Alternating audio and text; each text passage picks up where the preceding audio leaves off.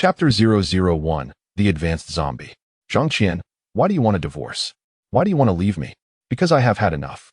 I am weary of this slum, tired of consuming this filthy food every day, and I am exhausted by you. Am I not out every day, working tirelessly from dawn until dusk to provide for you and our precious daughter? And what of it? Your so-called job merely consists of menial tasks at the blacksmith shop, earning barely enough to buy basic sustenance. Do you expect me and Xiaoguo to endure a lifetime of hardship with you? Young Master Lu has already offered me a chance to leave this slum with his caravan and move to the affluent T district of Zhuke City. He will provide me a life of luxury. Therefore, I have decided to take our daughter Xiaoguo and leave with young Master Lu. No, if you wish to go, I will not stop you. I know you have never truly loved me since we first met, but you cannot take my precious daughter with you. Chen Ning roared as he lunged towards his wife, attempting to seize their daughter from her grasp. However, as he charged at Zhang Qian, the decrepit door of their home was suddenly kicked open with a resounding crash. Several soldiers clad in black uniforms filed in, their expressions cold and devoid of warmth, exuding an aura of menace. The insignia on their armbands depicted a battle axe, accompanied by the letters Liu. The inhabitants of the slums were well aware that this emblem belonged to the Lu family caravan. Once the guards had entered, a strikingly handsome young man, sporting a slicked-back hairstyle and dressed in a crisp white shirt and tailored black trousers, stepped in. His polished leather boots gleamed under the dim light. Chen Ning stared in shock at this nobleman, recognizing him as Lu Ming, the young master from the affluent district of Zhuke City. Lu Ming entered, holding a white handkerchief, and upon catching the foul odor permeating the room, instinctively covered his nose. He glanced at Chen Ning, then nonchalantly shifted his gaze to the alluring Zhang Qian. Lu Ming's eyes roamed over her curvaceous figure before he calmly spoke. Miss Zhang Qian, my caravan is well stocked and ready to depart. Have you given any thought to the proposal I presented last night? Zhang Qian gazed at the elegantly dressed Lu Ming, her eyes ablaze with desire. Without a hint of hesitation, she replied, I agree to go with you, but I have a small request. Lu Ming frowned slightly at her words. Do tell. Despite her plain appearance and the tattered state of her clothing, Lu Ming, a man accustomed to the charms of women, immediately recognized Zhang Qian as a rare beauty. With a little grooming, she could transform into a stunning goddess. In this apocalyptic world, within the confines of the slums, Lu Ming had the power to forcibly abduct Zhang Qian without facing any repercussions. Yet, he preferred women who willingly chose to accompany him, viewing coercion as a last resort. Thus, he invoked his status as the third son of the prestigious Lu family from Zhuke City, inquiring if Zhang Qian would consider leaving with him to enjoy a life of luxury. Since the outbreak of the global zombie virus centuries ago, many villages and towns had succumbed to chaos, reducing small and medium-sized cities to mere slums. Meanwhile, major cities erected high walls and electric fences, establishing affluent districts. Living in the affluent district was the aspiration of most slum dwellers, yet the stark reality was that 95% of them would never have the opportunity to enter those privileged spaces, no matter how hard they toiled. They spent their lives laboring in the slums, providing resources for the wealthy, who viewed them as mere livestock to be exploited. To be impoverished was one thing. The true horror lay in the frequent attacks by wandering zombies on the defenseless slums. While isolated zombie incidents could be managed, the real terror stemmed from zombie hordes, where thousands would converge. Many slums had been utterly destroyed in the wake of such onslaughts. Zhang Qian had initially married Chen Ning out of sheer necessity as a solitary woman. She found it impossible to survive in the slums of an apocalyptic world. When Lu Ming appeared, offering her an escape to the affluent district, she felt a flicker of hope. After a night of contemplation, she resolved to confront Chen Ning, intending to leave him and take their 3-year-old daughter, Xiaoguo, with her to Zhuke City for a better life. Zhang Qian articulated her condition. Young Master Lu, I will accompany you and be your woman, but I wish to bring my daughter Xiaoguo with me to Zhuke City. Lu Ming glanced at the timid 3-year-old girl, whose face was dirty but whose features hinted at a future beauty. A slight smile graced his lips. Very well, let us go. Thank you, young Master Lu. Zhang Qian grasped her daughter's hand, her face radiant with joy as she prepared to leave. She felt no attachment to their filthy, dilapidated home or to her former husband, Chen Ning. Initially intimidated by Lu Ming and his entourage, Chen Ning's expression shifted dramatically as he witnessed Zhang Qian and their daughter preparing to depart. Unable to contain his rage, he growled, You can leave, but you cannot take my daughter.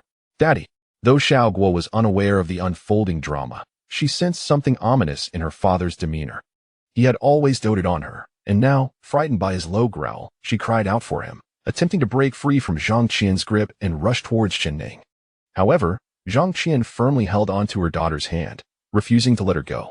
Chen Ning was acutely aware that his wife harbored no feelings for him, yet he was deeply protective of their daughter, viewing her as the sole reason to endure in this wretched war. LD, witnessing Zhang Qian's refusal to relinquish their daughter fueled his anger. As Chen Ning lunged towards Zhang Qian, one of Lu Ming's guards, a burly man with a thick beard, stepped in front of him. Before Chen Ning could react, the bearded guard delivered a powerful kick to his chest, sending him crashing backward, toppling the rickety table in the process. Seeing her father struck, Xiao Guo screamed, crying out in distress, but Zhang Qian remained impassive, resolutely holding on to her daughter. Chen Ning, feeling as though his entire body had been shattered by the blow, struggled to rise. Tasting blood, Zhang Qian immediately turned to Lu Ming and implored, "Do not kill Hai. I cannot bear for my daughter to witness the death of her father, leaving her with lasting trauma." At that moment, Chen Ning had recklessly rushed forward, and the bearded man, without hesitation, drew a shotgun, aiming its dark muzzle at Chen Ning. However, Lu Ming, moved by Zhang Qian's plea, finally spoke, "Lu Lei, spare his life." Originally poised to pull the trigger, Lu Lei, upon hearing Lu Ming's command, faced the already fallen Chen Ning and swung the butt of his gun mercilessly towards Chen Ning's head. With a resounding thud, blood erupted from Chen Ning's face, half of it smeared in crimson as he was violently knocked aside, collapsing to the ground. Like a beast at death's door, Chen Ning lay in a pool of his own blood, his gaze fixed desperately in the direction of his daughter, rasping, "Return her to me. Bring my daughter Bisi." Lu Ming retrieved an exquisite pocket watch, glanced at the time, and said coolly, "We have lingered here long enough, let us depart." Zhang Qian, cradling her wailing daughter, followed Lu Ming and his companions as they left. "Please, do not take my daughter away." Chen Ning struggled to rise and pursue them, but his injuries were too severe, and overwhelmed by grief and rage, he lost consciousness. When he awoke once more, he found himself lying in bed, an elderly man in tattered clothing before him. "Chen Ning, you have awakened. I thought you might not pull through." The old man was none other than Zhao Xing, his neighbor, who worked alongside Chen Ning at the Bull blacksmith shop in the slum of Heishui town. Zhao Xing, a solitary figure, had always maintained a decent relationship with Chen Ning. It was evident that old Zhao had come to Chen Ning's aid upon hearing of his family's plight. Struggling to sit up, Chen Ning grasped old Zhao's hand, anxiously inquiring, "Old Zhao, what about my wife and daughter?" Zhao Xing looked at him with pity and sighed, "Chen Ning, Zhang Qian has already taken your daughter and departed with Lu Gongzi's caravan. Thought I had sensed this for some time, but hesitated to tell you. That woman was never content with a life of hardship. She was with you only due to a lack of better options. Even if not for Lu Gongzi, she would eventually betray you for some wealthy benefactor. It was only a matter of time before she left you, but I never anticipated she would take Xiao Guo as well. Everyone knows how precious she is to you." Upon hearing that Zhang Qian had left with their daughter for the grand city of Zhuke, the life Chen Ning once knew crumbled, and he lay back down, engulfed in despair. Old Zhao brought forth a bowl of wild vegetable soup, glistening with a few droplets of oil, and placed it beside Chen Ning's bed. "Chen Ning, although you have lost your wife and daughter, you must still strive to live. What other choice do we have in this mocking world? Drink this soup. You have been unconscious for 2 days, and your boss, Tian Linyo, is furious. He said if you do not return to work at the blacksmith shop tomorrow, you will no longer be needed. You understand that without this job, you will starve." Seeing Chen Ning's spirits wane, Zhao Xing added, "If you die, you will truly never see your daughter again. As long as you live, there remains a chance to go to Zhuke and reunite with her." At these words, Chen Ning's eyes flew open, his previously despondent gaze igniting with hope. Indeed, as long as he lived, there was a chance to see his daughter again, a chance to reclaim her. Without hesitation, Chen Ning rose, grasped the bowl of wild vegetable soup, and drank it hastily, choking on it and shedding tears. The following day, he returned to the only blacksmith shop in Heishui town, the Bull blacksmith shop. Tian Linyo, a stout middle-aged man weighing over 200 pounds, was a figure of some standing in Heishui town. He had dozens of workers under his employ, and the shop primarily forged common weapons such as knives and swords, also assisting with the repair of firearms. While they lacked the capacity to repair complex firearms, they were certainly adept at handling issues like broken wooden stocks on rifles. Each day, before work commenced, Tianlino liked to address the workers. This morning, upon seeing Chen Ning among them, he smirked coldly and remarked, "Chen Ning, I thought you abandoned your position here. You were absent for 2 days, so I am deducting half a month's wages from you this month. No objections, I presume?" The surrounding workers looked at Chen Ning with pity. Tianlino was notorious for his stinginess, always finding reasons to withhold wages from his workers. Chen Ning's 2-day absence had cost him half a month's pay, a stroke of misfortune indeed. Chen Ning bit his lip and muttered that he had no objections, yet his spirits sank not merely due to the wage deduction, but because a sudden realization dawned upon him. Even if he toiled tirelessly in this impoverished blacksmith shop for a lifetime, he would never amass enough wealth to see his daughter in the affluent district, let alone confront the Lu Fa Milianshke and reclaim her. He needed to effect a change. As Chen Ning contemplated this, an earth-shattering explosion echoed from outside, shaking the ground beneath them. Panic ensued, and questions arose regarding the source of the explosion. Could it be a zombie horde attacking Heishui town? Chen Ning, along with Tianlino and the others, rushed out of the blacksmith shop, only to discover that the makeshift city gate designed to fend off zombie invasions had been blown apart. Several military trucks thundered in, followed by a large cargo truck, which bore an iron cage welded to its bed. Within that cage was a monstrous zombie, towering over 2 meters, bound with iron chains. Behind the truck carrying the zombie were several military vehicles brimming with soldiers, all from the southern provinces of the Huaxia Empire. It turned out that these audacious imperial soldiers had resorted to demolishing the city gate when it was not opened promptly. Tianlino, seasoned in such matters, gazed at the zombie in the iron cage, exclaiming, "Heavens, that is a level 4 zombie predator." Chen Ning's heart raced at the revelation. He scrutinized the hulking figure within the cage. Its head was decayed, its body a sickly green, yet its muscles appeared robust, especially its arms, which were disproportionately thick. Chen Ning had heard of zombie evolution and the existence of zombie levels. The lowest tier was the ordinary level 1 zombie, characterized by sluggish movement and a lack of agility, with strength comparable to that of a normal human, varying by individual. The second-tier zombie, known as a zhang, evolved from the level 1 zombie, exhibiting rigid muscles and considerable strength-wise that of an average person, though it moved slow. The third tier, called a striker, was also a mutated evolution of the ordinary zombie, possessing strength similar to an average human but with significantly faster movement speed, making strikers more formidable and lethal than zhangs. The fourth tier, like the one before, Thema Predator, combined the strength of a zhang with the speed of a striker, presenting a terrifying amalgamation of power and speed. Such zombies were classified as relatively advanced and were rare, often causing headaches even for the Imperial Army. Above predators existed even more formidable zombies, such as the fifth-tier Hellhound zombie, which had deviated significantly from human form, exhibiting clear beastly traits and attacking with claws and sharp teeth. Then there was the sixth-tier Frisia zombie, an evolution from the Hellhound zombie, half human and half beast, possessing a robust tail and a measure of intelligence, capable of gathering wandering zombies together in small groups. The seventh tier is known as the Titan zombie, a grotesque creature typically formed from a mass of fused corpses, towering over 3 meters in height and weighing more than a ton. Lacking a head, its body is adorned with numerous eyes, possessing an immense physique and unparalleled strength capable of demolishing ordinary walls and fortifications. In truth, there exist even more formidable zombies, yet the likes of Chen Ning and the other denizens of the slums remain oblivious to their existence. The Imperial Army before them was clearly elite, likely on a mission to capture high-ranking zombies for scientific study. Humanity must continuously research these advanced zombies to comprehend their nature and develop strategies for combat, ultimately aiming to eradicate them completely. Upon entering Blackwater Town, military trucks and vehicles transporting predatory zombies came to a halt. The door of the first truck swung open, and a sharply bald officer nimbly leaped down from the driver's cabin. The soldiers from the other trucks, equally well-trained, dismounted in a flurry, the sound of their movements echoing, yet silence enveloped the scene as none spoke. Chen Ning and the other townsfolk gazed in astonishment at these imperial warriors, clearly recognizing them as the creme de la creme of the military, the elite of the elite. The bald officer, his expression impassive, surveyed the residents who had retreated in fear and coldly demanded, "Who is the highest-ranking official here?" "That would be me." A neatly dressed middle-aged man, accompanied by 2 subordinates, hurried forward. This man was Su Liang, the mayor of Blackwater Town. Su Liang glanced at the officer's insignia and, eager to appease, said, "Greetings, Major. I am Su Liang, the mayor of this town. How may I assist you?" The bald major gestured towards his soldiers.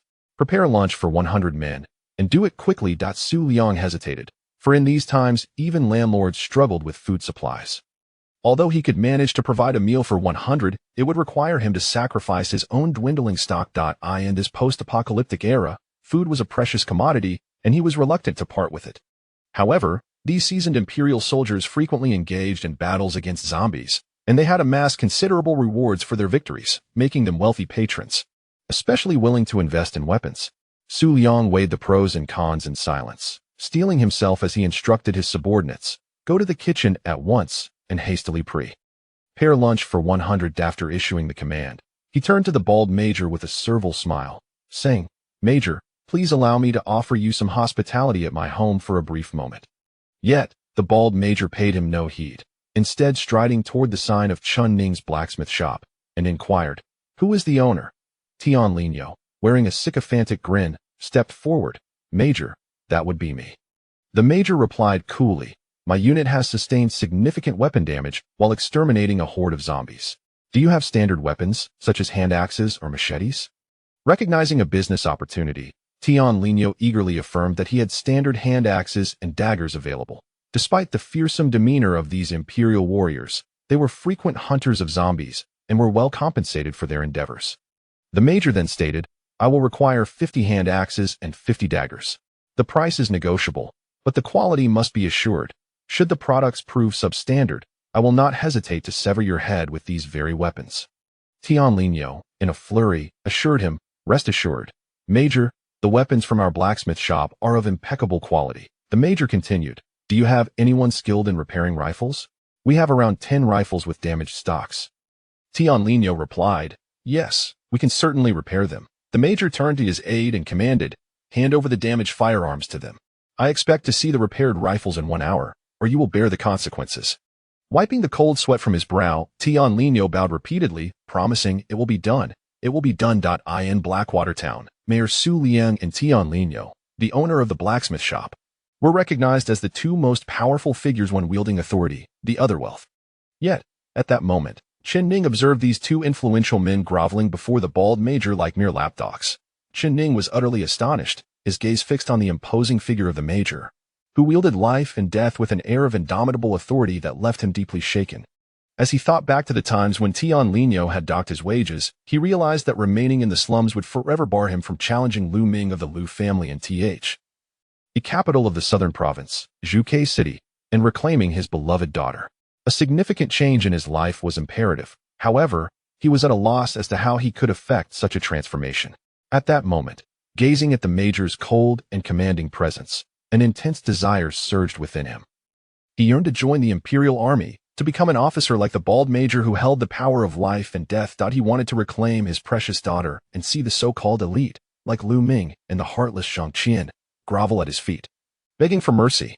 Chapter 002. A terrifying trial. This thought took root in Chen Ning's heart like a cherry seed, swiftly sprouting and growing uncontrollably. As the bald major turned to accompany his subordinates to Mayor Su Liang's residence for a brief visit, Chen Ning could no longer restrain himself and rushed out from the crowd, exclaiming, "Wait!" The bald major and his men halted in unison, slowly turning to face him. When Chen Ning felt their gazes fixated upon him, he was instantly overwhelmed with trepidation, akin to a small sheep encircled by a pack of ferocious wolves. Trembling, he stammered, I mean no harm. I wish to join the army. I want to be a soldier." Upon hearing this, the major and his comrades exchanged glances, their expressions a mix of surprise and mockery. The major signaled to his deputy, Huang Shi, who, with narrowed eyes and a cold smirk, approached Chen Ning. The townsfolk, witnessing Chen Ning's audacity in expressing his desire to join the Imperial Army, could not help but scoff. After all, entry into the Imperial forces was no simple feat. Moreover, it was evident that this battalion comprised the elite of the Empire, and Chen Ning's delusion of joining their ranks was nothing short of folly. The laughter of the crowd was stifled as they observed Huang Shi's approach, tension filling the air.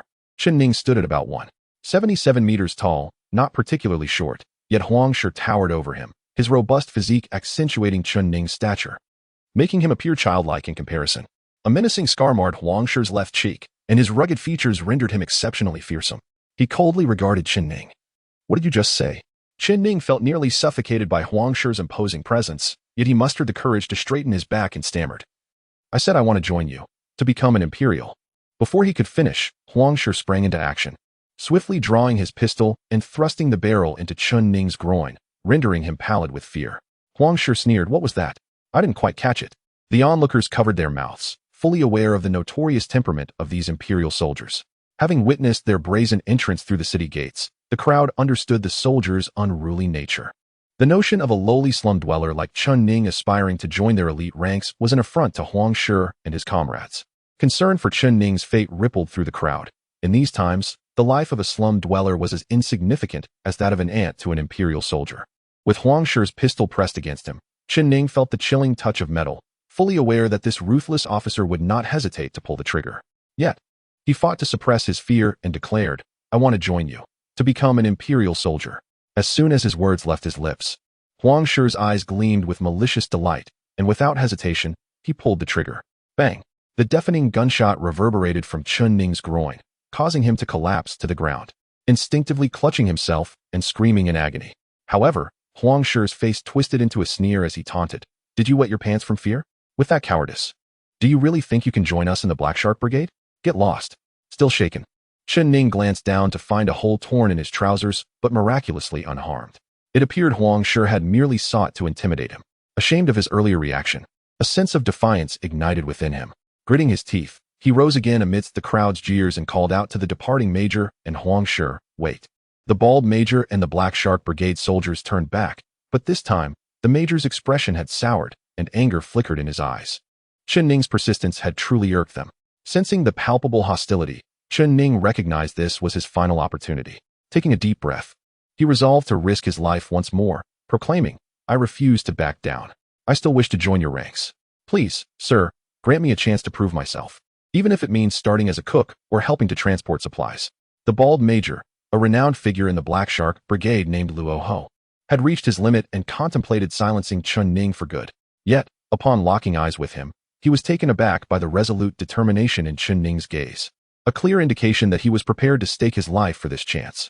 Luo Ho sensed that if Huang Shi were to shoot at Chen Ning, even if he were to hit him, the determined young man would not display any cowardice. After 2 seconds of intense eye contact, Luo Ho's lips curled into a cold, sinister smile, reminiscent of a butcher eyeing livestock, and he said to Chen Ning with a hint of intrigue, You seek to prove your courage and wish for an opportunity? Very well, I appreciate a chance for others. After all, hope is a rare commodity in these dismal times, and without hope, what reason is there to persevere? Chen Ning's heart soared at Luo Ho's words, but despair soon followed as Luo Ho continued, Old Huang, do you have any cigars left? Huang Shi, puzzled by the question, produced a box of cheap cigars from his pocket, a few left. Luo Ho casually picked one, inhaling its aroma with a look of mild ecstasy. Suddenly, he tossed the cigar into the air, where it arced gracefully before landing with a clang atop a truck transporting zombies, settling right beside a remarkably strong predator zombie.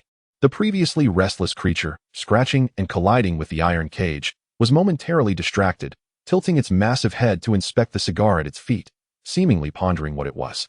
Luo Ho smiled faintly at the bewildered Chen Ning. My soldiers and I will have our meal now. We will return in an hour.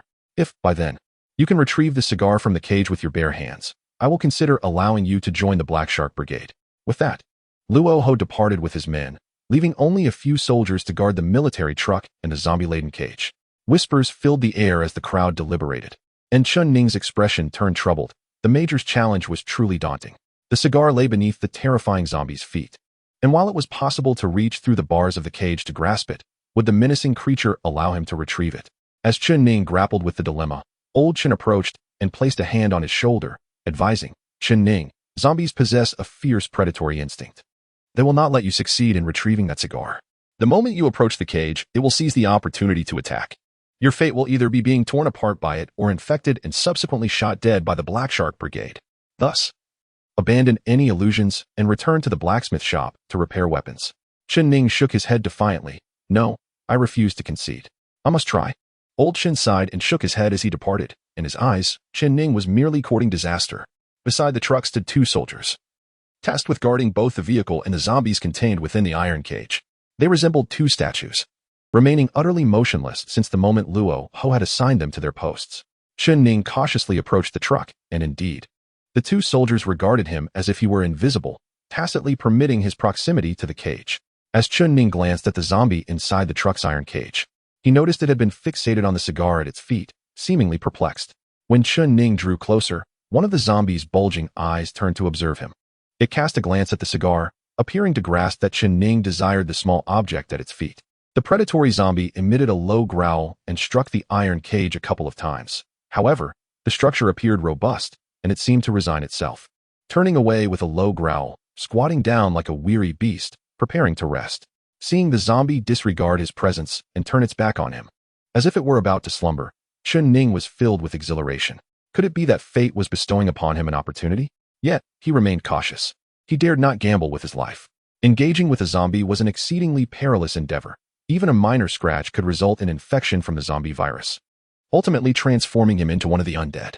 He understood that the more one sensed an opportunity, the more patience and caution were required. At this moment, the zombie had merely turned its back. It was not the opportune moment to act. He began to wait patiently a few meters from the cage. As time ticked away, the crowd that had initially been animated grew increasingly impatient, murmuring that Chen Ning, the coward, would undoubtedly shy away from seizing the cigar. Gradually, the throng dispersed, leaving only a few curious onlookers behind. Nearly an hour had passed, and the zombie remained crouched, still facing away, as if it had succumbed to fatigue and was now resting. Chen Ning was aware that Major Luo Ho and the others would soon return. He had little time left and needed to act. Like a thief, he tiptoed toward the truck. 3 meters, 2 meters, 1 meter. He was drawing closer. The zombie in the cage remained utterly still, resembling a person asleep, its body merely rising and falling slightly. Chen Ning could even catch a whiff of the foul odor emanating from the zombie. He swallowed hard, encouraging himself. It is simple. Simply reach in and retrieve the cigar, and he could alter his destiny. Chen Ning, you can do this. For Shabwa, you must succeed. At that moment, the two black shark soldiers stationed nearby cast sidelong glances. Chen Ning had stealthily approached the cage and was slowly extending his hand through the gap between the iron bars, reaching for the cigar at the zombie's feet. 50 centimeters. 30 centimeters, 20 centimeters, the distance between Chen Ning's hand and the cigar diminished, yet his heartbeat quickened in tandem. He pressed his face against the cage, striving to stretch his hand further and to grasp the cigar. Chapter 003. The Phoenix. Suddenly, he sensed something was amiss. The zombie, which had been facing away from him and seemed to be asleep, had ceased its rhythmic movement and stood perfectly still. When is a beast ever motionless? Only when it is poised to spring into action. Instinctively, Chen Ning felt a rush of danger and retracted his hand like lightning. As he did, the previously feigning zombie turned, roaring as it lunged toward him. Chen Ning barely evaded its grasp, retracting his hand just in time. The zombie's claws, sharp and menacing, reached out from the cage in a futile attempt to seize him. However, Chen Ning had already stepped back, his face pale with terror as he stared at the snarling zombie within the cage, utterly astonished. Good heavens, it is said that advanced zombies possess intelligence. And it appears to be true. The two black shark soldiers stationed by the truck frowned slightly, seemingly taken aback by the scene. The onlookers gasped, exclaiming that the zombie had displayed cunning, feigning sleep to lure Chen Ning into a trap. The predator zombie, having failed to catch Chen Ning, appeared somewhat irate. But after a moment of furious roaring, it resigned itself once more, turning away to crouch down, perhaps genuinely falling asleep this time. Before long, the well-fed Major Luo Ho and his adjutant Huang Shi returned. Luo Ho, with a toothpick in his mouth, glanced at Chen Ning, who stood dejectedly by the cage, and then at the seemingly slumbering zombie and the cigar at its feet. Narrowing his eyes, he remarked to Chen Ning, I had some expectations, but it seems I overestimated you. You have clearly failed to seize your opportunity. Depart. 8526, 8527, you two go take your meal. You have 10 minutes. The two black shark soldiers promptly hurried off to eat. After issuing his command, Luo Ho instructed Huang Shi to check on the weapon repairs at the blacksmith shop. Huang Shi departed with 2 subordinates, while the remaining black shark soldiers busied themselves. They had completed their preparations and were set to leave Blackwater Town. Luo Ho was the only one unoccupied. He glanced at Chen Ning, who lingered nearby, unwilling to leave, but said nothing as his gaze fell on the zombie cage. The predator zombie still maintained its crouched position, appearing to sleep, with the cigar still at its feet. Upon seeing the cigar, Luo Ho squinted, placing his left hand on his holstered pistol, and slowly reached in with his right hand to retrieve the cigar. Should the zombie display any signs of movement, Luo Ho felt confident in his ability to draw his weapon and shoot it in an instant. Chen Ning felt a surge of anxiety, wishing to warn Luo Ho of the zombie's cunning nature. However, at that moment, Luo Ho had successfully grasped the cigar, and the zombie remained unresponsive, seemingly truly asleep. Luo Ho retrieved the cigar and turned to face Chen Ning, a smirk of subtle derision playing on his lips, as if to say, "Look, it was this simple to take it, yet you could not." With the cigar in his right hand, Luo Ho moved his left hand away from the pistol grip and pulled out a metal lighter from his pocket. He placed the cigar in his mouth, ready to ignite it. However, just then, the zombie, which had been crouched and pretending to sleep, silently rose to its feet, extending its clawed right hand from the cage toward the back of Luo Ho's head. "Watch out!" Chen Ning shouted in alarm as the zombie stood, darting forward recklessly to grasp the zombie's outstretched hand, desperately trying to prevent it from seizing Luo Ho. Chen Ning clung tightly to the zombie's arm, halting its advance.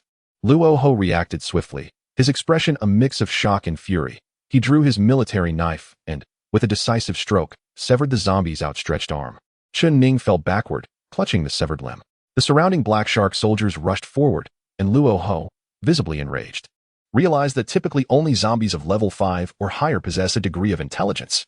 He had not expected this level 4 predator zombie to exhibit such cunning, nearly leading him to his doom. The severed zombie spewed forth green, putrid blood, roaring in fury as it violently slammed against the cage. But it was clear that it could not break through the sturdy iron bars. With the situation back under control, Luo Ho, still shaken, instructed his subordinates to keep a vigilant watch over the zombie before turning to approach Chen Ning. He kicked away the severed arm of the zombie that was attached to Chen Ning, then reached out to pull him up from the ground, scrutinizing him from head to toe. "Kid, are you all right?" Chen Ning shook his head repeatedly. "No, I'm fine." Luo Ho's gaze was complex as he glanced at Chen Ning. "You just saved me, so I owe you a favor." Chen Ning's expression was peculiar, as if he wanted to say something but hesitated, his demeanor reflecting a whirlwind of emotions. Luo Ho assumed Chen Ning still wished to join the Black Shark Legion, stating, "The Black Shark Legion is a special force of the Huaxia Empire, ranking among the top 5 in combat prowess. However, all our soldiers are elite fighters trained through grueling methods. If you join us, you probably won't survive a month. If you truly aspire to become an Imperial soldier, I know that the Phoenix training camp, located 200 kilometers from here, is recruiting a new batch of members. The Phoenix ranks among the top 10 legions in the Empire. I happen to know Colonel Butcher, the chief instructor at the camp, and I can write you a letter of recommendation to secure your place. If you successfully complete your training and graduate, you may enter the Phoenix Legion and have the opportunity to achieve glory." Chen Ning bit his lip and quietly murmured, "Thank you, Major." Luo Ho was a decisive man and swiftly penned a brief letter for Chen Ning. He also provided him with a pistol, a dagger, and a bag of military rations, instructing him on the general direction of the Phoenix training camp, urging him to arrive within 3 days before the recruitment closed.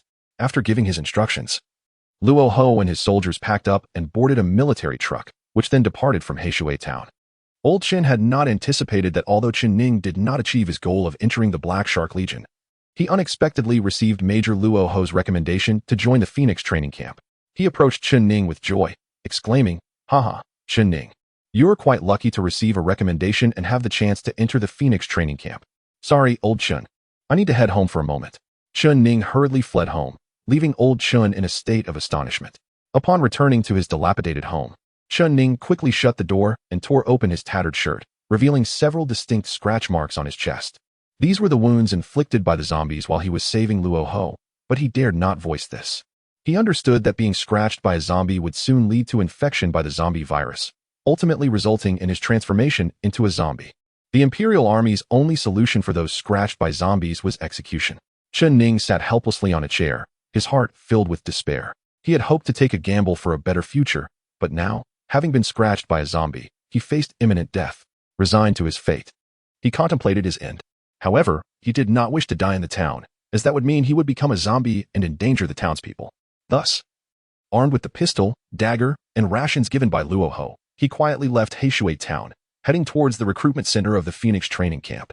Despite knowing that being scratched by a zombie would lead to infection, death, and ultimately transformation into a zombie, Chen Ning was utterly unprepared for such a sudden threat of death.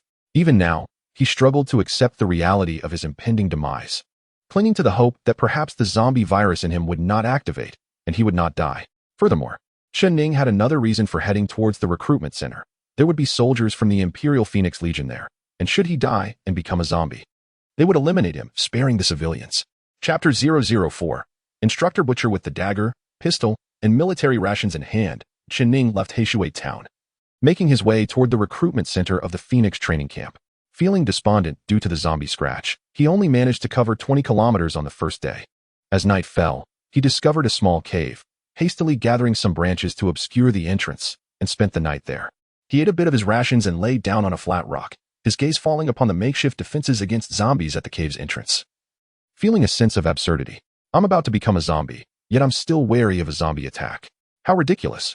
Throughout the first half of the night, Chen Ning tossed and turned, his mind racing with thoughts of his lost daughter, Xiaoguo, and the impending transformation into a zombie. In the latter half of the night, it seemed the zombie virus within him began to take effect. He felt as though he had a high fever, his breath was hot, and his body burned with discomfort. It felt as if insects were crawling beneath his skin, driving him to the brink of tearing at his flesh. Gradually, his consciousness began to blur. The following morning, Chen Ning jolted awake. Have I turned into a zombie? This was his first thought upon waking, and he quickly examined his body. Finding no signs of transformation, he appeared unchanged. Even the scratch from the zombie had scabbed over and healed. I haven't turned into a zombie. Chen Ning was elated, exclaiming in sheer excitement, Haha, I'm fine. I'm not a zombie after all. Just as he reveled in this newfound hope, the makeshift branches at the cave entrance were suddenly knocked aside, revealing a decaying zombie before him, startling Chen Ning. Regret flooded him. Had he known he shouldn't have been so loud, he wouldn't have attracted the roaming zombies. Although this zombie appeared to be merely a common, low-level undead, moving sluggishly and with moderate strength, Chen Ning, lacking any combat experience against zombies, felt his heart race with anxiety. He fixed his gaze on the creature, stealthily drawing his pistol, ready to strike first. Typically, when zombies encounter humans, they rush forward like piranhas drawn to blood. However, to Chen Ning's surprise, upon entering the cave, this zombie, after a moment of confusion, paused a few steps away from him, tilting its grotesque head as if questioning Chen Ning's presence. At that moment, Chen Ning had no time to ponder. The zombie's lack of immediate aggression provided him with an opportunity. He raised his pistol, aiming at the zombie's head. The zombie emitted a low, guttural sound, resembling a beast communicating with a companion, before unsteadily advancing a few more steps towards Chen Ning. Now only 3 meters apart, Chen Ning held his breath, aligning his aim with the zombie's decayed head. The zombie, with its hands down and throat producing a strange, muffled sound, appeared to be attempting to greet Chen Ning, even taking 2 more steps closer. It seemed the zombie had mistaken Chen Ning for one of its own. Chen Ning could not afford to hesitate any longer and decisively pulled the trigger. The gunshot rang out with a resounding bang as the bullet whizzed through the air. Unfortunately, lacking proper training in firearms, Chen Ning missed the zombie's head, the bullet merely grazing the side of its skull, obliterating its left ear. The zombie, momentarily stunned by the attack, quickly realized that Chen Ning was not one of its kind. With its confusion dissipated, it raised its clawed hands and roared in anger, lunging at Chen Ning, intent on devouring him. Bang, bang, bang. Chen Ning's face turned pale with fright as he repeatedly pulled the trigger, discharging the remaining bullets from his handgun. Most of the bullets struck the zombie, causing it to stagger, and with the final shot, it hit the creature squarely in the head, causing it to collapse with a thud, seemingly lifeless. Chen Ning exhaled a long sigh of relief. The previous encounter had been exceedingly perilous. However, he began to ponder why the zombie had not attacked him immediately. Could it be that the zombie sensed the virus within him, remnants of a scratch he had received from a predatory zombie the day before? Although he had not transformed, perhaps the zombie mistook him for one of its own, leading it to refrain from attacking until he shot it. This notion filled Chen Ning with a sense of exhilaration. In a world teeming with zombies, if he could deceive them to some extent, avoiding their aggression, his chances of survival would significantly increase. He sought another zombie to test his hypothesis, but regrettably, the area near the Phoenix Legion's Bluebird training camp was frequently patrolled by its soldiers, and most zombies had already been eradicated. Thus, for the next 2 days, until he reached the training base, he encountered no further zombies, leaving him somewhat disheartened about his untested theory. However, upon arriving at the Bluebird training base of the Phoenix Legion, his disappointment was instantly cast aside. The camp was nestled within a valley surrounded by mountains on 3 sides, with an imposing wall and gate constructed at the front. Armed soldiers in black imperial uniforms stood guard, their sleeves adorned with the vivid emblem of a red firebird, the insignia of the Phoenix Legion. Before the base, thousands of individuals lingered at the recruitment center. Most were scavengers or impoverished residents drawn by rumors, though a small number were young nobles seeking to enlist. Like other empires, the Huaxia Empire highly valued military achievements, and even noble science saw military service as a shortcut to success. The Phoenix Legion ranked among the top 10 in strength within Huaxia's military, prompting many minor noble families to aspire to send their ordinary disciples for training there. However, the recruitment criteria were stringent, and only a few would gain the opportunity to enter the Bluebird training camp. Thanks to a recommendation letter from Major Luo Ho, Chen Ning became one of the last recruits accepted into the camp. The recruitment officer presented him with a badge symbolizing his military status. Emblazoned with the Bluebird emblem on the front, his name inscribed on the back along with the number 999.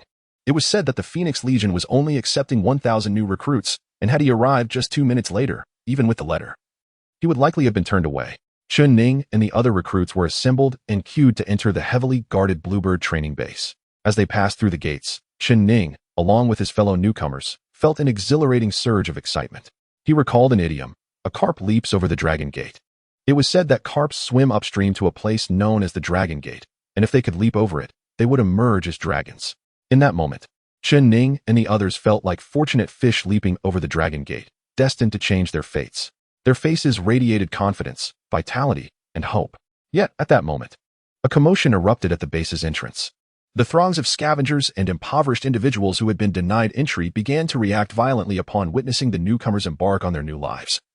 While they were left to confront the threats of zombies, hunger, poverty, illness, and death, some began to lose their sanity, even charging at the base's gates, shouting frantically, "Take me with you. Let me in. I want to be a soldier too. I want to eat and drink." The mob's fervor escalated, and increasingly more joined the assault on the Bluebird training base.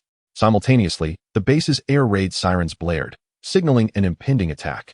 On the ramparts stood a burly middle-aged man, bare-chested save for military trousers and boots, a grotesque tattoo of an 8-faced Buddha emblazoned across his chest, a cigar clamped between his teeth. He gazed downwards with narrowed eyes at the rioters below. Beside him, a tall, slender officer spoke softly and respectfully. "Colonel Butcher, the rejected candidates are rioting. What shall we do?" Colonel Butcher surveyed the chaos with a sinister smile, akin to a butcher eyeing a pen of pigs awaiting slaughter.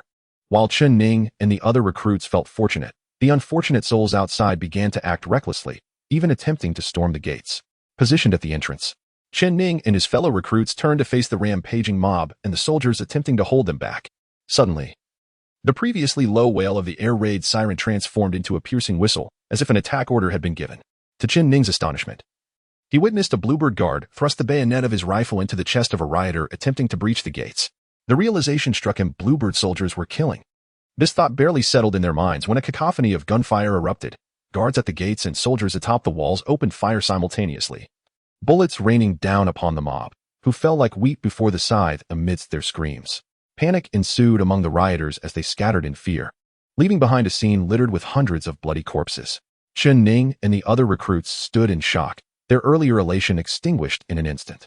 Soon after, they were gathered in the expansive outdoor training area, where Colonel Butcher was to address them. Towering and muscular, he exuded an imposing presence, his eerie smile and toothy grin reminiscent of a fearsome ogre. Standing before the shivering recruits in the cold wind, he regarded them as a butcher would a pen of sheep awaiting slaughter, grinning maliciously as he spoke. "Greetings, I am your chief instructor, Colonel Butcher. I presume each of you believes you are fortunate to have been selected for the Bluebird training camp. However, I must inform you that being chosen as a new recruit is not a stroke of luck, but rather your misfortune." The recruits exchanged bewildered glances, struggling to comprehend Colonel Butcher's words. Without further explanation, he merely sneered, "Welcome to hell." The setting sun cast its golden rays upon him, rendering his silhouette particularly imposing against the light, especially when paired with the intricate tattoos of the 8-faced Buddha that adorned his body, making him appear as an invincible deity of battle. The butcher narrowed his elongated eyes and continued, "From the moment you crossed the threshold of the Bluebird training camp and donned the insignia signifying your military identity, you have become the lowest tier of soldiers. I do not have much to elaborate on regarding your status. The sole duty I must impart to you pertains to the essence of a soldier." Chen Ning and the others had anticipated that Colonel Butcher would expound on the noble responsibilities of military personnel, defending the homeland, safeguarding humanity, protecting one's abode, annihilating zombies, and maintaining global peace. However, to their surprise, Butcher stated emphatically, "The soldier's duty is to obey orders, absolute obedience to orders. This is the only principle you must adhere to in the Bluebird camp. Is mere obedience sufficient?" Chen Ning, along with the other newcomers, could not help but exhale in relief, thinking that it was not as daunting as they had imagined. The butcher was not one for verbosity. Having delivered his message, he instructed the other instructors to divide the 1,000 new recruits into 10 groups of 100 each. Chen Ning, along with 99 others, was assigned to the ninth group. Once the groups were established, an instructor named Eagle Eye began to outline the subsequent arrangements. All of you will head to the cafeteria for a meal. First, proceed to the utensil area to collect your cutlery, then queue at the food station to serve yourselves. Each person is permitted 1 scoop of rice, 1 bowl of soup, 1 meat dish, and 1 vegetable dish. After serving, everyone must eat while standing. Upon finishing your meal, return your cutlery to the designated washing area. You have 30 minutes. After 30 minutes, all must assemble at the training ground. Upon concluding his instructions, Eagle Eye boomed. Did you hear me clearly? Yes. Are you a bunch of cowards? Speak up. Did you hear me clearly or not? Yes. Chen Ning and the other recruits responded in unison, their voices resonating with enthusiasm. Most of the newcomers were scavengers or impoverished individuals from slums, with only a few hailing from noble families, having lived on the brink of starvation. The prospect of having food and soup in the military camp filled them with joy, hence their spirited replies. In that moment, Chen Ning and his companions momentarily forgot the shocking scene of the violent suppression of the mob at the camp's entrance, as well as the colonel's chilling remark, "Welcome to hell." All they could perceive was that the Bluebird training camp was quite agreeable. As Chen Ning followed the throng toward the cafeteria, he noted the vastness of the Bluebird training camp. Besides the 2,000 Bluebird warriors, there were also 1,000 new recruits. Judging by the cafeteria's size, he believed it could comfortably accommodate 5,000 diners at once. The cafeteria was divided into 4 sections: the kitchen area, the food area, the dining area, and the utensil area. The dining area was further split into 2 parts, one furnished with tables and chairs, and the other an open standing area for eating. Likewise, the utensil area consisted of a section for clean utensils and another for dirty ones awaiting washing. As they entered the cafeteria, jubilant cheers erupted from the front, revealing that the food stations were laden with an array of dishes. There was the staple rice, a standard soup, and a variety of meat and vegetable dishes. The selection of meat alone included fried chicken wings, drumsticks, braised pork knuckle, marinated duck legs, braised fish, and generous cuts of steak. Most of the newcomers, being scavengers and destitute, were accustomed to meager meals, and the sight of such a bountiful spread drove many into a frenzy. Some rushed forward to seize the fried chicken wings, devouring them ravenously. Chen Ning, witnessing this scene, felt an urge to rush over and grab food himself. But he suddenly recalled Colonel Butcher's earlier words: "A soldier's duty is to obey orders, absolute obedience to orders. This is the only principle you must adhere to as newcomers here." Before entering the cafeteria, Eagle Eye had already instructed everyone to patiently collect their cutlery, queue for food, and adhere strictly to the 1 rice, 1 soup, 1 meat, and 1 vegetable rule, all while standing to eat. After finishing, they were to return their cutlery to the washing area and then reassemble at the training ground within 30 minutes. Observing the chaos around him, Chen Ning discreetly glanced at the instructors and Bluebird warriors nearby. They did not intervene to halt the food snatchers, but he sensed their indifferent scrutiny upon the unfolding events. With a sense of suspicion, Chen Ning regarded the smirking instructors and refrained from joining the fray for food. Instead, he obediently followed a few of the more disciplined recruits toward the utensil area to collect his cutlery. He then queued for food, and given the large crowd, many were disregarding the order to line up, causing those who were waiting to be at a disadvantage. Fortunately, there was sufficient food, and after a 20-minute wait, it was finally Chen Ning's turn to serve himself. The person ahead of him took 5 chicken wings, 2 drumsticks, and 3 braised pork knuckles in one go. Chen Ning, however, adhered strictly to the rules, taking only 1 scoop of rice, 1 bowl of soup, 1 serving of cabbage, and 1 chicken leg. Standing in the designated area without tables to eat was certainly uncomfortable, especially with so many empty tables and chairs nearby. Many of those who had served themselves, primarily the offspring of noble families, chose to sit and dine rather than stand. Next to Chen Ning, in the dining area, sat a richly dressed young man alongside 2 robust companions. This elegantly attired individual hailed from the prestigious Lu family of the provincial capital Zhuke City and was named Lu Shi. In this era, not all scions of noble families were frivolous. Many were well-educated and driven, possessing greater talent and ambition than the average person. Lu Shi was indeed capable and ambitious, having focused on physical training since childhood, rendering him particularly strong. His purpose for coming to the Bluebird camp was to serve in the military and achieve merit for a brighter future. Upon arriving, he immediately proclaimed his identity as a member of the Lu family, quickly enlisting 2 sturdy recruits from the lower class as his subordinates. At this moment, his attention shifted to Chen Ning. Although Chen Ning was not particularly robust, his calm demeanor as he quietly stood in the corner to eat resembled that of a cautious and composed wolf. Sensing that Chen Ning was distinct from the others, Lu Shi sought to recruit him as a subordinate. He beckoned Chen Ning, saying, "Hey, kid, come here. I have something to discuss with you." Chen Ning glanced at Lu Shi and his companions, his brows slightly furrowed, before returning to his meal, ignoring the call. Lu Shi's two lackeys, Su Chong and Gao Feng, both from impoverished backgrounds, eagerly sought to impress their master. Noticing Chen Ning's indifference, they exchanged glances and, with unfriendly expressions, approached him. Gao Feng glared at Chen Ning. "Hey, kid, our Lu Xiao is speaking to you. Are you deaf?" Hearing the term Lu Xiao, Chen Ning quickly raised his head, casting a suspicious glance at Lu Shi. Lu Xiao? Seeing that he finally captured Chen Ning's attention, Lu Shi couldn't help but feel a sense of pride.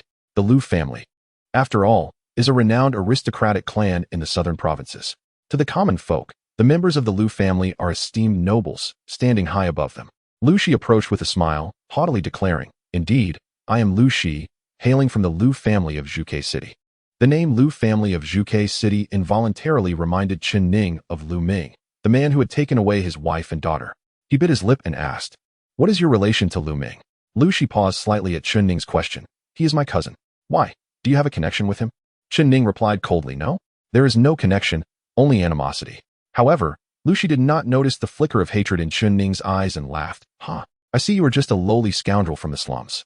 How could you possibly have any ties with my cousin? No matter, you can follow me as my subordinate, and I will introduce you to him someday." Lu Shi believed that by extending an invitation to a commoner like Chen Ning, he was doing him a great favor. Expecting gratitude akin to that of Su Chong or Gao Feng, he assumed that being a lackey to a Lu family scion would be a tremendous honor. Yet, Lu Shi was taken aback when Chen Ning displayed no sign of joy. Instead, he shot him a look of utter disdain and spat on the ground in front of him, indicating his contempt before turning to leave. Lu Shi stood in shock. How could this lowly commoner be so audacious? Su Chong and Gao Feng, his sycophants, expressed their indignation. How infuriating. This brat is so arrogant. Lu Xiao? Let us teach him a lesson. Lu Shi glanced at the instructors and the Qingyao warriors nearby, sensing that one of the instructors was watching them intently. He shook his head. "Today is the first day at the Qingyao training camp. We should avoid causing trouble. There will be plenty of opportunities to deal with him later." Chen Ning placed his utensils in the washing area, estimating that it was time to leave the cafeteria and head to the training ground for assembly. Upon arriving at the training field, he heard the instructor's whistle blaring, a signal that it was time for everyone to gather immediately, along with the other newcomers. Chen Ning began to assemble. Once gathered, Colonel Butcher, accompanied by several instructors and a squad of Qingyao warriors, approached. Butcher coldly surveyed the crowd and stated, "As I have previously informed you, entering here signifies entering hell. The soldier's duty is to obey orders without question. Major Eagle Eye has already articulated the dining regulations clearly. Yet I am aware that many have not taken our words seriously." The newcomers, noticing the murderous glare in Colonel Butcher's eyes, began to sense the gravity of the situation. Indeed, Butcher continued, those who have fought over food, who have not followed the rules for placing utensils, who have disregarded the regulations for obtaining food, and who have failed to stand in the designated dining area, step to the left. The rest of you stand to the right. Upon hearing this, many faces paled, and a few, terrified, stepped forward to admit their mistakes and stood to the left. Butcher observed the majority standing on the right and arched an eyebrow. "Is there anyone else? This is your final chance." His words instilled fear, prompting more individuals to step forward with complex expressions, acknowledging their wrongdoings. Butcher nodded. "Very well. Eagle Eye, punish each of these disobedient individuals with 10 lashes." The instructor called Eagle Eye immediately led a squad of soldiers, armed with whips, to execute punishment on those who admitted their violations. The whips, entwined with steel wire, tore through flesh, leaving gruesome marks. As Eagle Eye and the soldiers carried out the punishment, the training field was filled with cries of anguish. Some, unable to endure the 10 lashes, were fatally injured. Butcher, observing the pale faces of Chen Ning and the other newcomers standing on the right, sneered, "Among you, there are still some who refuse to admit their mistakes, who wish to make a fool of me. The fate of such individuals is only one, death." With a wave of his hand, a squad of heavily armed Qingyao warriors approached without expression, swiftly apprehending the newcomers in pairs, leading away over 100 individuals. Chen Ning realized that the instructors had been silently monitoring every newcomer from the shadows, meticulously recording those who had disobeyed orders. Over 100 individuals, who had not admitted their errors and clung to false hopes, were taken aside for execution. The cries of those receiving lashes ceased as they, along with Chen Ning and the others, stared in shock at the unfortunate souls about to be shot.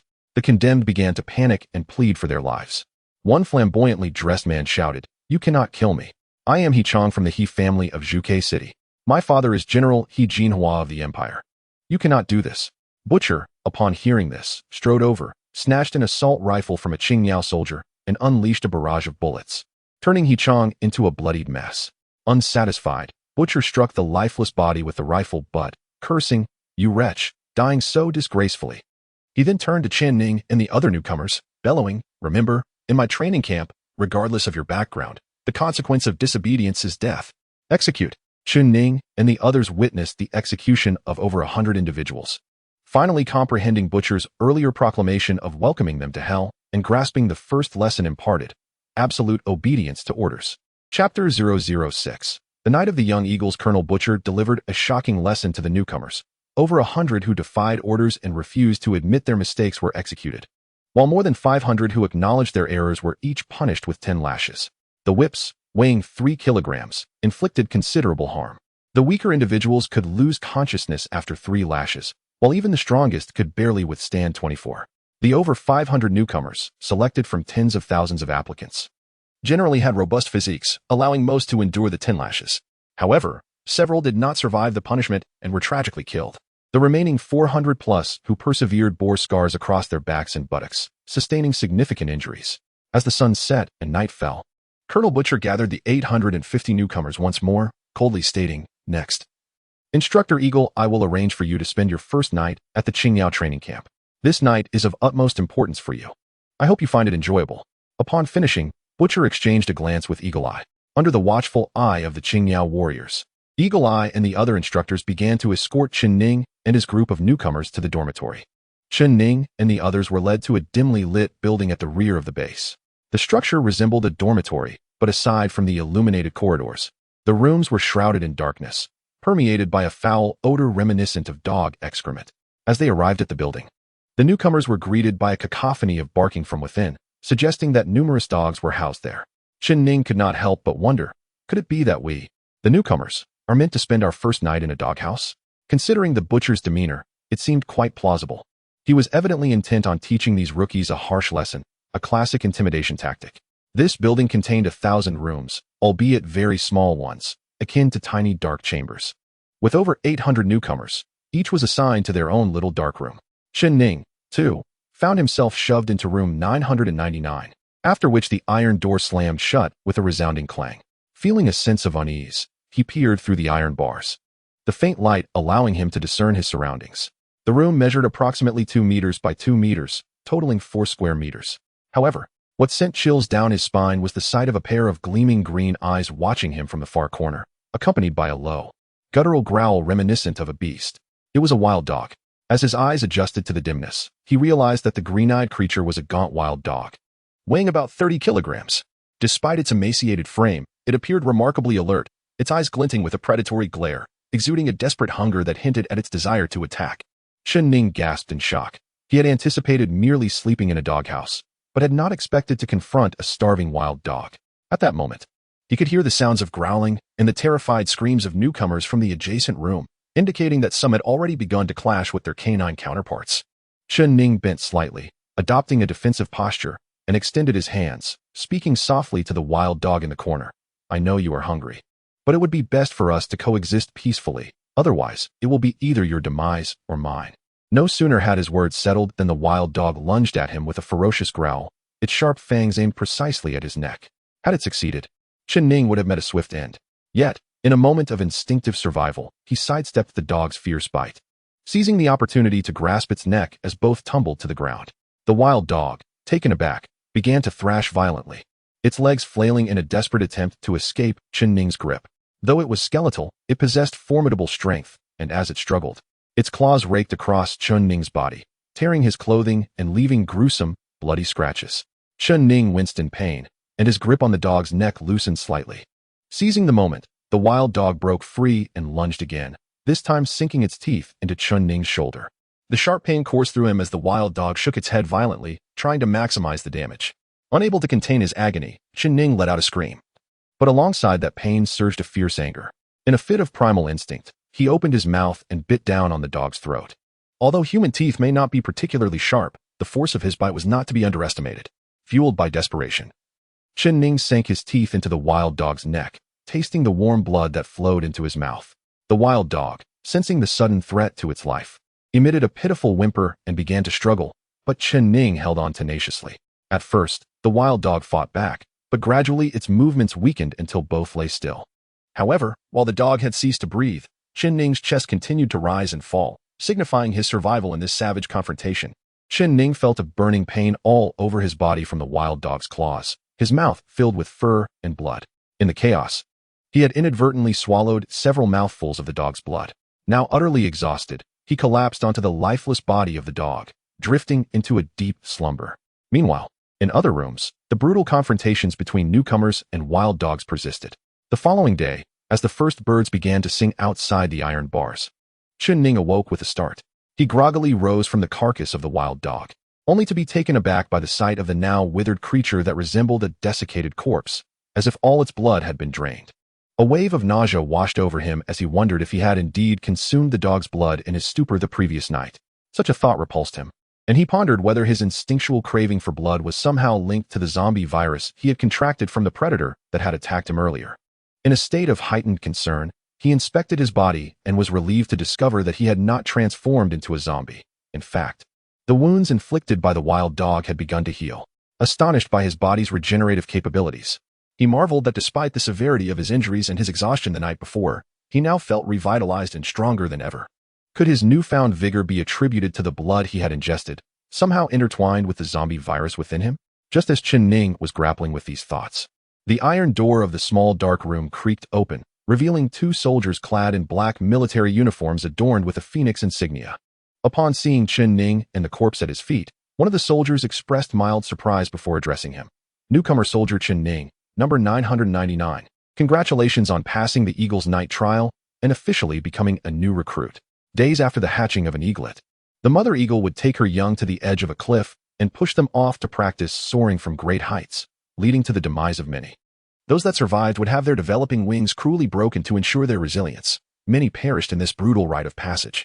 The mother eagle's mercilessness was crucial in determining whether her offspring would soar freely across the vast skies. Eagle wings possess remarkable regenerative abilities. As long as the eaglet continues to fly despite the pain, the wings will eventually heal, emerging stronger than before. Emerging from the small dark room, Chen Ning noticed that other newcomers were also trickling out, though some had not survived the eagle's night trial and had succumbed to the wild dog's jaws. Among those who had endured the brutal punishment, he spotted familiar faces: Lu Shi, Gao Feng, and Su Chong. Despite having faced 10 lashes, they had successfully passed the trial. Battered yet triumphant, Lu Shi, with a new scar etched across his handsome left cheek, caught Chen Ning's gaze. Their eyes locked, and the animosity in Lu Shi's stare was palpable. It was clear that his failed attempts to recruit Chen Ning had turned into resentment. At this moment, Hawkeye arrived with the other instructors to regroup the remaining 500 recruits, maintaining the structure of 100 individuals per group. Chen Ning, along with Lu Shi, Su Chong, and Gao Feng, found themselves in the same unit. Lu Shi, with a subtle demeanor, leaned towards Chen Ning and whispered, "Being in the same group as me, you're doomed." The 5 groups of new soldiers first proceeded to the dormitories to arrange their bedding, followed by a shower, and ultimately gathered in the cafeteria for breakfast. This time, all the newcomers exhibited remarkable discipline. They methodically collected their utensils, served themselves food, stood to eat, and returned their dishes to the washing area without any disorder. Compared to the chaotic scene of yesterday, the transformation was striking. It seemed that the Butcher Commander's management methods, though harsh, were undeniably effective. While Chen Ning and his fellow recruits enjoyed breakfast, the Bluebird soldiers were busy in the small black room, attending to the remains of wild dogs and the deceased. At the entrance of the small black room, numbered 999, 2 Bluebird soldiers clad in black uniforms stood at attention. One of them, unwavering in his gaze, reporting to Major Guanqing, "There is something unusual about the corpses of the wild dogs in this small black room. We are uncertain if there is an issue. We request your personal inspection." A tall and beautiful female instructor, clad in leather boots with narrowed eyes, entered the small black room 999. Displeased by interruptions during her work, she closed the door behind her. She began to survey the room, her gaze resting upon the corpse of the wild dog killed by Chen Ning.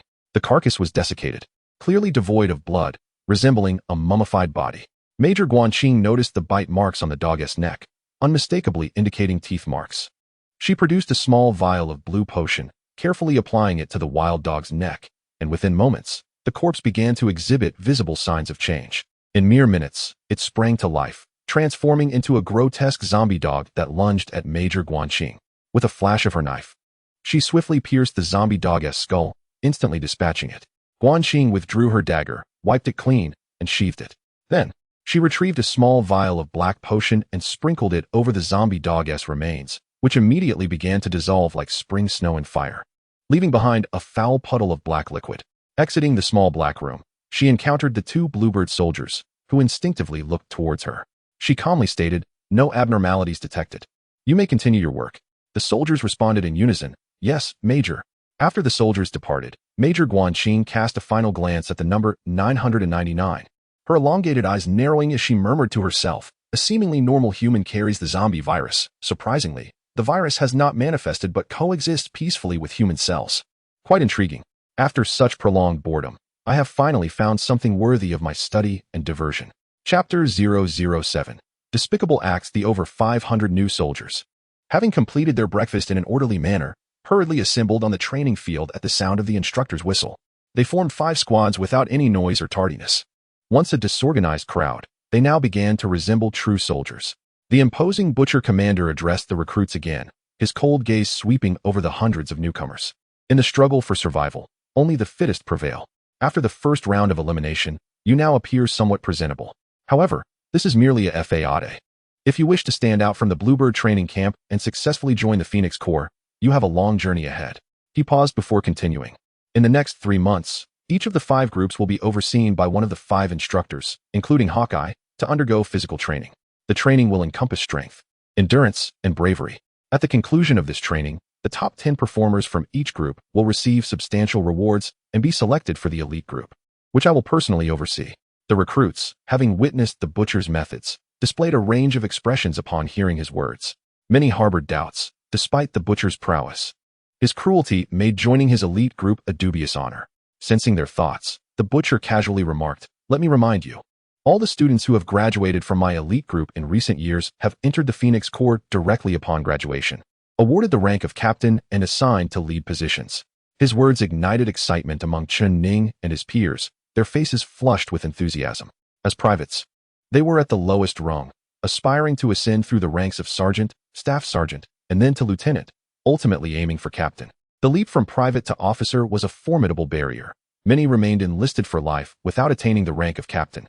Thus, the elite group represented a golden opportunity, promising swift advancement and success. Chen Ning narrowed his eyes, resolutely clenching his fists. He was determined to join the butcher's elite group, knowing it would save him a decade of struggle. With the butcher's address concluded, the 5 groups of recruits were assigned to their respective instructors. Hawkeye, though not as ferocious as the butcher, was undeniably a strict instructor. On the first day of training, Chen Ning's group faced a rigorous regimen, 2 hours of running around a 1,000-meter track, ascending and descending 100 flights of stairs, and completing 300 squats with a 100-pound weight within 2 hours. Although exhausted from the running, everyone persevered. The stair climbing left many with trembling legs. The final challenge of squatting 300 times was daunting. Even the most robust individuals would struggle to complete it in 2 hours, let alone Chen Ning and his fellow recruits, who had already trained for half the day. Nearly half of the 100 recruits in Chen Ning's group failed to complete the last task. Previously, he too would have faltered under such demanding training. However, after biting the wild dog in the small black room and unwittingly absorbing its blood, he awoke feeling invigorated. As the 2-hour mark approached, he grit his teeth and completed all training tasks. After finishing, Chen Ning collapsed to the ground, unable to rise, his legs numb and trembling uncontrollably. Those who failed to complete their tasks were not as fortunate. Hawkeye mercilessly wielded a punishment whip, delivering 5 lashes to each failure, their cries echoing in despair. At the end of the first day of physical training, Chen Ning and the other 49 who met the requirements received a small reward, a vial of a vibrant red potion called Angel's Kiss. Exhausted, they struggled to walk, but upon consuming the potion, they felt revitalized, as if injected with a stimulant. After a good night's rest, they awoke the next morning, discovering their fatigue had vanished, and their energy was renewed. Those who failed to complete their training tasks were not so fortunate. Exhausted and having endured 5 lashes, they found themselves not only weary but also injured. Although their wounds were not immediately life-threatening, they would undoubtedly affect the following day's training. Failure to meet the next day's training requirements would result in further punishment, creating a vicious cycle. Those who consistently fell short of their training obligations would inevitably face elimination, and in this context, elimination equated to death. Over the course of the next week, casualties occurred daily, serving as a grim reminder that neglecting training would ultimately lead to expulsion. Chen Ning ranked in the middle of his group, barely managing to complete his training tasks each day. He was perpetually fatigued, feeling as though he were on the brink of collapse after every session. Yet, after consuming the potion known as the Angel's Kiss, he would awaken the next day revitalized. In contrast, Lu Shi, the scion of a prestigious family, was far more formidable than Chen Ning. Lu Shi had dedicated himself to physical training from a young age and had enhanced his physique with genetic serums, making him considerably stronger than the average individual. He consistently ranked among the top 3 in the physical training regimen at the Bluebird training camp. Lu Shi's 2 lackeys, Su Chong and Gao Feng, were also competent, managing to complete their training tasks and receive the Angel's Kiss potion. One evening, after training concluded, Chen Ning collected another vial of the Angel's Kiss potion. However, he was desperate to relieve himself after drinking too much water during training. As he entered the restroom, he noticed someone had followed him in. Turning around, he was met with the cold smirk of Lu Shi, flanked by Su Chong and Gao Feng. From the moment he entered the Bluebird training base, Chen Ning had been at odds with Lu Shi, who had harbored a grudge against him. Lu Shi had been waiting for the perfect opportunity to settle the score, and upon seeing Chen Ning alone, he knew the moment had arrived. "Kid," Lu Shi sneered. "I told you I would collect my dues. Did you think this day wouldn't come so soon?" Chen Ning's expression shifted drastically as he quickly attempted to open the vial of Angel's Kiss, hoping to drink the vital restorative potion. However, Lu Shi was prepared. As soon as Chen Ning made a move, he barked, "Don't let him drink the potion." Su Chong and Gao Feng surged forward to flank Chen Ning, forcing him into a defensive stance as they engaged him in a struggle, while Su Chong and Gao Feng were of similar build to Chen Ning. They had already consumed the Angel's Kiss potion and had partially recovered from their fatigued state, whereas Chen Ning remained exhausted. As Chen Ning struggled against their blows, Lu Shi, growing impatient with his lackey's inability to take Chen Ning down, rushed forward. With a powerful leap, he delivered a decisive kick to Chen Ning's chest, sending him crashing into the wall. The vial of Angel's Kiss slipped from his grasp and rolled away. Desperate, Chen Ning struggled to retrieve it, but Su Chong and Gao Feng seized the opportunity to pin his arms down, rendering him immobile. Lu Shi brushed off his sleeves, bent to pick up the fallen vial, and approached Chen Ning with a mockingly pleasant demeanor. "I initially thought you would be eliminated without my intervention. Yet, like a cockroach, you've managed to endure, just barely completing your training tasks." Chen Ning glared at Lu Shi with intense hatred, but Lu Shi remained unfazed by his animosity. "Don't look at me like that. Rest assured, I won't personally kill you." He paused, contemplating. "The reason you've held on is that each time you complete your training, you receive this military-grade blood gene restoration potion, which helps repair your damaged body and replenish your exhausted stamina. Those who cannot complete their training tasks suffer increasingly dire consequences, trapped in a vicious cycle. You, on the other hand, manage to complete your tasks just enough to earn your restorative potion, creating a virtuous cycle. Tell me, if I were to destroy this potion right now, wouldn't your virtuous cycle come to an abrupt halt? Without the restorative potion, will you survive tomorrow?" "I eagerly anticipate your answer." Chen Ning, filled with shock and fury, retorted, "You dare." Lu Shi's lips curled into a smirk as he twisted open the vial and, in front of Chen Ning, slowly poured the vibrant red liquid into the urinal, trapped and unable to move due to Su Chong and Gao Feng's grip. Chen Ning could only watch helplessly as Lu Shi destroyed the very means of his survival. His neck strained with anger as he spat, "Lu Shi, I will not let you get away with this." Lu Shi chuckled, "Without the Angel's Kiss, I wonder how you will recover your stamina. How will you endure tomorrow's rigorous training? If you seek revenge, you'd best survive first, ha ha ha." With that, Lu Shi and his companions swaggered away. Chen Ning felt a burning desire to confront them, but ultimately, his reason prevailed over his rage. Lu Shi was physically formidable, consistently among the top finishers in training tasks, and with Su Chong and Gao Feng at his side, any attempt to retaliate would only lead to humiliation. With the loss of the Angel's Kiss, Chen Ning faced an arduous night without the means to recuperate from his excessive fatigue. He trudged to the mess hall, ate sparingly, and then returned to his dormitory, hoping to rest and alleviate his exhaustion in preparation for the harsh challenges awaiting him the next day. The following morning, Chen Ning awoke feeling far from the robust vitality he usually possessed. Instead, his body ached from the strain of yesterday's exertion, leaving him feeling weak and lethargic. Recognizing his dire state, he braced himself for failure. To make matters worse, Instructor Eagle I had once again increased the training load, demanding 600 squats within a 2-hour time frame. The first to complete the task was by Yu Hao, another scion from a prestigious family, who, despite his refined appearance, was an extraordinary talent, consistently finishing first. Lu Shi was the second to finish, panting as he cast a mocking glance at Chen Ning. As the seconds ticked away, the 2-hour deadline approached, but despite his best efforts, Chen Ning was unable to complete the task. This marked the first time he had failed to meet the training requirements, surprising even instructor Eagle Eye. However, the instructor showed no mercy, delivering 5 lashes to Chen Ning and the other dozen or so who had also fallen short. The 5 lashes struck Chen Ning's back, instantly tearing open his flesh and leaving him drenched in blood, even injuring his spinal bones. After the punishment concluded, Chen Ning could barely maintain his footing, requiring one hand to support his waist in order to walk with a staggered gait. Dragging his injured body, he made his way to the cafeteria. Now, he and his companions could sit at the dining table to eat. He took a portion of food and settled at a corner table, but as soon as he sat down, a wave of intense pain shot through his waist and back, causing him to bite his lip in discomfort. At that moment, Lu Shi approached with his subordinates Su Chong and Gao Feng, their smiles masking an insidious intent. With a mocking tone, Lu Shi remarked, "TSK, without the Angel's Kiss restorative potion, you have indeed fallen into a vicious cycle. Haven't you? Haha. I must say, tomorrow's situation will be even worse for you. There's no way you'll complete the training tasks, and after receiving another 5 lashes from the instructor, I reckon you'll be left in ruins." Chen Ning's expression darkened further. He recognized that Lu Shi was not merely speaking in hyperbole.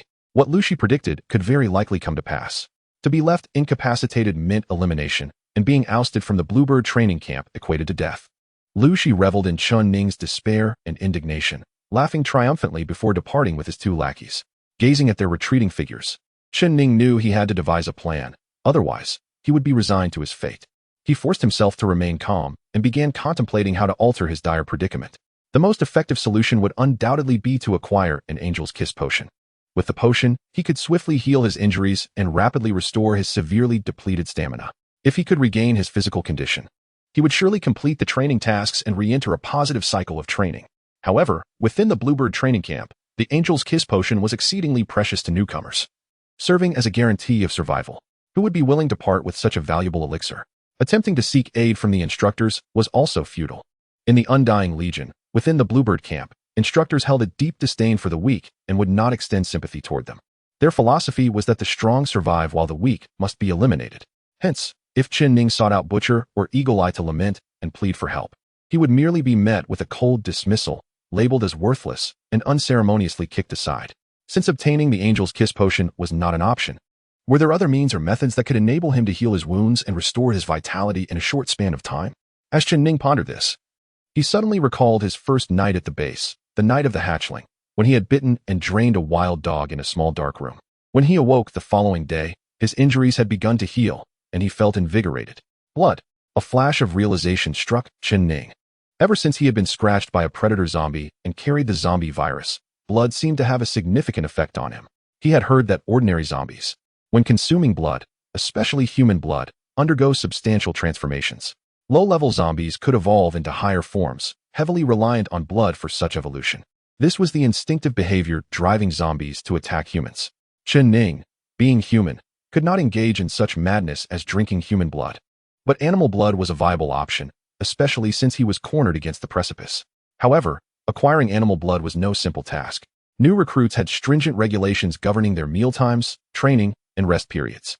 Moreover, numerous Bluebird warriors were stationed and patrolling the base, leaving Chen Ning with no opportunity to roam around in search of animals to hunt for blood. Just as he wore a frown of frustration, a figure approached him, tray in hand, and casually asked, "Do you mind if I sit down to eat?" Chen Ning looked up to find Bai Yuhao, the most formidable individual in his group.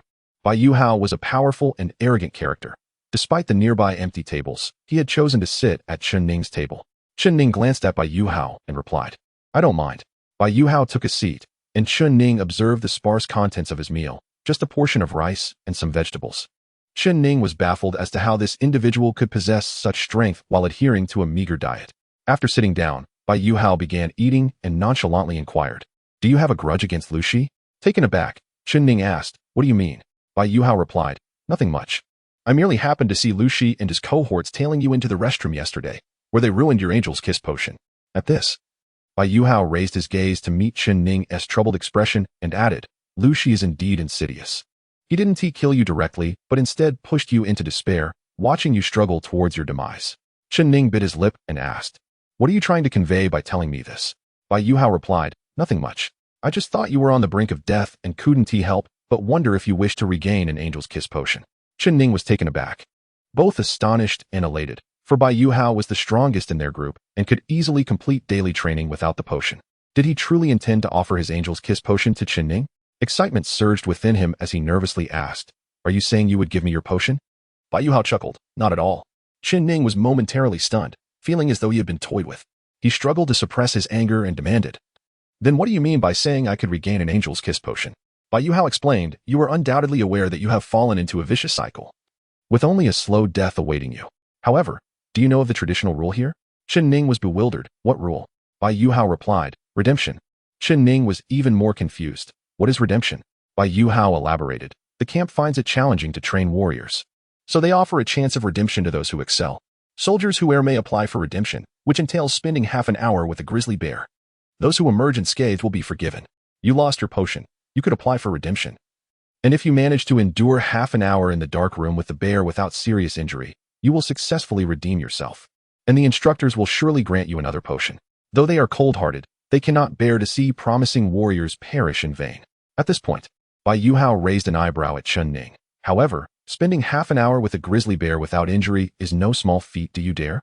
In the instructor's office, Guan Qing, the duty officer for the night, looked at the injured newcomer, Chen Ning, with a hint of surprise.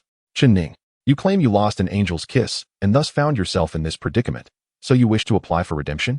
Chen Ning replied resolutely, report, Major, yes.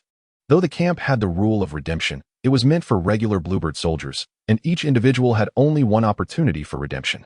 Guan Qing wondered how this newcomer Chen Ning had learned about it. However, her gaze inadvertently drifted to the military identification badge on Chen Ning's chest, which bore his name and the number 999. This reminded her of the incident involving the wild dog being drained of blood in the dark room. She regarded Chen Ning with intrigue, contemplating whether he sought redemption to acquire the angel's kiss, or if the zombie virus within him had driven him to crave blood. Desiring to taste the blood of the grizzly bear, Qin Qing understood how zombies could consume blood, potentially leading to mutations or evolution. With her slender phoenix-like eyes narrowed, she reflected that even the official Bluebird warriors would not dare to share a room with a famished and enraged grizzly bear. Since you wish to challenge redemption, I will make an exception and grant your request. Thank you.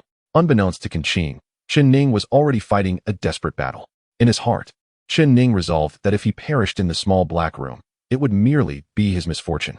Conversely, if he miraculously emerged alive, having drawn bear's blood and obtained the angel's kiss, he would then turn the tables on the miscreants Lu Shi and his cohort.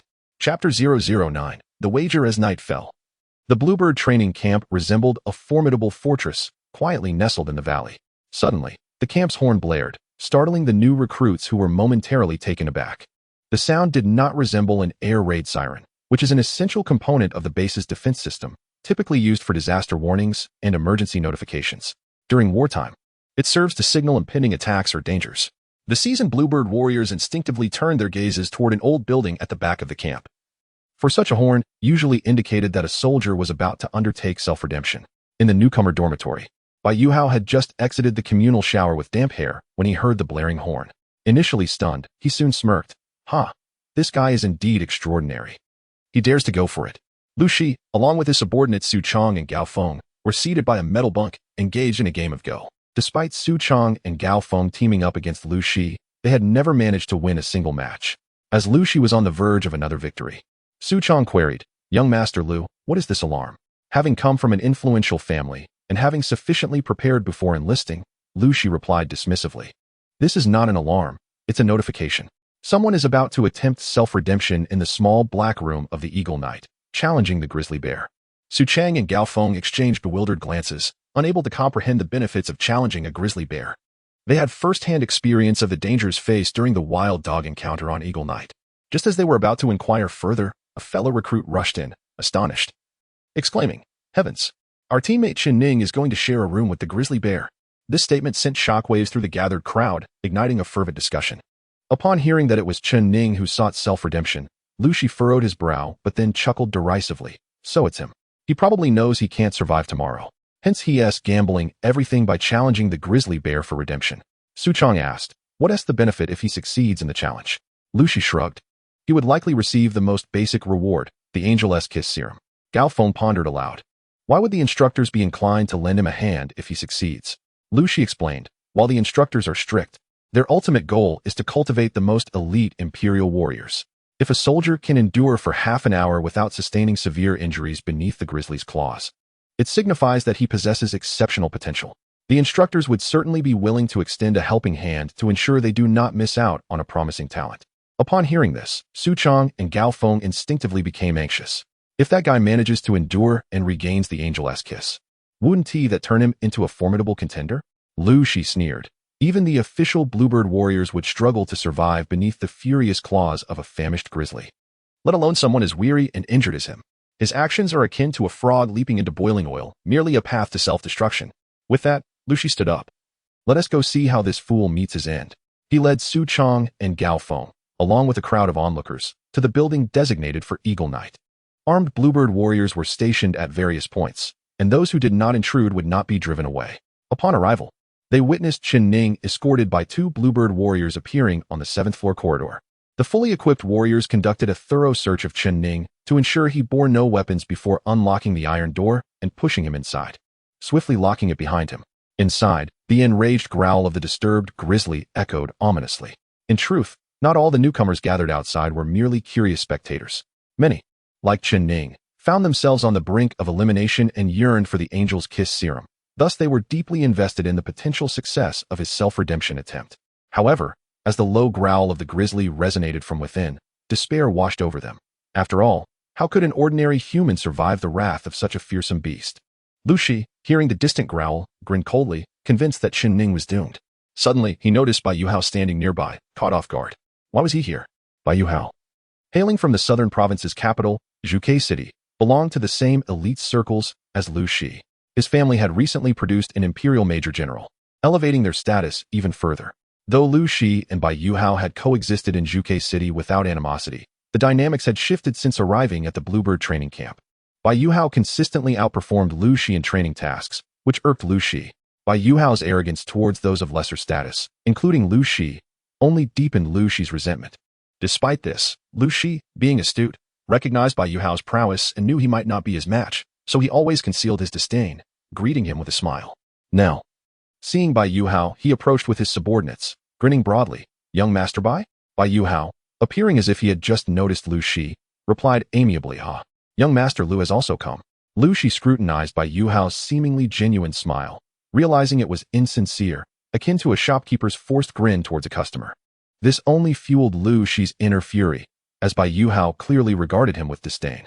Lu Shi maintained his composure, saying, I heard one of our comrades has foolishly decided to seek his own demise in the small black room, so I came to witness the spectacle. Bai Yuhao blinked. On what basis does young Master Lu assume Chen Ning cannot possibly survive? Lu Shi frowned, glancing back at Bai Yuhao. A grizzly bear typically stands 2 meters tall and weighs over 400 pounds, possessing immense biting power and sharp claws. Even seasoned warriors would hesitate to confront an enraged grizzly bear unarmed. Chen Ning struggled to complete even the training tasks and suffered injuries from the whip. If he were to survive this ordeal, it would indeed be remarkable. Bai Yuhao remarked calmly, Your analysis is astute, yet do not underestimate human potential. Individuals can endure in environments rife with venomous snakes and zombies. Those trapped in earthquakes can push aside boulders, and mothers can lift cars to rescue their children. I have a feeling that Chen Ning may just emerge alive from that dark room.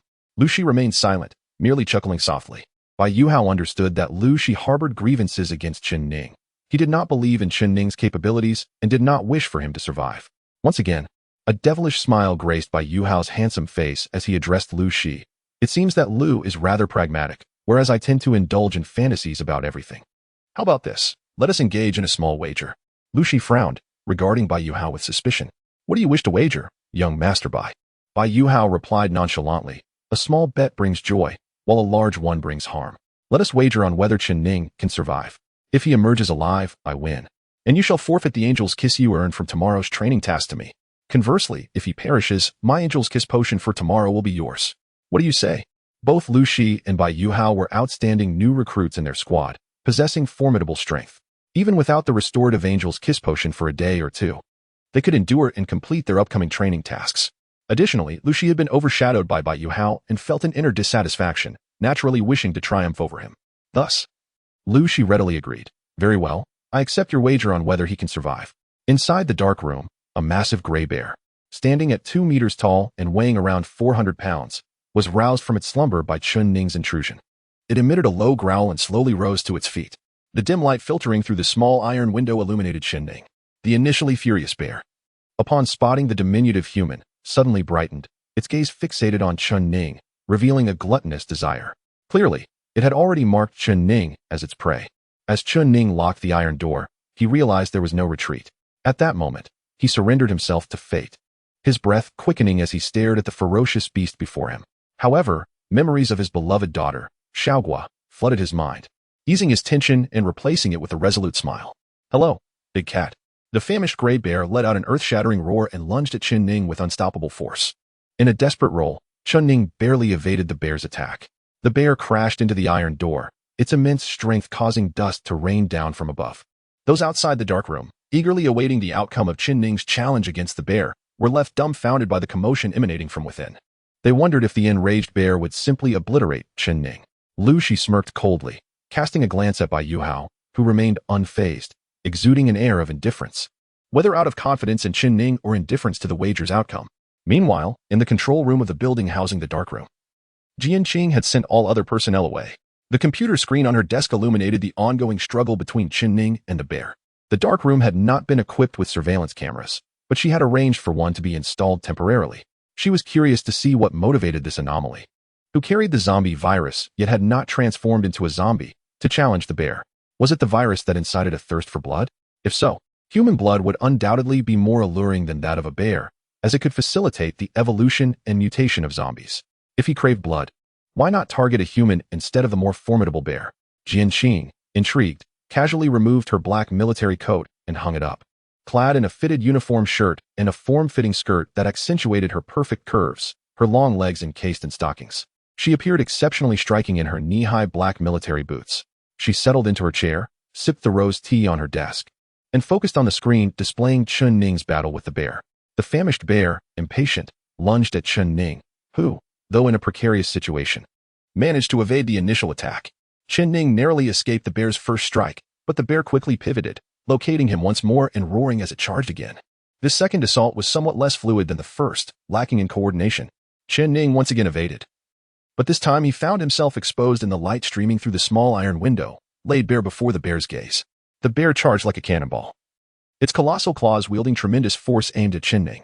This time, he could not entirely evade the assault, and the bear's claws grazed his back, tearing his clothing and leaving deep gashes that caused blood to flow freely. Had he hesitated even slightly longer, the bear's swipe might have shattered his spine. Despite the pain contorting his face, Chen Ning pondered the inconsistency in the bear's attacks, which oscillated between ferocity and clumsiness. Once again retreating into the shadows of the dark room, Chen Ning observed as the bear, momentarily confused, began to search for him, its massive head swiveling and its nose sniffing the air in an attempt to pinpoint his location. Chen Ning, realizing the bear's visual and auditory faculties were subpar, understood that its keen sense of smell was its primary asset. He deduced that the bear had likely been confined in the dark room for an extended period, as evidenced by its matted, lifeless fur. The dimness of the room had compromised the bear's vision, and though it could initially detect Chen Ning in the light, it struggled to locate him in the shadows. Seizing upon this insight, Chen Ning glanced at the small window and swiftly removed his shirt, dashing towards it. Using his momentum, he leapt, akin to an athlete making a slam dunk, and hung his shirt over the window. Instantly, the light was obstructed, plunging the dark room into further darkness. As Chen Ning landed, the bear roared and charged at him once more. In a panic, he ducked, but its claws grazed his left shoulder, causing blood to flow profusely. Chen Ning narrowly escaped yet again, carefully retreating to a corner of the wall, pressing his back against the cold surface. He felt the sharp angle of the wall and utilized both hands and feet, climbing upward like a spider. He relied entirely on the strength of his arms and legs to ascend. Chen Ning initially believed he could not defeat the grizzly bear. However, he thought that by climbing higher on the wall, he could evade the bear, which would be unable to locate or reach him in the dim light. If he could hold out for half an hour, he would consider his self-redemption a success, and Major Guanqing would open the door to let him escape. Yet, despite its poor eyesight, the bear possessed an exceptional sense of smell. It sniffed the air and quickly detected Chen Ning's presence, drawn by the scent of blood that lingered in the atmosphere. As it observed Chen Ning, who was struggling to ascend like a Spider-Man, the bear slowly stood upright and emitted a deep growl, clearly preparing to charge at the now 2-meter-high Chen Ning. With a mighty leap, The massive bear lunged from the corner, baring its sharp teeth as it aimed for Chen Ning's left foot. Just moments before, Chen Ning had spotted a faint red light above, indicating a surveillance camera affixed to the wall by a triangular iron bracket. Consequently, when the bear lunged to bite his foot, Chen Ning quickly sprang upward, gripping the camera as support tightly, hanging in midair like a monkey. The bear's bite missed. With a thunderous crash, the bear fell back to the ground. Yet, undeterred, it got back up, moved a short distance away, and turned to glare at Chen Ning, who clung to the camera bracket, preparing for another assault. Chen Ning found himself in a desperate situation. The triangular support he grasped was merely secured by two small screws and could not withstand his weight. He sensed the bracket creaking ominously, on the verge of collapse. Meanwhile, Major Guanqing, in the control room, was taken aback to see Chen Ning hiding in the corner, gripping the hastily installed camera bracket. Shaking her head in disbelief, she remarked to herself that Chen Ning lacked the capacity to resist. The bracket was unstable and would soon give way. Furthermore, the bear was about to pounce again, and it seemed he would be killed. Just as Guanqing finished her thoughts, the bear roared and charged once more on all fours, leaping toward Chen Ning. At that instant, the bracket gave way with a crack, and Chen Ning fell directly toward the bear. Die, he bellowed, channeling all his might into the triangular iron bracket as he plummeted toward the bear's head.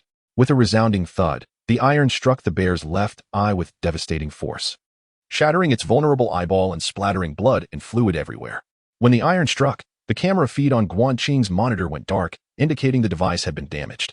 Inside the small room, the bear let out a chilling howl. Chen Ning, now fully committed, seized the moment, akin to Wu Song battling the tiger, and began to rain blows upon the bear's head with the bracket.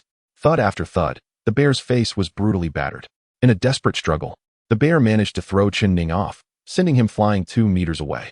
Chen Ning sustained severe injuries to his chest, with 2 broken ribs. But he clutched the iron bracket tightly as he slowly rose. His eyes, now tinged with crimson in the darkness, were ignited by the scent of blood permeating the air, stirring the zombie virus within him. This provoked an uncontrollable surge of bloodlust, igniting his combativeness and an overwhelming craving for blood. With the bear severely injured, its left eye obliterated, nasal cartilage crushed, a tooth broken, and several wounds bleeding profusely, it was also weakened from prolonged confinement without food. The scent of blood fueled Chen Ning's frenzy, transforming the once repugnant odor into something as alluring as fine wine. He charged at the bear again, akin to Wu Song, subduing it once more, and raised the iron bracket, relentlessly striking down upon the bear's head. Eventually, the bear lay defeated, its eyeballs shattered, skull fractured, and blood flowing freely, exhaling its last breath. Chen Ning, now consumed by madness, lowered himself to the bear's lifeless body, voraciously gulping down its blood. As he drank, his eyes became increasingly bloodshot, glowing like 2 rubies in the dark, radiating a sinister light. After 10 minutes, seemingly satiated, Chen Ning ceased his bloodletting and collapsed beside the bear. The zombie virus within him began to calm, and the redness in his eyes gradually subsided. However, he felt an unexplainable surge of strength coursing through him. Another 10 minutes passed before the iron door creaked open. Major Guanqing, accompanied by several fully armed soldiers, cautiously entered. Both Guanqing and her subordinates gazed in astonishment at the slain bear and the seemingly injured Chen Ning sprawled atop it. The soldiers believed that enduring half an hour under the bear's claws was commendable enough, but they were astonished to find that Chen Ning had actually defeated the creature.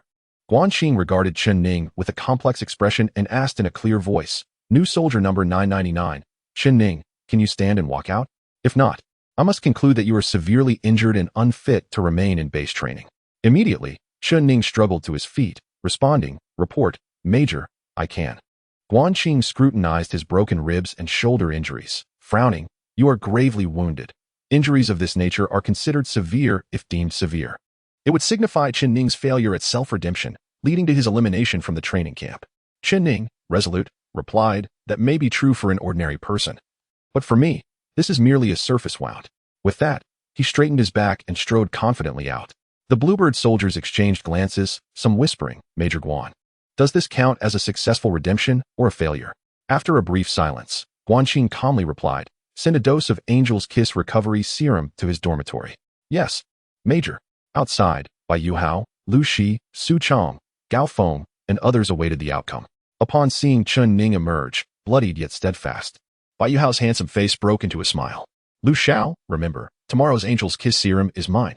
Lu Shi, Su Chong, and Gao Feng stared at Chen Ning in disbelief. He had actually emerged alive. Many newcomers, teetering on the brink of elimination, hope for Chen Ning's success and self-redemption, as it would imply they too had a chance of survival. Thus, when Chen Ning emerged, bloodied yet resolute, many began to cheer. Bai Yuhao greeted him with a smile. Chen Ning, congratulations. Chen Ning nodded and then turned his gaze towards Lu Shi and the others, coldly stating, you did not kill me. Starting tonight, your nightmares begin. Lu Shi's expression darkened significantly at his words. Chapter 011. Instructor Guanqing. As Chen Ning returned to the dormitory, numerous gazes were directed at him, each reflecting a myriad of emotions, though the predominant ones were admiration and joy on his behalf. Despite the brief span of merely 10 days since their entry into the Bluebird training camp, the appalling rate of elimination was starkly evident. Originally, there were 1,000 newcomers. Now, fewer than 500 remained. No one knew if they could endure the rigorous training tasks and avoid elimination. Chen Ning's successful self-redemption this evening undoubtedly paved the way for others. In the future, those who found themselves at an impasse might attempt to emulate him by challenging their limits in the small dark room, hoping to create their own miracles. Chen Ning first visited the communal shower to cleanse himself and assess his injuries. He soon discovered that his left shoulder and back bore claw marks from a grizzly bear. However, the most critical injury was to his chest, where the bear's swipe had shattered 2 of his ribs. Such severe injuries ideally warranted treatment from a military physician. Yet, Chen Ning feared that if Major Guanqing learned of his broken ribs, he would be classified as seriously injured and subsequently eliminated from the training camp. Thus, he hastily wrapped a cloth around his chest for a makeshift bandage before exiting the communal shower. Upon reaching the dormitory entrance, he encountered a Bluebird warrior clad in a black high-collared uniform, who stood expressionless, waiting for him. This warrior, Jin Ming, tossed Chen Ning a vial of Angel's Kiss elixir and, in a cold, businesslike tone, stated, this is the Angel's Kiss you requested. Additionally, Major Guanqing has instructed you to report to her office after taking the recovery potion. Having emerged from the small dark room without immediate repercussions from Major Guanqing, Chen Ning had anticipated receiving the Angel's Kiss elixir. However, he was taken aback by the summons to meet her, which was entirely unexpected. Why would this enchanting officer seek him out? Could she possibly be aware of his consumption of bear blood and the presence of the zombie virus within him? A wave of anxiety washed over him at this thought, yet he could only muster the courage to respond. Understood, I will go shortly. Once Jin Ming departed, Chen Ning swiftly ingested the Angel's Kiss elixir. He had learned to act wisely, consuming the potion immediately to prevent Lu Shi and the others from seizing another opportunity to sabotage him, having already consumed bear blood. The dual restorative effects of the elixir made Chen Ning feel as if he were under the influence of a narcotic, experiencing a slight dizziness akin to intoxication. With a tingling sensation enveloping his scalp, a surge of electricity coursed through his brain, radiating down to his tailbone, while fatigue ebbed away and his wounds ceased to ache. Chen Ning confidently strode towards Major Guan's office. Upon reaching the door, he knocked and announced, reporting in, newcomer warrior number 999, Chen Ning. Come in. Major Guanqing's melodious voice rang from within. Chen Ning entered to find her seated in an office chair, legs crossed. Although his ex-wife, Zhang Qian, was also a stunning beauty, Chen Ning found himself captivated by Guanqing's allure each time they met. While one might argue that Zhang Qian's features were superior in isolation, when combined, Guanqing's oval face, elongated phoenix eyes, and rosy lips emanated an irresistible charm, perfectly harmonized in their arrangement. Moreover, as a female officer of the Phoenix Legion, the aura she exuded was far beyond that of a vain woman like Zhang Qian. Despite her captivating beauty, it became apparent to Chen Ning that nearly all the male instructors maintained a deliberate distance from her, as if she were a venomous scorpion, earning their respect and trepidation. Major, I have reported in, he stated, casting a fleeting glance at her before lowering his gaze, appearing as earnest as a primary school student before a teacher. Major Guanqing had noted the severity of Chen Ning's injuries in the small dark room, yet in less than half an hour, he had regained his vitality. Was it the effect of the Angel's Kiss, or was it the bear blood he had consumed? As an instructor responsible for imparting knowledge, she also possessed considerable medical expertise, particularly an interest in researching zombies. Chen Ning's possession of the zombie virus, which had yet to manifest, piqued her curiosity. Otherwise, she would not have taken such a keen interest in a newcomer. She scrutinized him and inquired, how are your injuries? Reporting, Major, it's nothing serious. Chen Ning replied, maintaining a steady gaze, reminiscent of the calm demeanor of Tang Sung facing a female demon. This prompted a slight smirk of amusement from Guanqing, who motioned him to step closer. Come here, let me examine you. Though her voice was gentle and alluring, it held an undercurrent of authority that was hard to resist. Chen Ning, taken aback and somewhat flattered, hesitated for a brief moment before stepping forward. Yet, he remained cautious, standing rigidly with his gaze fixed ahead, akin to a robot. He understood that while this beautiful officer was captivating, she was not to be trifled with. It was best for him to remain as unassuming as possible in her presence. If a seasoned warrior from the Bluebird base were to adopt such a demeanor, it would be entirely normal, as they were already aware of her capabilities. However, Chen Ning, being a newcomer, was likely oblivious to her prowess. His disregard for her stunning appearance irked Guanqing slightly. Had he known her thoughts, he might have been distressed that the beautiful officer was displeased by his avoidance of eye contact. Guanqing observed Chen Ning's impassive face for a moment before rising to personally examine his injuries. Standing before him, her delicate hands roamed over his body. Beginning with his left shoulder, where the grizzly bear had clawed him, she pressed against his shoulder bone to ascertain whether his scapula was fractured. In doing so, she intentionally applied a bit more pressure, yet to her surprise, Chen Ning remained unfazed, avoiding her gaze as if she were an unremarkable elderly woman. Unexpectedly, she discovered that his shoulder injury was quite severe. Any ordinary person would have grimaced in pain under her firm touch, but Chen Ning maintained an air of calmness. Reminiscent of Guan Yu from the Three Kingdoms enduring a painful treatment without flinching, Guanqing silently assessed, this young man possesses a strong will. Unbeknownst to her, Chen Ning had consumed bear blood and just ingested the angel's kiss, placing his body in a state of dual recovery, rendering him somewhat numb to pain. Guanqing proceeded to check the injuries on his back and chest. As she examined him, Chen Ning could not help but notice a faint, enticing fragrance emanating from her, stirring feelings within him akin to the soft caress of a feather. Finally, unable to resist, he discreetly stole a glance at her, his gaze quickly darting to the taut collar of her shirt, revealing a breathtaking glimpse of pale skin that quickened his heartbeat and breath. Unbeknownst to him, Guanqing had been observing his every move, including his furtive glance. A subtle smile of amusement graced her lips as she noted his reaction. She initially believed Chen Ning to be quite honest, yet unexpectedly, he revealed his true colors, displaying the same deceitfulness as other men, proving to be nothing of substance. After examining Chen Ning's injuries, Guanqing retrieved 2 tissues from her desk, gently wiping her hands as she stated, "The wounds on your shoulder and back are not severe, but you have broken 3 ribs on the left side of your chest. You need to see the military doctor for treatment." Chen Ning was aware of his broken ribs, having just consumed bear blood and the angel's kiss potion. His nerves were somewhat dulled, causing him to feel minimal pain. However, he understood the necessity of addressing the fractured ribs.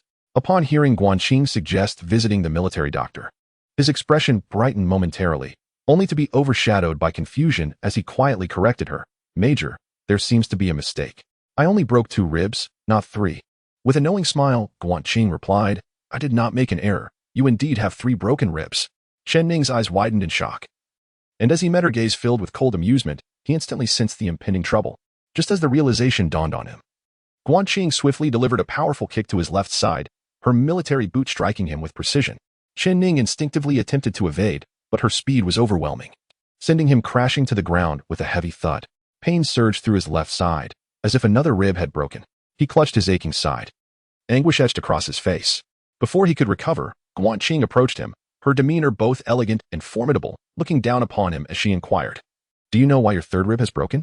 Chen Ning initially considered denying knowledge, but soon comprehended that it was due to his furtive glance at her, which had led to this severe consequence. With a mournful expression, he admitted, "I understand."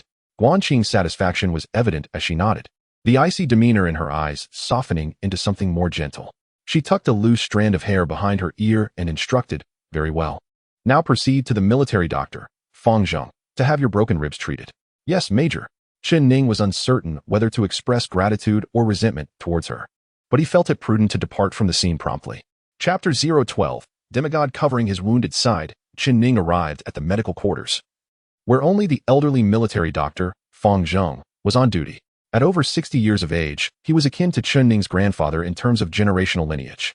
However, his appearance was far from amiable. He was slight of build, with a receding hairline and sparse strands of hair that were long, thin, and yellowish. His high cheekbones and sunken eyes lent him an unsettling resemblance to a zombie, likely to frighten anyone who encountered him at night. Fang Zheng was indulging in a drink, accompanied by a plate of live bamboo worms writhing about, which made Chen Ning feel queasy, as they bore an uncanny resemblance to maggots.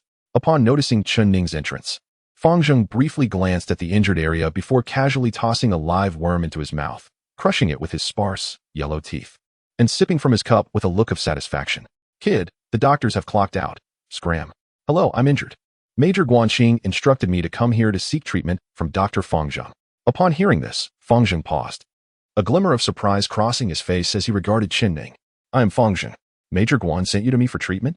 Realizing the old man was indeed Feng Zheng, Chen Ning felt a wave of concern that the doctor might be too inebriated to provide care.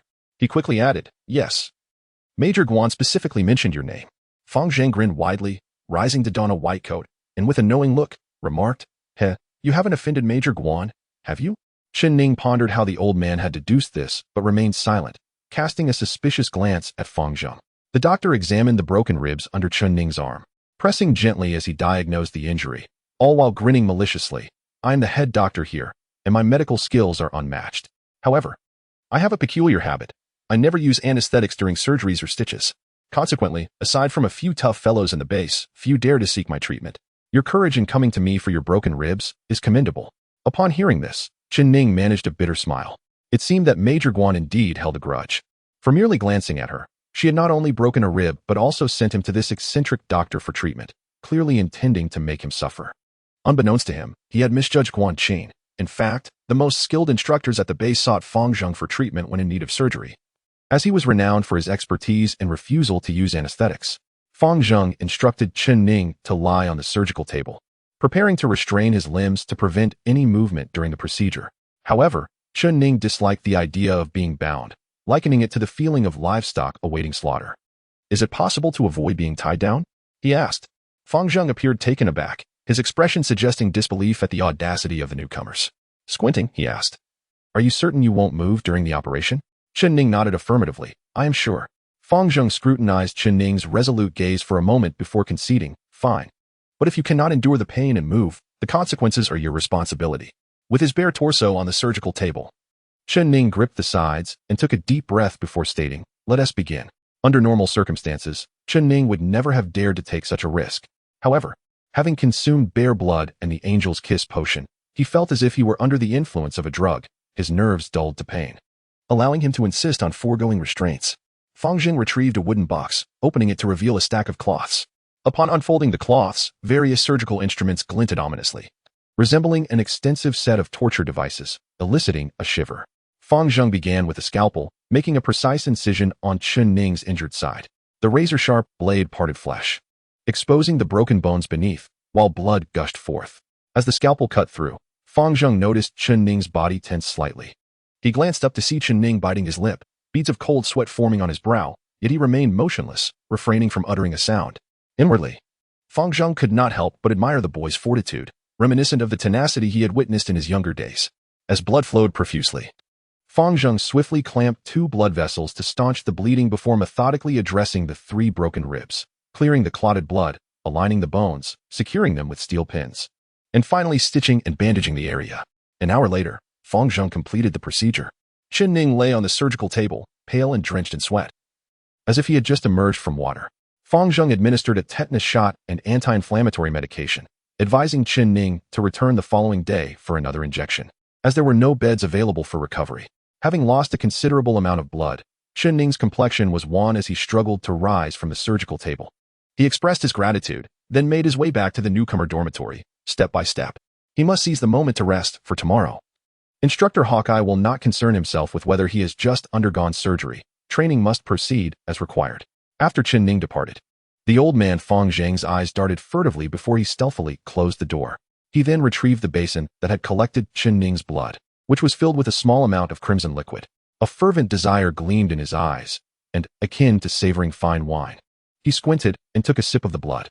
However, upon tasting it, his eyes widened in disbelief, and he exclaimed, Heavens! This lad's blood contains the zombie virus. Could he be a demigod like me? Demigods are a legendary race, a self-bestowed title that conceals their true nature, half-corpse. They possess human forms, yet their veins run with the blood of the zombie virus, rendering them a fusion of human and undead. Both the human and zombie factions reject the existence of demigods, viewing them as abominations to be exterminated. Nevertheless, demigods are exceedingly rare. Among 10 million individuals, one might possess this unique constitution. Only those with such a lineage, when infected by the zombie virus, have the potential to merge their genetic makeup with it and transform into a demigod. Demigods combine human intelligence with the mutations and evolutionary traits of zombies. Thus, the longer a demigod survives and acquires opportunities, the more formidable their evolution may become. Legends even speak of demigods who single-handedly obliterated entire human legions. Fang Zheng himself is a demigod, struggling to accept his identity. Hence he conceals himself within the human military as a military doctor. He operates on injured soldiers and occasionally indulges in the blood bags from the medical supply, living a life of hidden grandeur. Fang Zheng is meticulous in masking his true identity, for if humans were to discover he is a demigod, he would surely face annihilation, either captured for dissection or slain as a monstrous aberration. He recalled that Chen Ning had been summoned by Guanqing, specifically requesting him for surgery. His expression shifted dramatically, his murky old eyes suddenly ablaze with a bloodthirsty gleam, nearly engulfing the entire medical room. Fang Zheng feared his identity might have been exposed, that Guanqing or others may have discerned his secret. Summoning Chen Ning, a mere demigod, could very well be a test of his true nature. If he had indeed been discovered, it would be prudent to strike first, to carve a bloody path from the base. This thought flickered within Fang Zheng's mind. Yet his reason swiftly reasserted itself. The crimson light in his eyes gradually dimmed, returning him to the guise of a humble military doctor. He muttered to himself, but wait. If Guanqing suspected I was a demigod, she would have reported to her superiors, prompting the empire to send stronger forces to secretly apprehend me. It would be illogical to send a mere demigod to test me, for such an act would surely alert me to their intentions. Guanqing is a clever woman. She would not engage in such foolishness. Fang Zheng soon clarified his thoughts, reassuring himself that his true identity remained concealed, allowing him to continue residing at the base. However, at that moment, the base alarm blared wildly. The 2,000 regular Bluebird soldiers sprang into action, fully armed and assembled within mere minutes. As the alarm indicated the presence of a top-tier zombie. Such zombies typically refer to those of level 6 and above, like the 6th level Frisia zombie or the 7th level Titan zombie. These formidable creatures are rarely encountered, and their emergence signifies dire circumstances, leading to potential loss of life or even citywide destruction. At this juncture, the base's chief instructor, Butcher, along with Hawkeye, Guanqing, and other instructors, had gathered. The alarm was triggered by Butcher, and since Hawkeye and Guanqing lacked his perceptual capabilities, the other instructors turned to him with hushed voices, inquiring, "Colonel Butcher, what has transpired?" Butcher, unusually solemn, replied, "It's strange. I distinctly sensed a powerful force moments ago, reeking of the stench of zombies. I am convinced it was a top-tier zombie.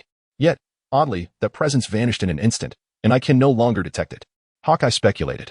Could it be that a top-tier zombie passed through our vicinity? Guanqing added, or perhaps a top-tier zombie has set its sights on our base, intending to launch an attack, but, recognizing our formidable defenses, chose to conceal its presence? Butcher responded gravely, "Both scenarios are plausible.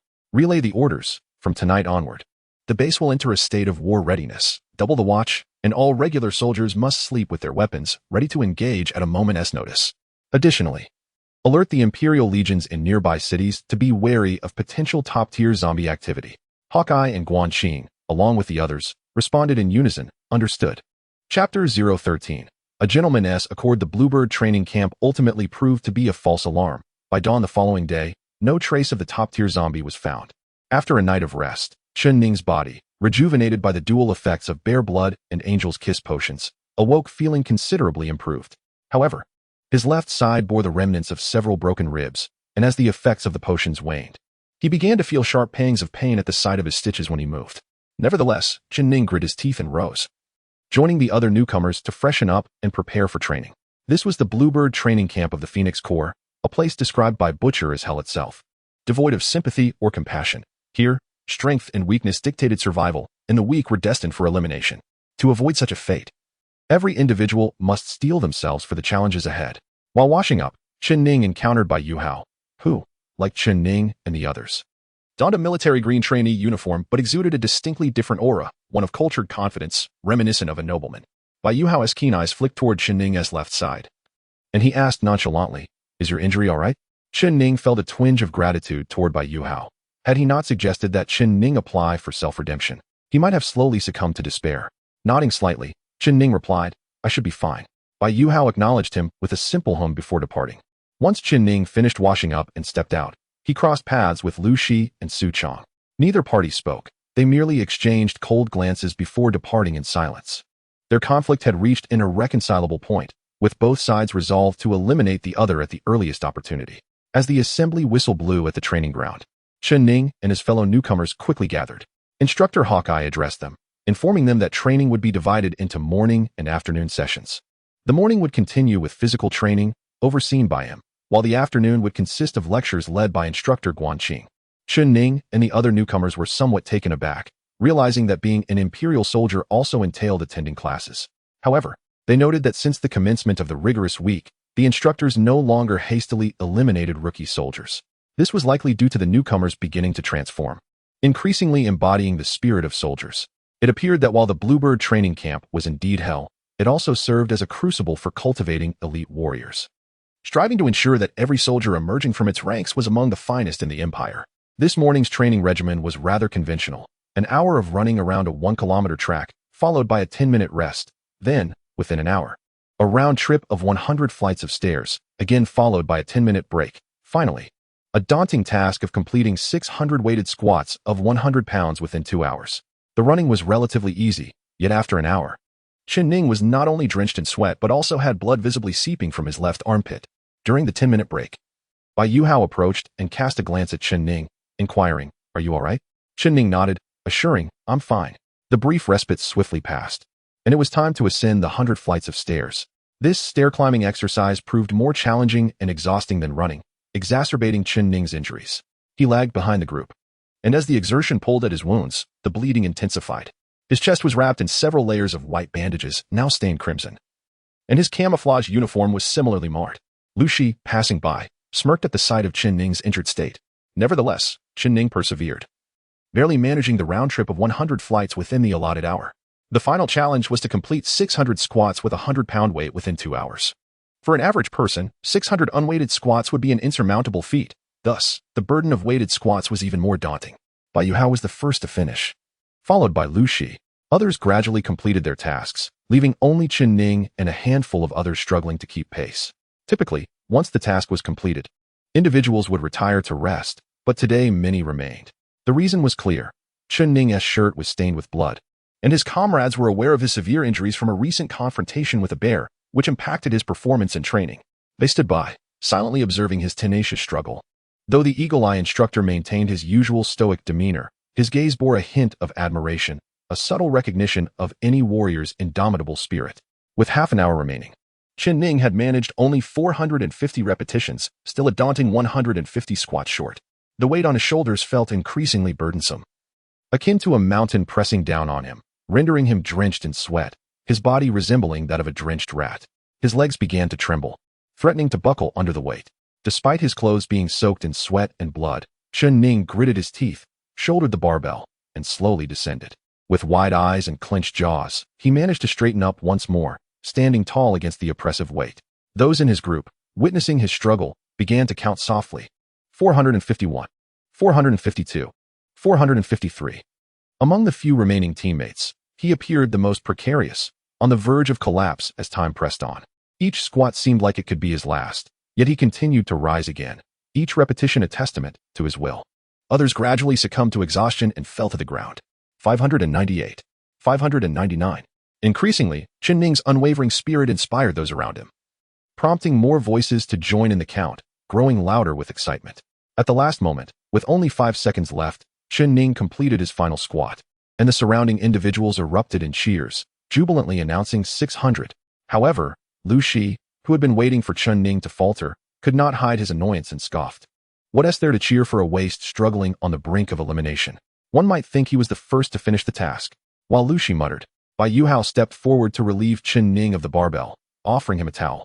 Chen Ning had barely completed the training task, earning a vial of Angel's Kiss recovery potion from the eagle-eye instructor. As lunchtime approached, the training ground began to empty as individuals headed to the mess hall. Bai Yuhao accompanied Chen Ning to the dining area, producing 2 small items from his pocket and handing them to Chen Ning. "Your injuries are severe.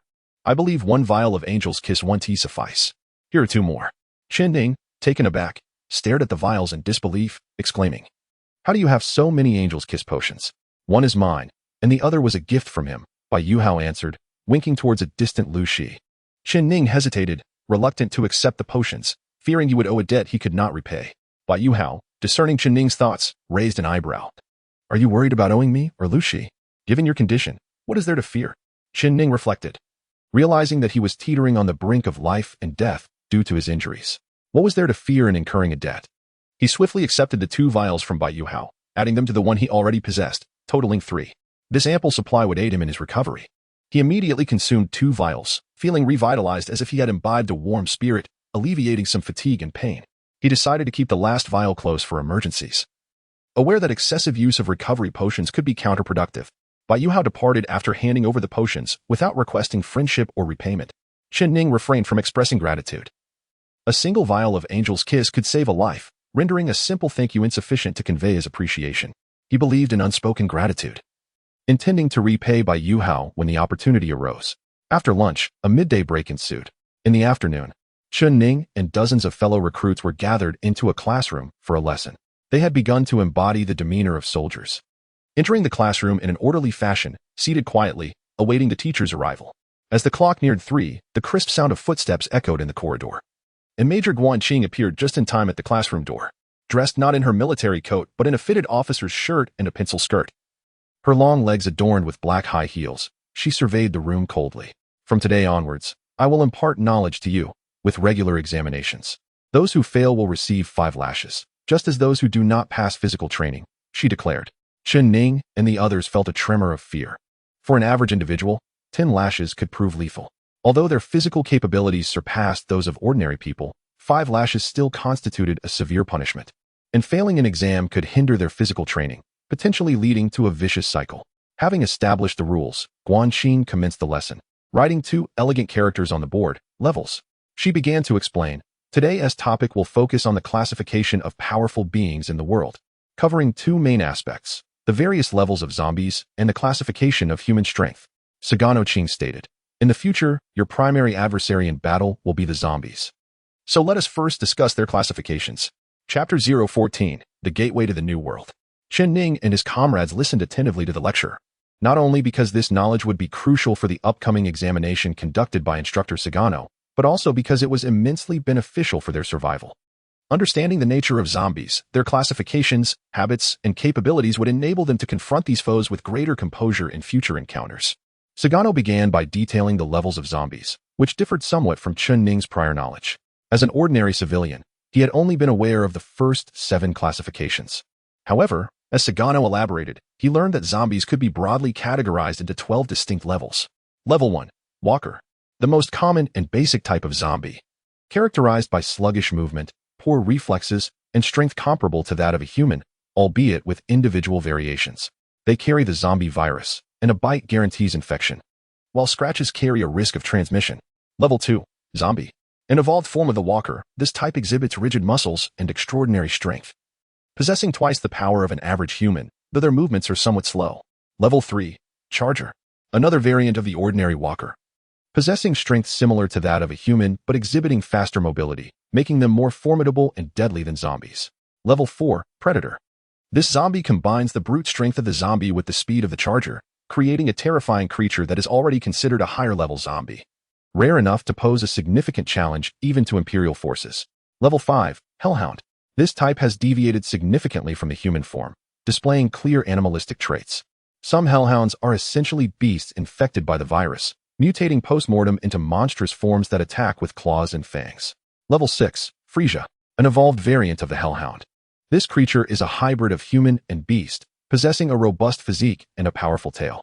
Conventional firearms are ineffective against it, and it exhibits a degree of intelligence, capable of gathering wandering zombies.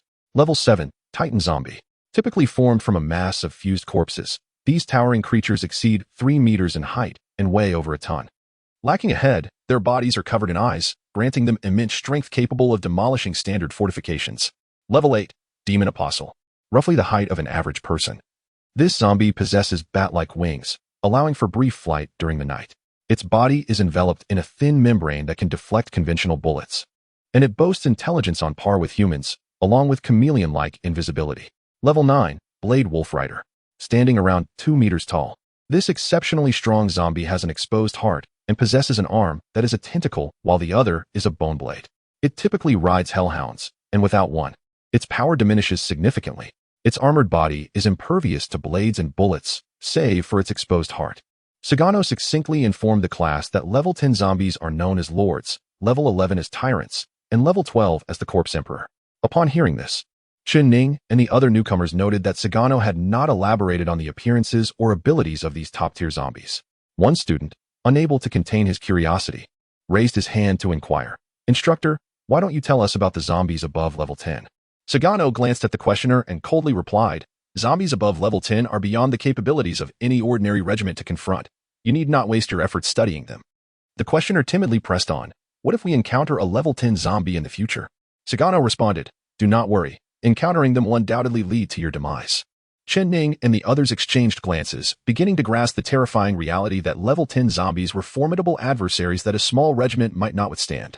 After a brief pause, Sagano continued, "Having provided a general overview of the zombie classifications, I will now touch upon the hierarchical structure of our human faction.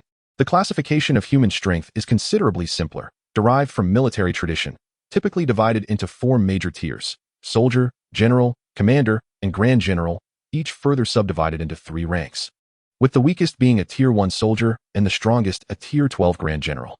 Sagano paused to tuck a strand of hair behind her ear and continued, "Our human power levels, like those of the zombies, are also categorized into 12 tiers.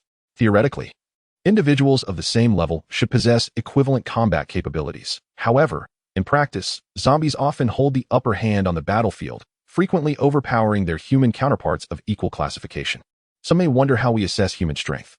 Chen Ning and the others gazed at Sagano, genuinely intrigued. Sagano explained, "It's quite straightforward. If a human is able to slay a zombie of a certain level, they can present their achievements to the designated military authority for certification. For instance, if you were to kill a level 3 zombie with bare hands, your strength would be classified as that of a Tier 3 soldier. Of course, there are numerous loopholes in our system, leading to significant discrepancies, so human strength classification should only be regarded as a reference." Chen Ning and his peers acknowledged that indeed, an ordinary person might be able to kill a level 3 zombie with a firearm, yet that individual would not genuinely possess the strength of a Tier 3 soldier. Thus, the lower the classification, the greater the discrepancies. It is only those who could single-handedly defeat top-tier zombies like Hellhounds, Frisia, or Titans who truly possess formidable strength.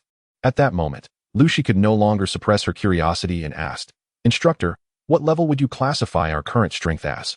Are we considered soldiers?" Sagano coldly replied, "You do not even qualify as Tier 1 soldiers. If I were to rate you, I would say you are merely fodder. And even that term is a gross overestimation." The expressions of the newcomers turned awkward, as they believed they had exhibited the demeanor of valiant imperial warriors recently, only to find that in Sagano's eyes, they were less than mere cannon fodder. Chen Ning slowly raised his hand, clearly wanting to pose a question. Sagano eyed him and said, "Speak your mind." Chen Ning asked, "Instructor, since zombies can mutate and evolve, ultimately some become beings such as the lords, tyrants, or even the corpse emperor, is there truly a champion among us humans who can contend with them? Do we have grand generals of Tier 10 or even the renowned Tier 12 grand generals?" Sagano replied, "First, I must remind you that inquiries about human strength are akin to asking a woman her age. Such matters are not to be trifled with, as the weak may perceive it as an insult, while the strong prefer to remain understated." After a brief pause, she continued, "As for your curiosity about whether our humanity or our empire possesses grand general level champions, I assure you that we absolutely do. However, their identities are classified and not disclosed to the public." Sagano added, "Regarding your confusion about our inability to mutate and evolve like zombies, and yet some among us possess strength comparable to lords, tyrants, or the corpse emperor. This will be the main topic of our next lesson, but I can reveal a bit now. While we cannot mutate, humanity possesses 2 remarkable assets. The first is technology, and the second is ancient traditions." Chen Ning and the others listened intently, beginning to understand the complexity and resilience of humanity. Originally, the formidable individuals of humanity can be broadly classified into 2 factions. One faction is the technological sect, where the imperial military has developed numerous potions. For instance, the Angel's Kiss recovery potion that Chen Ning and his companions previously consumed is but the most commonplace. There exist a myriad of potions designed to augment the combat prowess of human warriors, including genetic soldiers. However, these technologically enhanced warriors typically max out at the strength of a 6th-tier war general, with only a rare few achieving the 7th-tier prowess, beyond which no further enhancement is possible. The other faction is the Ancient Heritage Sect, comprising practitioners from various prestigious families of the Huaxia Empire, ninjas from the Eastern Realms, or werewolves and vampires from the West. These individuals possess ancient cultivation methods or belong to mysterious races endowed with extraordinary bloodlines, with the elite among them potentially reaching the strength of a 12th-tier powerhouse. At this juncture, Guanqing gazed at Chen Ning and the other newcomers, stating, "You have been training here for a month. After 3 months, upon completing the fundamental training, the base will categorize you through a special assessment. If you are deemed suitable for cultivating military secret techniques, you will enter the training class. If your physique is deemed unsuitable, you will be placed in the ordinary class, following the technological path." Upon hearing this explosive revelation, everyone was astonished, unable to fathom that practitioners even existed, let alone that the military had its own specialized cultivation methods. The military's incorporation of cultivation techniques into its training regimen is not entirely absurd. Centuries ago, hard qigong was practiced among civilians, with special forces integrating it into their training, ultimately enabling soldiers to break bricks with their heads. Presently, the military merely consolidates and imparts even more formidable cultivation methods than hard qigong to suitable soldiers.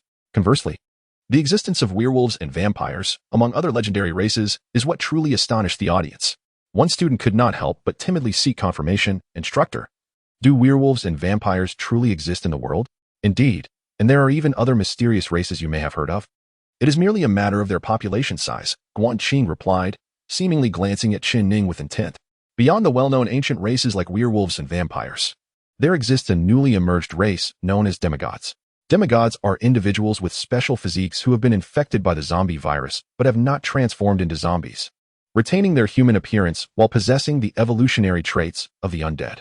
More officially, they are referred to as half-human, half-zombie hybrids. Demigods carry the zombie virus and generally possess terrifying strength. They are regarded as catastrophic entities. Humanity must treat them similarly to zombies, necessitating their eradication." Chen Ning's heart raced at this revelation, wondering if he might be one of these so-called demigods. Furthermore, when instructor Guanqing mentioned demigods, her gaze seemed to linger on him. What could that imply? Chapter 015. Bone Cleansing Pill. Guanqing's class was brief, lasting only an hour. Yet the knowledge imparted left many in awe. Even the likes of Bai Yuhao and Lu Shi, who came from noble families to enlist, could not suppress their anticipation upon hearing about the military's secret techniques. After class, Chen Ning joined the others in the mess hall for dinner. After their meal, before the lights-out bell rang, the new recruits enjoyed a moment of freedom, albeit within designated areas. Chen Ning made his way directly to the infirmary, where the seasoned military doctor, Fang Zheng, had advised him to return for a dressing change. However, since the morning, he had been preoccupied with training and classes, only now finding the time to tend to his injuries. Fang Zheng examined Chen Ning's wounds, frowning slightly. "Your activities have been too vigorous, aggravating your stitched wounds. Several of the sutures have come undone." As he spoke, he began to restitch Chen Ning's injuries without anesthesia, causing the latter to sweat profusely from the pain. Nevertheless, Chen Ning grit his teeth and refrained from uttering a sound. After rewrapping the bandages, Fang Zheng administered an intravenous infusion of standard anti-inflammatory medication. Upon completion, Chen Ning felt considerably better and intended to take his leave, but Fang Zheng tossed him a small black pill. "Here, take this bone-cleansing pill. It will aid your recovery, considering we share similar traits." Chen Ning instinctively caught the black pill, somewhat astonished, and queried, "Similar traits?" Fang Zheng's eyes glimmered with mischief as he grinned, revealing a sparse set of yellowed teeth. "I meant your fortitude in enduring surgery without anesthesia. You exhibit a commendable masculinity, reminiscent of my youthful days. And of course, you bear a striking resemblance to my younger self." Chen Ning's gaze fell upon Fang Zheng's receding hairline.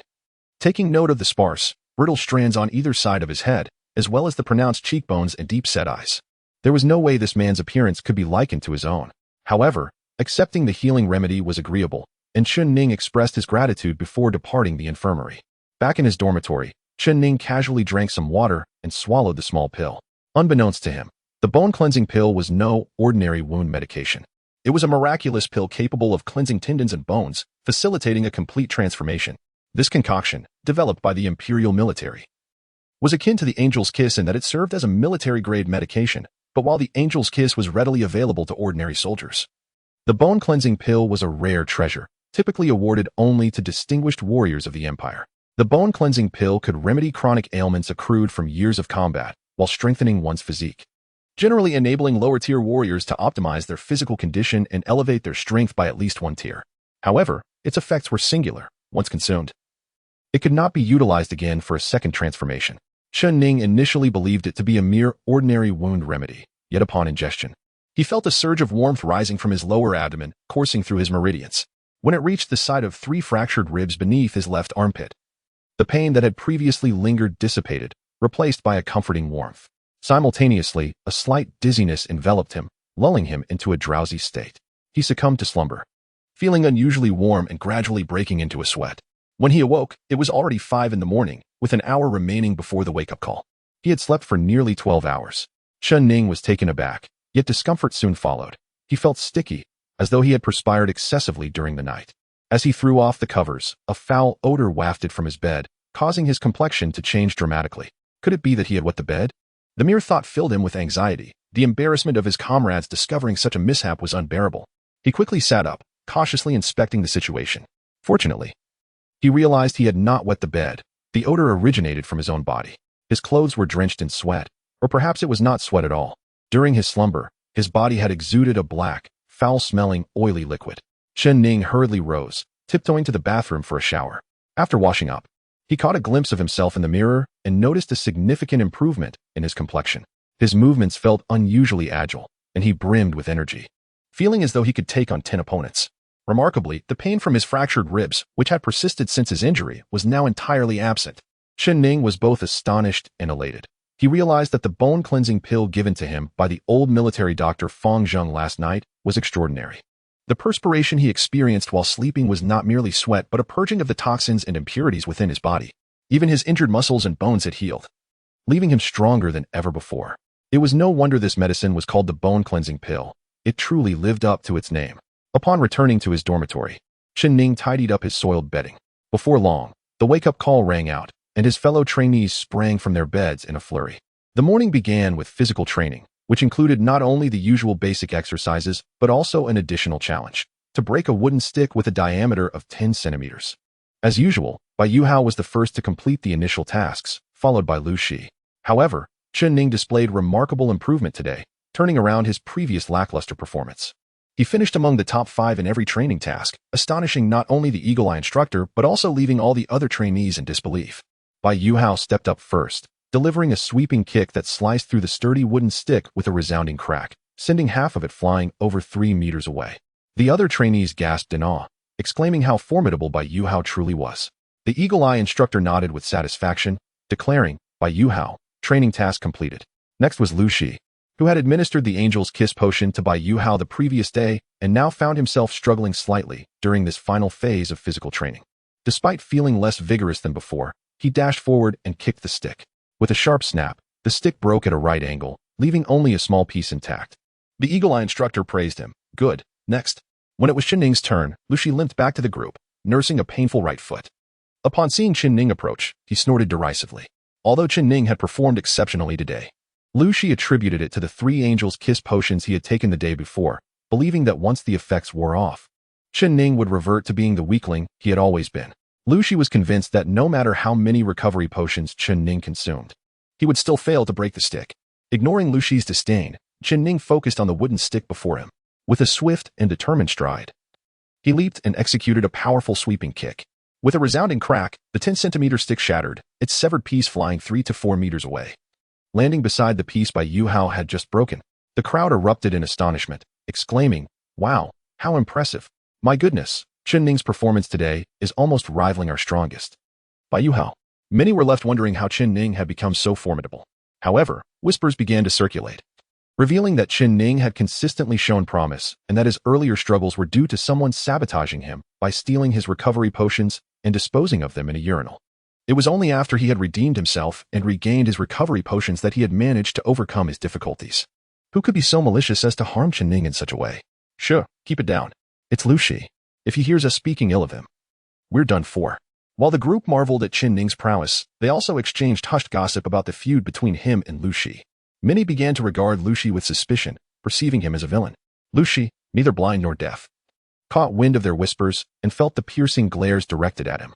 This ignited a fiery rage within him, and he glared at Chen Ning with resentment. He believed that Chen Ning had spread these rumors, and Chen Ning's remarkable performance today posed a genuine threat. Lu Shi resolved to eliminate Chen Ning before he could truly ascend in strength. For the following month, Lu Shi sought opportunities to bring Chen Ning down. However, Chen Ning remained vigilant, even while sleeping, and the strict regulations of the base made it difficult for Lu Shi to find a safe chance to strike. During this month, both Chen Ning and the other newcomers underwent significant transformations, or rather, advancements. All trainees could now effortlessly complete 600 squats with 200 pounds and break 20-centimeter trees with a single kick. They also acquired a wealth of knowledge, primarily centered on combating zombies. Chen Ning and his fellow trainees had met the basic requirements of ordinary soldiers. Yet they still fell short of the standards required to join the elite Phoenix Corps. Although their progress was swift, the toll had been heavy. Only 50 members remained in Chen Ning's group. The other 4 groups faced similar attrition, resulting in a stark reality. Out of the 1,000 newcomers initially recruited by the Bluebird training camp, only around 250 were still alive, each soldier stepping forth over the fallen corpses of their comrades. As the final month approached, physical training became less critical, and the Bluebird training camp shifted its focus to practical combat training, under the direct supervision of the Eagle Eye instructor. Chen Ning and 50 other novices ventured beyond the base into the wilderness to hunt solitary zombies for real combat experience. They encountered zombies 3 times in total. The first was a wandering corpse that typically frightened away scavengers and the impoverished, but to Chen Ning and his companions, it was akin to a mouse meeting a horde of kittens, especially with the Eagle Eye leading the charge. The novices eagerly studied and toyed with the zombie until Bai Yuhao ultimately dispatched it. Their second encounter was with a level 2 zombie, a traditional undead creature. While it caused a brief moment of panic among the trainees, it ultimately met the same fate as the first. The third encounter involved a group of about 10 wandering corpses. This time, all the novice trainees engaged in battle, surrounding the zombies in groups of 3 or 5. These low-level zombies, slow and weak, were outnumbered by the trainees, who had already dispatched 2 zombies earlier. Consequently, the group felt no pressure. In fact, some even took their time to play with the zombies, delaying their kills for amusement. Regrettably, this led to an unfortunate incident. A female trainee named Huang Min, while repeatedly teasing the zombies, accidentally suffered a bite on her hand. As one of the few female trainees and a consistently high performer, she found herself at a disadvantage due to her carelessness. In the end, several panicked novices fumbled to slay the zombie. Eagle Eye instructor, come quick. She has been bitten by a zombie. What should we do? How can we save her? Several trainees laid Huang Min down, rolling up her sleeve to reveal the bite on her arm, urgently calling for the instructor. The Eagle Eye instructor, along with Chen Ning, Bai Yuhao, Lu Shi, Gao Feng, Su Chang, and others, rushed over. Huang Min's face turned pale, uncertain of the severity of her injury. She gazed pleadingly at the Eagle Eye, whispering, "Instructor, please save me." Despite Huang Min's hand injury, she exhibited no other symptoms, leading everyone to underestimate the gravity of the situation. They believed that since she was still lively, there was no cause for alarm and that a solution would present itself. The Eagle Eye instructor examined her wound, and facing Huang Min's desperate gaze, he spoke gently. "It's all right, close your eyes. I will save you." Obediently, she shut her eyes, but to the shock of Chen Ning and the others, the Eagle Eye instructor drew his pistol and, with a single gunshot, ended Huang Min's life. Chen Ning couldn't help but exclaim, "Instructor, what are you doing?" Eagle Eye coldly addressed Chen Ning and the others. "Remember this. When dealing with enemies, especially zombies, you must exert your utmost effort, regardless of whether the adversary is a level 1 walker or a level 12 corpse king. Disrespecting your enemy equates to disrespecting your own life. The fate of those infected with the zombie virus is either death or transformation into a zombie." Chen Ning and the others no longer felt the earlier exhilaration from teasing and slaughtering zombies. Their gazes fell heavily upon Huang Min's lifeless body. They had learned a valuable lesson today. Never underestimate your enemies, and always approach even the weakest foes with the utmost seriousness and dedication. Chapter 16. Training Assessment. Following the Huang Min incident, Eagle Eye organized several practical training sessions, during which the trainees exhibited a much more serious demeanor. Each participant approached the task with the utmost dedication, employing simple yet effective methods to eliminate zombies. The trainees from the other 4 groups also ventured out for practical training under their respective instructors. The first phase of the new recruits' 3-month training was nearing its conclusion. Everyone was fully committed to training and showcasing their abilities as they aspired to rank among the top 10 in their group, which would grant them entry into the elite group led by the butcher instructor, paving their way to success. Chen Ning invested exceptional effort into his training, recognizing that entering the butcher's elite group would represent a significant step toward his ambition of becoming an officer. With each advancement in rank and the acquisition of strength and status, he could eventually return to Zhuke City to reclaim his beloved daughter from the Liu family. Before the conclusion of the 3-month training, an assessment was to take place. The task was straightforward. Approximately 250 remaining new warriors from the 5 groups were to be dispatched to the Sanchi town area, situated 200 miles east of the Qingyao base, to hunt the zombies that roamed there. Sanchi town had once been a small settlement, home to over 8,000 impoverished residents. Due to inadequate defenses, it had fallen prey to a horde of predatory zombies 3 months prior, resulting in significant casualties. The following day, the zombie virus erupted, leaving behind only the undead as the townspeople either perished or fled. The Black Shark Legion had previously been sent to eradicate the zombies, but upon learning that a few remained after their departure, no fewer than 1,000. Though scattered, the butcher instructor decided to assign this task as the training assessment for the new recruits. All participants were transported to the Sanchi town area in military trucks, where they would split up to hunt zombies. Points were awarded based on the type of zombie slain. 1 point for walkers, 2 for zombies, for assailants, and 8 for predators, with points doubling for each level increase. The top 50 warriors with the highest scores would gain entry into the butcher's elite group. For this mission, no firearms were permitted. Only military standard daggers and hand axes were allowed. The reasoning was twofold. The assessment would occur at night, and discharging firearms would attract nearby zombies, compromising fairness, and the butcher sought to gauge the recruit's true abilities, as combat with cold weapons tested a warrior's skills. Moreover, he disfavored reliance on firearms, as ammunition often proved insufficient in actual combat, necessitating the use of melee weaponry. Not to mention, top-tier zombies, such as level 6 Frisia, could withstand ordinary gunfire. To combat elite zombies, humans had to elevate their own skills to the levels of war generals or even supreme commanders, rather than relying on firearms, which were only effective against lower-tier zombies. The 5 military trucks rumbled along the treacherous rural roads, their wheels churning through the muddy terrain, kicking up clods of dirt. Each truck bore dozens of new recruits from the Qingyao base, who swayed with the vehicle's jolting motion, yet not a soul uttered a word. Some even closed their eyes, seizing every moment to conserve energy for the night's impending hunt. Suddenly, 3 intersecting creeks came into view, with crumbling walls in the distance. The setting sun casting a dim light, and the air thick with the stench of decay. The lead military truck screeched to a halt, its brakes screeching as the wheels carved deep grooves in the ground. The subsequent 4 trucks followed suit, narrowly stopping within inches of one another. The butcher instructor was the first to leap from the driver's seat of the front truck, his imposing figure exhibiting both strength and agility akin to a fierce tiger. The other instructors, including Eagle Eye, swiftly exited from the passenger seats of their respective vehicles. As Chen Ning and the other recruits assembled, a commotion stirred, drawing the attention of a nearby zombie.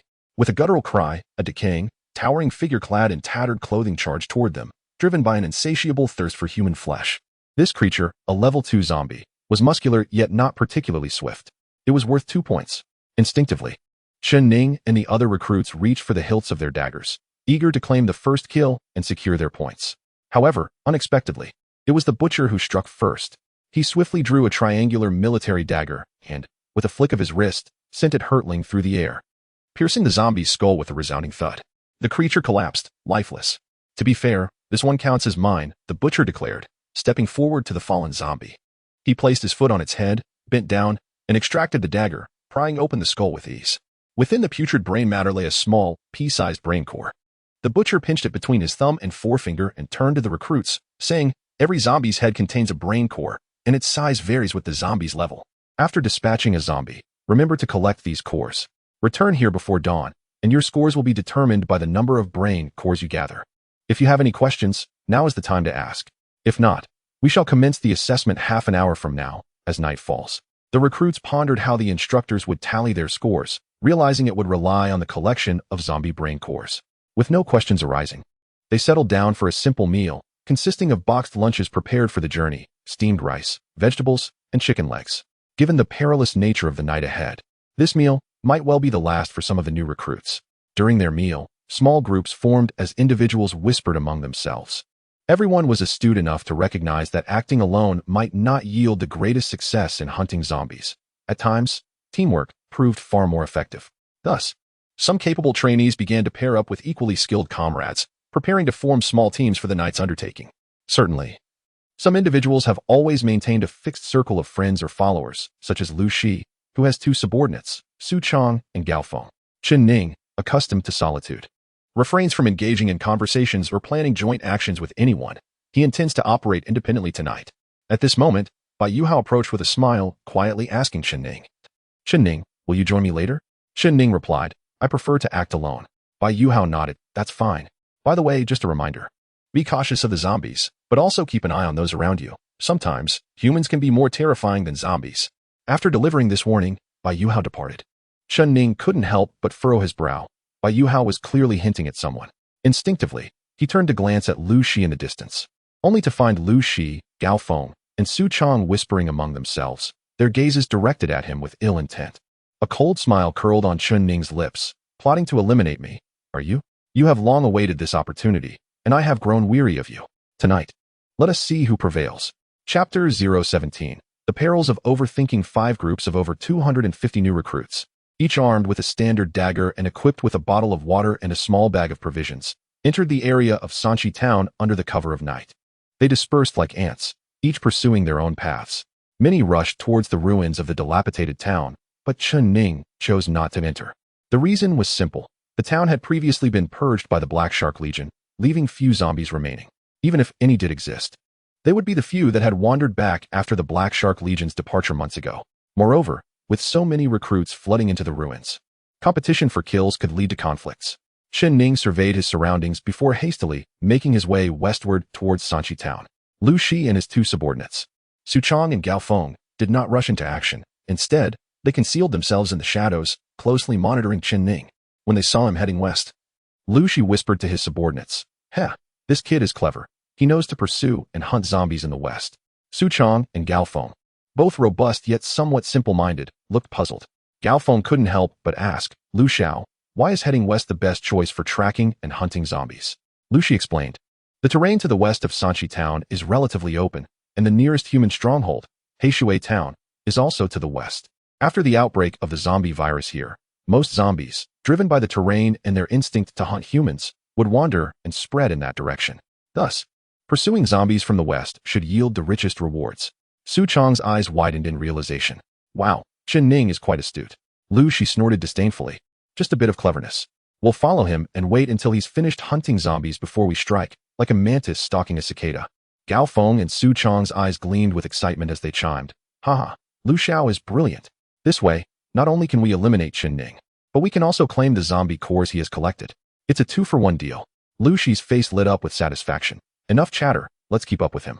Chen Ning proceeded at a steady pace, jogging 5 kilometers westward. Suddenly, he noticed movement in a patch of reeds ahead, suggesting the presence of a beast or something else. He halted, drew his sharp dagger, and cautiously approached the reeds. Stepping lightly into the thicket, he parted the reeds with his dagger and advanced slowly. A few meters in, he was confronted by a zombie.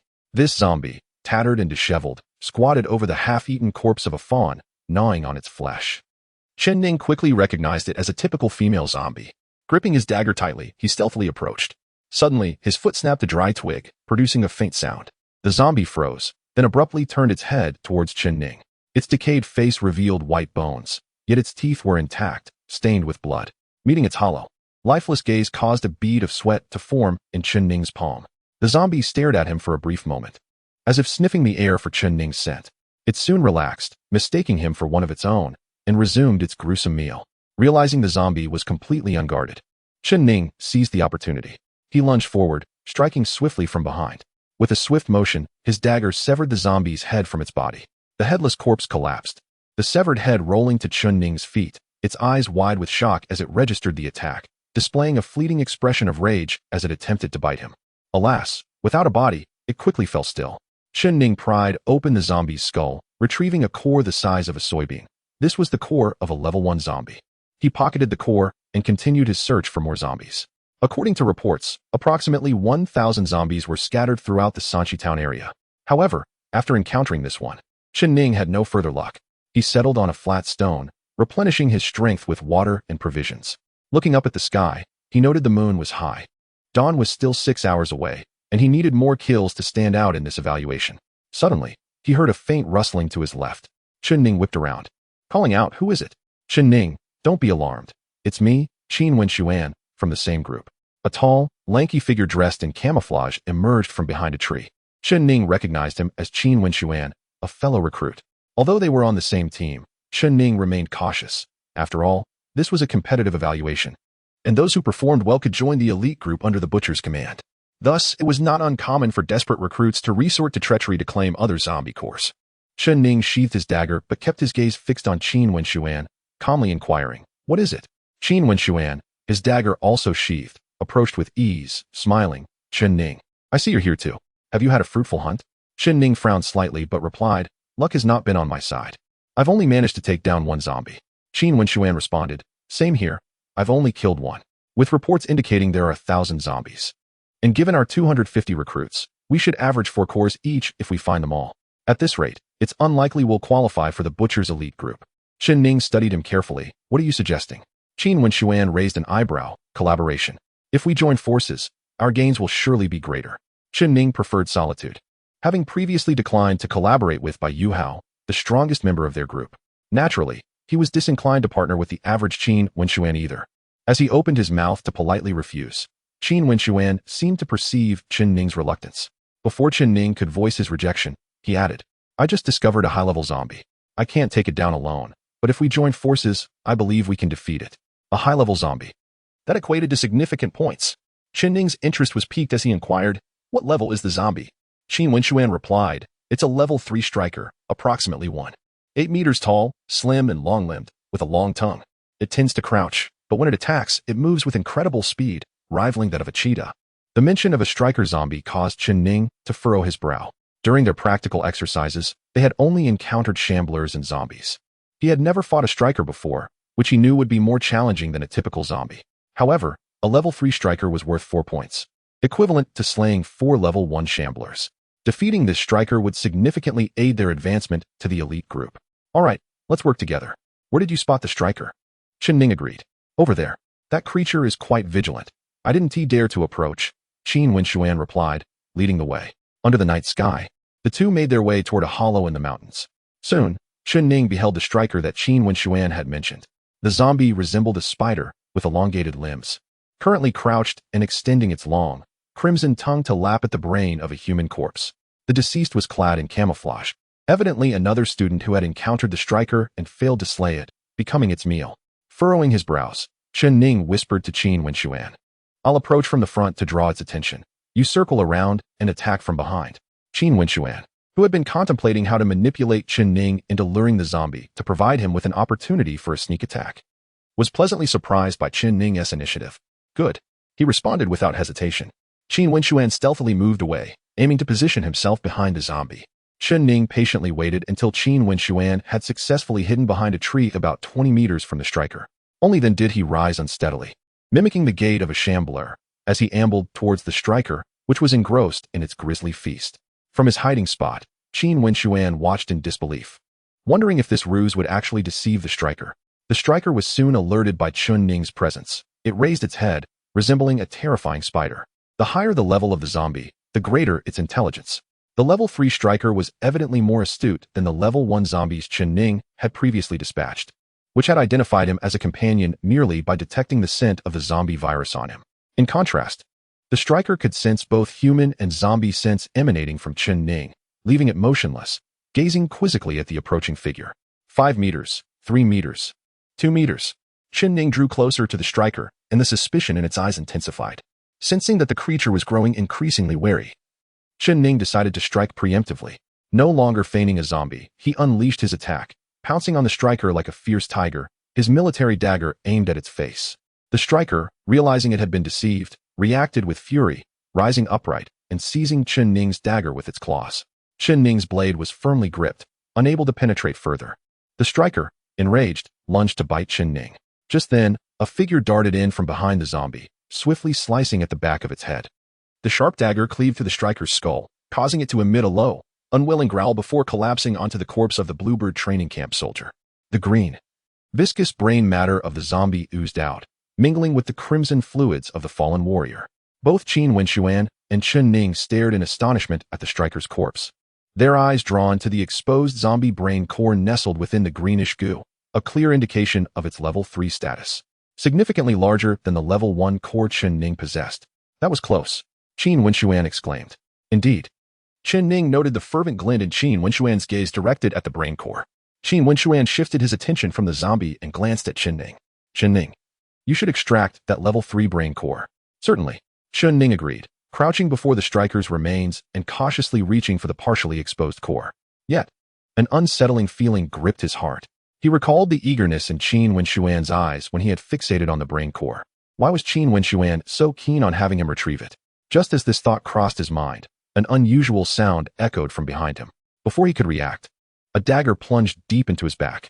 Chen Ning gasped, turning slowly to confront his assailant, Qin Wenxuan. Blood trickled from the corner of Chen Ning's mouth. I thought we could work together to hunt more zombies and score higher points, he groaned. Qin Wenxuan yanked the dagger free and cautiously stepped back, wary of a possible counterattack from the wounded Chen Ning. He sneered, with your level 1 brain core, my own, and the striker's level 3 core. I'll amass 6 points. That should secure my place in the elite group. Clutching his wound, Chen Ning staggered back before collapsing on the ground, blood staining his clothing. Qin Wenxuan, convinced that the brain cores were now his, grinned wickedly as he prepared to finish off the injured Chen Ning. Suddenly, a mocking laugh pierced the air. TSK, you managed to kill a striker zombie. Quite impressive. Qin Wenxuan's expression shifted dramatically as he turned to see Lu Shi, Su Chong, and Gao Feng emerge from the shadows. Chen Ning, injured and desperate, felt a surge of despair. It was as though he had stumbled from the jaws of one predator only to fall into the clutches of another.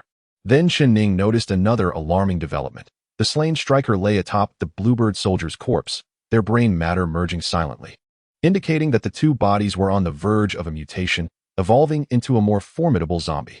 Chapter 018. We are friends, however. He now dared not voice his anger, knowing full well that he stood no chance in a confrontation. Thus, he shifted his gaze furtively, mustered a smile, and ingratiatingly said, Lu Xiao, I am aware of your grievances with Chen Ning. My handling of this brat is also in your honor. I shall forego the brain core of this assault zombie as a gift for you. I will only take the first-level brain core from Chen Ning. What do you think? Lu Shi toyed with a standard dagger in his hand, nodding with a smile. Your suggestion is commendable. I agree.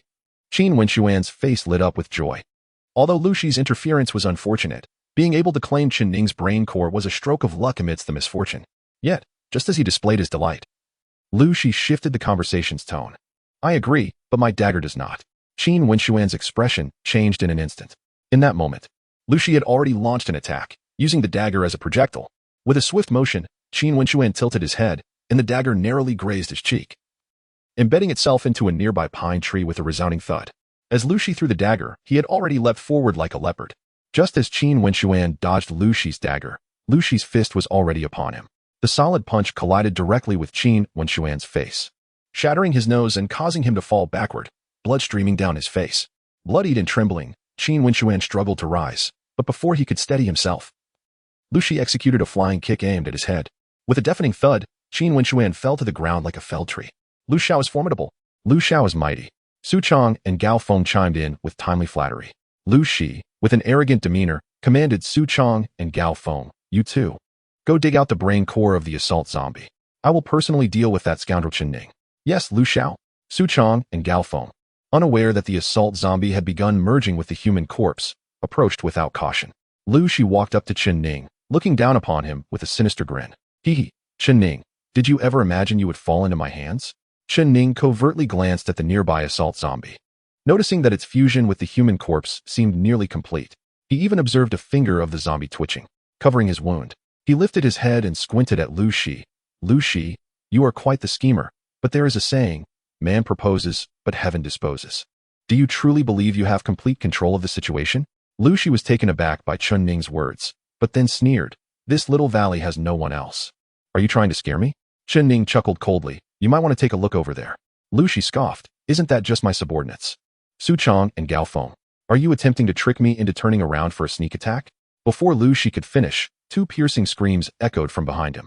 Upon hearing those cries, Lu Shi's expression drastically changed as he recognized the voices of Su Chong and Gao Feng. He turned in terror to face them, only to be met with a shocking sight. The assault zombie had pierced through both Su Chong and Gao Feng's chest with its hands. To be precise, this was no longer merely an assault zombie. It had merged with the corpse of a deceased training camp soldier.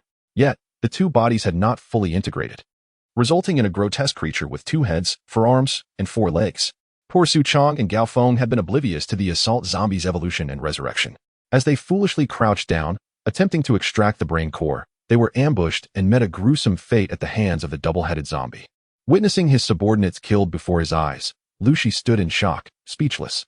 He could not determine the level of the double-headed zombie, but it appeared formidable and challenging to confront. After a moment of astonishment, he resolved to retreat. However, just as he turned, he saw Chen Ning standing once more, clutching a dagger in one hand while covering his wound with the other. Lu Shi's pupils dilated in fear upon seeing Chen Ning. He opened his mouth to speak. But before a word escaped, Chen Ning's dagger flashed and swiftly cut across his throat. Lu Shi's carotid artery was severed, and blood gushed forth, splattering Chen Ning's face. It turned out that although Chen Ning had been stabbed in the back by Qin Wenxuan, he had secretly retrieved an angel's kiss potion while Lu Shi dealt with Qin Wenxuan. This potion was one of two that Bai Yuhao had given him, which he had saved for emergencies. Unbeknownst to him, tonight would be the time to utilize it. After consuming the restorative potion, Chen Ning managed to suppress the pain of his wound, ready for combat. However, to deceive Lu Shi, he had refrained from standing until the double-headed zombie dispatched Su Chong and Gao Feng, creating the perfect opportunity for Chen Ning to strike Lu Shi down. With Lu Shi dead, Chen Ning was splattered with his blood, and the scent of blood triggered a change within him. The once dormant zombie virus in his body stirred to life, awakening like a group of infants yearning for nourishment, craving blood. The virus's influence turned Chen Ning's eyes crimson, and an insatiable thirst for blood surged through him, akin to an addict's craving, overwhelming his rationality. He lunged at Lu Shi's corpse and began to consume the blood gushing from Lu Shi's neck. Meanwhile, the double-headed zombie was also feasting on Su Chong and Gao Feng. As the blood filled Chen Ning's stomach, it was as if parched earth had received the long-awaited rain, visibly healing the wound inflicted by Qin Wenxuan at an astonishing rate. 2 hours passed, and Lu Shi had transformed into a desiccated corpse. The zombie virus within Chen Ning was satiated, quieting down. The crimson hue in his eyes gradually faded as he regained his senses. Not far away, the double-headed zombie had drained Su Chong and Gao Feng of their blood, growing even stronger, now possessing 2 heads, 4 arms, and 4 legs. As Chen Ning consumed Lu Shi's blood, the double-headed zombie took notice of him. The creature, drawn by the potent scent of the zombie virus emanating from Chen Ning, along with his blood-red eyes and the act of drinking blood, recognized him as kin. Slowly, the double-headed zombie approached Chen Ning, instinctively seeking the company of its kind. Chen Ning grasped the dagger in his right hand, bent down, and picked up Lu Shi's dagger, gripping both tightly as he awaited the creature's advance. Upon nearing, the double-headed zombie detected a hint of human scent on Chen Ning, causing it to pause in confusion. The 2 massive heads leaned closer, sniffing at Chen Ning's body, attempting to discern whether he was truly one of them.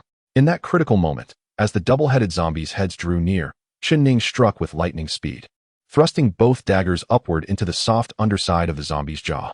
The jaw was one of the weakest points of the skull, allowing the daggers to pierce through to the top of the creature's heads. The unfortunate double-headed zombie fell lifelessly to the ground, eyes wide open in death. Chen Ning knelt, breathless and exhausted.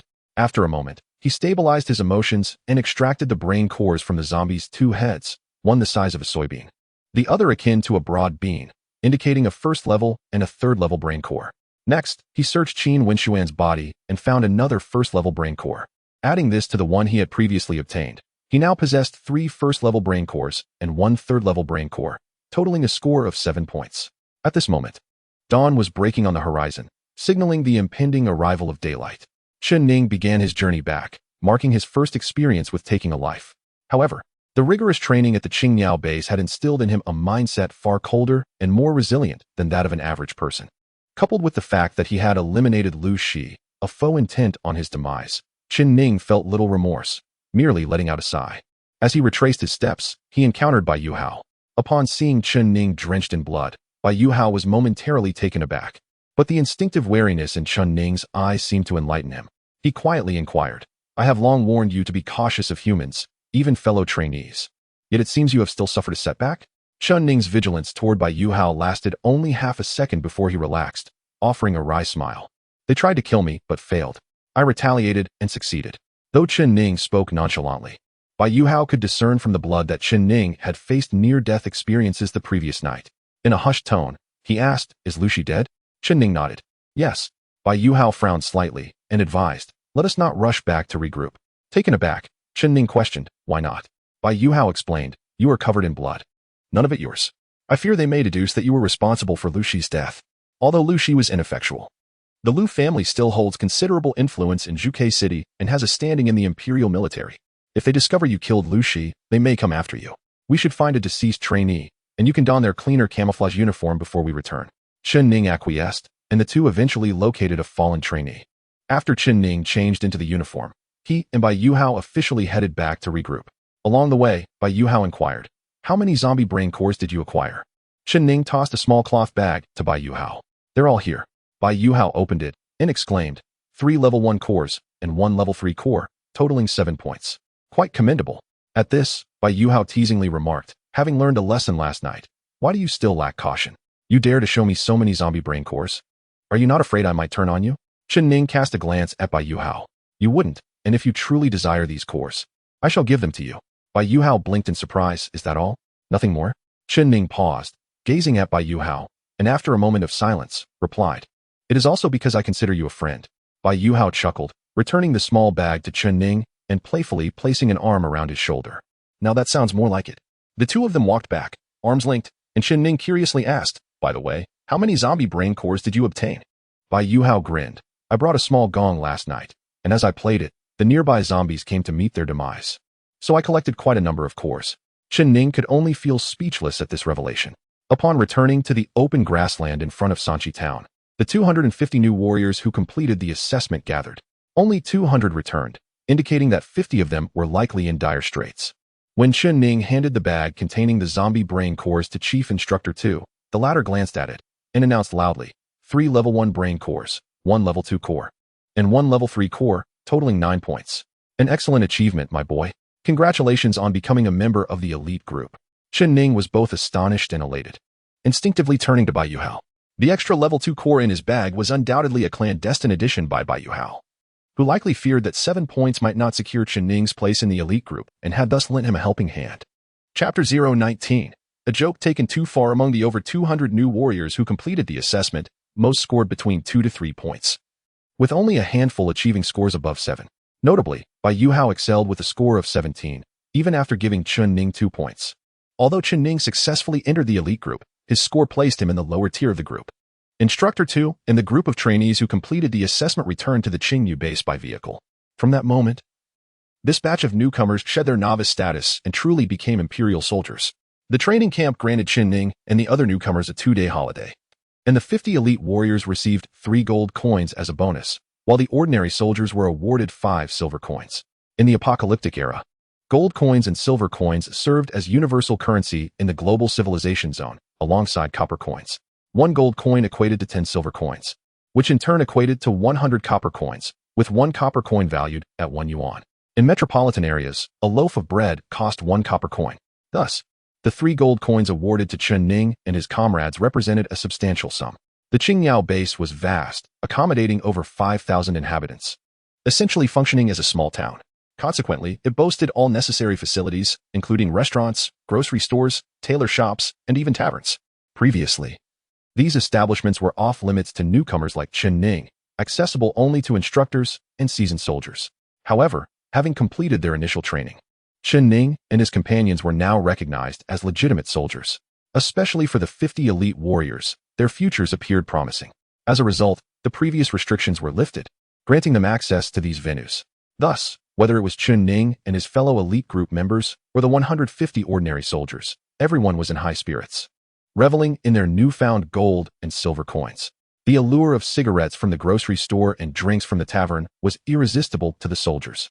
As night fell, Bai Yuhao insisted on taking Chen Ning to the tavern to celebrate with a few drinks. Bai Yuhao, being quite strong and hailing from a prominent family, was surrounded by friends. Besides Chen Ning, 2 male and 1 female soldiers from their cohort also joined them. The twin brothers, Luo Long and Luo Hu, were robust and towering figures, while the girl, Su Luo, was delicate and graceful. Her enchanting smile revealed shallow dimples, lending her an innocent appearance. Yet the glint of cunning in her eyes hinted at a more complex persona. Chen Ning realized she was not as naive as she seemed, as only the truly astute could survive in the training camp. The Luo brothers, though seemingly rough, possessed sharp minds, and, upon noticing Chen Ning's flushed face, eagerly sought to ply him with more drinks. Bai Yuhao, unable to bear it, interjected with a smile, "This reckless drinking lacks finesse. Why don't we play a game while we drink?" The Luo brothers were amenable, familiar with games involving dice or rock, paper, scissors, so Luo Long asked Bai Yuhao, "What shall we play, young Master Bai?" Bai Yuhao turned to Su Luo, smiling. "Miss Su, do you have any suggestions?" Su Luo giggled. "Let us play dice. The one with the lowest score must drink a cup. Of course, if they refuse, we get to have some fun with them. What do you think?"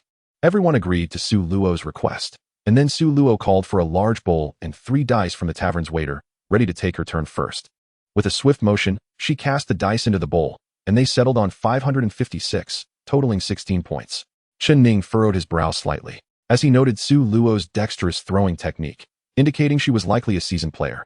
Next, Bai Yuhao and the De Luo and Xiao Luo brothers took their turns, each rolling above 14 points, which left Chen Ning wryly smiling. These individuals clearly had honed their dice-throwing skills and consistently achieved high scores. When it was Chen Ning's turn, he could only rely on luck. He tossed the dice casually, rolling a 112, totaling just 4 points, the lowest among them. Su Luo burst into laughter, exclaiming, "Chen Ning lost." De Luo cheered, "Quick, drink a big cup of baijiu." Xiao Luo winked mischievously, adding, "If you don't want to drink, you'll have to endure our teasing." Having already consumed several cups of baijiu, Chen Ning was reluctant to drink more, so he couldn't help but ask, "What kind of teasing are we talking about?" Bai Yuhao replied with a smile, "It's not set in stone. Everyone can suggest something as long as it isn't too outrageous." Chen Ning then declared, "All right, I won't drink the penalty. I'll choose to be teased by you all." Thus, Su Luo Bai Yuhao and the De Luo and Xiao Luo brothers conferred on how to tease Chen Ning, ultimately deciding that he must tell the next person who enters the tavern. "I like you." Chen Ning was taken aback. "Goodness, isn't that a bit excessive?" Just as he finished speaking, a burst of laughter erupted nearby. A man was dancing in a woman's dress. After just a few seconds, he blushed furiously, tore off the dress, and returned it to a grinning beer maiden, awkwardly rejoining his companions. Chen Ning was momentarily stunned, then realized that this fellow must have lost a game and was subjected to a similar prank. It seemed such antics were commonplace in the tavern, and compared to dancing in a woman's dress, telling the next person who entered "I like you" felt far less humiliating.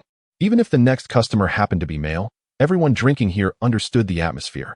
No one would take it seriously. With that thought, Chen Ning agreed, "All right, I will tell the next person who comes in that I like them." He stood up, steeling himself to wait by the entrance. Bai Yuhao, Su Luo, and the De Luo and Xiao Luo brothers watched with keen interest, eager to see Chen Ning's predicament. As he stood at the tavern entrance, he stole a glance outside and saw a young female warrior approaching, causing Chen Ning's heart to lift. In the base, male warriors comprised 90 of the population, leaving only 10 female warriors. Chen Ning was anxious that the next person entering the tavern might be male, although it was all in jest. Declaring "I like you" to another man would be utterly mortifying. Relaxing somewhat, he awaited the arrival of the female warrior. Unbeknownst to him, however, the female warrior walked straight past the tavern entrance without entering, and instead, a tall, strikingly beautiful female instructor in a fitted black shirt and a form-fitting skirt entered, her long military boots clicking confidently on the floor. Poor Chen Ning had no idea that the other female warrior had bypassed the tavern and that a stunning officer had stepped inside. He was mentally rehearsing "I like you." So when the beautiful officer crossed the threshold, he blurted out, "Beautiful lady, I like you." The moment the words left his mouth, he realized his mistake. For the woman before him was not the plain female warrior, but a commanding officer in uniform. Upon closer inspection, he recognized her as Guanqing, the very officer who had previously broken one of his ribs. A wave of panic washed over him, his thoughts racing. "Oh no, why is it this fierce woman? I'm doomed."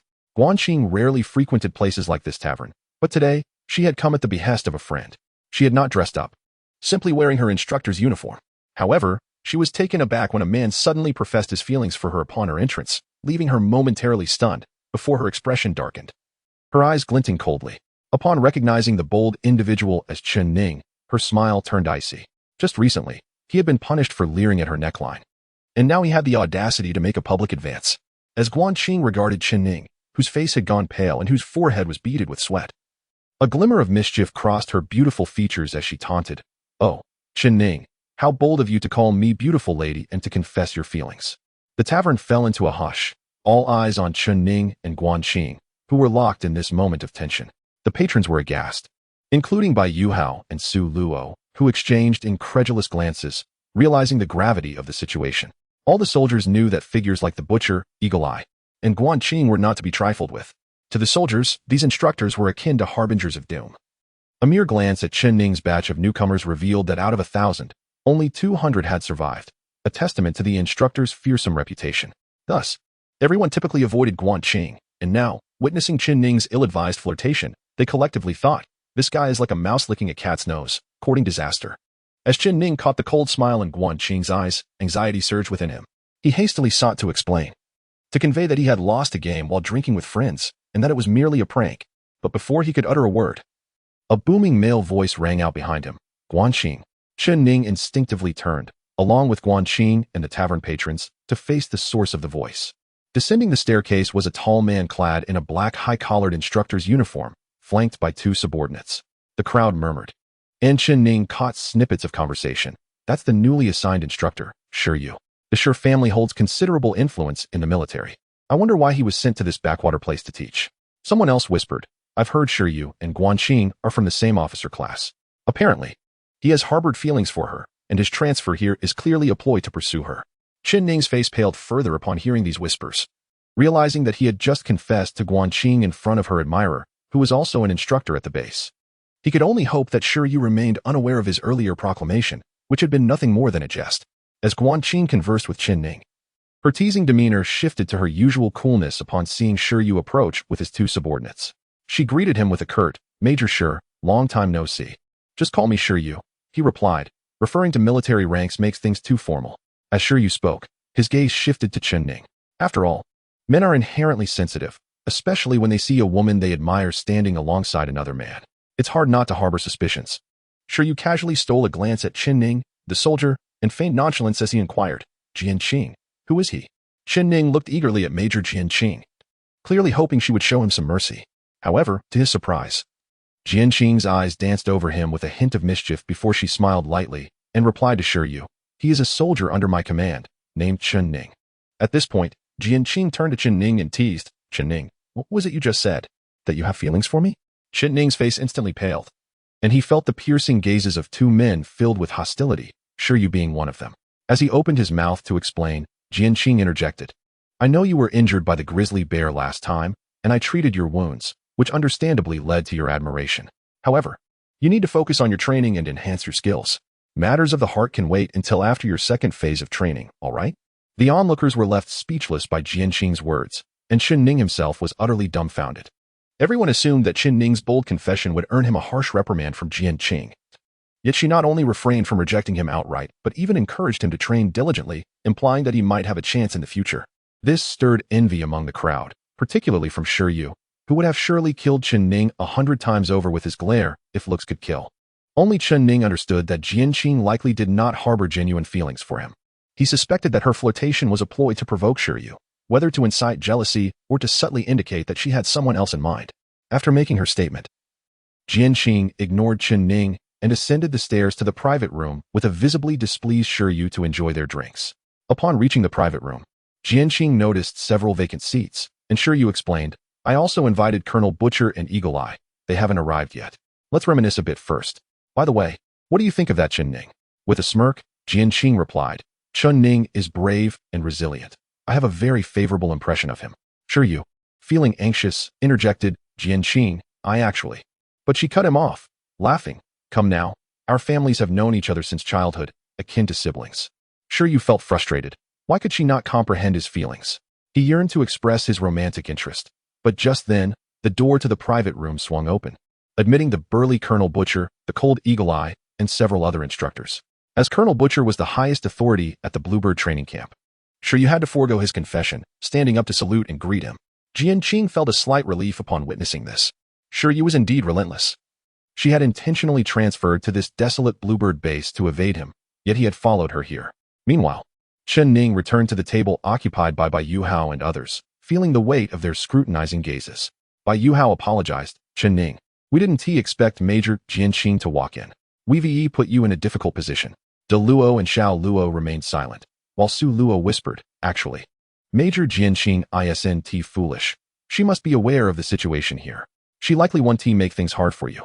Su Luo continued, her eyes twinkling with mischief. Since Major Jianqing didn't outright refuse you, it might indicate you have a chance. If you do end up with her, don't forget to thank us. Chen Ning could only offer a bitter smile. Don't be ridiculous. Her lack of a direct refusal is probably linked to Yu. I feel she wants to use me as a shield in her romantic dealings. Bai Yuhao's expression turned serious. If that's the case, you must tread carefully. He lowered his voice. Yu is also from Zhuke City. He's quite arrogant and holds grudges. Furthermore, I've heard that Yu's sister is Lu Shi's mother. Be cautious. Bai Yuhao's warning was clear. Yu's presence likely had more to do with investigating Lu Shi's demise than mere rivalry over Jianqing. In the event of an ordinary studentess' death during the assessment night, no one would seek their bodies, but Lu Shi was different. Coming from a prestigious family, the Lu family would undoubtedly send someone to retrieve his remains. With Lu Shi, Su Chang, Gao Feng, and Qin Wenxuan all deceased. And only a single two-headed zombie found nearby. The Liu family would surely grow suspicious, especially since the fatal wound on Qin Wenxuan was not inflicted by a zombie. Thus, Bai Yuhao subtly cautioned Chen Ning that Shi Yu's arrival might be connected to Liu Shi's death. Feeling a headache coming on, Chen Ning realized there was little he could do but take one step at a time. Given that Liu Shi's body had been drained of blood, it was unlikely that the Liu family would suspect him as the killer. The following day, Chen Ning, along with Bai Yuhao, Su Luo, and 50 elite soldiers, arrived at the classroom for lessons. From this point forward, they would attend classes with Jian Qing in the mornings, undergo physical training with Colonel Butcher in the afternoons, and practice independently in the evenings. Previously, Jian Qing had informed Chen Ning and his peers about the two paths for Imperial soldiers training. Those lacking innate talent or possessing only average abilities had to rely on technological routes for advancement, utilizing postnatal training and various restorative potions or genetic serums to enhance their strength. However, most could only elevate their capabilities to the rank of battle general before stagnating. Thus, soldiers on the technological path had limited potential, while the truly formidable warriors, especially those aspiring to reach the rank of elite general, needed to pursue the legacy training route offered by the military. In fact, when the Bluebird base selected 1,000 newcomers, they discreetly assessed the applicants' training aptitude, quietly recruiting those with promising talent and robust physiques. As such, Chen Ning's cohort was likely filled with individuals capable of mastering military secrets. However, there were exceptions. Chen Ning himself was one such anomaly. Recommended by Major Luo Hao of the Black Shark Legion, he had been granted special admission to the Bluebird training camp. Leaving his training aptitude uncertain, Jian Qing produced 50 vials of red potion, distributing them among the 50 trainees and instructing them to drink. She explained, "These potions are designed to activate the martial nodes within you. Each person has 12 nodes, symbolizing 12 levels of strength. The interconnected nodes form what we call the martial vein. Illuminating the lowest node signifies you have become a true level 1 soldier. 2 nodes indicate level 2. 3 for level 3, and 4 means you possess level 4 battle general strength. Should you be fortunate enough to light all 12 nodes, you will reach the pinnacle, becoming a level 12 general, though that is practically impossible in one's lifetime. If one can illuminate 7 nodes and elevate their strength to the level of a 7th tier general, it would suffice to allow them to navigate many realms with ease." Upon consuming the activation elixir, the crowd began to close their eyes in meditation, quickly sensing the 12 nodes within their bodies connecting to form a martial vein. Excitement surged through everyone, for they were finally poised to embark on their cultivation journey, stepping onto the threshold of true strength. Eagerly, someone inquired of instructor Jian Qing, "How shall we illuminate these martial vein nodes?" Jian Qing distributed a textbook to each individual, inscribed with the words, "Tiger Benju." She explained that the Tiger Benju is the sole cultivation secret of the Huaxia Empire's military. Compared to the exclusive secrets of other noble families, the Tiger Benju is unpretentious and devoid of shortcuts, yet it is fair. Only those endowed with talent and diligent in their practice can gradually, yet steadfastly, enhance their prowess. After a brief pause, Jian Qing proclaimed that the Tiger Benju is a military technique cultivated by all imperial warriors, including majors and generals. Some individuals have managed to cultivate it to illuminate all 12 martial vein nodes, achieving the rank of a 12th tier general. "Now, let us see how many nodes you can illuminate," she urged. In the classroom, all began to follow the teachings of the Tiger Benju, attempting to illuminate the nodes within their martial veins. Bai Yuhua was the first to succeed, illuminating 4 nodes in rapid succession. However, upon attempting to illuminate a 5th node, he was suddenly overwhelmed by excruciating pain, unable to suppress a groan, and had to cease his efforts. Jian Qing examined Bai Yuhua and remarked, "You have illuminated 4 nodes, reaching the level of a 4th-tier warrior. To illuminate more nodes, you must diligently practice the Tiger Benju. The martial vein resembles an electrical wire. The nodes akin to light bulbs, and the Tiger Benju acts as a generator. To illuminate more nodes, you must earnestly cultivate the Tiger Benju and accumulate greater martial power. Only then can you light more nodes. Furthermore, as more nodes are illuminated, the required martial power for cultivation increases. Forcing the illumination of your martial vein nodes will only bring you suffering, and in severe cases, could lead to catastrophic failure." Other students also began to illuminate their martial vein nodes. The more capable among them could illuminate 3 or even 4 nodes, while the less adept managed to light 2. Meanwhile, Chen Ning remained in a state of confusion and bewilderment. Instructor Jian Qing had stated that each person possesses only 1 martial vein. Yet he discovered that he harbored 2, a swirling black martial vein and a shimmering silver one. Following the cultivation method of the Tiger Benju, He attempted to channel his existing martial power to illuminate the nodes within his veins. The martial power was divided between the two veins, with each ultimately illuminating a single node.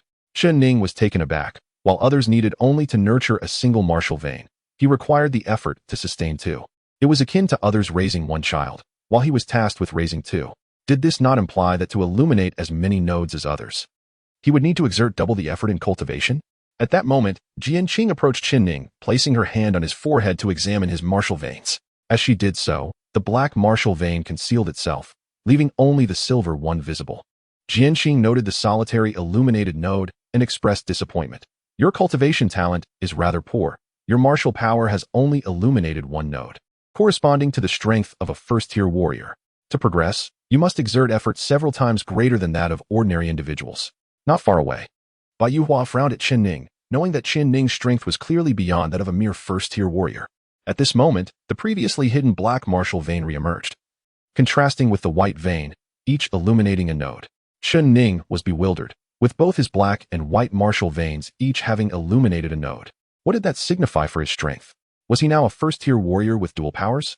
Chapter 021, Dragon Tooth. After class, as instructor Jian Qing exited the room, the others, basking in the joy of igniting their martial vein nodes, regarded Chen Ning with pitying glances.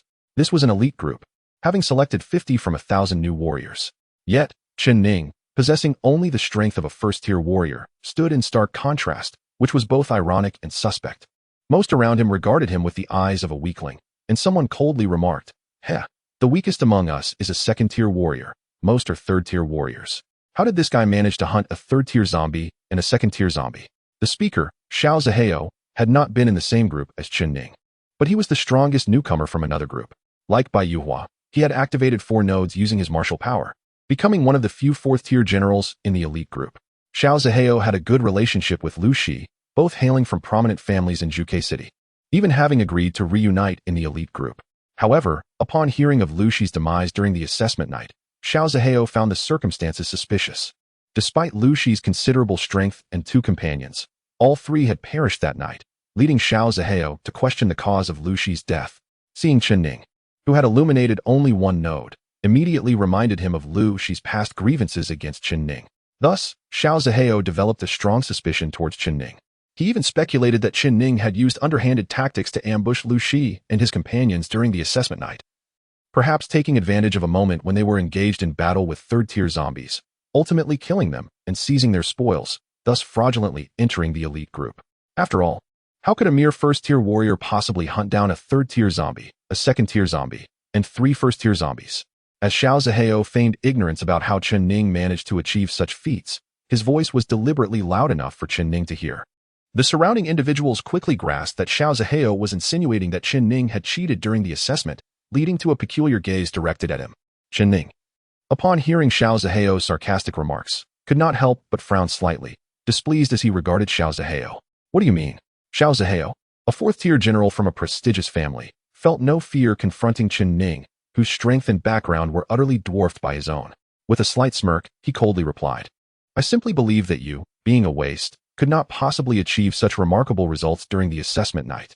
Moreover, I am aware of your enmity with my friend Lu Shi. I seriously suspect that you used underhanded tactics to eliminate Lu Shi and claim his achievements as your own. How else could a first-tier warrior like you defeat a third-tier zombie? Who would believe that?" The tension between Xiao Zihao and Chen Ning escalated, and those around them increasingly doubted the legitimacy of Chen Ning's accomplishments during the assessment night. Although Chen Ning had only illuminated one node in each of his black and white martial veins, he was confident that his strength far exceeded that of a mere first-tier warrior. The dual martial veins, however, left him uncertain about how to gauge his true power. Yet, he was reluctant to reveal the secret of his dual martial veins, fearing that it might be connected to his semi-divine identity.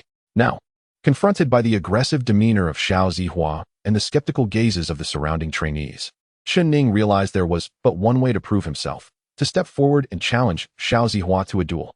He sought to demonstrate whether he truly possessed only the strength of a level 1 warrior.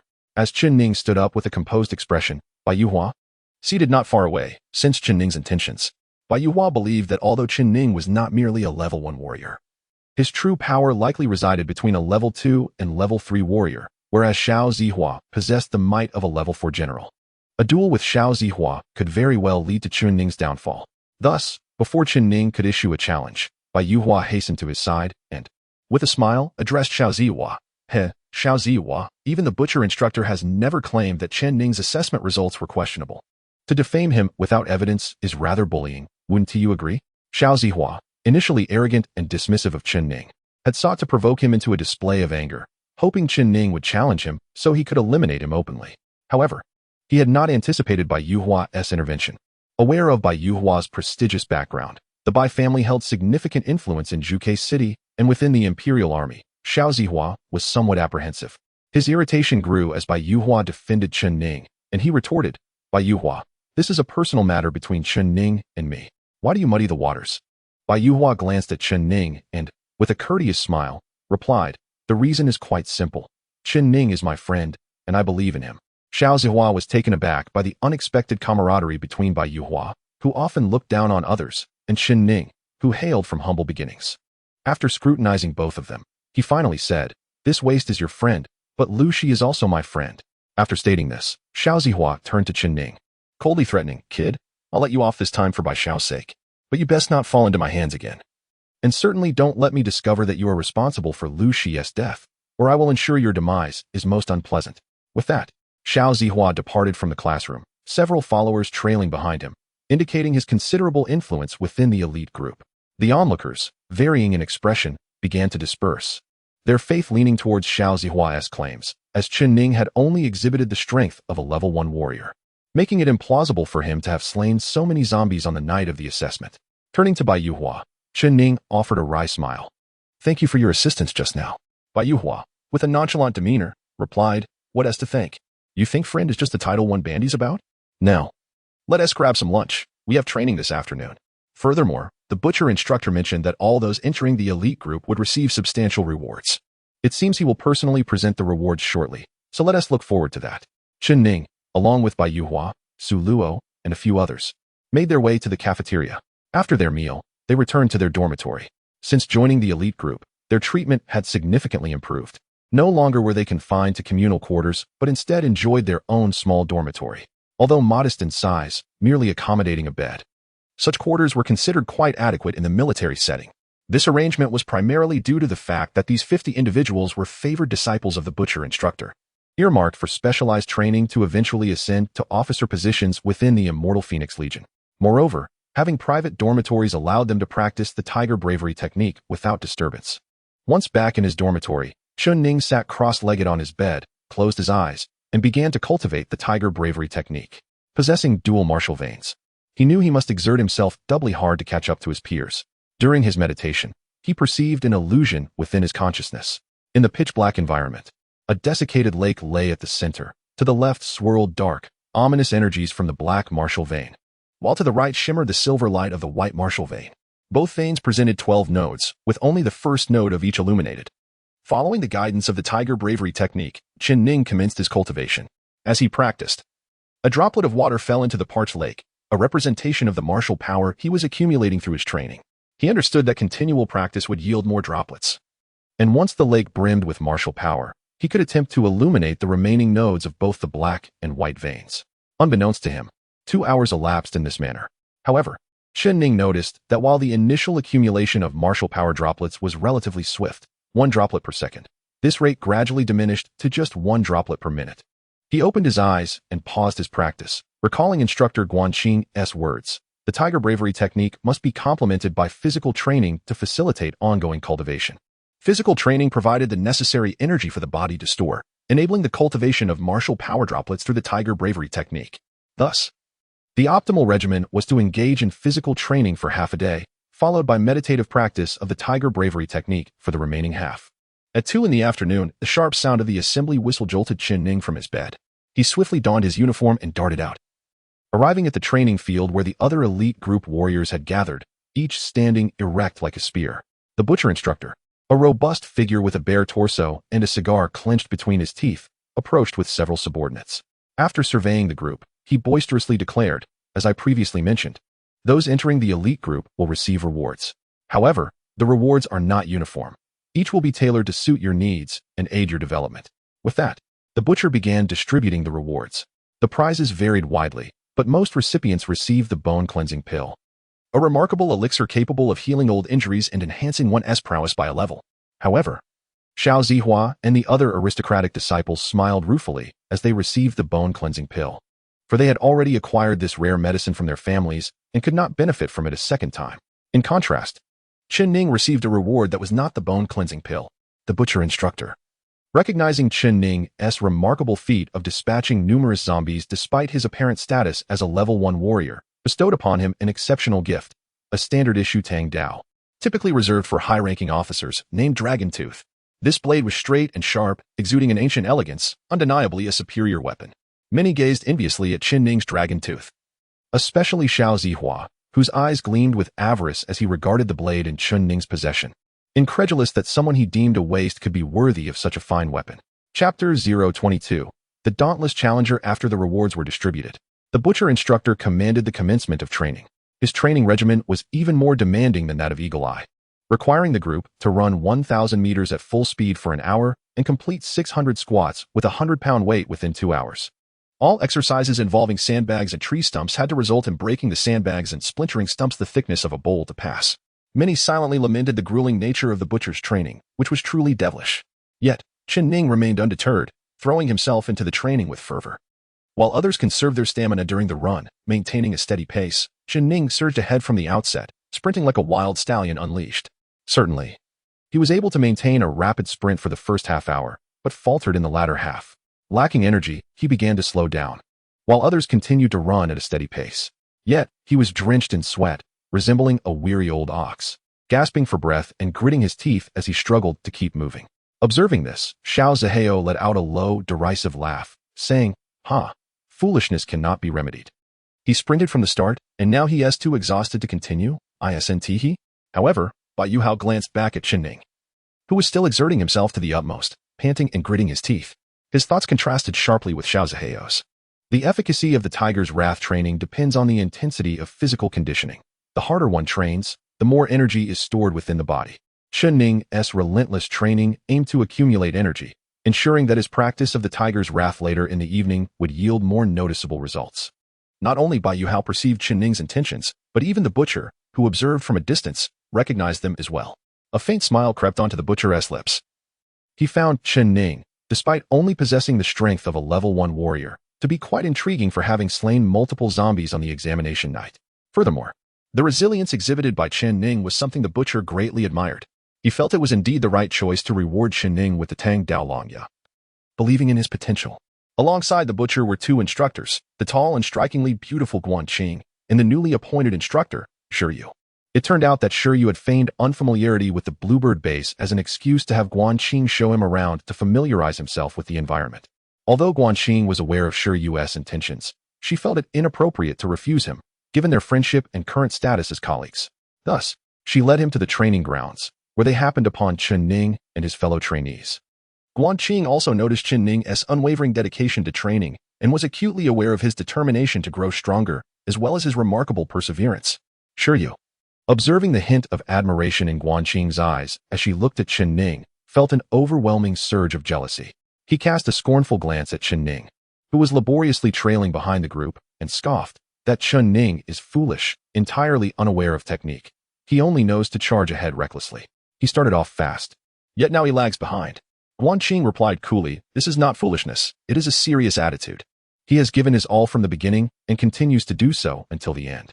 Shiryu snorted derisively, but he is clearly falling behind now. This approach is both erroneous and foolish. At this point, Shiryu turned to the butcher and inquired, "Colonel, given that Chen Ning is now running so slowly, does this not deviate from your expectation of running for an hour? Should he not face punishment for this?" Though the butcher was rugged and seemingly merciless, he was not foolish. His thoughts aligned with Guanqing's. Chen Ning's relentless commitment throughout the training, while it may seem foolish and incorrect at present, could very well lead to significant progress if he persisted. There might come a day when, while others jog leisurely, Chen Ning could maintain a high-speed sprint for an entire hour. It is only by daring to challenge one's limits that substantial improvement can be achieved. Nevertheless, Shiryu's assertion held some truth. While Chen Ning had started off strong, his current exhaustion and slow pace were unacceptable. Thus, at the conclusion of the hour-long running training, The butcher, with a stoic expression, reprimanded Chen Ning for his lackluster performance in the latter half, and, picking up a whip, struck Chen Ning's back 3 times. Chen Ning stood tall and straight, resembling a javelin as he endured the punishment, his face betraying no emotion. The onlookers suddenly felt that Chen Ning bore a resemblance to a younger version of the butcher. The whip struck Chen Ning's back, tearing the skin and staining his shirt with blood, eliciting a range of reactions from the spectators. Bai Yuhao and Guanqing frowned, while Shi Yu and Xiao Zihao reveled in the spectacle. Once the butcher had finished administering the 3 lashes, he coldly instructed everyone, rest for 10 minutes. Then we will proceed to the second training session. In the subsequent training activities, Chen Ning continued to give his all from the outset. Naturally, the outcome mirrored that of the running. He started strong, but fatigue soon set in, resulting in punishment once more. After the final training session, the butcher approached with the whip in hand, and all eyes turned to Chen Ning. Seemingly prepared for this moment, Chen Ning turned his back to the butcher, standing straight. Though his legs trembled slightly and his body shook, clearly nearing his limits. A single vicious strike from the butcher could easily topple him, perhaps even incapacitating his already battered body. With a swift motion, the butcher raised the whip and struck Chen Ning to the ground.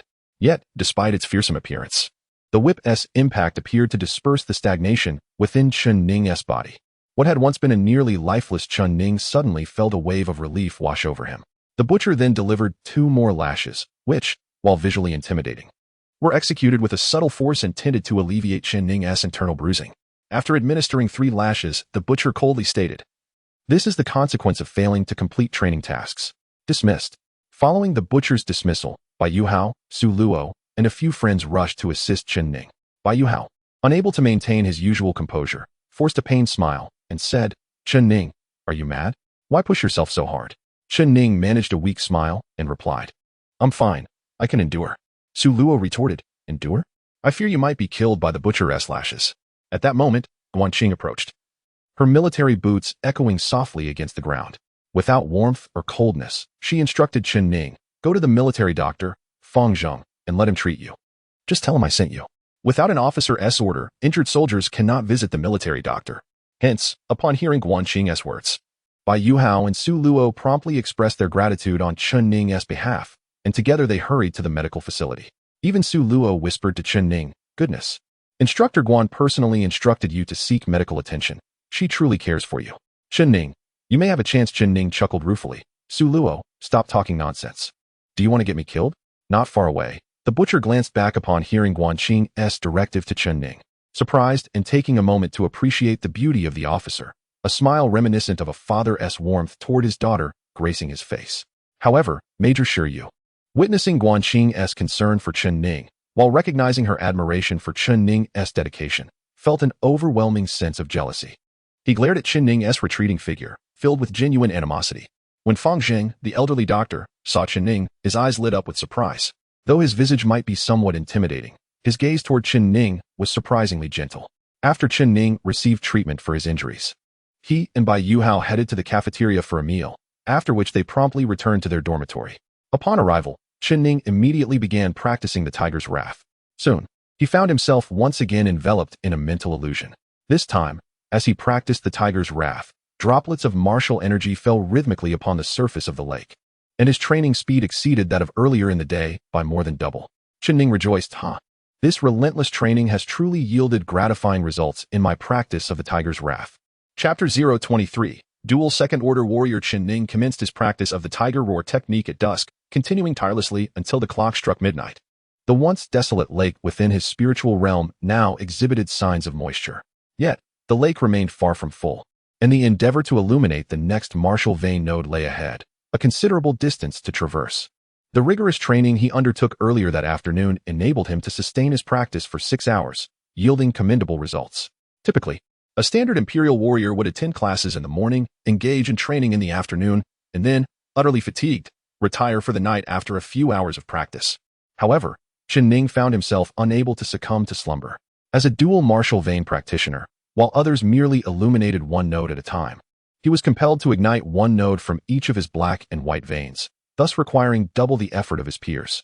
During the day, Chen Ning trained while others did the same.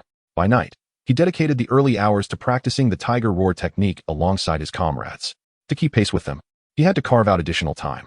Although weary, sleep eluded him, He tossed and turned restlessly until, with a sudden resolve, he rose, donned his military attire, and stealthily slipped out. In fact, a curfew had been instituted at the base since 11 p.m., prohibiting any unauthorized movement or activities, whether indoors or outdoors. By the late hours, aside from the sentinels on duty, the only presence was that of the patrolling guards. Chen Ning adeptly circumvented the watchful soldiers and the patrolling guards, making his way to the rear of the base. There lay a vast expanse of woods adjacent to a building filled with small dark rooms, which housed an array of beasts, including wolves and grizzlies. Thus, even in the dead of night, the eerie sounds of creatures echoed from within, adding an unsettling ambience. Especially as few ventured into this area after dusk. These factors drew Chen Ning to this secluded spot, where he could clandestinely continue to enhance his physical prowess and further his training in the tiger roar technique. With a series of thuds, he approached a massive tree trunk, sturdy enough for a double embrace, and began to practice his punches and kicks. Each strike against the trunk produced a resonating thump, though these sounds were soon drowned out by the roars of the nearby beasts. Initially cautious, Chen Ning gradually immersed himself in his training, unleashing his full strength upon the trunk, the noise escalating with each blow. Eventually, the commotion caught the attention of two soldiers stationed at the small dark-room building. They approached cautiously, rifles in hand, and exchanged glances of curiosity as they observed Chen Ning's fervent training. If it had been an ordinary soldier, they would have been apprehended immediately. However, Chen Ning was a member of the elite squad, comprised of individuals groomed for future leadership roles. Thus, the soldiers refrained from intervening, leaving one to keep watch while the other hurried to inform their superior, the butcher, given Chen Ning's esteemed status. The butcher, still awake and engrossed in a letter detailing the dire state of the immortal Phoenix Legion's encounters with zombies, was urged by the Legion commander to expedite the training of recruits at various camps to replenish their ranks. As the butcher finished reading, he was alerted by the reporting soldier about the elite squad member training in the woods at such an hour. Frowning slightly, he followed the soldier to the rear of the base, where he soon spotted Chen Ning, vigorously training amidst the trees, his fists and legs striking with formidable force. Despite his bloodied knuckles, Chen Ning showed no signs of ceasing his efforts. The butcher's lips curled into a slight smile. You too, listen closely. If you see this kid sneaking out to train again, act as if you have not noticed. Let him continue. Understood, Colonel Butcher. After 3 grueling hours of relentless training, Chen Ning finally returned to his dormitory, utterly exhausted. Yet, he resumed his practice of the tiger roar technique until the first light of dawn, feeling a sense of fulfillment before finally taking a bath. After a brief half-hour of sleep, the piercing sound of the wake-up call shattered the tranquility of the night. Chen Ning kicked off his blanket and sprang into action. His days passed in a whirlwind of classes, rigorous training, and relentless exertion, culminating in late-night practices that maximized his training of the tiger roar technique. This frantic pace persisted for an entire week. To outsiders, it appeared as though Chen Ning was merely engaging in mindless training and enduring punishment, while his peers, including Xiao Zihao, often ridiculed him. Little did they realize that each day saw an increase in the martial force within him, and by the week's end, the lake in his spiritual realm brimmed with power. That night, within the confines of his dormitory, Chen Ning was poised to attempt igniting the second node of his black and white veins. Instructor Guanqing had previously informed them that once the martial force lake was filled, it signified readiness to attempt the illumination of the next node. Generally, lower-tier nodes were easier to ignite, while higher nodes presented greater challenges. Regardless of success or failure, the martial force would be expended, necessitating renewed training to replenish the lake. Chen Ning crossed his legs and entered a meditative state, visualizing the spiritual lake and the towering black and white veins flanking it, each boasting 12 nodes. The lowest node of each vein glimmered, resembling 2 12-story towers with their bases illuminated. Tiger roar technique, activate, Chen Ning commanded fiercely, as his voice resonated. The tranquil surface of the spiritual lake erupted as if caught in a tempest, 2 whirlpools forming in the center. These whirlpools intensified and expanded, unleashing torrents of water that spiraled skyward, resembling 2 soaring water dragons. The 2 water dragons surged towards the respective black and white veins. The overwhelming force surged into his body, accompanied by a searing pain that coursed through his veins and bones, akin to being pricked by countless steel needles. Even the typically resilient Chen Ning could not suppress a pained groan, his face contorted in agony, beads of cold sweat dotting his brow. Yet, he gritted his teeth, enduring the torment.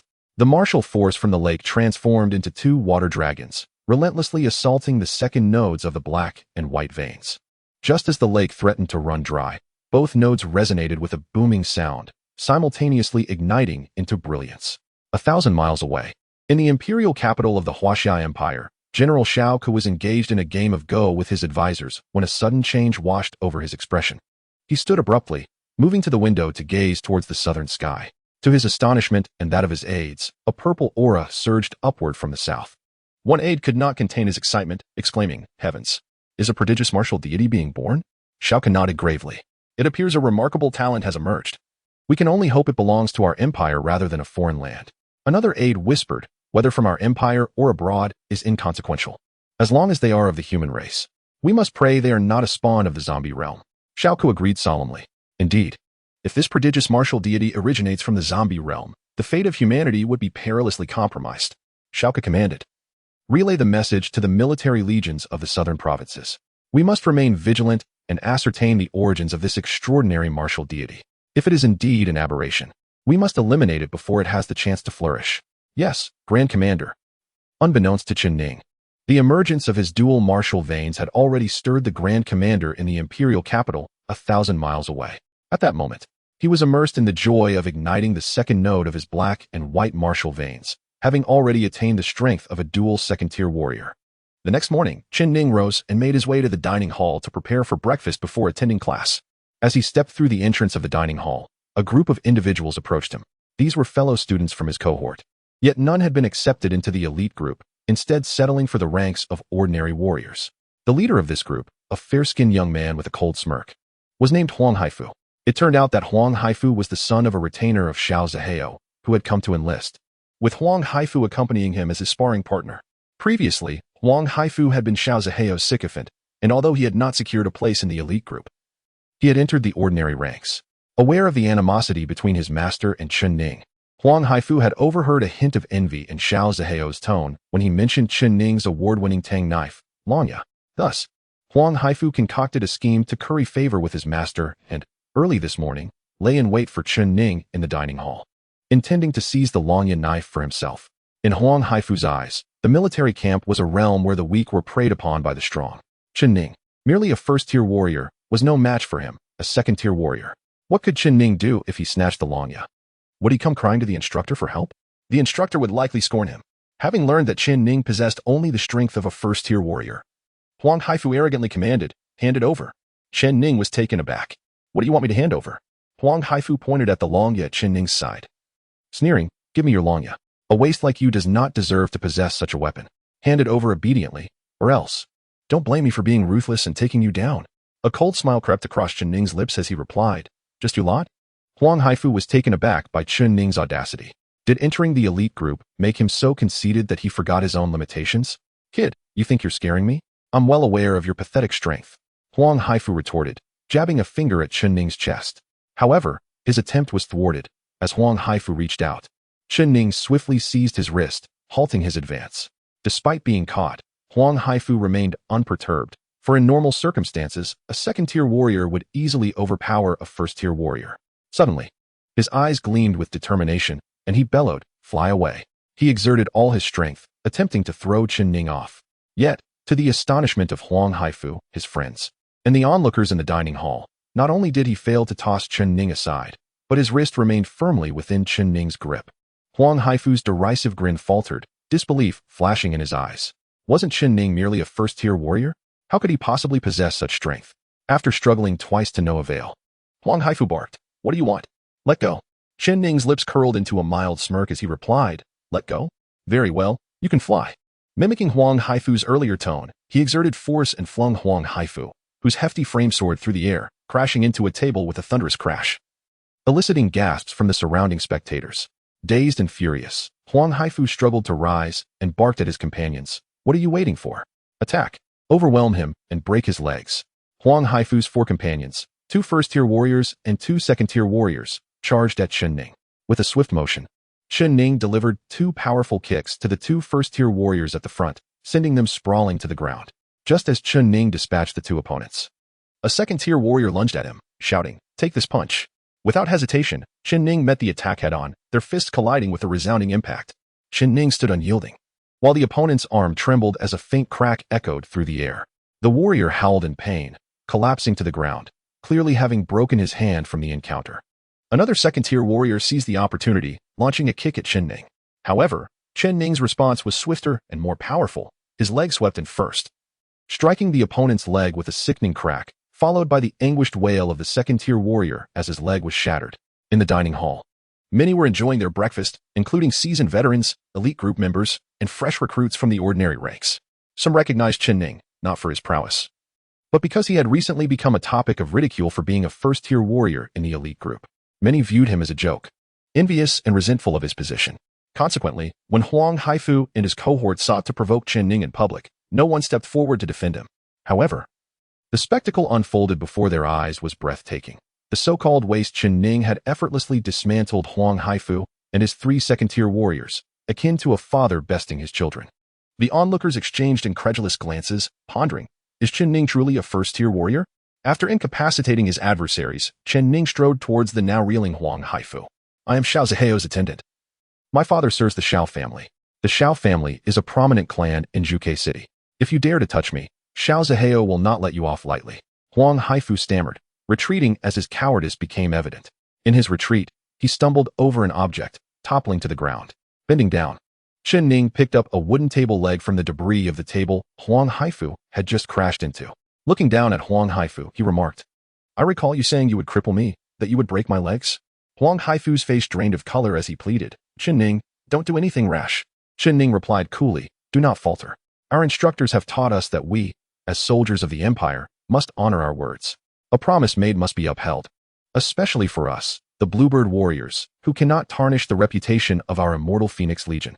Indeed, the battlefield is a realm of kill or be killed. If you intend to break my legs, you must be prepared for the same fate. Thus, I will now break one of yours. Is that too much to ask? Fear coursed through Huang Haifu's veins. He had initially perceived Chen Ning as a mere waste, but now he realized he was facing a demon. As he opened his mouth to speak, Chen Ning suddenly raised the wooden stick and swung it down towards Huang Haifu's left leg with a swift motion. In the moment the wooden stick struck Huang Haifu's left foot, he could not help but shut his eyes and scream, ah? However, although Chen Ning raised the stick high, he did not apply much force when it fell. It merely tapped Huang Haifu's left leg. Sweaty and trembling, Huang Haifu opened his eyes with one thought racing through his mind. Is my leg broken? Chen Ning squinted, a smirk playing on his lips, and said, don't panic. I haven't struck yet. Huang Haifu, witnessing Chen Ning's enigmatic expression, felt he was on the brink of despair. In his mind, Chen Ning had transformed into a terrifying demon. He trembled and pleaded, Chen Ning, I was wrong. I won't dare again.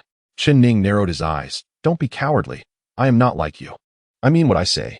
If I say I will break your leg, I will do it. At that moment, a cacophony of footsteps echoed from outside.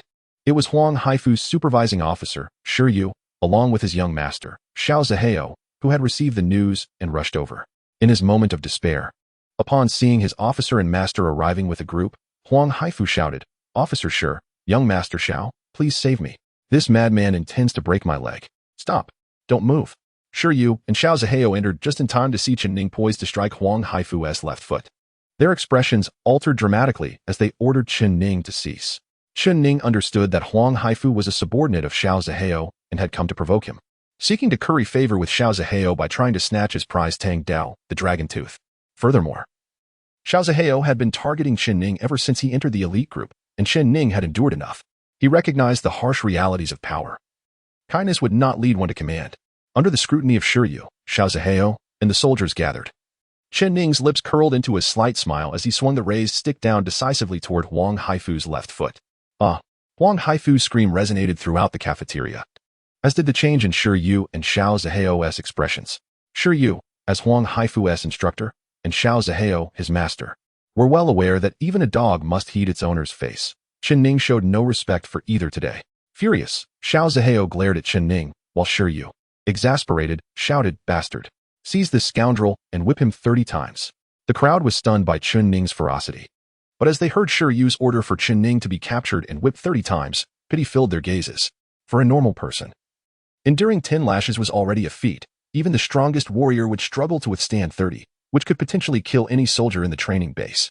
Having just arrived at the cafeteria, Su Luo's expression changed upon seeing Chen Ning injure Huang Haifu and facing such a severe punishment. As Shi Yu was responsible for the new recruits, Su Luo felt it inappropriate to plead with him. She decided to seek help from her own instructor and hurriedly left the cafeteria to find Instructor Tuesday Chapter 024, the protective Guiqing, due to Guiqing's influence. Shiryu had always held a disdain for Chen Ning. However, as Chen Ning belonged to the elite group and Shiryu was an instructor for the regular group, he had no authority to trouble Chen Ning. This time, however, Chen Ning had the audacity to engage in a brawl with Shiryu's student in the cafeteria. And when Shiryu intervened, Chen Ning had the audacity to break Huang Haifu's leg right before him. Shiryu was utterly infuriated. A mere elite soldier dared to challenge the authority of his instructor. If he did not deal with Chen Ning now, how could he command troops at the Qingyao base in the future? Thus, Shiryu harbored murderous intent and ordered the soldiers behind him to seize Chen Ning and whip him 30 times. Several soldiers lunged at Chen Ning like wolves, attempting to bind him, but Chen Ning, expressionless, stated, "No need. I will go with you to accept my punishment." The soldiers exchanged glances, then, surprisingly, did not restrain him but escorted him outside. There was a statue of an imperial general over 2 meters tall beside the training ground, where punishments were typically executed for soldiers who erred. Under the watchful eyes of Shiryu, Xiao Zihao, and a group of onlookers, Chen Ning, devoid of expression, removed his military jacket, revealing his sturdy physique and the numerous, still healing whip scars on his back. With narrowed eyes, he spread his arms, placing his hands on the statue. Turning his back to the soldiers and Shiryu, dressed in a black military uniform, Shiryu coldly commanded, "Whip him hard, 30 lashes." Silence enveloped the crowd. No screams or even moans escaped Chen Ning's lips. Only the sound of the whip striking his back echoed, causing varied expressions among the onlookers. While Chen Ning remained impassive, gripping the marble statue, enduring the punishment in silence. The lashes continued, and soon his back, already marred with old scars, was a gruesome sight. Yet, Chen Ning's expression remained unchanged. It was as if he were not flesh and blood, but merely a piece of wood. Su Luo hurriedly sought out the butcher, but found only Guiqing in the instructor's office. She saluted and reported, and upon receiving permission, quickly conveyed the situation to her. "Major Guiqing, Chen Ning is being severely punished by Officer Shiryu. He is to be whipped 30 times. No warrior can withstand such a heavy punishment. He could be killed.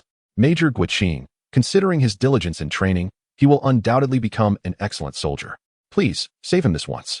Guiqing was surprised to hear that Huang Haifu and his group had come to provoke Chen Ning, and that Chen Ning had broken Huang Haifu's leg before Shiryu. This revelation painted Chen Ning in a different light. She had always perceived him as resolute and composed, but it seemed he could be quite domineering when provoked. Guiqing stood up decisively. "Let us go and see." During her last inspection of Chen Ning's martial veins, she noted that he had only activated one node, indicating a strength level of a first-tier soldier. Yet, how could he so easily overpower Huang Haifu and his companions? As they walked, she inquired, "What ranks are Huang Haifu and his soldiers?" Su Luo blinked and replied, "They are all second-tier and first-tier soldiers." After her response, she too felt puzzled. How was it that Chen Ning, a first-tier soldier, seemed extraordinarily formidable? Guiqing recalled that Chen Ning carried the zombie virus and sensed something was amiss regarding his strength. The typical metrics for assessing power did not seem to apply to him. His true prowess must exceed that of a mere first-tier soldier, perhaps even reaching beyond the second tier. Chen Ning had endured 15 lashes, and he felt as if his insides were being rattled and injured. Yet, he gritted his teeth, determined to hold on. He was unsure if he could withstand the full 30 lashes, as that was the limit of even the strongest warriors. Just then, a commanding voice rang out, "Stop."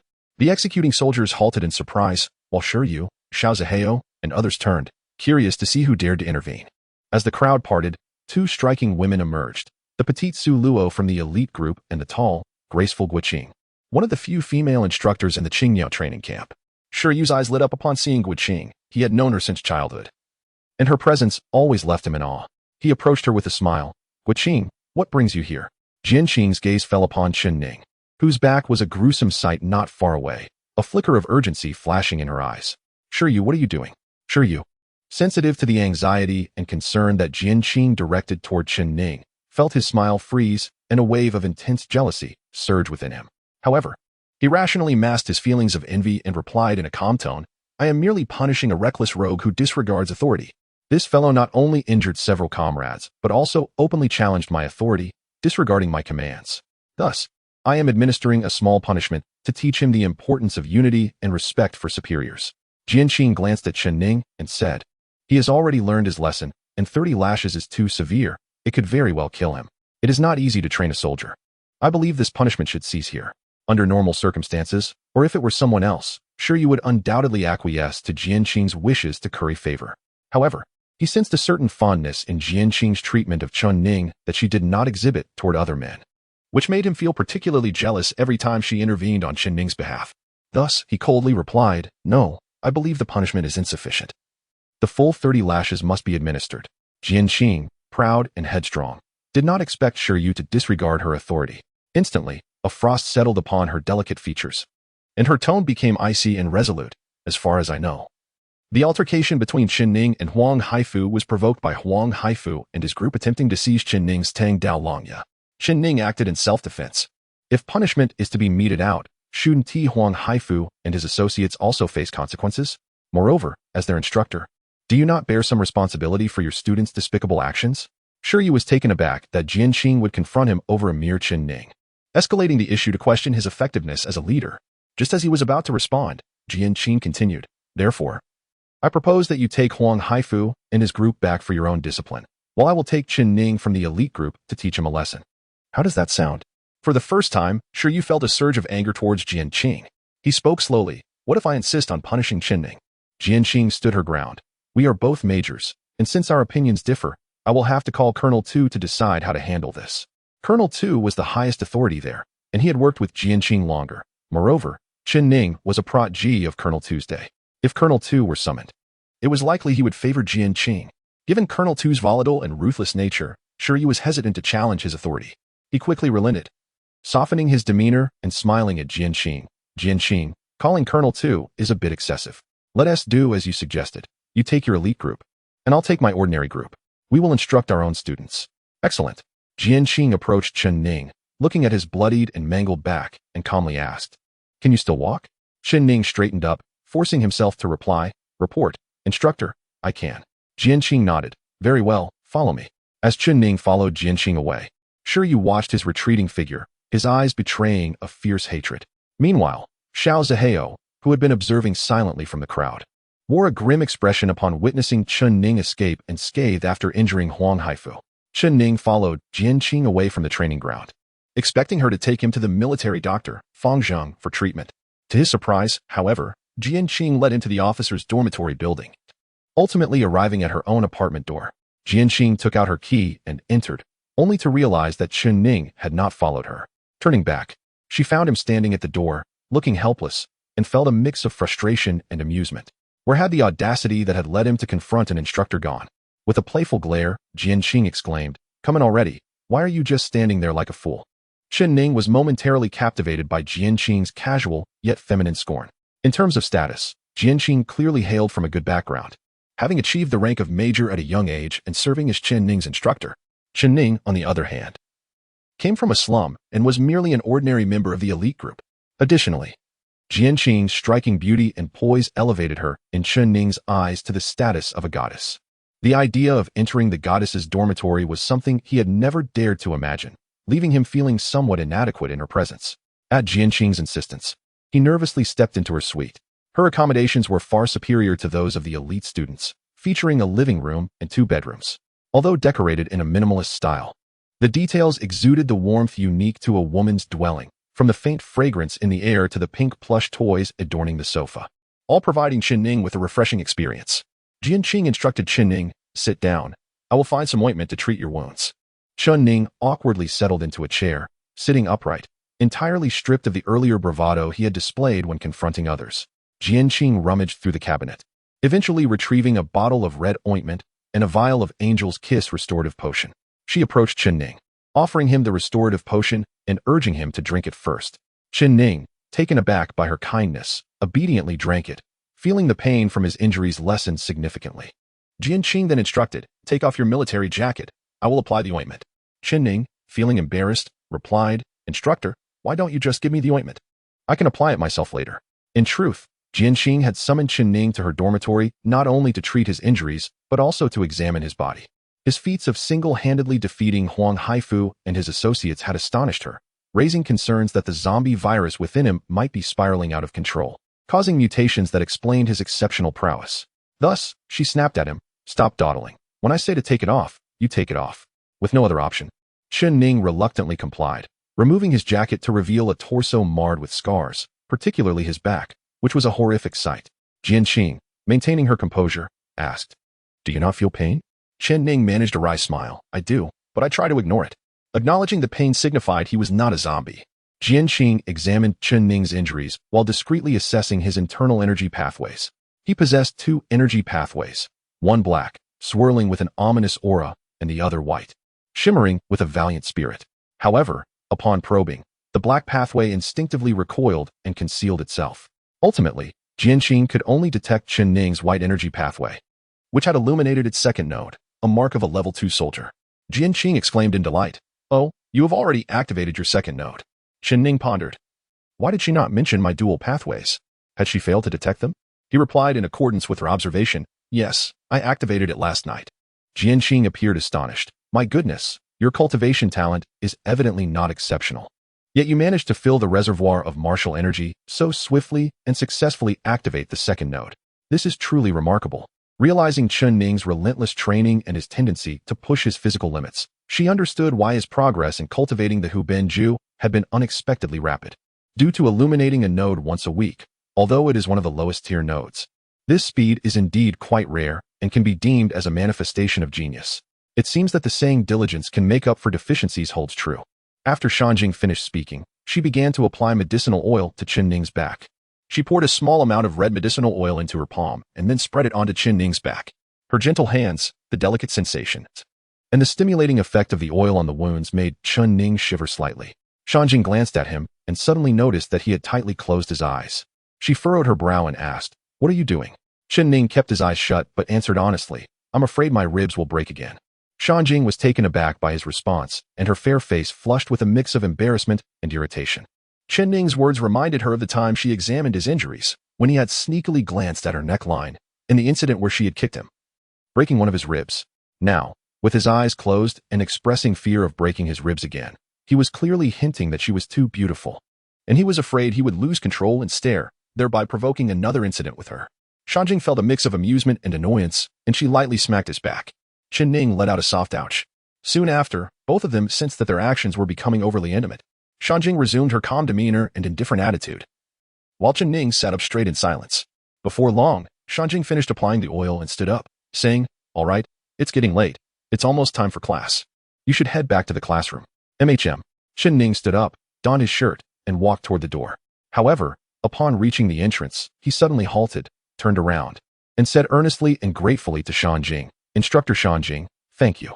Shanjing was momentarily stunned. Then upon seeing the pure gratitude reflected in his eyes, she replied softly, "No need to thank me. Just train hard and repay the Empire well in the future." "Yes, instructor." Chen Ning departed from the instructor's dormitory building and made his way to the elite group classroom in the teaching building. As he stepped inside, dozens of fellow students turned to him with peculiar gazes. It turned out that he had single-handedly dealt with Huang Haifu and his companions, even brutally breaking Huang Haifu's leg in front of instructor Shiryu. This incident had become common knowledge. Many were aware of Chen Ning's severe punishment from Shiryu, and how Shanjing had intervened to rescue him. As Chen Ning entered the classroom, the looks from his peers varied. Some admired his audacity, others were astonished by his bravery. Some thought he was foolish for disrespecting Shiryu, and others envied the support and care he received from Shanjing.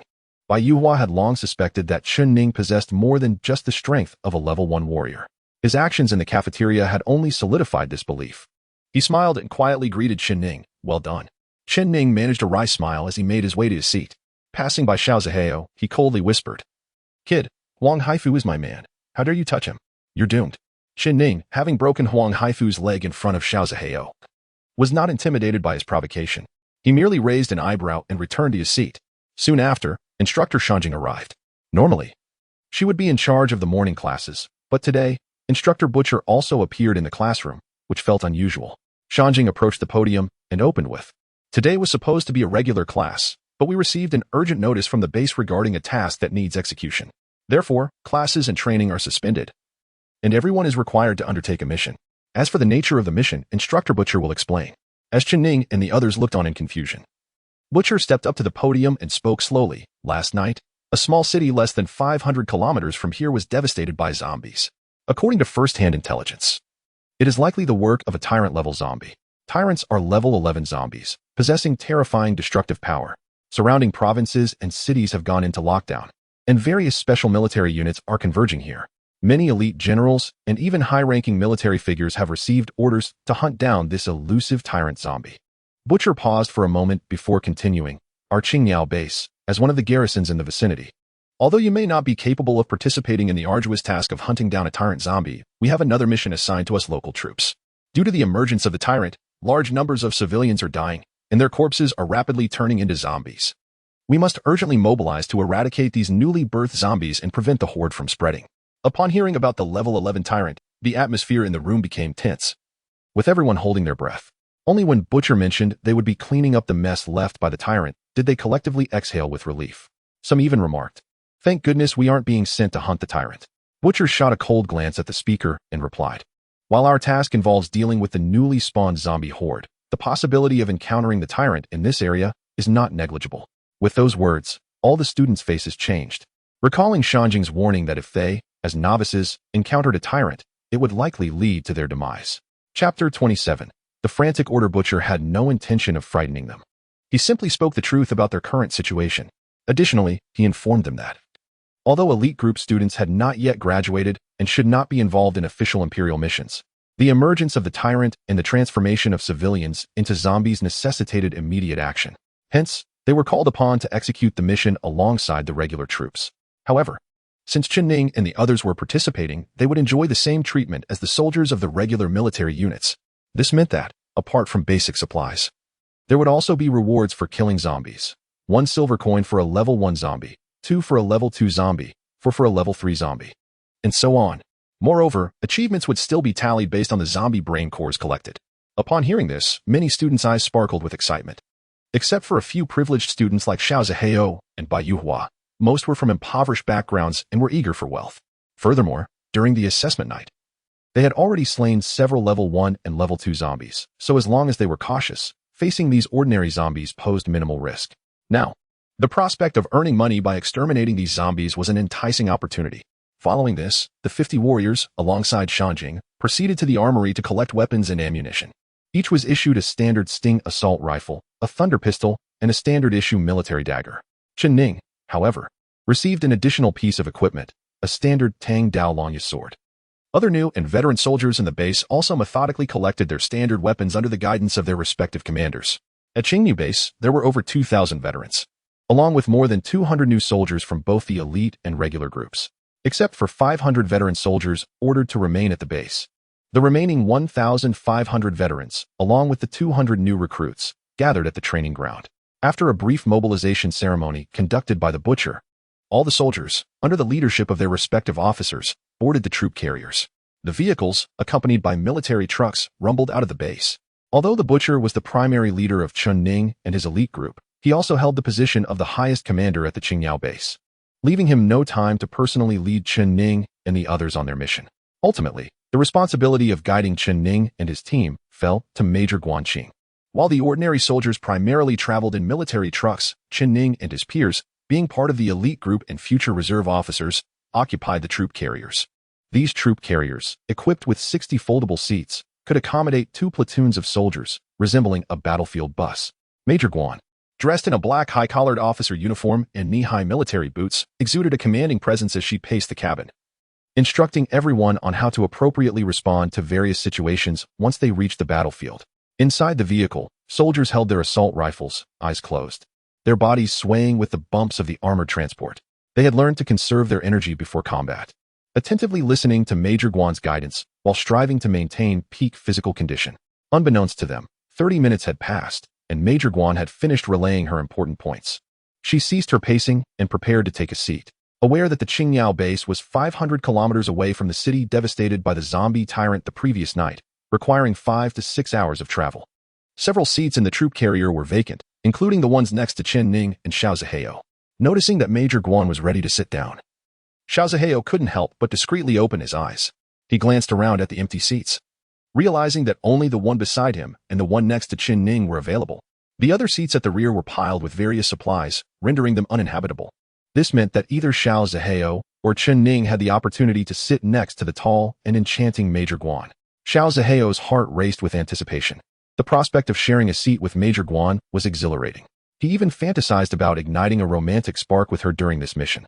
In mere seconds, He pictured himself marrying Major Guan and reaching the pinnacle of his aspirations. Meanwhile, Chen Ning appeared oblivious to Major Guan's search for a seat. He remained with his eyes shut, seemingly drifting off to sleep. Suddenly, a waft of fragrance enveloped him, and he felt someone sit beside him. Chen Ning couldn't help but smile wryly at his predicament. Xiao Zihao eagerly awaited Major Guan to choose the seat beside him, only to be taken aback when she opted to sit next to Chen Ning instead. His expression froze, and he noticed the resigned smile on Chen Ning's face, prompting an internal curse. Damn it. The alluring Major Guan, with her stunning figure, chooses to sit next to you, and you look so ungrateful? How infuriating. In truth, Chen Ning felt genuinely helpless. He did not desire Major Guan's company, despite her goddess-like beauty. Their stark difference in status and her authority over life and death made him uneasy. After all, a mere glance from her previously resulted in a broken rib. Now, with her seated beside him, he felt compelled to keep his eyes shut, lest he provoke her wrath once more. Major Guan, noticing the resigned expression on Chen Ning's face, felt a flicker of irritation. She thought to herself, I am gracing you with my presence, yet you display disdain? Such audacity. Ensuring no one was watching, she discreetly pinched the soft flesh at Chen Ning's waist. He jolted awake, a pained expression crossing his face, his eyes wide with uncertainty, wondering, what have I done to incur Major Guan's displeasure? As the convoy traveled for another 3 to 4 hours, nearing the city of Wuzhou, which had been decimated by the zombie tyrant, the number of zombies encountered along the route increased. Occasionally, gunfire could be heard, signaling that the frontline soldiers were engaged with the undead. Eventually, the troops halted less than 50 kilometers from Wuzhou. Commander Butcher instructed everyone to have a quick meal before consulting with several majors over a map, combining their latest intelligence to delegate tasks.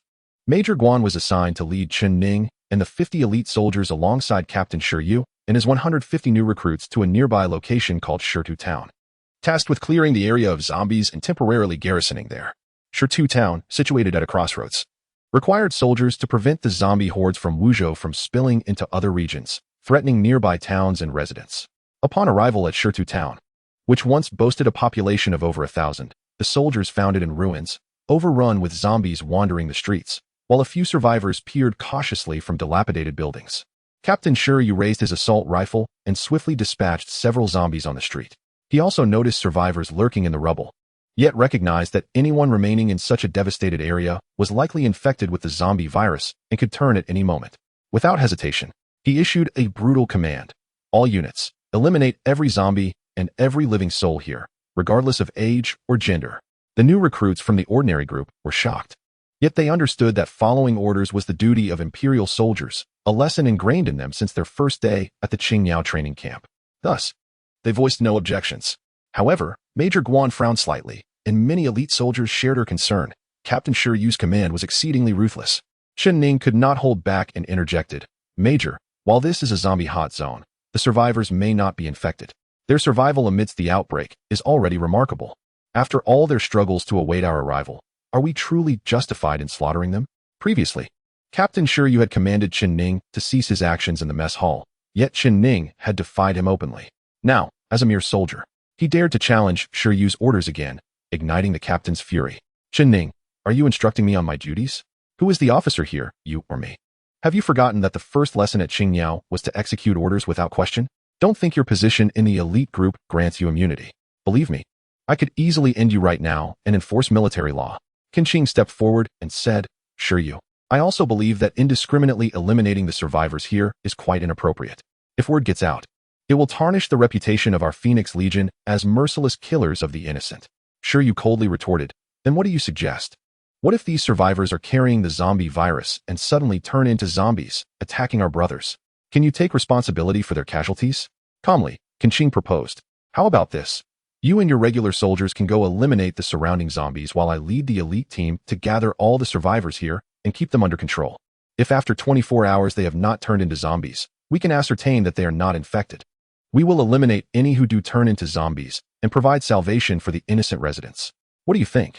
This operation offers monetary rewards for hunting zombies, while saving civilians has no such incentive, and Qin Qing's approach seemed laborious. Shi Yu thought that since Qin Qing was willing to undertake this thankless task while he hunted zombies for profit, the proposal was not unappealing to him. Thus, he nodded. Since you wish to show mercy, let us proceed as you suggest. Shi Yu, accompanied by his 150 soldiers, immediately commenced their mission, specifically targeting zombies with precision and dispatch. Extracting their brain cores, Meanwhile, Qin instructed Chen Ning and the others, "All right, let us not remain idle. Search each house and gather the survivors in the town square. Be mindful that there may be lurking zombies inside. Additionally, if any survivors bear wounds, especially bites or scratches, exercise extreme caution. Such individuals may likely be infected with the zombie virus. Keep them segregated and on high alert. If they exhibit any aggressive behavior, eliminate them immediately." The elite soldiers swiftly divided their tasks, searching the houses, dispatching the concealed zombies, and rescuing survivors hiding amidst the ruins. Qin walked alongside Chen Ning and, lowering her voice, said, "Chen Ning." Chen Ning turned to her. "Yes, instructor." Qin instructed, "Remember, regardless of right or wrong, when the superiors issue any orders, you must execute them. Your previous demeanor was quite perilous." After a brief silence, Chen Ning replied, "Understood, instructor."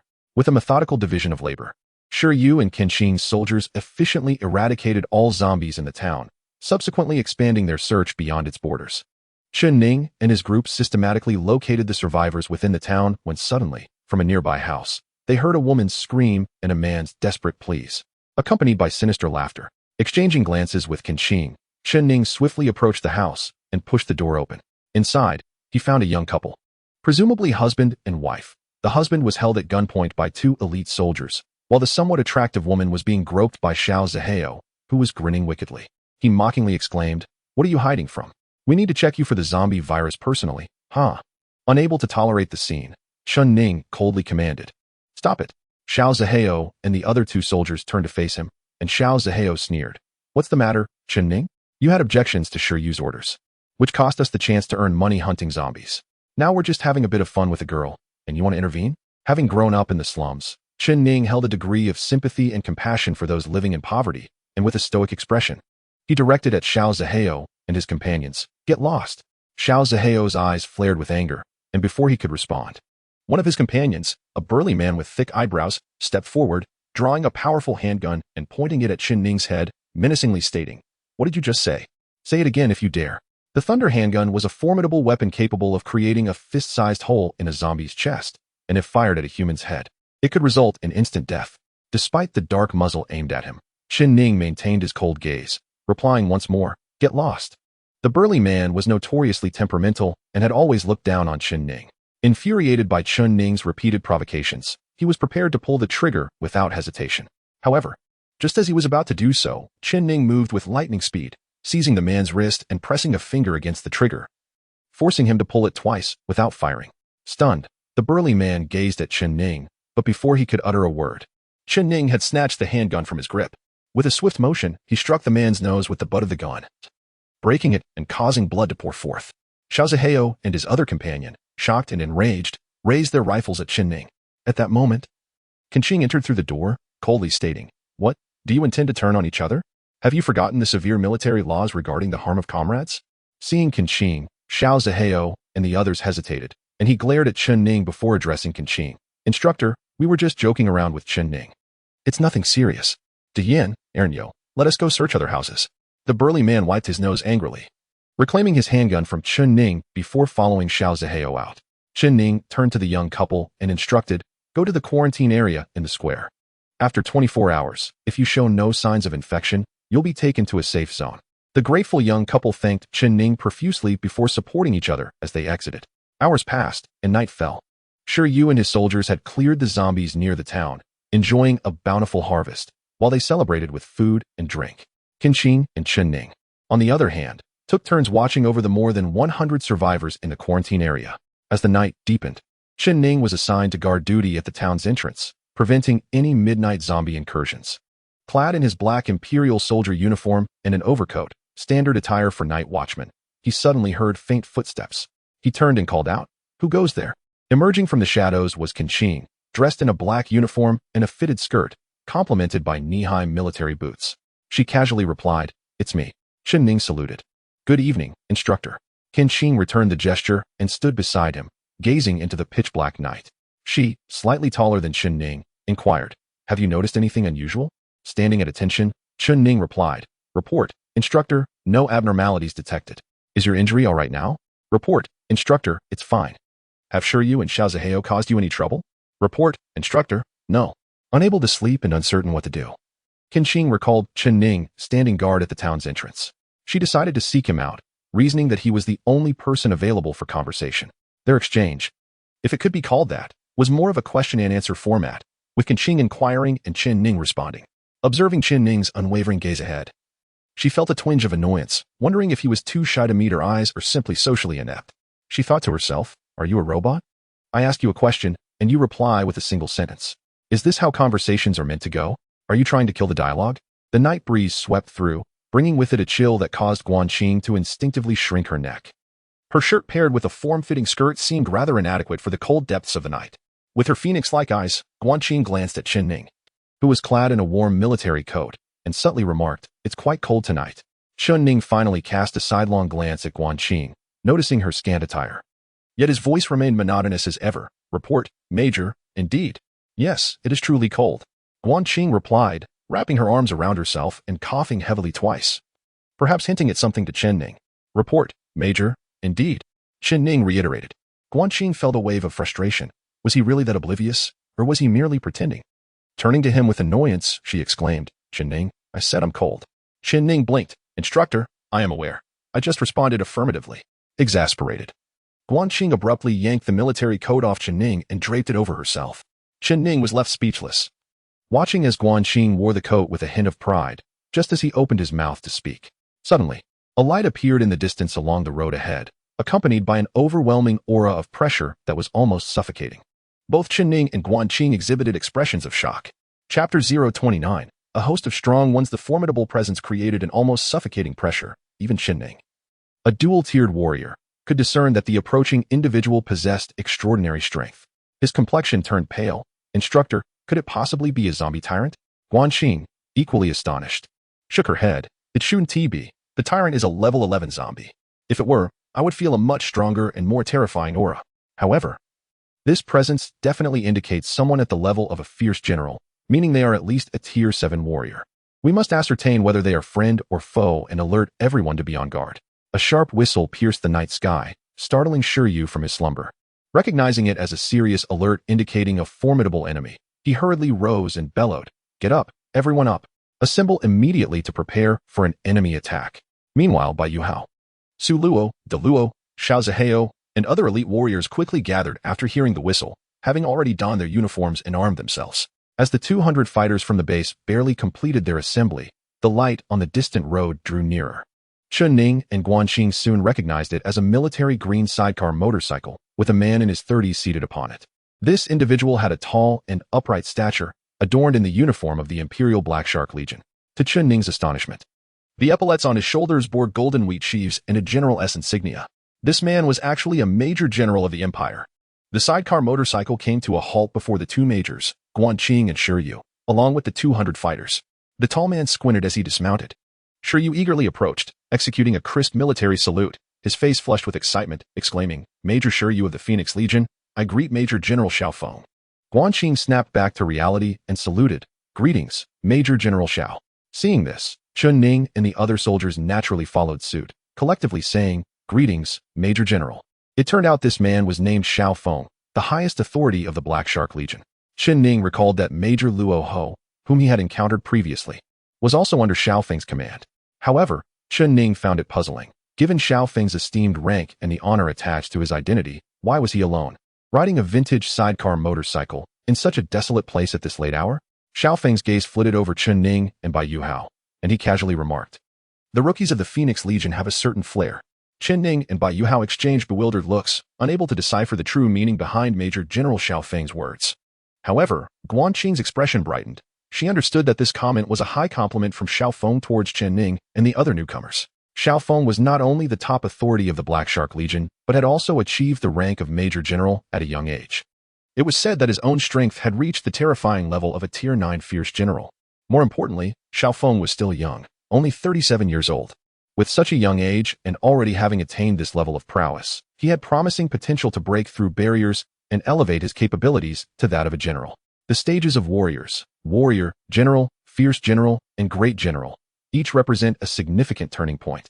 While the transition from warrior to general may not be too challenging, the leap from fierce general to great general is often seen as an insurmountable chasm. This chasm signifies the difficulty in breaking through limitations and improving one's strength. Moreover, There exists a vast disparity in power between each of these stages. Typically, several Tier 3 warriors would struggle to defeat a single Tier 4 general. 10 Tier 6 generals would not stand against one Tier 7 fierce general, and 10 Tier 9 fierce generals would be no match for a single Tier 10 great general. This is the chasm. Thus, countless individuals aspire to ascend from warrior to general, from general to fierce general, while many strong fighters spend their lives yearning to breach the bottleneck of fierce general, entering the realm of great generals. Although Xiao Feng achieved success at a young age, he was also remarkably mature for his years, having spent 20 years in military service, known for his stringent standards towards soldiers. His acknowledgement of Chen Ning and his companions as having a certain flair was indeed a high commendation. Shiyu and Guanqing wished to entertain Xiao Feng, but he merely instructed them to provide him with water and food before preparing to leave. They offered to send someone to escort him, but Xiao Feng merely smiled, causing Shiyu and Guanqing to feel quite awkward. They realized that with Xiao Feng's strength at Tier 9, he was leagues beyond them. He certainly did not require their protection. Moreover, should a zombie tyrant appear, they would be of little assistance. After refreshing himself with water and food, Xiao Feng departed. However, he did share some recent news with Guanqing and the others. The military scouts had discovered the whereabouts of the zombie tyrant, and numerous strong forces from the Empire were hastily making their way here to encircle and eliminate the blood tyrant.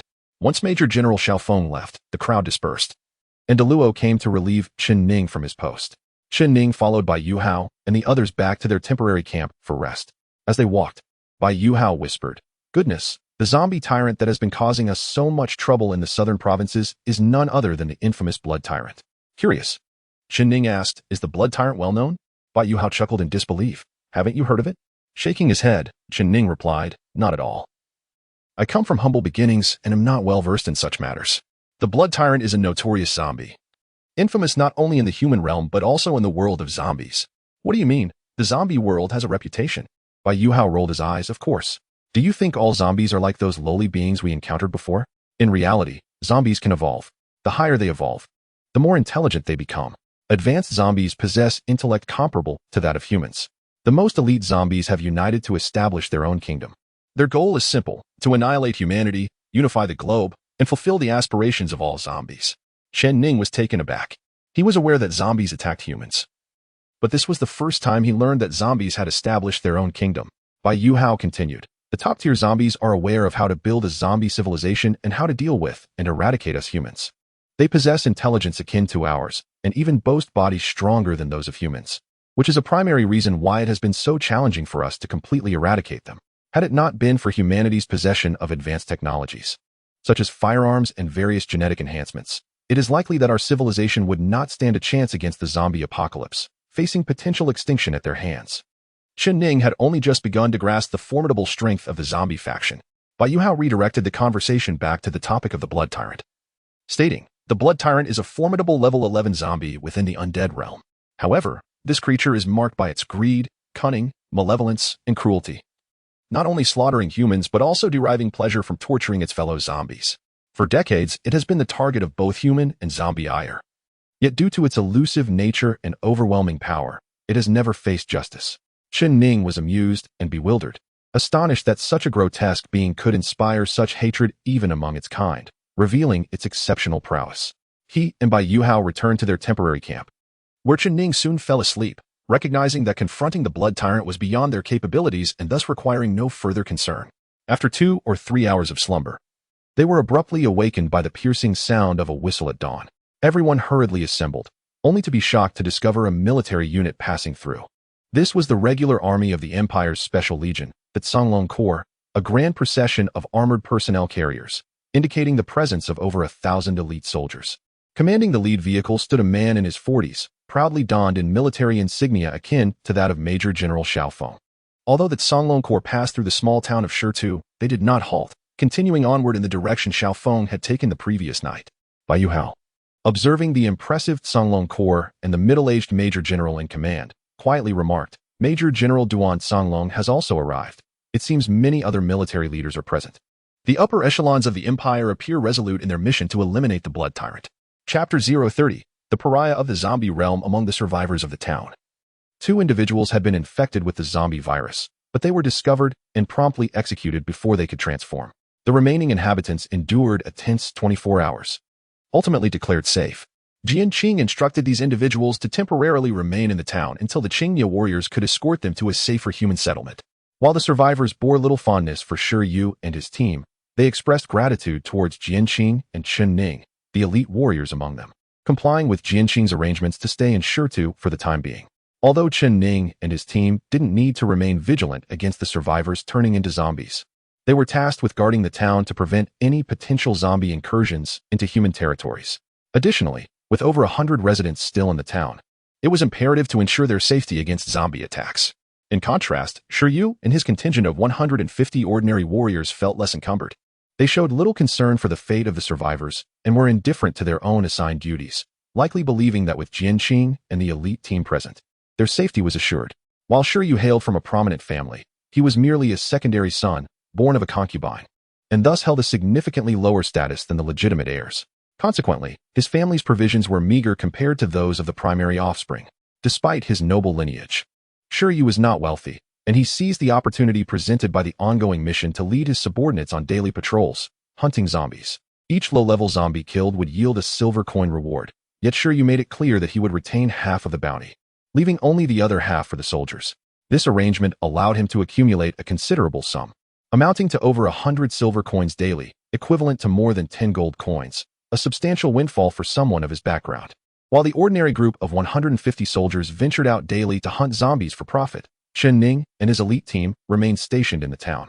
This disparity bred discontent among many elite members, and under Xiao Ziheo's subtle instigation, their ire began to focus on Chen Ning.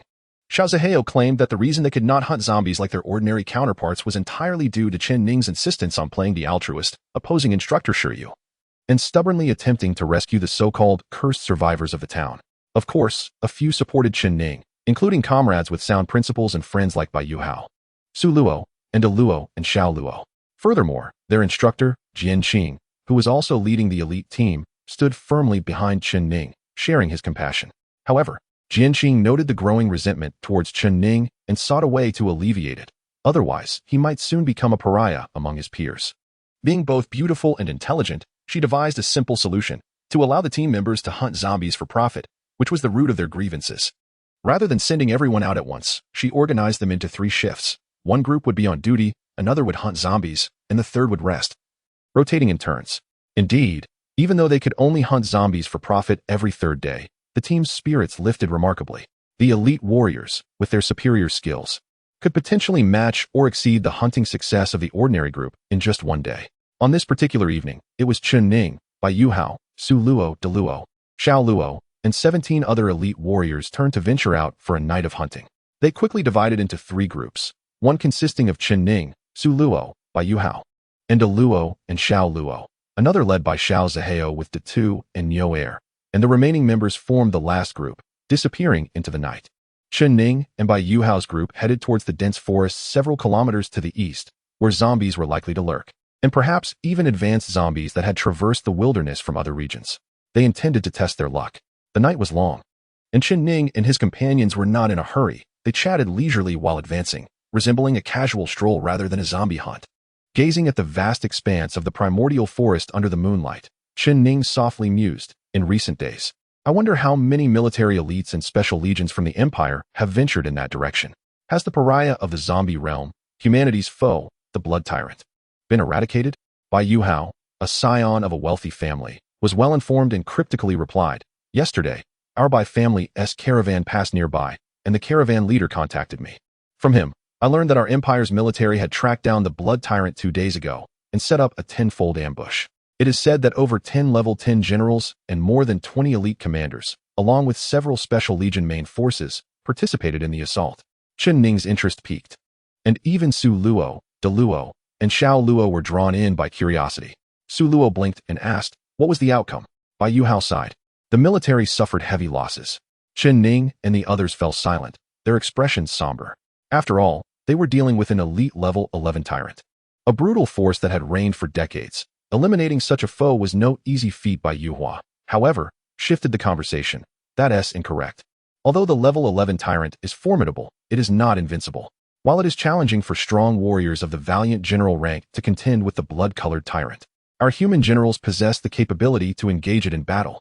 Moreover, The Imperial military has nearly deployed all its strong forces this time, dispatching over 10 level 10 generals alone. Even the fiercest lion cannot withstand a multitude of wolves. I have heard that the blood-colored tyrant, after being ambushed and besieged, although it inflicted significant injuries on many soldiers, was ultimately caught off guard by Xiao Feng, who severed the tyrant's head with a single stroke. Chen Ning and the others were astonished and delighted. Good heavens, is Major Xiao Feng truly that powerful? With the strength of a valiant general, he managed to behead the blood-colored tyrant. Surely, the tyrant must be dying in regret. Bai Yuhua shook his head. The blood-colored tyrant is not dead yet. Chen Ning and the others were taken aback. What? Bai Yuhua explained. Although Xiao Feng seized the opportunity to behead the blood-colored tyrant, the battle took place atop the majestic Xiong Mountain. The tyrant's head fell from the mountain's peak into the sea of forest before us. According to classified information, even though the blood-colored tyrant is left with only its head, it is certainly not entirely dead. Various special military units have dispatched numerous warriors into the sea of forest, hoping to locate the tyrant's head and claim credit for it. Chen Ning, Su Luo, and the others exchanged glances, then looked at the sprawling sea of forest ahead of them, and in unison exclaimed, "Goodness! You didn't choose this place for zombie hunting tonight, just to seek the blood-colored tyrant's head, did you?" Bai Yuhua smiled modestly. Indeed. Chen Ning sighed. Although we are elite warriors, we are but a handful of insignificant players. Attempting to confront the blood-colored tyrant would be akin to sending a meat bun to a dog, an endeavor doomed to fail. Bai Yuhua narrowed his eyes. Not at all. The blood-colored tyrant has fought fiercely and has now lost its body, leaving only its head. As the saying goes, a strong bow cannot shoot a withered arrow. We have nothing to fear. What we need now is a bit of courage and a touch of luck, and we may indeed find ourselves in a fortuitous position. As he spoke, Bai Yuhua observed the varied expressions on their faces and reassured them, do not be too frightened. The soldiers from several military units have entered the sea of forest, yet none have found the blood-colored tyrant's head. Even if we were to encounter it, it would be a mere pipe dream. Our primary objective remains to hunt a few ordinary zombies and earn some drinking money. Ha ha ha. Several miles away, an Imperial soldier named Li, a level 3 warrior, was conducting a thorough search of the nearby forest area with his comrades. Suddenly, a soft and melodious woman's voice called out to him, "Brother soldier." Li was taken aback, quickly looking around, and soon spotted a beautiful woman peering out from behind a large tree. She was truly stunning, with willow-like eyebrows, almond-shaped eyes, a delicate nose, and cherry lips. Her expression one of alarm, evoking a desire to protect and cherish her. Li, captivated by her beauty, inquired, "Lovely lady, why are you here alone? What has happened?" "Brother soldier, I am a resident of a nearby town. After the zombie virus outbreak last night, I escaped with my family steward. However, the steward, infatuated with my beauty, harbored ill intentions and attempted to assault me. I managed to injure him and fled into the forest alone." "Brother soldier, you are a warrior of our Huaxia Empire, right? Can you help me?"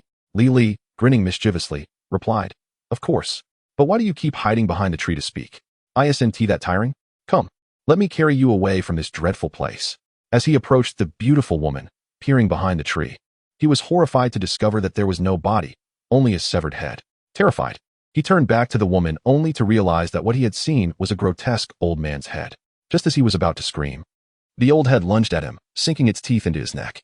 Li was unable to emit even a sound of distress. Before long, the old man's head had drained Li of all his blood, leaving him a desiccated corpse. The head smacked its lips, licking the blood from the corners of its mouth, and cackled ominously. "Humans of the Huaxia Empire, you think you can kill me, the blood-colored tyrant? It is not that simple." Chapter 031. Danger approaches after entering the sea of forest. Chen Ning, Bai Yuhua, and the others encountered 2 level 1 zombies and 1 level 2 zombie, all of which they dispatched with ease. When the level 2 zombie suddenly surged from concealment, it was Chen Ning who struck it down. Remarkably, Chen Ning did not even fire his weapon as the zombie lunged. He remained calm and used the butt of his Sting assault rifle to deliver a decisive blow. With a resounding crack, even though the level 2 zombie was tough-skinned, it was still sent sprawling, bloodied, and disoriented. Without waiting for the zombie to rise, Chen Ning approached and struck the zombie's head with the butt of his gun twice, instantly turning it into a mushy mess akin to a crushed watermelon. After effortlessly eliminating the level 2 zombie, he bent down to retrieve the zombie's brain core from the pulpy remains and tossed it to Bai Yuhua, believing that as a team, they should pool their resources from the zombies they killed tonight and allocate them at the end. Bai Yuhua caught the brain core with steady hands, whistling in surprise and admiration. "Chen Ning, are you intentionally concealing your prowess? Are you truly only a level 2 warrior? Because it certainly seems otherwise." Not only was Bai Yuhua astonished, But Su Luo and the others were equally dumbfounded. Typically, the strength of a level 2 warrior is comparable to that of a level 2 zombie, and in fact, humans are often slightly weaker than zombies of the same rank. After all, zombies do not tire and are impervious to pain during battle, an advantage that humans cannot match. Yet, Chen Ning's performance far exceeded their expectations. It was said that he had just activated the second node of his martial vein, becoming a true level 2 warrior. But his current display even overshadowed that of the level 3 warriors, Su Luo and others, although Bai Yuhua and the others were his good friends. Chen Ning hesitated to reveal his dual martial veins, uncertain whether it was a trait exclusive to demigods. If it were, then admitting to possessing dual martial veins would equate to acknowledging himself as a demigod. The term demigod is but a euphemism. In truth, demigods are half human, half zombie. And the fear humans harbor towards them is no less than that of zombies. Chen Ning did not wish to lose his friends or expose himself to the hunting of human warriors. So he refrained from mentioning his dual martial veins and simply stated, "You may be surprised that I have only just activated 2 nodes. Yet my strength seems far beyond that of a level 2 warrior. In truth, Instructor Guanqing has already informed us that Imperial warriors can choose between 2 paths, the genetically engineered warriors who train with potions, and the martial vein warriors who cultivate the Tiger's Fury technique." After a moment, Chen Ning added, "Those without talent cannot activate a martial vein. Thus they must train diligently to become ordinary Imperial warriors. Lacking martial veins, they naturally do not possess nodes. The absence of nodes does not imply that they are incapable of defeating the undead, such as zombies, assault troops, and predators, although they have not activated any martial veins. Many of their veterans possess the strength of 3rd-level warriors, even 4th-level generals." Bai Yuhao attentively listened to Chen Ning's words, and at this moment, he comprehended Chen Ning's meaning. Smiling as he remarked, "I understand now. Chen Ning is suggesting that he has not merely cultivated the Tiger's Roar technique like the martial vein warriors, lighting up 2 nodes. Moreover, he has trained diligently like an ordinary Imperial warrior, thereby solidifying his foundation, indicating that his true strength exceeds that of a 2nd-level warrior." Su Luo and the others suddenly recalled Chen Ning's relentless efforts during training. Su Luo chuckled, "So that's how it is." Bai Yuhao proposed, "Since Chen Ning's strength is considerable, how about we have a small competition tonight?" Chen Ning and the others curiously inquired, "What kind of competition?" Bai Yuhao grinned and explained, "We will split into 3 groups, Chen Ning and Su Luo in one, De Luo and Xiao Luo in another, and I shall be in the last group. We will act separately and reconvene here before dawn to see which group gathers the most brain cores. How does that sound?" Aside from Chen Ning, who felt that dispersing was not prudent, the others agreed, and ultimately, Chen Ning acquiesced to Bai Yuhao's suggestion. After establishing the time and place for their reunion, they set off in different directions. Chen Ning and Su Luo ventured deeper into the forest. After walking 2 to 3 kilometers, they encountered 2 zombies, dispatched swiftly by Chen Ning, while Su Luo, witnessing his agility, felt relieved. However, they soon found themselves devoid of any further encounters with the undead. Su Luo's eyes narrowed with confusion as she mused, logically, with the outbreak of zombies in the nearby towns, there should be numerous wandering into the forest. Why are we encountering so few? Chen Ning replied with a smile, "In the past few days, Sure Yu has been leading the ordinary group of warriors here to hunt zombies. If there were still many, that would be peculiar. Look at those scattered shoe prints on the ground. Evidently, someone passed through here within the last couple of hours. And see that fresh cigarette but beneath the tree stump? It suggests we have taken a wrong turn. A group of Imperial warriors has already scoured this area, and it is unlikely we will encounter any zombies now." Su Luo's eyes widened in shock. "Ah, does that mean we will lose to Bai Yuhao and the others?" Chen Ning, bemused, thought to himself that while it is said that women are gentle as water, they often exhibit a fiercer competitive spirit, especially during contests or games. He nonchalantly replied, "So what if we lose? There's nothing we can do about bad luck." Unwilling to concede, Su Luo insisted, "No, we must go deeper. I refuse to believe they could have hunted down all the zombies here." Chen Ning acknowledged her determination and then headed toward the overgrown area to the left. Su Luo, noticing his direction, asked, "Where are you going?" "I have a bit of a stomach ache. I need to relieve myself," Chen Ning replied. Su Luo blushed with irritation. "Chen Ning, how vulgar. Can't you phrase that in a less disgusting manner?" Chen Ning thought to himself that consuming grains was indeed common, but he did not retort, merely nodding in agreement. "All right, then I shall go glide." Glide. Su Luo's forehead bore a few dark lines of annoyance as Chen Ning wandered into the wild grass. He heard Su Luo's irate voice behind him. "Chen Ning, go far away. I don't want to be suffocated by your stench." "Understood, my lady." Chen Ning could only walk 100 meters away before he began his business. A few minutes later, once he had finished, he started to return. However, After a few steps, his keen ears detected a faint, unusual sound. Chen Ning's expression hardened as he halted, slowly turning his gaze toward the source of the sound, which emanated from a massive tree. With his assault rifle in hand, he squinted and intoned, "Who is it?" No sooner had he spoken than a figure peeked out from behind the tree.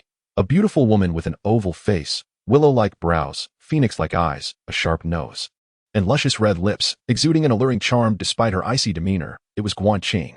Chen Ning was equally astonished and exclaimed, "Instructor Guanqing, what are you doing here?" Typically accustomed to wearing a frosty expression, Guanqing now smiled seductively at Chen Ning. "I was a bit worried about you, so I came to find you.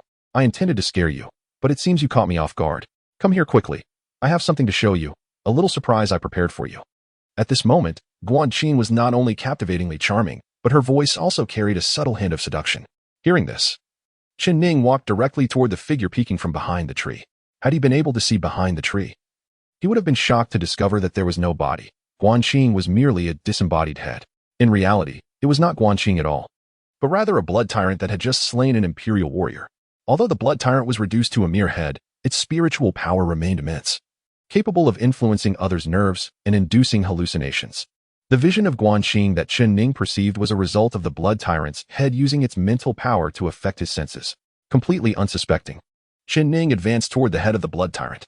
Meanwhile, 100 meters away, Su Luo, waiting for Chen Ning's return, was idly breaking a twig, boredom prompting her to lightly swat at the wild grass.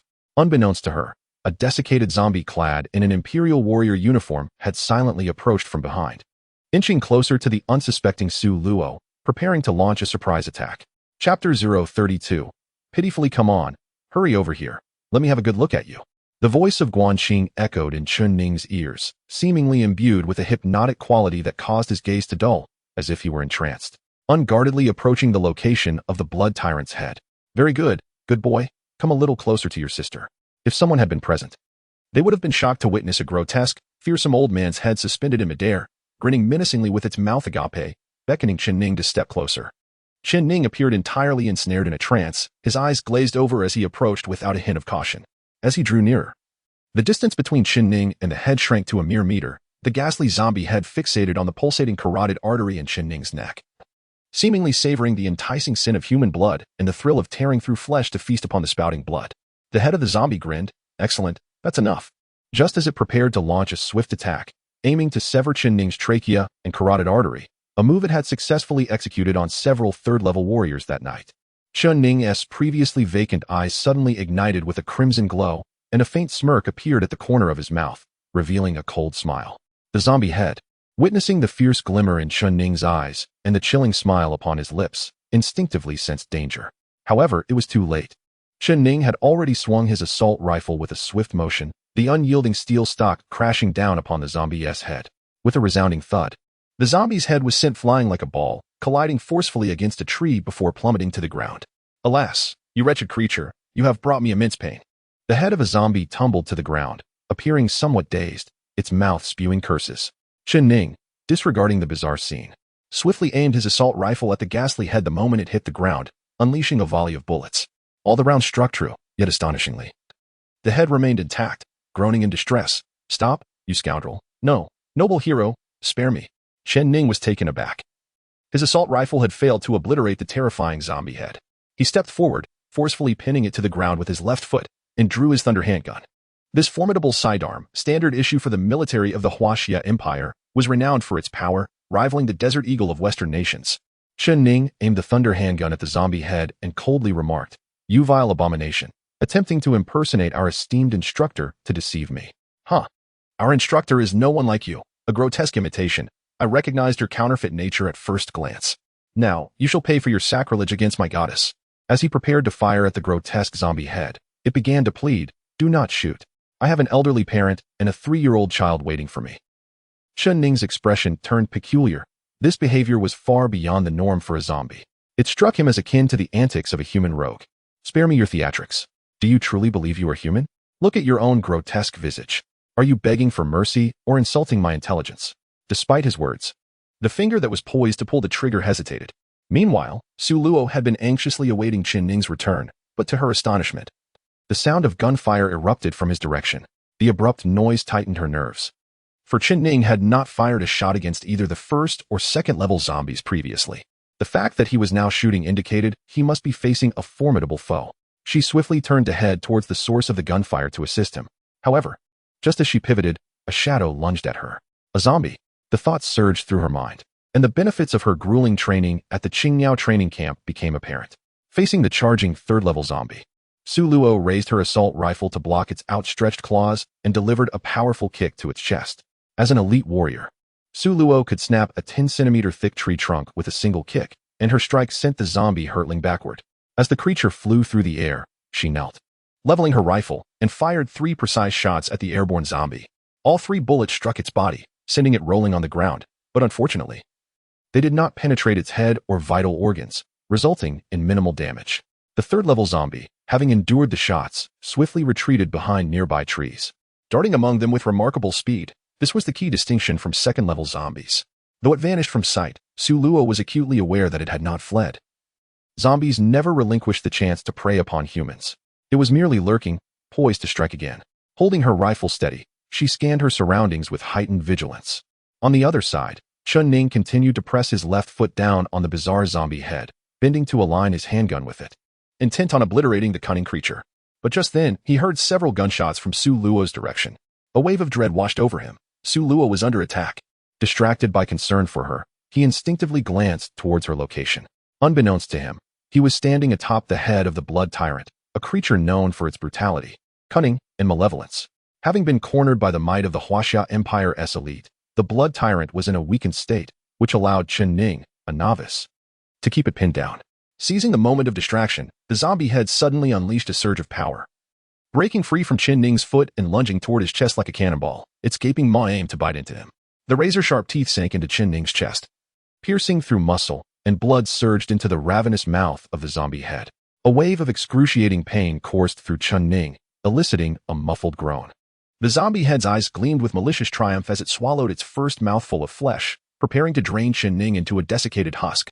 Yet, in that moment of injury, the dormant zombie virus within Chen Ning stirred to life.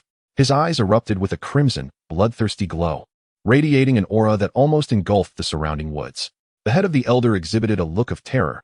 Heavens, this fellow is a demigod. Spare me, please. At that instant, the zombie head's bite catalyzed a transformation within Chen Ning. The once quiet zombie virus within him awakened, and countless viral entities, akin to joyful sprites, welcomed and invited the zombie virus from the head. In a swift, surreal turn of events, Chen Ning's body, akin to a quagmire, devoured the entire zombie head, ultimately merging with it. As the fusion completed, he felt all pain dissipate, and the zombie head had entirely integrated into his being. Startled yet frantic, Chen Ning tore open his shirt to inspect the wound. Miraculously, the injury appeared unscathed, revealing no signs of abnormality. The zombie head had melded into him? He found it hard to believe that his body had undergone such a transformation, repairing the bite. If not for the remnants of battle around him, Chen Ning might have doubted the reality of the ordeal.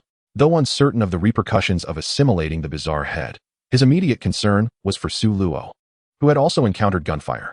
With urgency, Chen Ning gripped his assault rifle and hurried towards her. At that moment, Su Luo had already fallen victim to a second ambush by a zombie assailant, perhaps due to the fact that this zombie was once an imperial warrior. Its physical condition was formidable, allowing it to transform into a third-tier assault zombie upon succumbing to the zombie virus. Furthermore, its prior training afforded it an instinctive understanding of tactics such as flanking and ambush during attacks. It stealthily maneuvered to Su Luo's right rear and, with a swift leap from the underbrush, pounced with a speed rivaling that of a hunting cheetah. As Su Luo hastily turned upon hearing the commotion, the zombie had already overpowered her, leaving her no time to draw her weapon.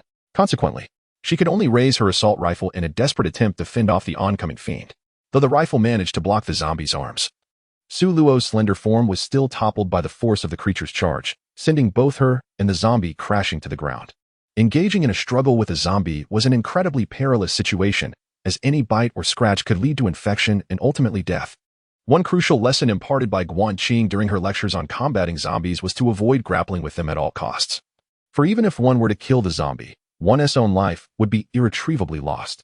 Thus, as Su Luo lay on the ground, staring into the gaping maw of the zombie poised to bite her, a singular thought consumed her mind. I am doomed.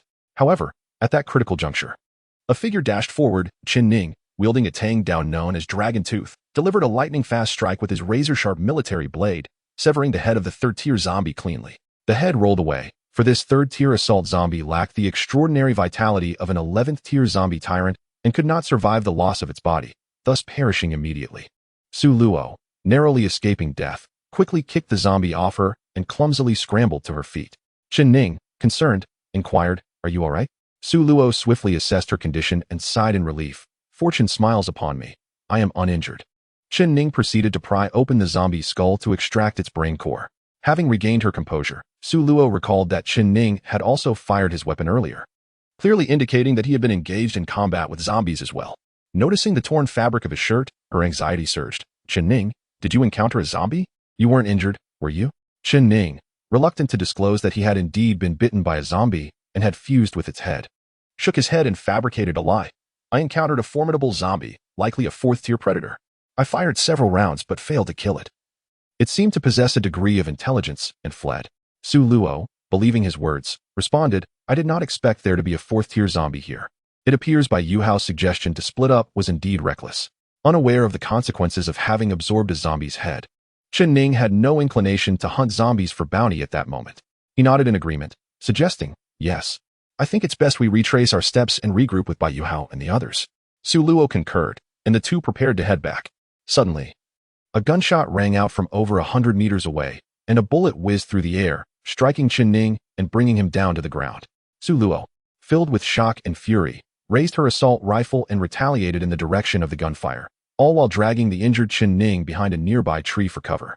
The assailant in the shadows also utilized the tree as a shield, engaging in a gunfight with Su Luo, which unmistakably indicated that they were not Imperial soldiers. Otherwise, they would not be exchanging fire. It was more likely they had encountered wilderness bandits, armed thugs who often robbed civilians, raided caravans, and even dared to attack Imperial warriors. As Chen Ning leaned against the tree, he observed blood seeping from his chest wound. Realizing the bullet's tremendous penetrative power had pierced his body from a distance of 100 meters. Gasping for breath, he remarked, "It's a poison spike assault rifle. It emphasizes penetration to pierce through the tough skulls of zombies." Just as Su Luo finished expending the bullets in her magazine and prepared to reload, she paused upon hearing Chen Ning's words. "What do you mean?" At that moment, a shadow lunged at her from behind. Chen Ning urgently called out, "Watch out!" Su Luo, realizing the ambusher was not alone, discarded her firearm and swiftly drew the dagger at her waist, executing a rapid strike towards her assailant. As a third-tier warrior, Su Luo was formidable. However, the attacker was evidently more skilled. He calmly sidestepped her lightning-fast strike, deftly capturing her wrist with a military-standard grappling maneuver, while simultaneously delivering a palm strike to the side of her neck, targeting her carotid artery. Darkness enveloped Su Luo as she fell unconscious. Chen Ning, witnessing the identity of the assailant, dressed in a black Qingye warrior uniform with a cold smirk, realized it was none other than his teammate, Xiao Zihao. After incapacitating Su Luo, Xiao Zihao, along with his accomplices, De Yin and Niu Er, emerged, revealing themselves as the ones who had shot Chen Ning and engaged Su Luo. Understanding that Xiao Zihao and his group had crossed paths with him and Su Luo, Chen Ning's fury ignited. He had never anticipated that Xiao Zihao would dare to turn against his own. Despite being pinned down, Chen Ning gritted his teeth, forcing himself to reach for the thunderbolt pistol at his waist. However, De Yin and Niu Er swiftly aimed their rifles at him. Xiao Zihao, brandishing the dagger he had seized from Su Luo, pressed it against her unconscious neck, coldly taunting Chen Ning, "Disarm yourself, or she will die because of you." Chen Ning glared at Xiao Zihao. "I have no quarrel with you. You can attack me all you want, but she is innocent.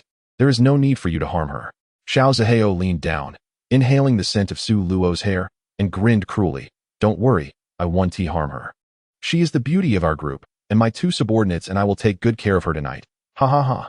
Chen Ning's hand clenched around the gun grip, seething with rage. "You beast." He longed to draw his weapon and fight back to save Su Luo.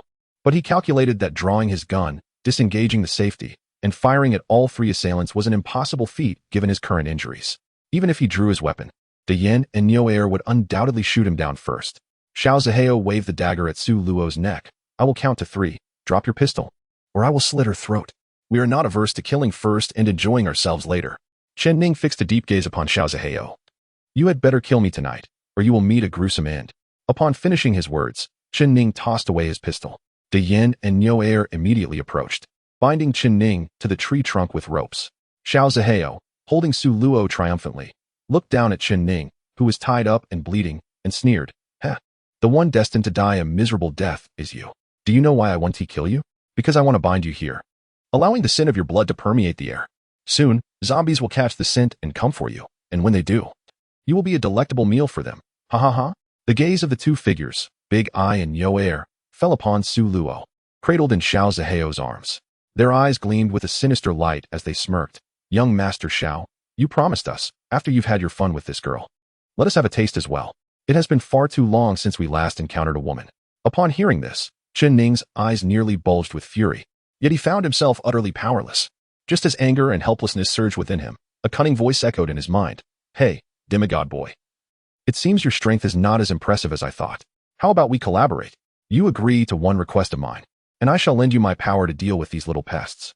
Chen Ning was momentarily stunned, wondering who was speaking to him. "It is I, the blood-colored tyrant." As doubt stirred within him, he initially attributed the voice to his overwhelming anger, suspecting it to be a mere hallucination. However, he was taken aback when, just as he pondered the speaker's identity, he received an immediate response. This revelation confirmed that he was indeed communicating with someone, or rather, some undead being, mentally. When he heard the name blood-colored tyrant, his pupils dilated instinctively, and he glanced around, yet did not detect the feared zombie tyrant. "What are you searching for? I have already been consumed by you. I now reside within your spiritual world, fool." The voice of the blood-colored tyrant echoed again, its tone reminiscent of an elderly man's, coarse yet oddly familiar. Chen Ning's realization struck him. This voice belonged to the very zombie head he had just absorbed. It was indeed the legendary blood-colored tyrant, residing within his mental realm. As Chen Ning closed his eyes, those observing him, Xiao Zihao, Neo Air, and Big Eye, interpreted his gesture as one of despair. Unwilling to witness the humiliation of Su Luo, Xiao Zihao glanced at the unconscious girl and then at Chen Ning. He remained unperturbed, believing that to truly vanquish an enemy, one must first torment them psychologically. Although Su Luo was undeniably beautiful, Xiao Zihao's interest in her was largely to inflict suffering upon Chen Ning, compelling him to watch helplessly. Seeing Chen Ning's eyes shut, Xiao Zihao remarked with a sneer, "Heh, Chen Ning, aren't you usually so arrogant? Why the sudden display of helplessness? Can't even protect your friend?" As Chen Ning attempted to stabilize his emotions and delve into his spiritual world, he beheld a grotesque zombie head hovering above the lake of consciousness nestled between the black and white spiritual veins. It was the very head he had absorbed, now manifesting within his mental landscape. His heart raced as he inquired, "Are you truly the infamous blood-colored tyrant, the bane of humanity?"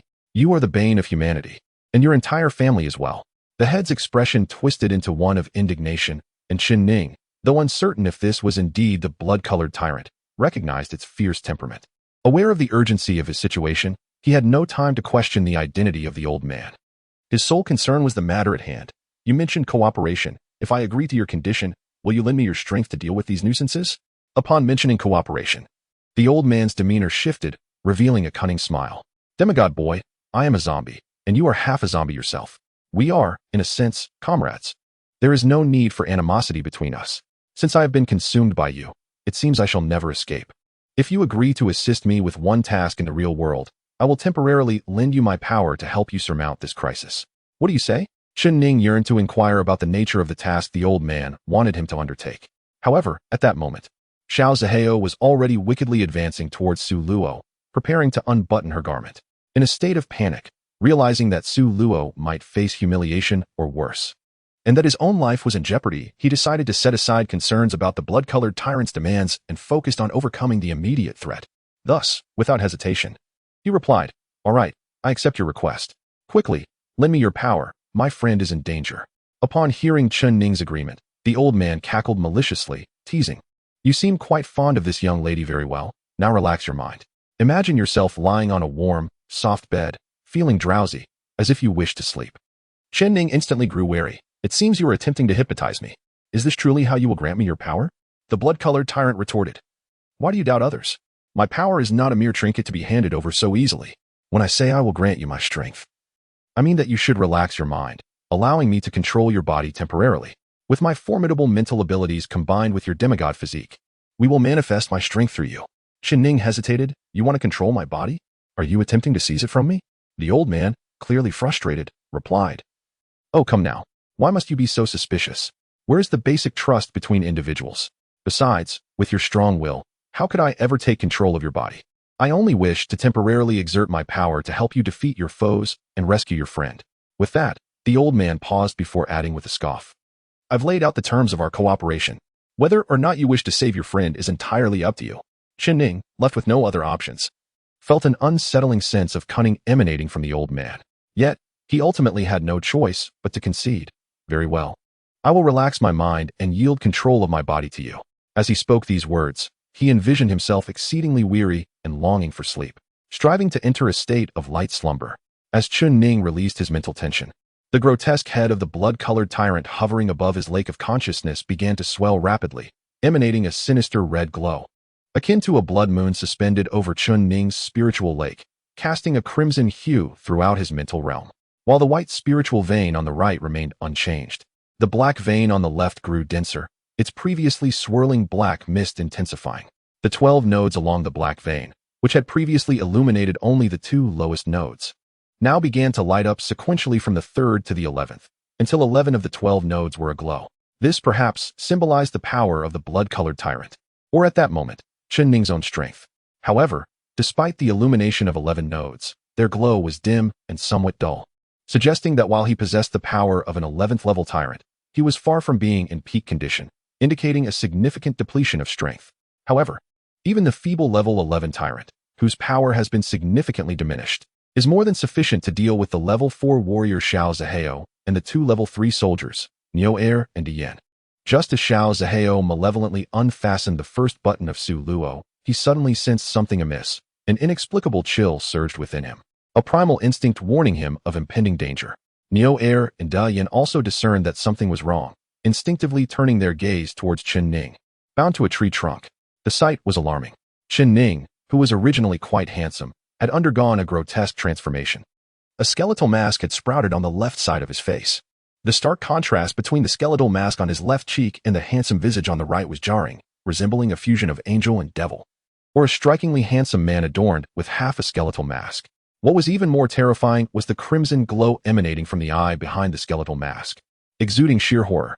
Moreover, with a slight shrug of his shoulder, Chen Ning effortlessly severed the ropes that bound him.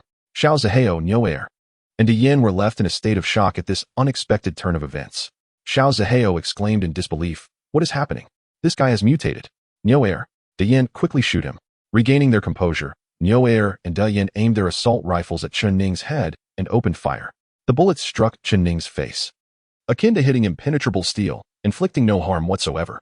Chen Ning smirked, a raspy voice escaping his lips. How audacious to shine like a grain of rice before this tyrant. Chapter 035. The cunning old man Xiao Zihao, Niu Er, and Dian, upon realizing that their renowned penetrating poison dart rifles failed to breach Chen Ning's skull, and that not even the skeletal mask on his left cheek bore a scratch, felt their faces drain of color upon hearing Chen Ning refer to himself as a tyrant. Xiao Zihao recognized the gravity of the situation, a desire to flee igniting within him, as the scene before him was far too bizarre. His eyes darted around before he sternly commanded, "Dian, Niu Er, do not be afraid. This brat is merely posturing. Let us charge at him together." With that battle cry, Xiao Zihao turned and fled without a moment's hesitation, showing no shred of loyalty to his companions. Niu Er and Dian, though not foolish enough to confront the peculiar Chen Ning head-on, were taken aback by Xiao Zihao's utter shamelessness in abandoning them without a second thought, clearly intending to leave them as bait to distract the skeletal-masked Chen Ning. Xiao Zihao, though selfish, was cunning. The moment he turned to escape, Chen Ning, adorned with the skeletal mask, coldly acted. Niu Er and Dian barely comprehended what was happening when they felt a blur before their eyes, and Chen Ning was suddenly upon them. In a state of horror, they barely had time to react before Chen Ning's hands clamped around their throats. Despite their slightly larger physiques, they were effortlessly hoisted into the air by Chen Ning's grip, their feet dangling helplessly. Before they could struggle, Chen Ning's fingers pierced through their necks, and they crumpled lifelessly, akin to chickens with broken necks. Chen Ning discarded their corpses and turned his gaze towards Xiao Zihao, who had fled 20 meters away. The crimson eye behind the skeletal mask glinted with a sinister smile and murderous intent as he rasped, thinking of escaping. At that moment, Chen Ning's body, under the control of the blood-colored tyrant, prepared to strike down the fleeing Xiao Zihao. However, Chen Ning's clear male voice suddenly called out, "Hey, old fool. Do not kill him outright. I want him alive to experience the agony of despair." As soon as the words left his mouth, Chen Ning's voice shifted back to its raspy tone. "Torture? I relish that. It turned out that after relaxing his mind, Chen Ning's body had fallen under the control of the blood-colored tyrant. He was now powerless to command his own body, not even a single finger. The control now resided with the blood-colored tyrant, yet Chen Ning's consciousness remained clear, allowing him to witness through his right eye how the tyrant utilized his body. This sensation was akin to being seated within an autonomous battle mech. With a raspy voice, Chen Ning gazed at the fleeing Xiao Zihao and muttered, "Do you really think you can escape?" before forcefully stomping the ground. Instantly, the solid earth rippled like a stone cast into a tranquil lake, sending visible shockwaves radiating outward from where Chen Ning had stomped. As the shockwave passed by Su Luo, he remained unaffected, but when it reached Xiao Zihao, who was running at full speed, it sent him flying, crashing heavily to the ground. Xiao Zihao fell, unable to rise again, for his legs had been shattered by the force, and he let out a pitiful cry. Chen Ning, adorned with the skeletal mask, leisurely approached Xiao Zihao, looking down at him with disdain. "Half-god brat, how shall we deal with him?" Chen Ning's clear male voice responded, "Let me consider. How about we return the favor? He just bound me to that tree, intending for the zombies to devour me. Now I shall bind him, allowing the zombies to catch the scent of blood and come for him, letting him get acquainted with our undead friends." Huh, how amusing. No need to wait for the zombies. The two I just strangled are already infected with our zombie virus. Before long, their bodies will transform into zombies. With his legs shattered, once I break his arms, he can remain here to await his fate as those two corpses turn into zombies. The fun will begin for him. Xiao Zihao listened in horror as Chen Ning's voice oscillated between two tones, sounding as if he were conversing with himself. The words spilling from Chen Ning's mouth filled him with dread and despair. Trembling, he stammered, "Chen Ning, you dare? Our Xiao family will know you killed me, and they will never let you go." Before Xiao Zihao could finish, under the control of the blood-colored tyrant, Chen Ning raised his foot and viciously stomped down on Xiao Zihao's left arm, shattering it instantly. Xiao Zihao let out a blood-curdling scream. The blood-colored tyrant, unacquainted with mercy, raised his foot once more and crushed Xiao Zihao's other arm with a resounding crack. Finally, he tore a piece of cloth from Xiao Zihao's attire and stuffed it into his mouth, rendering him unable to scream or move. All he could do was watch helplessly as the corpses of Di Yin and Nioer nearby transformed into zombies, waiting for them to feast upon him. Seeing the despair in Xiao Zihao's eyes, the blood-colored tyrant cackled with delight. "Do not be disheartened. Since you three are such good brothers, you shall remain together, even as zombies. What a splendid fate. Hey, old fool. Now that they are all dealt with, you may return control of the body to me." The tyrant's laughter echoed. "Half-god brat, should I call you naive, or perhaps just plain foolish?" "Old fool, what do you mean by that? You cannot be planning something mischievous, can you?" "Ha. I was besieged by the wretched forces of the Huaxia military, and they severed my head. Losing my body was already tragic enough, but encountering you, this detestable half-god brat, who devoured my remaining head, is truly the height of misfortune. I once believed I would be eternally confined within the confines of your mental realm. Yet, to my astonishment, fate offered a glimmer of hope, as the foolish you inexplicably consented to relinquish control of your corporeal form to me. After much effort, I have finally reclaimed a new vessel and a demigod's body at that. How rare and precious this is. Do you truly think I would return control to you? Alas, old fool, you have underestimated me. It is not I who am playing tricks, but rather your own foolishness. I have already dealt with that scoundrel Xiao Zihua and his companions, a gesture of goodwill towards you, which should suffice. Henceforth, you shall peacefully slumber in your mental world. This body is now mine. How dare you entertain such delusions? What are you planning, you wretch? Do not act recklessly. The struggle between two consciousnesses vying for control of a single body could lead to its ruin. At this moment, the consciousnesses within Chen Ning's form were fiercely contending for dominance, causing his limbs to thrash about uncontrollably, akin to a fit of madness. Furthermore, the bone mask adorning the left side of Chen Ning's face fluctuated erratically, appearing and cracking, while the skin on the right side boiled and writhed as if scalding water was coursing through it. Creating a scene of sheer horror, his body seemed on the verge of collapse. The blood tyrant sought to firmly seize control of Chen Ning's body, determined to claim it as its own. However, Chen Ning was not one to yield easily, bolstered by an indomitable will forged through relentless training, pushing his physical limits to the extreme. Although the blood tyrant was formidable, it was currently in a weakened state, leading to a stalemate where neither could fully dominate the body. Meanwhile, not far away, the slain Di Yin and Nioer began to stir. The zombie virus within their bodies had activated, transforming them into shambling undead. Chapter 036. Willpower. Chen Ning and the blood tyrant continued their desperate struggle for control, while the Yin and Nioer had risen as zombies, swaying unsteadily. Upon rising, the two zombies began to gnaw at each other. However, it did not take long for them to realize their kinship, halting their attacks. Lying at Chen Ning's feet was the incapacitated Xiao Zihua, who, despite having his mouth gagged, emitted pitiful whimpers of pain due to his severed limbs. The chaos caused by Chen Ning's thrashing limbs, a consequence of the struggle for control with the blood tyrant, quickly attracted the attention of the two nearby zombies.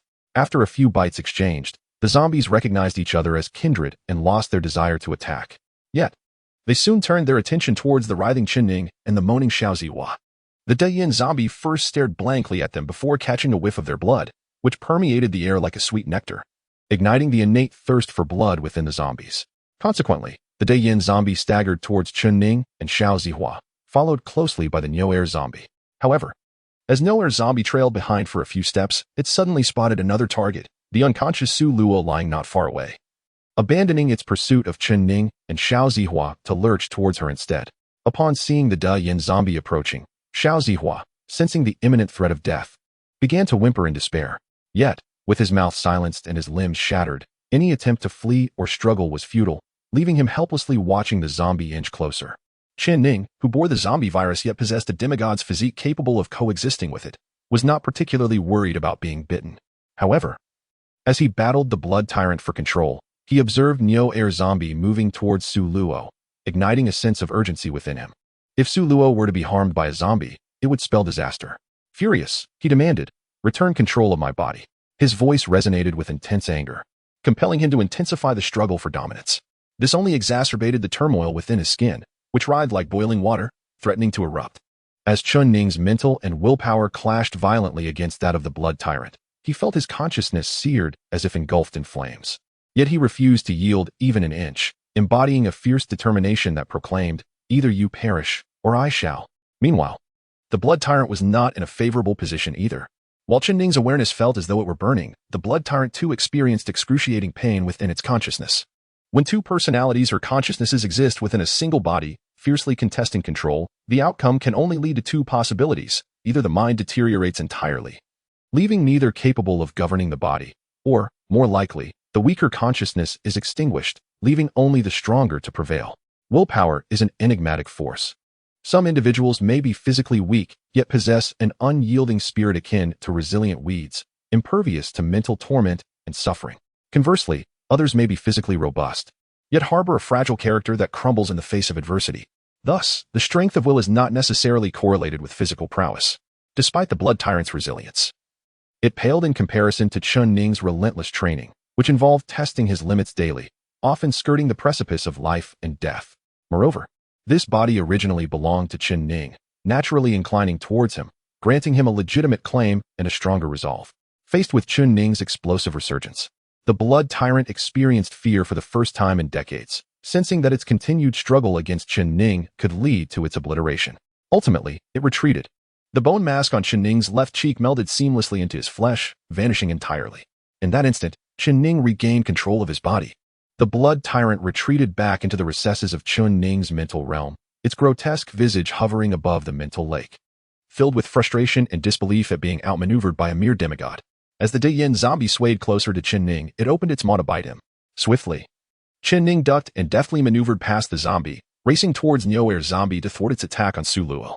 The Dayin zombie, bewildered by its failure to grasp Chen Ning, redirected its attention towards Xiao Zihua, whose helpless cries echoed in vain as he remained unable to escape. On the ground, Su Luo's eyelashes fluttered slightly, and she gradually regained consciousness. However, upon opening her eyes, she was horrified to find a zombie looming over her, its gnarled hands reaching towards her throat. Startled and disoriented, she momentarily forgot to resist, as the zombie's sharp fingers were about to pierce Su Luo's throat. At a critical moment, Chen Ning arrived, swiftly grasping the back of the zombie's collar and yanking the level 1 undead back with force. Before the zombie could comprehend the situation, Chen Ning delivered a resounding slap to its face, exclaiming, "Your meal is over there." With that, he pushed the attacking zombie away, sending it several meters back, right next to the large-eyed zombie and Xiao Zihao. At that moment, the large-eyed zombie had sunk its teeth into Xiao Zihao's shoulder, blood gushing forth, leaving Xiao Zihao in a state of despair. The bull-headed zombie, discovering a new feast, howled and joined in on the carnage. Chen Ning helped Su Luo to her feet and quietly asked, "Are you all right?" "I'm fine." Su Luo shook her head, her eyes still filled with shock. She was unaware of the events that had transpired during her unconsciousness. How Chen Ning, despite his gunshot wound, had turned the tables on the treacherous attackers. Moreover, Chen Ning had audaciously slapped a zombie, which was contrary to the instructor's warnings about keeping hands away from the zombies' mouths. A bite would mean certain death. How could he be so reckless? Not far away, two zombies were ravenously gnawing at Xiao Zihao, a sight too gruesome to bear. Su Luo turned away, softly asking, "What on earth is happening?" Chen Ning, naturally, refrained from disclosing his encounter with the blood-colored tyrant and instead spun a gentle lie. "The ones who ambushed us were Xiao Zihao, the large-eyed one, and the bull-headed zombie. You know there has been a grudge between Xiao Zihao and me." Su Luo nodded, well aware that ever since entering the elite group, Xiao Zihao had held a grudge against Chen Ning. Chen Ning continued, "Xiao Zihao sought revenge on me, which inadvertently put you in danger. But you were injured. How did you manage to save yourself?" Su Luo inquired. Chen Ning glanced at the two zombies still feasting on Xiao Zihao and replied, "Xiao Zihao's two subordinates were injured tonight and became infected with the zombie virus, unbeknownst to him. While he was occupied with us, his subordinates turned into zombies. Seizing the opportunity, I retaliated and took him down." Su Luo believed his words, gazing at the lifeless body of Xiao Zihao, biting her lip and muttering, "Evil begets evil." Chapter 037. The tyrant's flattery. Chen Ning cast a glance at the two zombies devouring Xiao Zihao before he and Su Luo gathered their equipment and quietly departed. Given the events of the night, neither had the inclination to hunt any more zombies. Even the large-eyed and bull-headed zombies were spared from gunfire, as Chen Ning intentionally allowed Xiao Zihao to taste the bitter fruits of his own actions. They returned to the designated meeting spot with Bai Yuhao and the others. But it was still early, and Bai Yuhao, along with the Luo and Xiao Luo, had yet to return. Thus, Chen Ning and Su Luo waited there. Recalling Chen Ning's earlier ambush by Xiao Zihao's group, Su Luo immediately asked, "How is your gunshot wound now?" As a demigod, Chen Ning possessed a body that was half human and half zombie. Zombies lack pain receptors. Although he had pain receptors, his half-zombie nature dulled his pain sensitivity significantly, almost granting him a natural anesthetic effect. As a demigod, his healing abilities surpassed those of ordinary humans.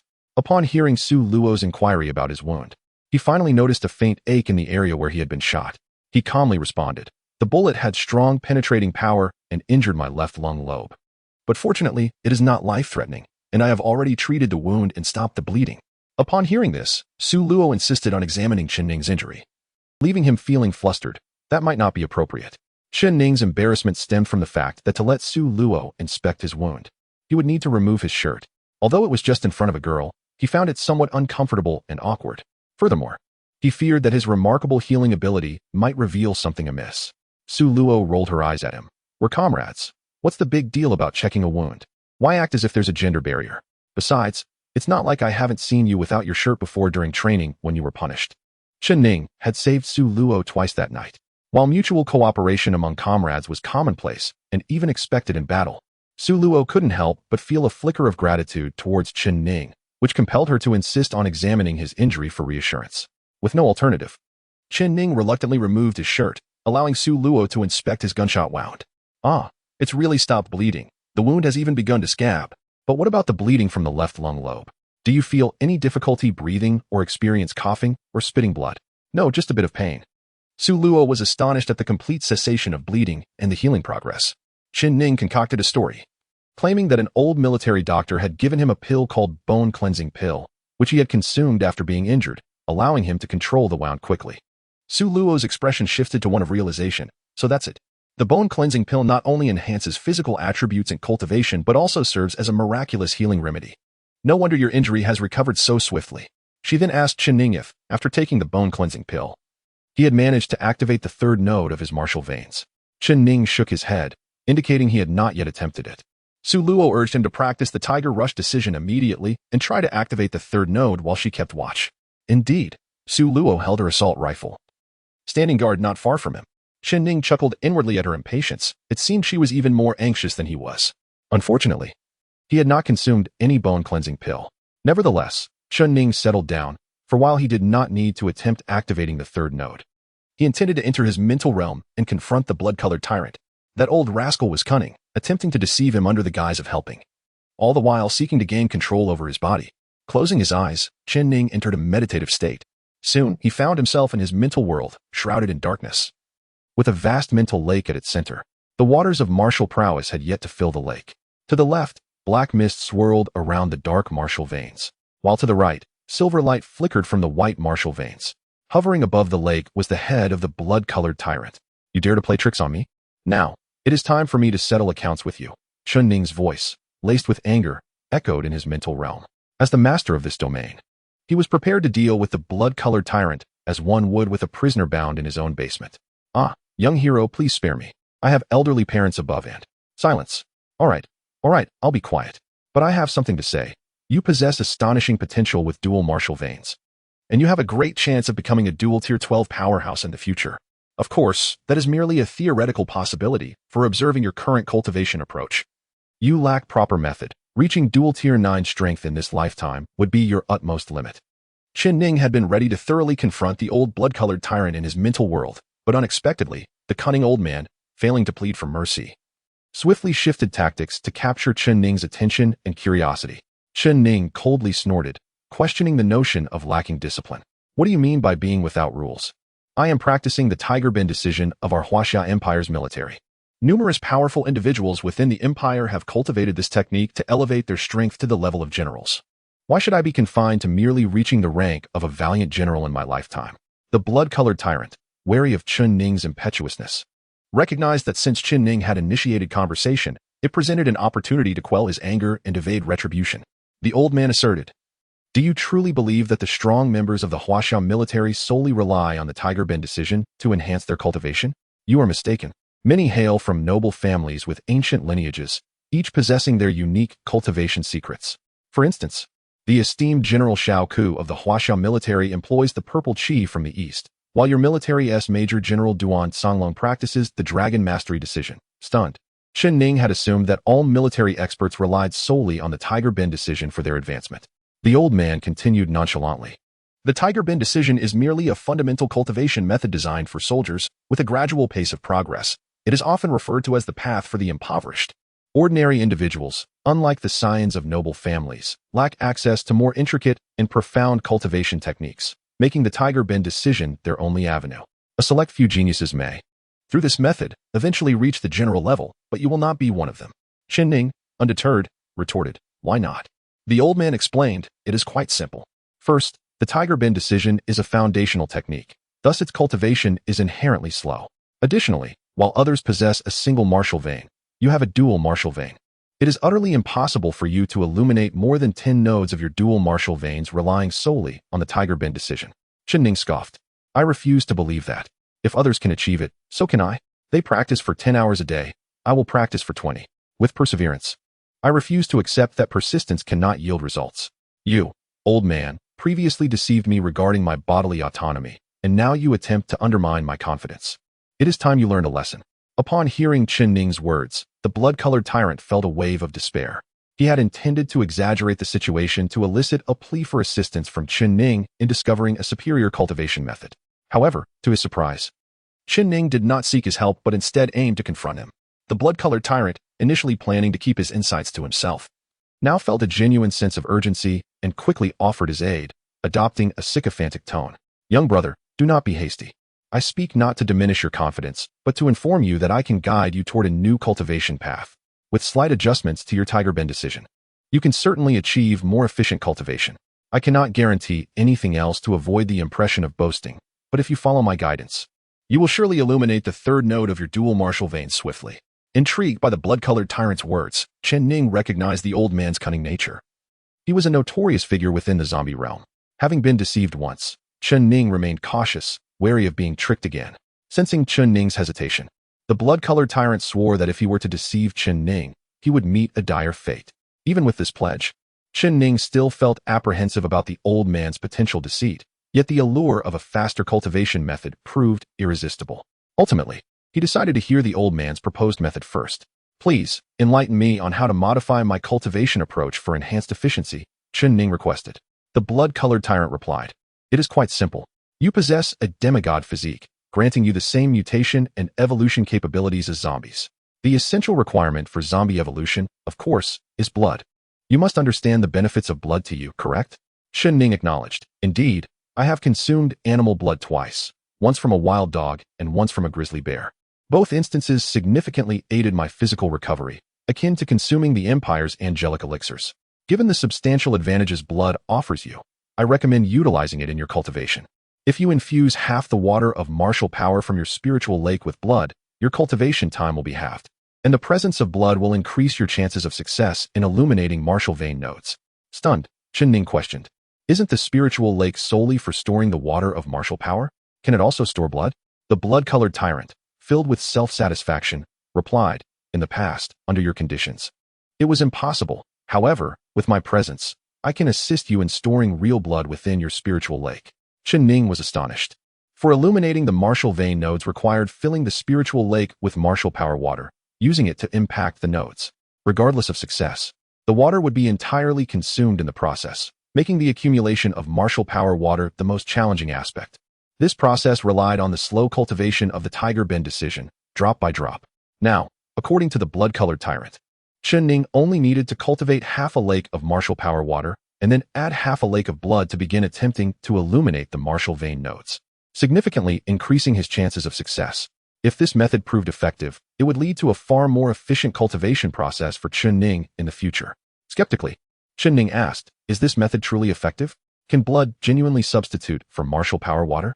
The blood-colored tyrant, slightly irritated, responded, "Why do you doubt me? For ordinary individuals, blood cannot replace martial power water, nor can they access blood for their spiritual lakes. However, as you possess a demigod physique, blood offers you substantial benefits. And with my assistance, you can incorporate blood into your lake. All necessary conditions must be fulfilled for blood to replace martial power water. Missing even one would render it impossible." Chen Ning inquired, "How can I introduce blood into my spiritual lake?" "Quite simply, I will teach you," the blood-colored tyrant replied. At this moment, it was already past 4 in the morning. Su Luo, a few dozen meters away, was hiding behind a tree, keeping watch. Chen Ning, seated in meditation, was suddenly approached by a snake, its girth comparable to an arm, silently slithering towards him. The creature flicked its forked tongue, locking its gaze on Chen Ning, raising its head to strike at his leg. However, just as the snake was about to attack, Chen Ning, who had been immobile like a statue, swiftly reached out and seized the snake's head with his right hand. Unable to move, the snake writhed, attempting to coil around Chen Ning's arm.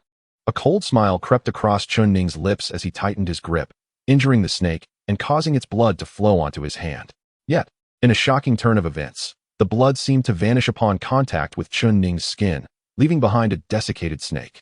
Nearby, Su Luo exclaimed in delight, "Bai Yu Hao, you have returned." It turned out that Bai Yu Hao and his companions had indeed come back. Chen Ning stood up, casually discarding the snake into the grass. Within his spiritual lake, blood had now mingled with the martial power water, blooming like a crimson rose. Chen Ning realized that the blood-colored tyrant's technique, the devouring decision, truly allowed him to absorb real blood into his body, storing it within his spiritual lake to assist in illuminating his martial vein nodes alongside the water of martial power. The words of the blood-colored tyrant echoed in Chen Ning's mind. Be mindful, blood can fill only half a lake. The relationship between blood and martial power resembles that of desire and reason. Excessive desire leads to self-dissolution, yet a life devoid of desire is equally detrimental. Therefore, one must possess ambition and desire while also exercising control, ensuring that one does not become lost to them. Chen Ning reflected, "You old fool. After all the words you shared, this is the only one that rings with sincerity." He continued, "Furthermore, let me remind you, when striking low-tier martial veins, the blood of ordinary animals is useful. However, when attempting to breach high-tier martial veins, such blood loses its efficacy, and human blood becomes paramount. At the pinnacle of martial strength, the blood of ordinary humans is of little value. It must be the blood of the strong, whether they be human or other exceptional beings." "Other exceptional beings?" he inquired, to which the response was, "For instance, werewolves or vampires." "Understood." After Chen Ning concluded his exchange with the blood-colored tyrant, Bai Yu Hao and several others approached. Bai Yu Hao immediately sensed something was amiss and furrowed his brows, asking, "Chen Ning, you and Su Luo appear troubled. Have you encountered a problem?" With a bitter smile, Chen Ning turned to Su Luo, urging, "Please, share the details with everyone." Su Luo recounted the ambush by Xiao Zihao and the incident involving the zombie virus that led to Zhao's demise. The group exchanged glances, shocked by Xiao Zihao's unexpected death. Bai Yu Hao lowered his voice. "The Lu family still believes that Lu Shi's death is connected to Chen Ning. That officer Shi Yu is here to investigate the cause of Lu Shi's death, and the Lu family has already labeled Chen Ning as the murderer. The situation is precarious. With Xiao Zihao dead, we must ensure that no one learns of any connection between his death and Chen Ning. We must all keep silent about tonight's events and simply state that we did not encounter Xiao Zihao." Su Luo protested, but it was Xiao Zihao who ambushed us, reaping what he sowed. Why should we cover for him as if we were in the wrong? Should we allow him to kill us without defending ourselves? Chen Ning replied calmly, we are not at fault, yet weakness is a sin.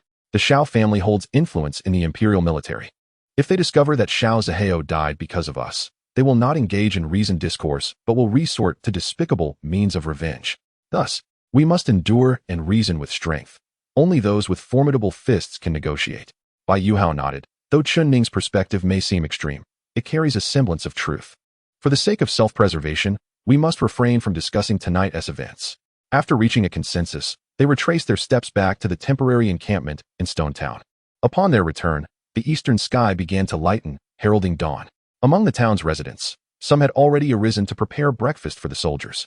Those who had stood guard the previous night were exchanging shifts with those arriving for duty, sharing laughter as they made their way to the makeshift mess hall for a meal before resting. Meanwhile, several elite soldiers who had ventured out to hunt zombies for bounties returned one by one. Upon returning from their hunts, all soldiers were required to report to Officer Guanqing. This was to submit the zombie brain cores they had collected and to ensure that every soldier returned safely. Chen Ning and his companions approached Guanqing's temporary office to submit their findings. As Guanqing documented their achievements, Chen Ning couldn't help but admire her graceful figure and striking profile. His thoughts wandered back to the blood-colored tyrant's illusion of Guanqing enticing him in the sea of forests. He mused that if Guanqing truly were to tempt him in such a manner, he might struggle to resist. Just as his gaze became somewhat ambiguous, Guanqing, who had been diligently writing, suddenly looked up, locking eyes with Chen Ning, who quickly averted his gaze in panic. Guanqing raised an eyebrow. Having sensed Chen Ning's inappropriate glance, she thought to herself, this fellow has grown bolder. Perhaps he is feeling frisky? Chapter 39. Resurgence. After documenting the achievements of Chen Ning and his companions in hunting zombies, Guanqing looked up and said, all right, you all may go have breakfast and then rest. I have received word that Colonel Butcher has completed the mission to exterminate the zombie horde. We may retreat to the Bluebird base this afternoon, so make sure to rest well. Yes, officer. Chen Ning and the others acknowledged, turning to leave. However, as Chen Ning attempted to exit, Guanqing called out, Chen Ning, stay. I have a few words for you. Bai Yuhao and Su Luo exchanged glances. Sensing that the relationship between Chen Ning and Guanqing was more complex than that of a mere instructor and student, given the attention she bestowed upon him, they couldn't help but speculate whether Chen Ning's previous jest in the base tavern, declaring his affection for Guanqing, had stirred something between them. With various thoughts swirling in their minds, they exited the office, leaving behind a flustered Chen Ning and a subtly smirking Guanqing. Chen Ning, known for his upright character, would appear composed and confident before Guanqing if he had nothing to hide. Yet, now, with a guilty conscience, he felt entirely different. Guanqing, seated at her desk, continued to tally the number of personnel who had completed their missions, disregarding Chen Ning for the moment. Feeling awkward, Chen Ning recognized her intent to tease him. She was deliberately ignoring him. Mustering his courage, he coughed lightly and asked, Officer Guanqing, have you summoned me for a specific task? She raised her head, a knowing smile playing on her lips as she regarded the uneasy Chen Ning. It seems you have not learned from my previous lesson, have you? Your audacity has increased. As she stretched, Chen Ning instinctively lowered his gaze, aware of her stunning figure, especially as her top tightened during the stretch. He thought it prudent to avert his eyes to avoid any trouble. At that moment, the blood-colored tyrant's voice echoed in his mind. Chen Ning, you fancy this military officer. Do you? No wonder, when I cast the illusion in the forest, the vision you saw was of her.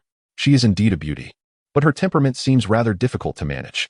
Furious at the interruption of his thoughts, Chen Ning snapped, be quiet. Qin was startled by Chen Ning's furious shout, her cheeks flushing red as she slammed the table and glared at him with fierce eyes. What did you say? Chen Ning had intended to silence the blood-colored tyrant in his mental realm, but instinctively, he had spoken out loud, leading Qin to misunderstand him.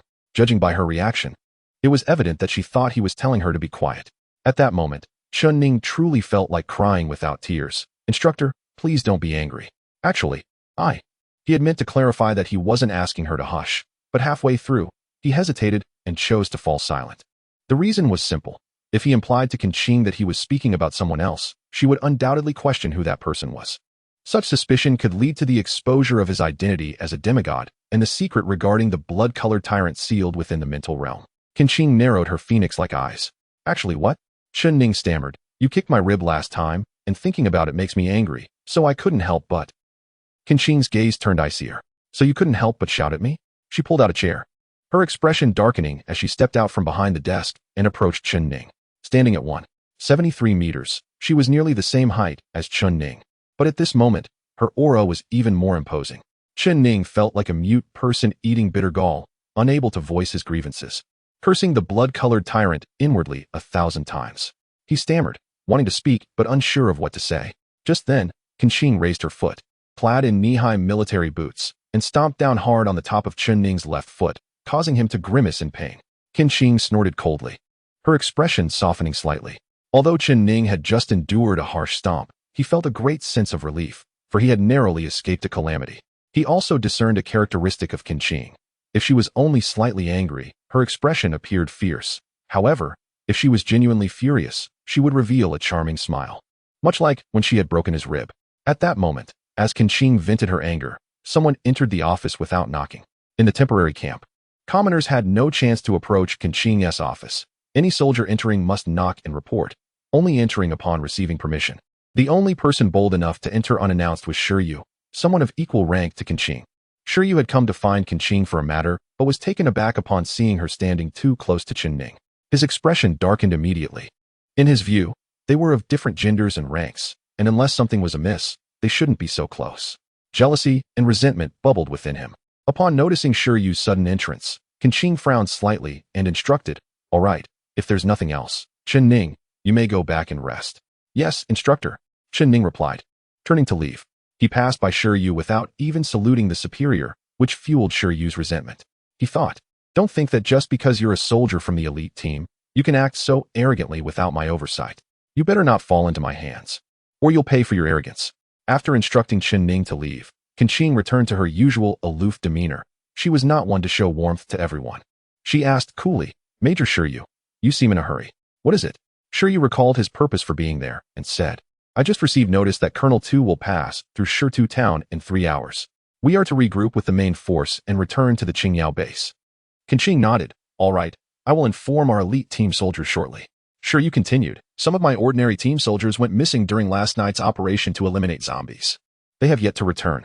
Have all your elite team members come back?" Qinqing had already checked the list of soldiers who had gone out last night and those who had returned that morning. She frowned and replied, 3 individuals are still unaccounted for: Xiao Zihao, Diyin, and Yoer. They should have returned by now." Chen Ning, who had just stepped out, overheard this exchange between Qinqing and Shiryu and quietly walked away. In the sea of forests, a level 4 predator zombie was slowly rising to its feet. This creature, disfigured and scarred, was vaguely recognizable as Xiao Zihao. Diyin and Yoer, both level 1 zombies, caught the scent of their kind emanating from Xiao Zihao and instinctively gathered around him, much like mindless animals following their leader. However, fueled by overwhelming hatred and death, Xiao Zihao had mutated into a level 4 zombie, retaining certain memories and intelligence. He gazed at Diyin and Yoer and suddenly raised his right hand, striking down the heads of the 2 approaching zombies with a resounding thud. Xiao Zihao raised his claws, his eyes ablaze with intense hatred, emitting a roar akin to human speech. Chen Ning.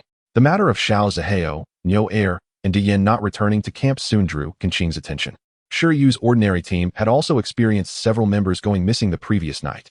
Qinqing and Shiryu could not dispatch personnel to search for a few soldiers, especially since Shiryu's missing soldiers were merely ordinary recruits. They decided to wait a few hours. Considering that Xiao Zihao and his companions were elite team members and new key trainees of the Qingyao base. If, after a few hours, Colonel Tu's main force had passed and Xiao Zihao and the others had still not returned, they would move on and regroup with Colonel Tu's forces to return to the base. The hours passed swiftly, and as Colonel Tu's troops arrived as scheduled, Qinqing and Shiryu gathered their personnel, boarded the transport vehicles, and returned to the base alongside Colonel Tu's forces. The rescued survivors followed closely behind, eventually being placed in a nearby human stronghold.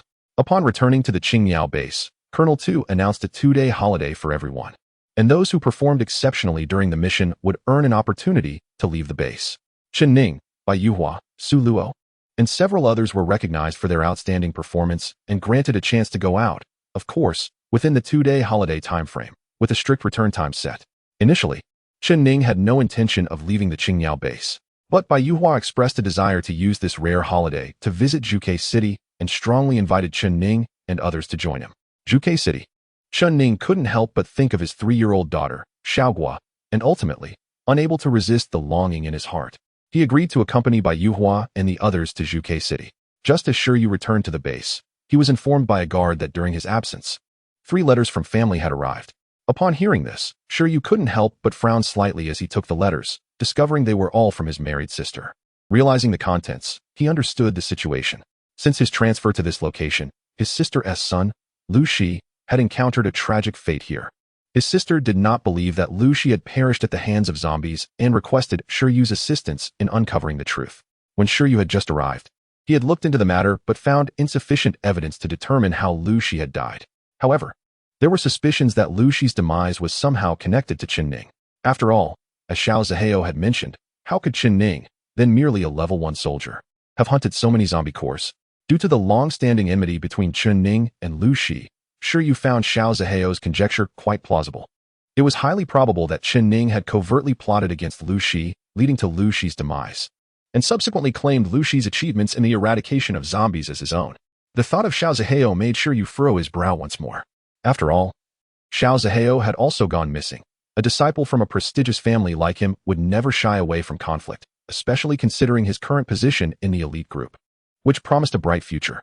His disappearance suggested that something dire had indeed occurred, much like Lu Shi's fate.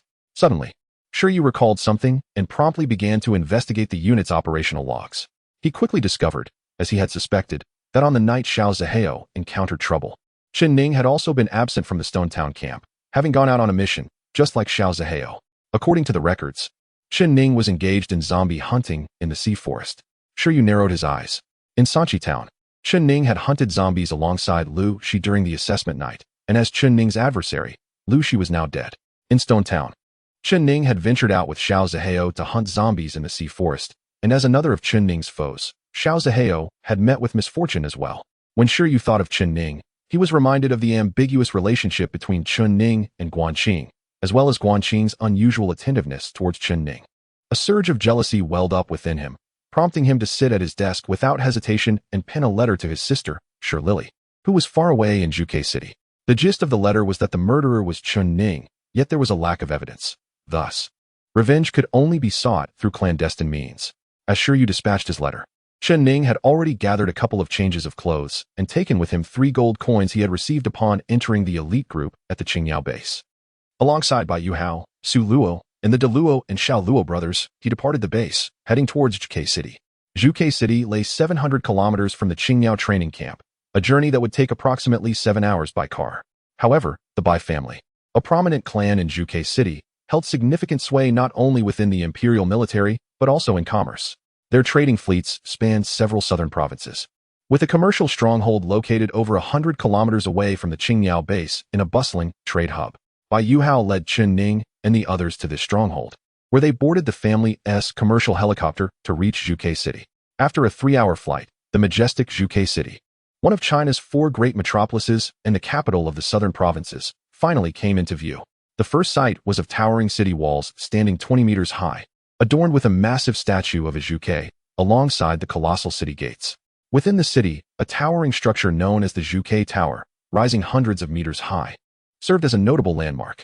This was Chen Ning's first visit to the legendary metropolis, a place once longed for by the impoverished denizens of his past.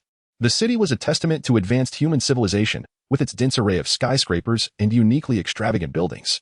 Zhuge City was fortified by 2 concentric walls, separated by several kilometers. The gates were typically closed and heavily guarded. The commercial helicopter, emblazoned with the Bai family crest, skillfully communicated with the ground defense forces to request entry and landing.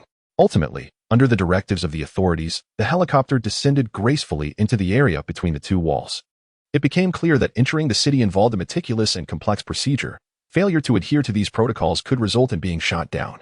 Upon disembarking, Chen Ning and his companions were met by a group of soldiers donning gas masks. They verified the identities of Chen Ning and others and administered a disinfectant spray for health checks.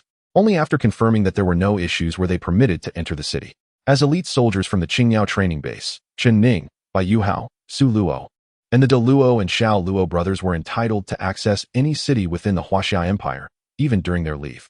Thus, the guards ultimately allowed them entry. With the captain of the guard complimenting Bai Yuhao, "Welcome back to Zhuge City, young Master Bai." Chen Ning and the others exchanged glances. realizing Bai Yuhao was quite esteemed in Zhuge City. Bai Yuhao escorted Chen Ning and the others into the city, except for Su Luo. It was the first time for Chen Ning and the De Luo and Xiao Luo brothers to experience the grandeur of a metropolis. The trio was akin to a country bumpkin entering a grand garden, marveling at everything, much to Su Luo's annoyance and Bai Yuhao's amusement. Bai Yuhao guided them to the Bai family estate, arranged accommodations for them, and advised them not to rush. As the most vibrant time in Zhuge City was yet to come, he planned to take them out that evening to explore. Shortly after Chen Ning and his companions arrived in Zhuge City, at the Lu family estate, an aristocratic matron in her middle years received an urgent letter delivered swiftly over 800 miles. This woman was Shi Lily, Shi Yu's sister and Lu Shi's mother. Upon reading Shi Yu's letter, her eyes blazed with intense hatred as she murmured to herself, "A mere wretch from a slum dares to harm my Shi. Chen Ning, is it? He has gone to Zhuge City with the Bai family heir. How fortuitous, as it saves me the trouble of sending someone to find you." Chapter 041. Cold-blade phone. Bai Yuhao initially intended to pay respects to his elders and have a meal with his family before taking Chen Ning and the others out to explore the bustling night market of Zhuge City. However, unforeseen circumstances arose, as Bai Yuhao's grandmother, who dotes on him, seized the opportunity to engage him in endless conversation upon his return, leaving him unable to escape. Aware of this, Chen Ning and the others decided to venture out on their own. As they exited the Bai residence, Chen Ning suggested they engage in free activities, encouraging everyone to go wherever they pleased, provided they returned by midnight. Su Luo, watching Chen Ning disappear into the street, pondered why he had chosen to wander off alone rather than stay with the group. The De Luo and Xiao Luo brothers exchanged mischievous glances and remarked, "Could it be that Chen Ning is off to indulge in some illicit pleasures?"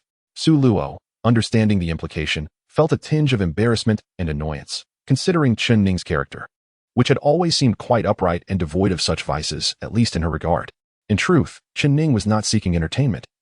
He merely wished to visit the Lu family in Zhuge City, hoping to catch a glimpse of his cherished daughter. The Lu family was well regarded within the upper echelons of Zhuge society, and after a bit of inquiry, Chen Ning quickly learned the location of their estate. The entrance to the Lu family estate was flanked by two imposing stone lions, exuding an air of grandeur that signified their formidable status. Chen Ning concealed himself in the alley opposite the Lu family door, gazing coldly at the estate under the cover of night. His arrival in Zhuge City was unexpected, and without any concrete plans, he found himself uncertain about how to reclaim his daughter from the Lu family.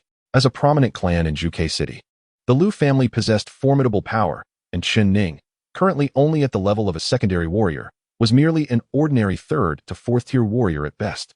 To breach the stronghold of such formidable foes and reclaim his daughter, while also ensuring his own escape from Zhuge City, was a daunting task with his current capabilities. It was entirely possible that a mere vassal of the Lu family, of a martial prowess superior to his own, could easily dispatch him. Chen Ning himself was at a loss as to what he was doing lurking at the entrance of the Lu family estate. Perhaps merely yearning for a fleeting glimpse of his beloved daughter, or at the very least, to discern whether she was faring well. Having maintained a vigil at the alley entrance for half an hour, Chen Ning observed the intermittent flow of individuals entering and exiting the Lu residence, yet neither Lu Ming, Zhang Qian, nor his own daughter were among them. Suddenly, a vintage Hongqi limousine materialized before the Lu family's abode. The license plate immediately identified the vehicle to the denizens of Vermilion Bird City as belonging to Lu Wanlin, the patriarch of the Lu clan, an imperial colonel, and the commander of the Dire Wolf Legion. At the cusp of 50 years, Lu Wanlin, despite commanding an ordinary legion, had cultivated his martial prowess to the formidable level of an 8th-grade warrior general. Moreover, the Dire Wolf Legion under his command, alongside the Shattered Army Legion, constituted the primary defensive forces safeguarding Vermilion Bird City. Lu Wanlin also served as the deputy city lord of Vermilion Bird City, granting him considerable authority within its confines. As Lu Wanlin's vehicle arrived at his residence, the once closed electric gates gradually parted. However, to Chen Ning's surprise, the Hongqi limousine remained stationary at the entrance, refraining from entering the Lu family's estate. Within the vehicle, Lu Wanlin, exhibiting a slightly corpulent but commanding physique, sat regally in the rear seat. The front passenger seat was occupied by his driver, Lu Qing, while his sole personal guard, Lung Jianfeng, occupied the front passenger seat. Lung Jianfeng, adorned in a black imperial major's uniform, concealed his visage behind a thick gas mask and encased his hands in black leather gloves. Twin regulation officers' Tang swords were affixed to his sides, rendering him an emotionless automaton of lethal intent. Presently, the driver, Lu Qing, cautiously glanced into the rearview mirror. Catching sight of Lu Wanlin, who sat with eyes narrowed, exuding an air of imperious self-assurance. He inquired tentatively, "Master, why have we stopped? Are we not returning home?" Lu Wanlin remained silent, prompting Lu Qing to refrain from further inquiry and maintain a respectful silence. Lu Wanlin slowly turned his head, gazing out the window at the alley entrance a short distance away. The streetlights cast a dim, yellowish glow upon the alley, revealing no one in sight. However, Lu Wanlin furrowed his brow, sensing an unsettling force emanating from behind the alley entrance. Who was this enigmatic figure lurking near his residence, and what were their motives? At that moment, Chen Ning pressed himself against the wall, concealing himself at the alley entrance's bend, pondering. The individual in the car exudes a powerful aura, clearly a formidable expert. Why has his vehicle stopped? Has he detected my presence? Lu Wanlin spoke deliberately. Jianfeng, the cold and ruthless Lung Jianfeng, clad in his officer's uniform and gas mask, responded with a muffled, raspy voice. Present. Investigate. If they are not benevolent, find them and eliminate them. Understood. Lung Jianfeng opened the passenger door, alighted from the vehicle, mechanically rotated his neck, placed his hands on the hilts of the twin swords at his waist, and proceeded towards the alley entrance. His gait was measured and precise, as if each step had been meticulously calibrated. As Lung Jianfeng disembarked, the Hongqi limousine entered the Lu family's residence. Lu Wanlin had barely arrived home when his concubine, Shi Lily, accompanied by a maidservant, hurried to greet him. Her wails preceded her arrival. "Master, my brother has sent word that they have identified the culprit who murdered our son, a lowly cur named Chen Ning, who is said to have arrived in Vermilion Bird City, concealed at the alley entrance's bend." Chen Ning detected the sound of the car door opening and the rhythmic, forceful cadence of military boots upon the ground, indicating the approach of a formidable adversary. Simultaneously, the anxious voice of the bloodthirsty tyrant resounded in his mind. The approaching individual is a 6th-grade warrior general. Chen Ning, lad, your power is only at the dual 2nd-grade level. If you fall into his clutches, your demise is certain. Flee at once. Chen Ning, already contemplating retreat, seized the warning from the bloodthirsty tyrant and promptly turned to flee. Lung Jianfeng, of course, heard the approaching footsteps and smirked coldly, striding into the alley. However, as he entered the alley, Chen Ning, who had been sprinting away, drew his handgun and discharged it at Lung Jianfeng, who was several dozen meters behind him. Chen Ning's handgun was a standard Thunderbolt pistol, a sidearm issued to Special Forces units. Renowned for its immense power, it rivaled the Desert Eagle as the most potent handgun, weighing a hefty 4 pounds. Unsuitable for ordinary soldiers, it was wielded only by elite forces. Chen Ning had calculated that ambushing his pursuer in the narrow confines of the alley with the devastating handgun would prove advantageous. However, as the shots rang out, Lung Jianfeng's twin swords were already drawn. With a flurry of strokes, a cacophony of metallic clashes and sparks erupted as the 7 high-velocity bullets were cleaved in two by Lung Jianfeng's meteorite iron swords. Although Chen Ning failed to harm Lung Jianfeng with the Thunderbolt pistol, by the time Lung Jianfeng had deflected the incoming projectiles, Chen Ning had vanished from sight. A low, guttural voice emanated from behind Lung Jianfeng's gas mask, tinged with a hint of frustration, betraying his displeasure at Chen Ning's escape. Lung Jianfeng turned and returned to the Lu residence, where he found Lu Wanlin reviewing documents in his study. As Lung Jianfeng entered, Lu Wanlin remained engrossed in his work, casually inquiring, "How did it go?" Lung Jianfeng extended his black-gloved hand, placing the severed bullet fragments on Lu Wanlin's desk. He escaped. He was using a Thunderbolt pistol, with the Phoenix Legion's insignia on the bullets. The Phoenix Legion? Lu Wanlin raised his head. That aligns with the information that my second son, Lu Shi, was killed by a Phoenix Legion warrior named Chen Ning, who has now arrived in Vermilion Bird City. Find Chen Ning and eliminate him. Understood. Lung Jianfeng turned to depart. Lu Wanlin interjected, "Wait. One must consider the owner before harming his dog. Chen Ning is, after all, a warrior of the Phoenix Legion. Be discreet in your actions. Avoid attracting attention. I do not wish for the Dire Wolf Legion to engage in an unpleasant confrontation with the Phoenix Legion." Understood. Start of Chapter 42. The Lu family trading company. Chen Ning narrowly evaded his pursuer, experiencing a brief moment of relief. However, he recognized the abundance of formidable experts within the Lu family, making the retrieval of his daughter an arduous task. The bloodthirsty tyrant's voice resonated in Chen Ning's mind once more, laden with a tone of enticement. "Chen Ning, lad, that individual was merely a 6th-grade warrior general. In my prime, such a foe would have been as insignificant as cattle awaiting slaughter. You intend to infiltrate the Lu residence and reclaim your daughter. Allow me to assist you once more. Grant me control of your body, and I shall storm the Lu residence." Chen Ning scoffed. "Would you willingly offer a venomous snake a second opportunity to bite you?" The bloodthirsty tyrant paused, comprehending Chen Ning's analogy, and retorted indignantly, Insolent brat. What do you mean? I aided you in eliminating Xiao Zihu and the others, and imparted the devouring art to you. Am I not deserving of your trust? Chen Ning remained unmoved. Indeed. I do not trust you. The bloodthirsty tyrant seethed. Very well. If you distrust me and refuse to relinquish control of your body, I cannot fully exert my power to assist you. Chen Ning remained unconvinced. In his estimation, the blood tyrant, a notorious fiend, a disgrace to the zombie world, and an enemy of humanity, was cunning, cruel, and vile. It was improbable that he would willingly remain sealed within Chen Ning's mental realm. Undoubtedly, he perpetually sought rebirth, with the most expedient method being possession, seizing Chen Ning's body as his own. Furthermore, the blood tyrant had already employed such a ruse once before. Therefore, Chen Ning would not lightly relinquish control of his corporeal form to that decrepit old codger. Self-reliance was paramount. Although Chen Ning acknowledged his current weakness, he believed that with sufficient time, he could legitimately overcome the Liu family and retrieve his young daughter. To grow stronger, Chen Ning involuntarily recalled the devouring art mentioned by the blood tyrant. His eyes gleamed with interest. Lately, his cultivation had slowed due to his involvement in missions with the main force. At this rate, who knew when he would be able to illuminate the third node of his black and white martial meridians? Acquiring blood was challenging within the military camp. But in Vermilion Bird City, it was far simpler. Where was blood most abundant? The slaughterhouse, of course. Vermilion Bird City, one of the 4 major metropolises of China, boasted a population of 30 million. Countless pigs, dogs, cattle, and sheep were slaughtered daily.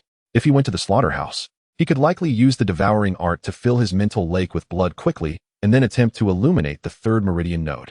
As this thought surfaced in his mind, the blood tyrant's indolent voice echoed, "You are currently a level 2 soldier. During the soldier phase, you can indeed use animal blood in conjunction with martial force to attempt to illuminate these lower-level nodes. However, I do not advise using the blood of pigs, dogs, sheep, and cattle from the slaughterhouse. The immediate gains are not worth the long-term consequences." Chen Ning frowned. Why? The blood tyrant explained. The animals in the slaughterhouse are raised on artificial feed and injected with various hormones. They lack the sentience of higher animals. Even for ordinary people, their meat offers minimal nutritional value, let alone the benefits we cultivators can derive from their blood. He paused before continuing. Of course, if you insist on using the impure blood of these animals to cultivate and illuminate the third meridian node, it should be straightforward. It is not entirely without effect, but the disadvantages outweigh the advantages. It is akin to ordinary people eating the meat of animals raised on medication and hormones. It may fill the stomach, but prolonged consumption can lead to illness. Cultivation is similar. Using the impure blood of these animals can temporarily enhance your cultivation, but it will contaminate your martial meridians. If the quality of your martial meridians deteriorates, you may be unable to reach the pinnacle of power, such as level 10 or higher. Chen Ning inquired. But you previously said that animal blood was acceptable? The blood tyrant clarified. Wild animals, preferably those with a degree of intelligence, such as monkeys that drink spring water and eat wild fruit, possess pure blood. Simply put, it is about lineage, much like vampires dislike consuming the blood of the sick. Chen Ning lamented, Vermilion Bird City has stringent procedures for the entry and exit of both people and animals. Wild animals are generally prohibited from entering the city due to the fear of carrying zombie viruses. Where am I to find so many wild animals, especially those with intelligence? To fill half of my mental lake? The blood tyrant nonchalantly replied, that is your problem. Chen Ning questioned, why are you being so magnanimous? Informing me of these crucial details? Your body possesses a demigod physique and dual martial meridians. I cannot bear to see such a remarkable body squandered by your haphazard cultivation. Besides, this body may one day be mine. Why would I allow you to ruin it? Upon hearing the first half of the blood tyrant's statement, Chen Ning felt a faint sense of gratitude. However, the latter half evoked only resentment. That old codger was indeed constantly plotting to seize his body. Chen Ning, standing at a traffic light intersection, was unsure where to go, contemplating whether to return to the Bai family when he noticed a massive billboard advertisement. The advertisement featured a beautiful woman in a red embroidered cheongsam, accompanied by the slogan, "Everything you desire is here." Below the slogan were 4 golden characters, Liu Family Trading Company. Trading companies were large-scale marketplaces in the post-apocalyptic era, primarily operated by powerful families with intricate ties to the imperial military. These marketplaces dealt in a diverse array of goods, typically not everyday items, but rather peculiar and rare commodities, such as various weapons and precious treasures. They resembled black markets, but were more regulated and offered a wider selection of goods. It was rumored that one could purchase zombie brain cores or hellhound zombie teeth, among other obscure items. As the advertisement proclaimed, everything one desired was available, albeit at a price. Chen Ning's eyes lit up upon seeing the Lu Family Trading Company advertisement. The wild, intelligent animal blood he sought might be available there. He promptly hailed a taxi and instructed the driver to the Lu Family Trading Company. The Lu Family Trading Company was among the largest and most renowned in Vermilion Bird City.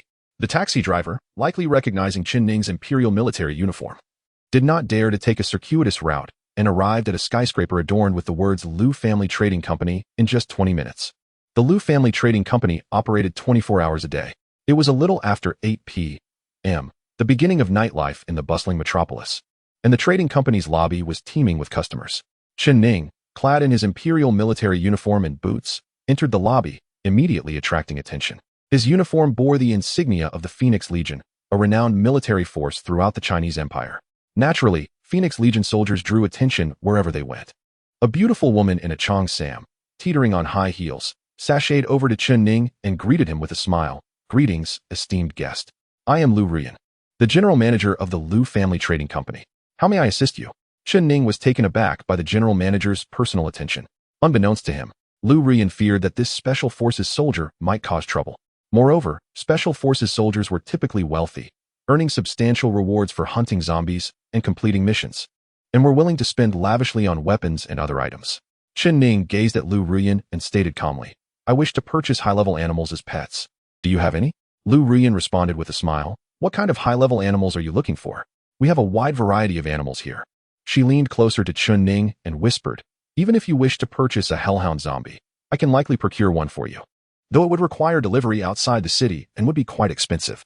Chen Ning glanced at the alluring woman, the cheongsam-clad beauty from the advertisement, and said with a wry smile, "If I were to say I wanted to buy you as a pet, would your trading company be willing to sell?" Lu Rian's face registered surprise, followed by indignation. However, uncertain of Chen Ning's background and origins, she dared not express her anger and forced a smile. "Sir, you jest."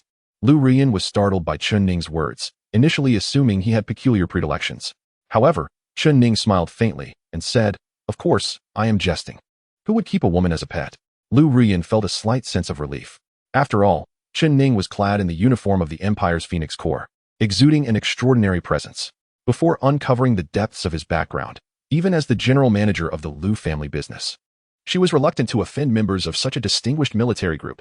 However, upon hearing Chen Ning's remark about how no one would treat women as mere pets, she couldn't help but glance at him, knowing that some noble gentlemen in Zhuke City indulged in such peculiar preferences.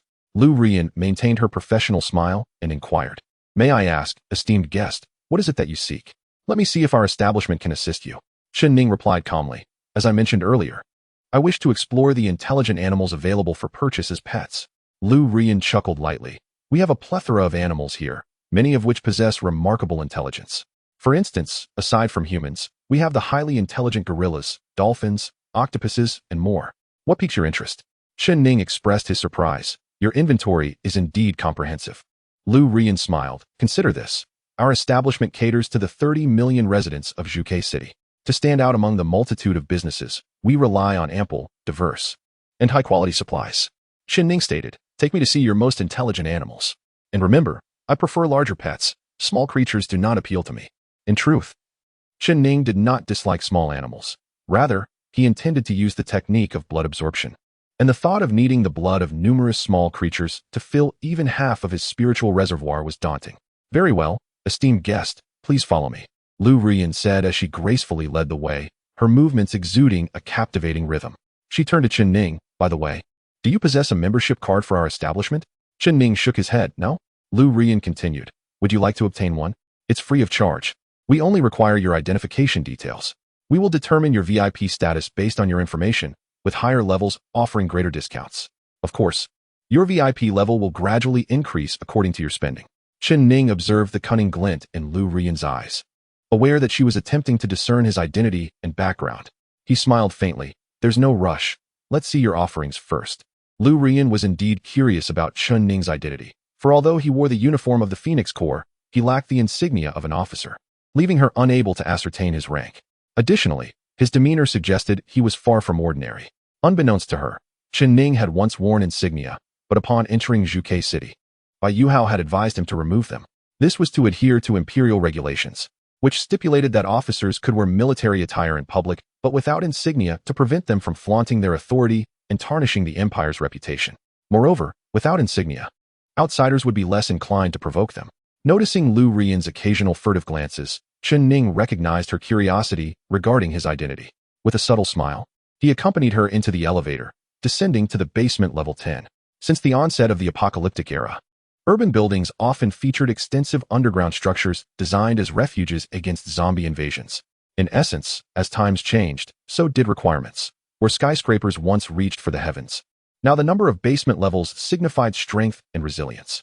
Upon exiting the elevator, they encountered a brightly lit corridor, at the end of which stood an electronically operated steel door, guarded by several security personnel wielding assault rifles. Recognizing Lu Rian, they greeted her and promptly opened the door. As Lu Rian ushered Chen Ning inside, they discovered a sprawling area reminiscent of a zoo, or perhaps an underwater world, housing a variety of creatures. A layout map indicated distinct sections for terrestrial and aquatic exhibits. Lu Rian explained, "This level is our animal marketplace. We do not stock cheap or worthless animals. You may find almost any other type here. Let me show you around. This area is the aquarium. Look, this is a whale." Our establishment expended considerable effort to bring it to Zhuke City. Chen Ning squinted at the whale and inquired, "What is the price of this whale?" With a smile, Lu Rian replied, 100 gold coins. "If you're interested, I can offer you a slight discount, including a complete set of tank and oxygen system." Chen Ning was taken aback by the steep price, contemplating how many zombies he would need to slay to amass such a sum. Maintaining his composure, he pointed to a nearby colossal octopus. "What about that one?" Lu Rian giggled. "That is a giant octopus, measuring 5 meters in circumference and weighing around 100 kilograms, a true sea brute. Its price is 50 gold coins." Chen Ning observed several tanks designated for the giant octopus, recognizing their formidable regenerative abilities. If he could absorb the blood of these creatures into his spiritual reservoir, the benefits would undoubtedly be substantial. However, with only 3 gold coins on hand, he realized he could scarcely afford even a single tentacle. Understanding that his meager funds rendered the purchase of such large animals impossible, Chen Ning contemplated abandoning the idea, yet felt it impolite to leave so soon after entering.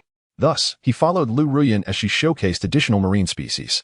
Noticing Chen Ning's apparent disinterest in aquatic animals, Lu Rian guided him to observe terrestrial creatures, particularly those known for their intelligence and size. Eventually, she led him to a chamber housing a massive gorilla. Through thick tempered glass, they beheld a 2-meter-tall behemoth. Initially bored, the gorilla sprang to life upon spotting Lu Rian and Chen Ning, especially the elegantly attired Lu Rian. With a roar, it lunged at the glass like a rocket.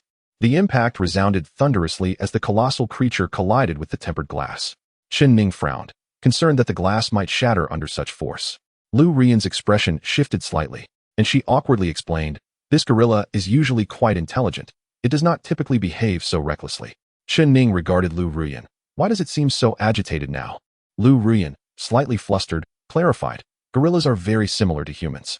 This is a male gorilla with a strong desire for companionship, not just with female gorillas, but also with human women." Chen Ning chuckled at her words.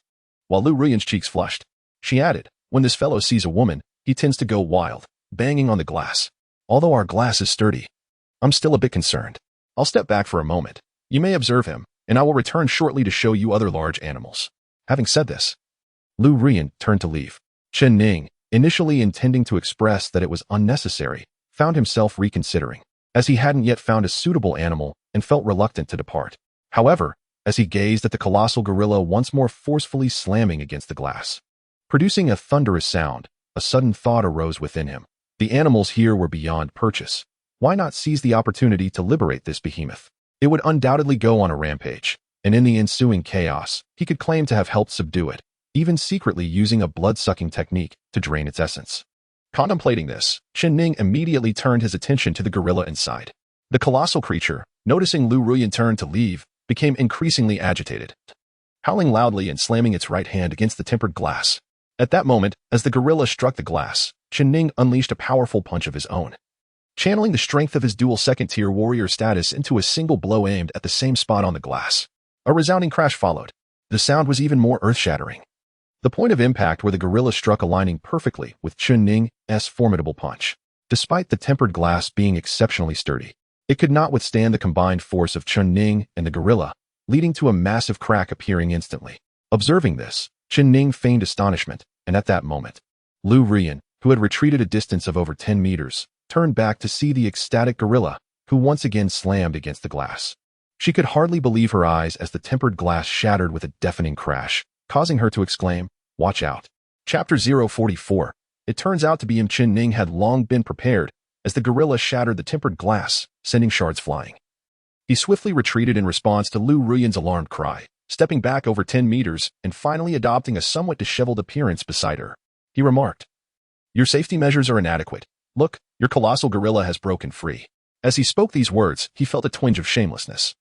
For he was subconsciously implanting the notion in Lu Ruyan's mind that the gorilla had escaped on its own. At this moment, Lu Ruyan was already calling into a miniature communicator nestled in her collar. "Security room, security room.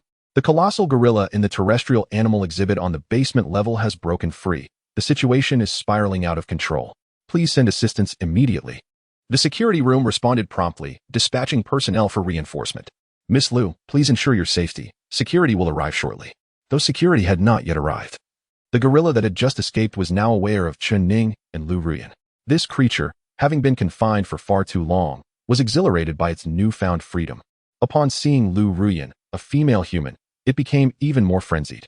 It howled, pummeling its robust chest with its fists, then careening towards Chen Ning and Lu Ruyan. Its massive form akin to an uncontrollable locomotive, unstoppable. Though Lu Ruyan appeared delicate and graceful, she possessed remarkable composure, recognizing that fleeing from a rampaging gorilla was futile. Consequently, as the gorilla lunged toward them, she unexpectedly drew a palm-sized thunder gun. Chen Ning instantly recognized that it was an enhanced version of the palm thunder gun. Although compact and capable of firing only a single bullet, its destructive power was immense. The upgraded palm thunder gun was comparable to that of a grenade. If Lu Ruyan aimed with precision at the gorilla's vital points, it was indeed possible to bring the creature down with a single shot. Chen Ning hoped that the gorilla would create further chaos, smashing more animal enclosures and liberating additional creatures. Thus, as Lu Ruyan aimed the palm thunder gun at the colossal gorilla, he urgently pulled her aside, exclaiming, "Danger! Run!" Due to Chen Ning's intervention, Lu Ruyan's shot missed the gorilla, the bullet whizzing past its skull and instead shattering the glass window of a nearby animal enclosure with a resounding crash, causing a startled rhinoceros to bolt out. Lu Ruyan, taken aback by her misfire, realized the gorilla was now less than 2 meters away. The gorilla charged forth, extending its enormous arms to embrace her. Lu Ruyan, pale with fear, found herself paralyzed, unsure how to flee or resist. In that instant, Chen Ning, like a flash of lightning, drew his standard tang knife and swiftly slashed down on the gorilla's left arm. Despite the gorilla's formidable strength, Chen Ning's tang knife, typically wielded by imperial officers for combat against high-level zombies, was razor-sharp. Hence, it severed the gorilla's entire left arm with ease. The gorilla emitted a deafening scream, the excruciating pain sending it into a frenzy. A cold smile crept onto Chen Ning's lips as he urged the bewildered Lu Ruyan, "Run." Just as they turned to flee, the enraged, injured gorilla pursued them, crashing through the oceanarium. Chen Ning pushed Lu Ruyan to the left and darted to the right, allowing the gorilla to barrel between them, producing a thunderous crash as it struck the glass enclosure housing a giant octopus, causing minor cracks. As Chen Ning and Lu Ruyan stood in shock, the rhinoceros charged out in a frenzy as well. Whether it was mimicking the gorilla or simply unable to halt its momentum, the rhinoceros collided with the octopus's glass tank. Chen Ning had heard tales of enraged rhinoceroses daring to collide with trains, but he had never believed them until now. The glass, already weakened by the gorilla's impact, could no longer withstand the pressure from the water tank, bursting with a resounding crash, releasing the giant octopus into the fray. At this moment, 2 security personnel armed with assault rifles arrived first on the scene. Upon witnessing the chaos with the rhinoceros, gorilla, and giant octopus unleashed, they were taken aback, quickly raising their rifles to aim at the gorilla. The gorilla, possessing a degree of intelligence, seemed to comprehend the threat posed by the firearms. As the 2 security guards aimed at it, the gorilla recklessly lunged towards them. In response, the guards hastily pulled the triggers, unleashing a barrage of bullets. Many struck the gorilla, while stray rounds shattered the glass of various aquatic enclosures, causing several more giant octopuses to be released. Despite being hit by numerous bullets, the gorilla reached the 2 guards, sending them flying with a powerful swipe of its hands before collapsing to the ground, blood gushing from its wounds and mingling with the water below. Meanwhile, the startled rhinoceros turned its attention towards Lu Ruyan, soaked from the water released from the shattered tank. She hastily reloaded her palm thunder gun, attempting to aim at the rhinoceros. However, in this life-or-death moment, her hands trembled with fear, making it impossible to take a steady shot. Just then, Chen Ning appeared by her side, snatching the palm thunder gun from her grasp and firing a single shot at the charging rhinoceros. The tremendous force of the shot obliterated the rhinoceros's head, its lifeless body collapsing into the puddles below, blood pooling around it. 4 giant octopuses emerged from the broken tank, now advancing towards Chen Ning and Lu Rian. Chen Ning tossed the empty palm thunder gun back to Lu Rian and brandished his military knife, declaring, "Let me handle this." While octopuses were formidable in the depths of the ocean, they were far less so on land. With his dual warrior prowess, Chen Ning easily dispatched the low-tier zombies, let alone a mere handful of giant octopuses. As one of the octopus's tentacles lunged towards him, he effortlessly severed it with a single stroke. Immediately, he resembled a ravenous wolf among a flock of sheep, his military blade slicing through the air incessantly. In the astonished gaze of Lu Ruoyan, Chen Ning deftly dismembered 4 colossal octopuses, leaving them sprawled in pools of blood. With his sword sheathed, he calmly addressed the stunned Lu Ruoyan. "What are you dawdling for? Quickly check if there are any other cages or tanks that have been damaged. We cannot allow any more animals to escape." "And what of the 2 security guards flung by the gorilla? What is their fate?" "Oh, I shall see to it at once." Lu Ruoyan, drenched and somewhat flustered, hurriedly moved her long legs, navigating the flooded ground in her high heels with great difficulty as she approached to assess the condition of the 2 guards. Unbeknownst to her, as she made her way over, Chen Ning had quietly knelt, feigning to check if the octopuses were truly dead. In reality, his left palm was pressed against the pooling water, secretly channeling the blood tyrant's devouring technique to absorb the blood from the ground. His hand seemed to possess a magnetic pull, drawing the blood from the water into his body. Had Lu Ruoyan paid closer attention to the pooling water, she might have noticed the crimson liquid flowing towards Chen Ning. After thoroughly draining the blood of the gargantuan gorilla, a rhinoceros, and the 4 octopuses, Chen Ning finally ceased his actions. Meanwhile, a squad of fully armed security guards arrived, shocked by the sight of so many dead colossal creatures. The 2 guards were severely injured but alive. Lu Ruoyan instructed her subordinates to clean up the scene and to take the injured guards to the hospital. Finally, disregarding her drenched state, she approached Chen Ning, somewhat embarrassed, and said, "I apologize for the fright you experienced due to our commercial establishment's inadequate safety measures. As a gesture of our regret, I have decided to upgrade your VIP status to level 3, allowing you discounts on future purchases here." Chen Ning couldn't help but chuckle inwardly at Lu Ruoyan's cleverness.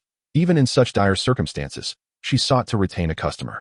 A VIP card was trivial for the Lu family business, yet it could effectively keep a patron.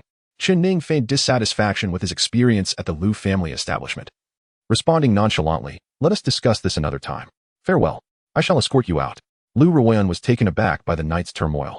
The losses to the business were substantial, and upon noticing Chen Ning's distinctive military uniform and the formal officer's sword he bore, a wave of trepidation washed over her. Could she have offended a potential major client? After seeing Chen Ning off, she prepared to return to her private office to change clothes. However, as she entered, one of her female assistants rushed in, holding a notebook, and said, "General Manager, you must see this." Furrowing her brow, Lu Ruoyan glanced at the notebook her assistant presented, revealing surveillance footage from the security room. In the video, Chen Ning was seen cooperating with the gorilla, delivering a powerful punch to the glass, which instantly cracked ominously. Lu Ruoyan's eyes widened in shock and anger. "So that is how this occurred. This fellow is playing tricks. Immediately investigate. I want his information and current whereabouts. He must compensate us double for tonight's losses. A single copper coin less, and I shall have him caged and sold to those eccentric nobles who fancy pretty boys." Chapter 045. Dual third-level warriors. Chen Ning hurriedly exited the Lu family business and hailed a taxi back to the Bai residence. He, along with Su Luo and the 2 brothers, De Luo and Xiao Luo, resided in the guest quarters of the Bai family, a separate courtyard with 4 rooms, each accommodating one of them without disturbing the Bais. Upon his return, he found that Su Luo and the 2 brothers had already returned from exploring the night market and shopping mall, enjoying delectable street food and acquiring items exclusive to the metropolis. Observing Chen Ning's still slightly damp attire, Su Luo inquired, "Where on earth have you been, Chen Ning? You look a mess." The 2 brothers chuckled. "Could it be you truly went to indulge in the company of courtesans, only to be tossed into the lake by an irate patron for failing to pay?" Annoyed, Chen Ning ignored their banter and strode past them into his room. The room featured a private bathroom with hot water, allowing him to wash away the day's events and change into clean attire. Emerging from the bathroom, he felt compelled to sit cross-legged on his bed. Tonight had been fruitful. He had absorbed a significant amount of animal blood through the devouring technique. Coupled with his consistent practice of the tiger's fury technique, the martial essence within his spiritual lake was now at capacity, and he could attempt to illuminate the 3rd node of his black and white martial veins. Indeed, upon entering a meditative state, he discovered that the vast spiritual lake nestled between the black and white towers was full. The lake was not filled with the clear martial essence he expected, but was instead a vivid mixture of blood, an intimidating sight, especially with the grotesque head of a zombie, none other than the blood tyrant, floating ominously above, now sealed within Chen Ning's mental realm, yet still accessible for his use. Would this frightening lake of blood truly aid him in illuminating the third node of his black and white martial veins? Just as this doubt flickered in Chen Ning's mind, the voice of the blood tyrant echoed within. Chen Ning, if you are concerned about the potential failure to illuminate the third node, resulting in the waste of this martial essence, why not collaborate with me? I can guarantee your success this time, but in return, I require a small portion of the blood from your spiritual lake. Chen Ning, wary, responded, is it truly just a collaboration? Of course, I, the blood tyrant, never lie. That statement alone is a lie. I assure you, I speak the truth. I can guarantee your success without any tricks. Fine, I shall trust you once more.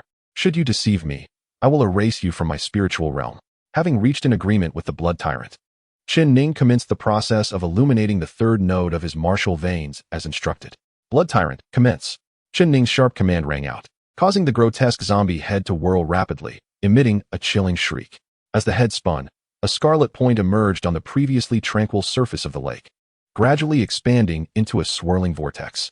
The scene intensified as the head's rapid rotation exerted a powerful pull on the water, akin to a dragon siphoning water, ultimately lifting the lake's blood skyward towards the zombie head.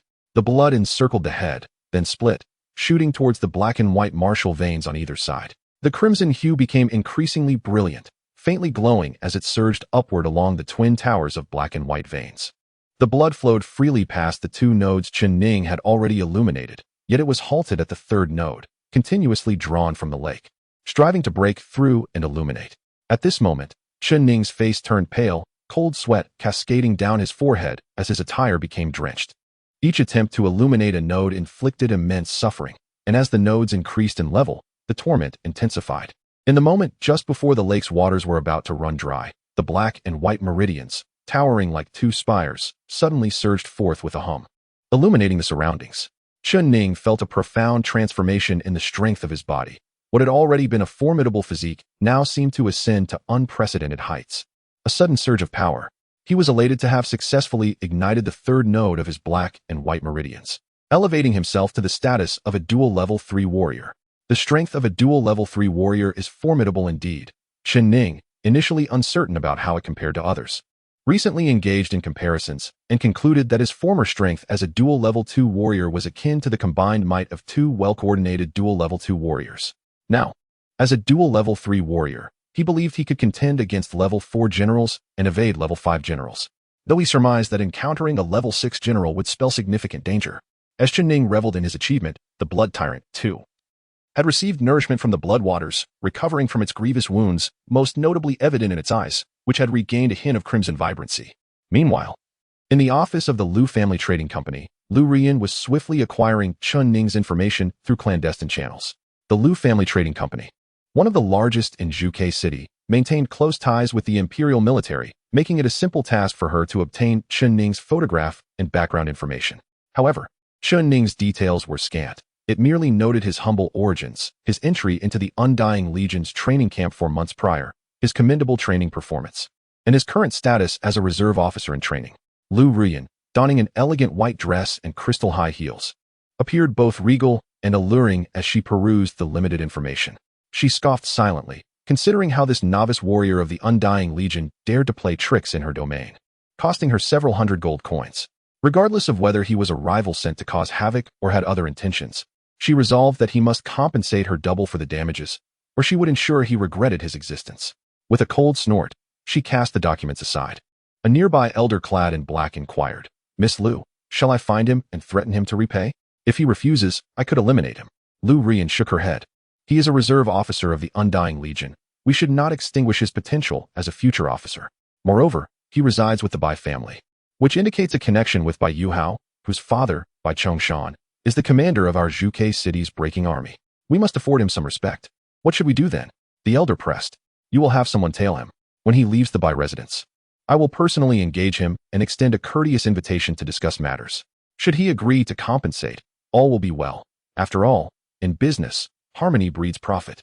If he refuses, we shall resort to more drastic measures, for we hold the moral high ground, and even Bai Yuhao will find it difficult to intervene. The following morning, Bai Yuhao finally found time to meet Chen Ning and the others, apologizing for not being able to accompany them the previous day due to family commitments. Su Luo chuckled. Why apologize? We still have today. Just take us to the most interesting places in Zhuke City, and all will be forgiven. Bai Yuhao cheerfully replied, that's easy. I shall take you to the most famous and thrilling venue in Zhuke City, the Beast Arena. The arena resembled the ancient Roman Colosseum, where, aside from ordinary beasts like wolves and tigers, there were occasionally terrifying spectacles involving gladiators battling level 5 hellhounds or zombies. Chen Ning and his companions found it bewildering that the nobles would choose such macabre entertainment. Nevertheless, they decided to follow Bai Yuhao to the Tianhe Beast Arena. Upon arriving at the ticket booth, Chen Ning suddenly noticed a strikingly beautiful woman with fair skin and a graceful figure approaching them with an alluring gait. Recognizing her as Lu Ruyan, he felt an ominous premonition. After all, the manager of the Lu family trading company was not someone likely to be present at the arena by mere coincidence. His instincts told him she was here for him. As if confirming his suspicions, Lu Ruyan glided toward them, her voice as melodious as a nightingale. Ah, young Master Bai. Bai Yuhao turned, smiling slightly.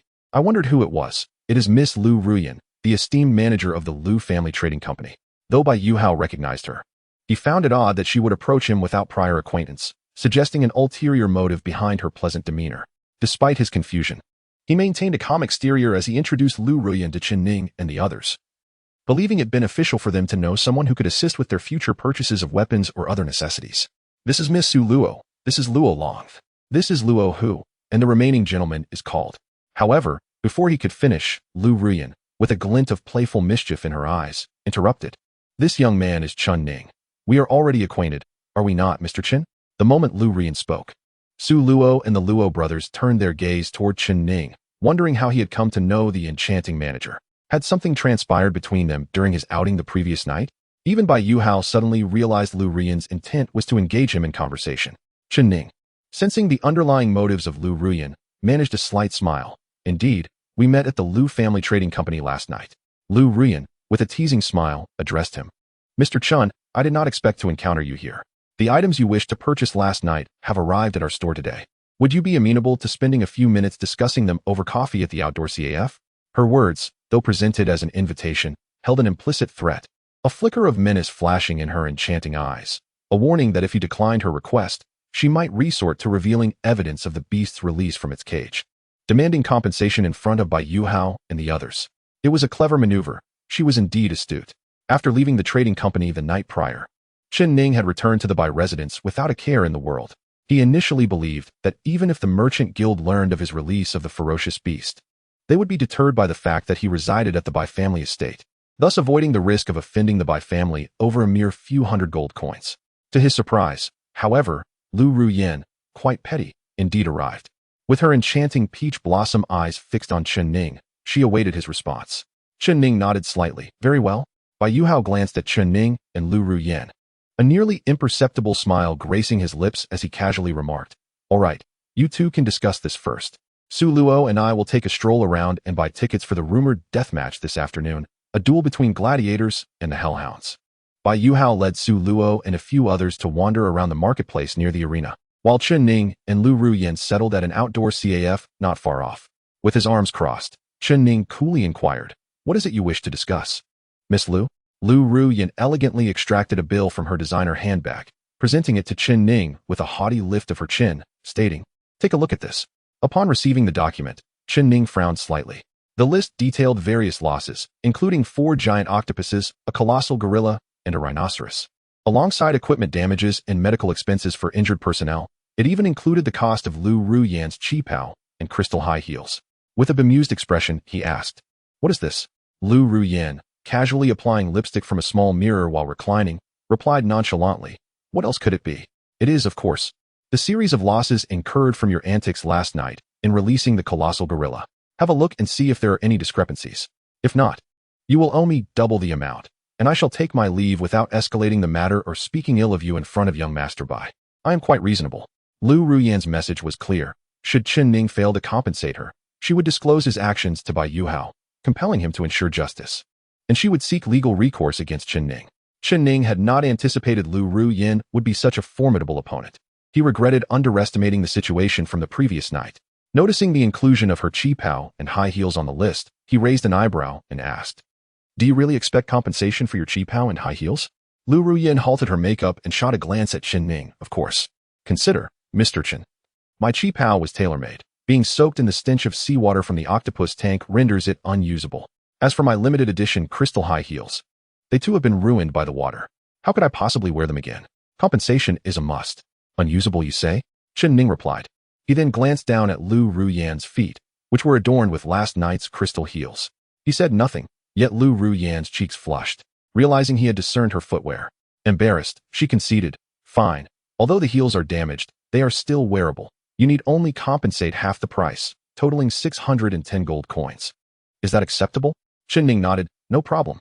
Lu Ruyan was momentarily taken aback, her eyes lighting up with surprise. She had presumed that, as a reserve officer of the Undying Legion and a friend of Bai Yuhao, he would be difficult to negotiate with, and she had prepared herself for a mere compensation of 305 gold coins. However, she never expected Chen Ning to easily agree to the full amount. Just as she was about to express her delight, Chen Ning added, "The issue is, I have no money." Instantly, Lu Ruyan's smile faltered. While compensation was not a problem, his lack of funds was. Her expression darkened, and a hint of anger crept into her voice. "Chen Ning, are you jesting with me? Do you truly believe the Lu family cannot handle you? I am not afraid to inform you that our Lu family possesses 1/3 of the shares in the lordship of Zhuke City behind the scenes. We are merely the surface operators. If you refuse to compensate, even Bai Yuhao may not be able to protect you." Chen Ning chuckled bitterly. "I truly have no money. My entire wealth amounts to 3 gold coins." Lu Ruyin glared at him, while he appeared helpless, embodying the expression of one with no money and merely a life to lose. Suddenly, Lu Ruyin smirked and asked, "What is your strength?" Chen Ning, taken aback, replied, "I am a Tier 3 warrior. What of it?" Lu Ruyin noted, "A Tier 3 warrior possesses decent strength, yet it pales in comparison to the hellhounds." Chen Ning was bewildered. "What do you mean?" She explained, "Typically, when gladiators battle against hellhounds, should they fail to prevail, spectators can request to enter the arena to continue the fight against the hellhounds. Should they manage to slay the hellhound, a prize awaits them." Chen Ning's eyes widened. "You want me to fight a hellhound?" Lu Ruyin affirmed. "Indeed, gladiators who duel the hellhounds are usually Tier 4 or Tier 5 warriors, drawn by the lure of profit. Yet, they often find themselves outmatched by the Tier 5 hellhounds. When they perish, you, as a spectator, may apply to challenge the hellhound, with a bounty of merely 15 silver coins for its defeat." 15 silver coins were trivial for executing a Tier 5 zombie. The military offered far greater rewards. Chen Ning retorted, 15 silver coins? You expect me to risk my life against a Tier 5 zombie? Lu Ruyin countered, "You are a Tier 3 warrior. Everyone will certainly bet against you. Your odds will be high, allowing you to wager your 3 gold coins on your own victory. If you manage to slay the zombie, the high odds could yield you several hundred gold coins." She continued, "Moreover, by the time spectators challenge the hellhounds, they will have already endured a fierce battle, surely suffering injuries. It's simply a matter of whether you can seize the opportunity." Chen Ning scoffed, "I will not be foolish enough to challenge a Tier 5 zombie." Lu Ruyin coldly replied, "That is inconsequential. I merely present a viable option. If you can secure the funds through other means, that would be ideal. Even borrowing from young Master Bai would suffice." Chapter 047. Hellhound. Chen Ning blinked. "It's just 610 gold coins. Fine, I will pay you tomorrow." In truth, Chen Ning was prepared to resort to trickery. After all, asking Bai Yuhao for a loan of over 600 gold coins was utterly beyond him. Naturally, he was not foolish enough to risk his life in the arena against a Tier 5 hellhound for such a paltry sum. As he planned to depart Zhuke City for the Qingyao training base that night, he thought it prudent to promise repayment by tomorrow, intending to escape before the deadline. Surely, Lu Ruyin would not pursue him to the Qingyao base for repayment. Chen Ning's scheme was well thought out. However, Lu Ruyin was not easily deceived.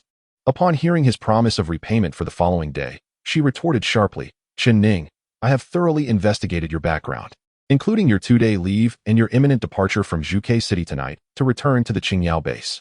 So do not think you can play tricks on me. Before sunset today, I expect to see the money, or else the guards of Zhuke City will not permit you to leave." Previously, Lu Ruoyan had made it abundantly clear that 1/3 of the shares in the Lu family business actually belonged to the lord of Zhuke City. Chen Ning's debt to the Lu family business was, in essence, a debt owed to the lord of Zhuke City. Thus, When Lu Ruoyan asserted that Chen Ning could not leave the city, it was not merely a threat. Chen Ning couldn't help but feel a headache coming on. This woman was truly difficult to deal with. Squinting his eyes, he remarked, "Miss Lu, your business is quite prosperous. Is it really wise to push me into a corner over a mere few hundred gold coins?" Lu Ruoyan thought to herself that had it not been for Bai Yuhai's sake and the fact that he was a reserve officer of the Undying Legion, she would have long since apprehended him and demanded compensation. Propping her chin on her hand, she spoke with a resigned tone. Every family has its own struggles. Young Master Chen, you ought to understand our predicament. I've made myself very clear. Repay the debt before sunset. You should consider how to procure the funds." Chen Ning snorted coldly, then stood up and walked towards Bai Yuhai, Su Luo, and the De Luo brothers, who were not far away. However, to his surprise, Lu Ruoyan also stood up, brushed her dress, and elegantly followed him in her high heels. Chen Ning could hardly bear it, and, with a stern expression, asked, "Did you not say I could repay the debt before sunset? Why are you still following me?" Giggling, young Master Chen, "I merely intend to watch the duel performance at the arena," Lu Ruoyan replied. Upon seeing Chen Ning's incredulous expression, she added with a playful tone, "Of course. I also want to keep an eye on you, lest you try to escape." Bai Yuhai, upon seeing Chen Ning return with Lu Ruoyan, smiled lightly and said, "The duel performance at the arena is about to commence. Shall we enter? By the way, Miss Lu, we have an extra ticket here. Would you care to join us for the spectacle?" Lu Ruoyan's eyes lit up, and she exclaimed, "Of course. Thank you so much, young Master Bai." Bai Yuhai smiled and led the way, guiding everyone towards the entrance. Chen Ning and Lu Ruoyan brought up the rear. With the latter's eyes gleaming with triumph as she whispered to Chen Ning, young Master Bai is quite generous. Now I even save on my ticket, which costs 10 gold coins. I would have been reluctant to spend that just to tail you." Chen Ning coldly retorted, "Young Master Bai mistakenly believes that you and I are friends, which is why he invited you. Thus, consider this ticket as a deduction of 10 gold coins from the debt I owe you. Now I owe you only 600 gold coins." Lu Ruoyan's eyes widened in disbelief. "Chen Ning, are you really this stingy?" Chen Ning replied irritably, "If you weren't stingy, you would have waived the debt entirely. Not a chance. Then so be it." Lu Ruoyan, unable to win the verbal sparring match, clenched her delicate fists in frustration and finally declared, "Enjoy your moment of pride. If you don't repay by sunset, you'll see what happens." As Chen Ning and his companions entered the arena, it resembled an ancient Roman Colosseum. In the center lay the original fighting ground, surrounded by stout iron bars, resembling a vast cage. The arena could accommodate over 2,000 spectators in a terraced seating arrangement. Bai Yuhai, being a nobleman from Zuke City, had purchased the most expensive VIP seats, the closest to the cage, allowing for an unobstructed view of the battles.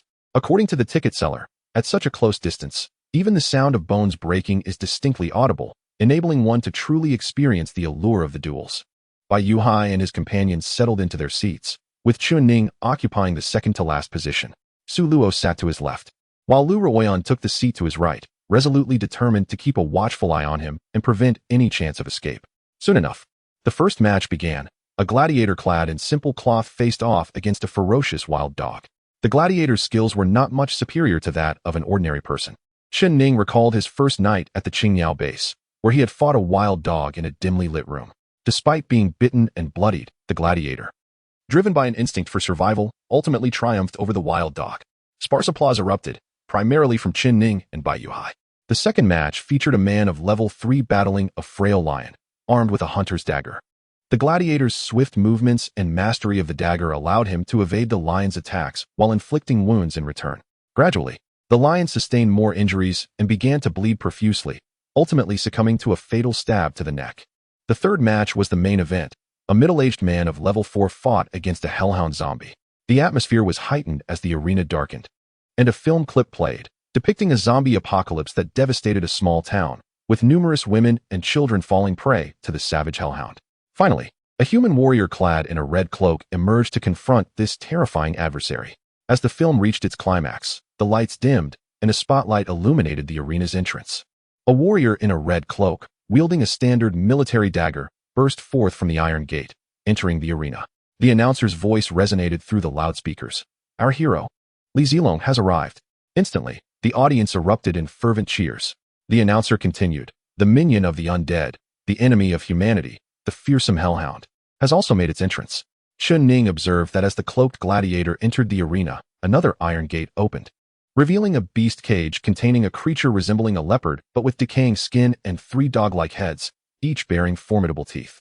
The human gladiator, still unaccustomed to his heroic role, now faced the perilous consequences of that title. With a loud clang, the opposing gate swung open, and the hellhound zombie, a level 5 creature with a semblance of intelligence, emerged from its confinement. It immediately fixated on the lone gladiator, growling lowly as drops of foul, green zombie venom dripped from its 3 heads, creating a horrifying sight. The level 4 gladiator tightened his grip on the dagger, clearly anxious and lacking confidence in his ability to overcome the powerful hellhound. Chapter 048. Battle against the hellhound. The level 4 gladiator was undeniably capable, yet he evidently lacked the fearless resolve necessary for survival, failing to prepare himself for a fight to the death. From the outset of the battle, he was already on the defensive against the hellhound's relentless assaults. When 2 formidable opponents meet, the brave shall prevail.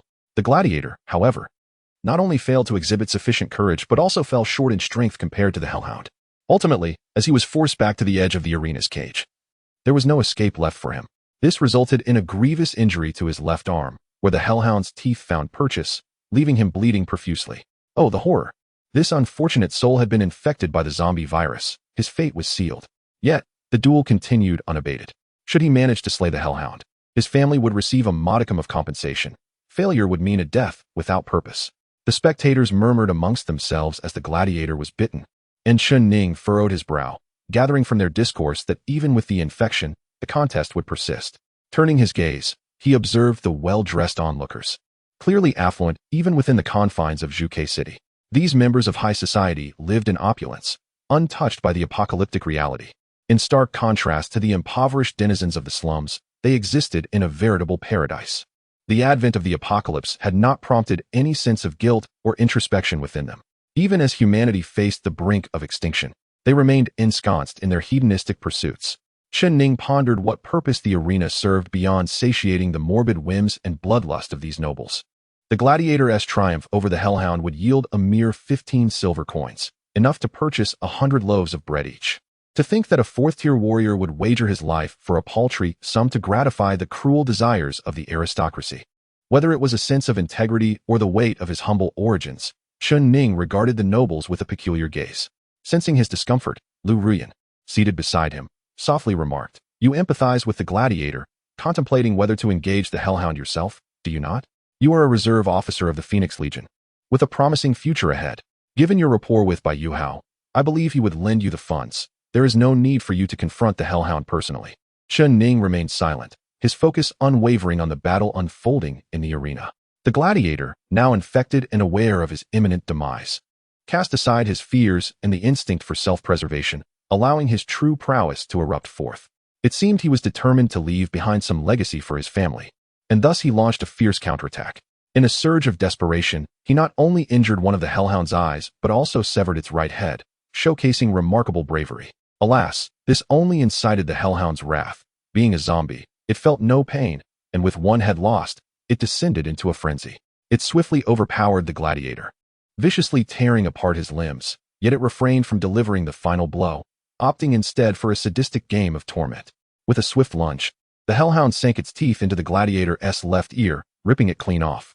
The gladiator's anguished scream echoed through the arena, causing the audience to cover their ears in horror. An undercurrent of fury surged through the VIP section as Bai Yuhao instinctively turned, catching sight of Chen Ning's furious expression. "Enough," Chen Ning declared coldly, drawing his military dagger from his waist and hurling it with precision into the heart of the gladiator, granting him a merciful end.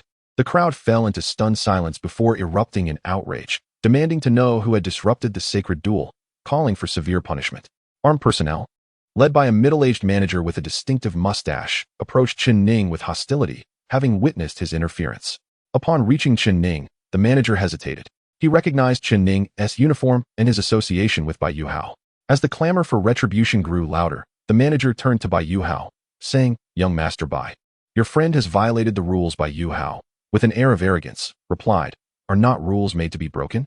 Aware of Bai Yuhao's father, the formidable commander of the Zhuge City forces, the manager knew he could not confront him directly. He prepared to concede, intending to refund the audience's tickets. Observing the manager's capitulation, Bai Yuhao's demeanor softened slightly as he calmly stated, "Inform my family's steward of the refund amount. He will compensate you." The manager's face brightened at this solution, but Chen Ning interjected, "Wait. The gladiator has already lost. Allowing him to continue serves no purpose, some spectators retorted. Even if it has lost its appeal for you, you cannot disrupt the match. We find the spectacle of the zombie attacking him quite riveting. Now that he is dead, do you intend to fight the hellhound yourself? What began as a mere retort took an unexpected turn as Chen Ning stood resolute, declaring, "Indeed, I shall confront the hellhound." "Manager, is that permissible?" The manager, taken aback, stammered, "According to the rules, one may indeed issue a challenge, and victory would yield 15 silver coins. However, should you lose, the consequences are yours alone." His friends, Su Luo, De Luo, and Xiao Luo, grew anxious, urging him not to act rashly, for this was a 5th-tier hellhound. Although weakened by the loss of a head, it was still beyond the capacity of a mere 2nd-tier warrior. Chen Ning responded calmly, "I am now a 3rd-tier warrior." His friends were momentarily taken aback, sharing in his triumph, yet rolling their eyes. "Even so, you cannot hope to match the hellhound, which likely retains the strength of a 4th-tier zombie." Bai Yuhao attempted to dissuade him, but Chen Ning preempted him, stating, "Young Master Bai, no need to counsel me. I simply wish to avenge the gladiator's demise. It is as straightforward as that." Lu Ruyan inwardly scoffed, recognizing his ulterior motive, to defeat the hellhound and recover her funds. Ultimately, no one could deter Chen Ning, and the manager, with palpable excitement, announced, "This esteemed gentleman, Chen Ning, will personally descend into the arena to challenge the hellhound. Remarkably, he possesses only the strength of a 3rd-tier warrior, as confirmed by our staff. The 3rd-level Phoenix Legion warrior faces off against the 5th-level zombie hellhound. Who will emerge victorious?" The audience eagerly awaits the outcome and is encouraged to place their bets on our live gambling event. Most are unanimously backing the hellhound, causing Chen Ning's odds to soar to an astonishing 201. This is partly due to Bai Yuhai placing a wager of 100 gold coins on Chen Ning. Otherwise, the odds would be even higher. Following Chen Ning's discreet advice, Lu Rian placed 3 gold coins on his victory. She hesitated for a moment, but ultimately decided to bet 10 gold coins on Chen Ning, thinking to herself, "Humph, given your arrogance, I'll take a chance with 10 gold coins. If you lose, I suppose the debts will remain unpaid, and I shall suffer a great loss." Chapter 049. Are we settled? Not yet. Clad in a black Phoenix Legion soldier's uniform, with black military boots, Chen Ning, as a challenger in the audience, is granted the privilege of wielding his own cold weapon due to his status as a 3rd-level warrior. He carries his black standard Tang Dao Longya. As he steps through the iron gates into the arena, the audience begins to murmur quietly, some gleefully anticipating the moment when the hellhound will viciously tear into Chen Ning. However, many are captivated by Chen Ning's upright posture and the aura of confidence he exudes, particularly the noble women in attendance, whose eyes gleam with admiration as they whisper, "I never realized this Chen Ning is so handsome and charismatic. He truly embodies a man of the Phoenix Legion, far more imposing than that 4th-level gladiator we saw earlier. It would be a shame to witness him fall to the hellhound." Sulo and the others feel a surge of anxiety, especially Sulo, who has a deep bond with Chen Ning. He has saved her life twice in battle, though she has also rescued him. This profound connection intensifies her concern for his safety as she quietly asks Bai Yuhai, "Do you think Chen Ning can defeat that injured hellhound?" Not only Sulo, but also De Luo, Xiao Luo, and Lu Rian gaze at Bai Yuhai, who replies with a calm smile, "Though I share your concern, I have faith in Chen Ning. Do you remember the assessment night? Back then, he was recognized as a 1st-level warrior, yet managed to slay a 3rd-level assault zombie. Often, levels do not convey the full truth, particularly in the case of a prodigy like Chen Ning. Moreover, he has secretly advanced to 3rd-level warrior status, so I believe his true capabilities exceed mere 3rd-level prowess. Even against this injured hellhound, he undoubtedly possesses the strength to contend." Hearing Bai Yuhai's words, the group feels reassured. They recall that Chen Ning is usually quite unassuming. If he dares to challenge the zombie hellhound, he must have confidence in his victory. Lu Ruyan, with her eyes glimmering, fixates on Chen Ning in the arena, pondering, isn't there a significant disparity in strength between a 3rd-level warrior and a 5th-level zombie? Even though the hellhound was recently wounded by a gladiator's final strike, it remains formidable. Logically, Chen Ning should have little chance of winning. Why then? Do these people hold such confidence in him? To the astonishment of the audience, when Chen Ning strides boldly into the arena, the hellhound, with only 2 heads remaining, does not immediately attack. Instead, it gazes at Chen Ning with a look of confusion, as if questioning why such a feeble human dares to appear before it. Unbeknownst to the crowd, the zombie hellhound possesses a keener sense of smell than other zombies. It detects a familiar scent of the undead emanating from Chen Ning, akin to a dog recognizing a human presence, evoking a sense of familiarity and warmth. This is why the hellhound hesitates, remaining poised without launching an immediate assault. Chen Ning, halting just shy of 2 meters from the hellhound, rests his right hand on the hilt of Longya, ready for action. The hellhound, being a 5th-level zombie, possesses intelligence comparable to that of a dog, making it no fool. Chen Ning's attempt to deceive it with the zombie virus and execute a surprise attack is futile. The hellhound's suspicion of Chen Ning's identity grows, replacing its initial familiarity with a glimmer of menace. A low growl emanates from its throat, revealing its fearsome teeth, with green, viscous venom dripping from its jaws. The audience erupts in chants, urging, "Bite him! Bite him!" To their shock, the corpse of the gladiator behind Chen Ning suddenly stirs, causing eyes to widen in disbelief. The gladiator, Li Zilong, had been brutally slain by the hellhound, his body now riddled with wounds, hastening the onset of the zombie virus. He has transformed into a zombie. The strength of a zombie is determined by 2 factors: the original strength of the human and the power of their lingering will. If the deceased harbored a potent will or strong resentment, they might become a more formidable zombie. Li Zilong, however, evidently lacked strong willpower, as indicated by his prior retreat in battle against the hellhound. Thus, he has merely become a 1st-level zombie, devoid of memory or intellect, driven solely by instinct to bite at humans. As Chen Ning and the hellhound face off, the newly risen zombie lurches toward him from behind. The 2,000 spectators gasp in shock. In an instant, Chen Ning's military officer's blade is drawn, slicing through the air with precision. Without looking back, he delivers a swift and lethal strike, severing the zombie's head with ease, causing it to tumble to the ground. Cheers erupt from the crowd at Chen Ning's clean execution. However, as Chen Ning beheads the zombie, the hellhound realizes that Chen Ning is not one of its kind. It abandons its hesitation, letting out a ferocious growl before launching itself at Chen Ning like a cheetah. "Come at me." Chen Ning smirks slightly, coldly laughing as he does not retreat as Li Zilong had, but instead meets the charging hellhound head-on, matching its speed. With a swift motion, Chen Ning's military knife slices through the air once more. Trained under the butcher instructor at the Qingyao base, he has mastered straightforward combat techniques emphasizing full commitment and decisive strikes, eschewing flamboyant maneuvers. As they collide, Chen Ning's blade cleaves through the hellhound's left secondary head, exploiting the injury it sustained in its earlier fight with Li Zilong. Unprepared for Chen Ning's prowess, the hellhound suffers a significant blow, its remaining primary head roaring as it lunges for Chen Ning's left wrist. In battles against zombies, any injury equates to death, prompting gasps from the crowd. Yet, Chen Ning swiftly retracts his left hand, narrowly avoiding the hellhound's jaws.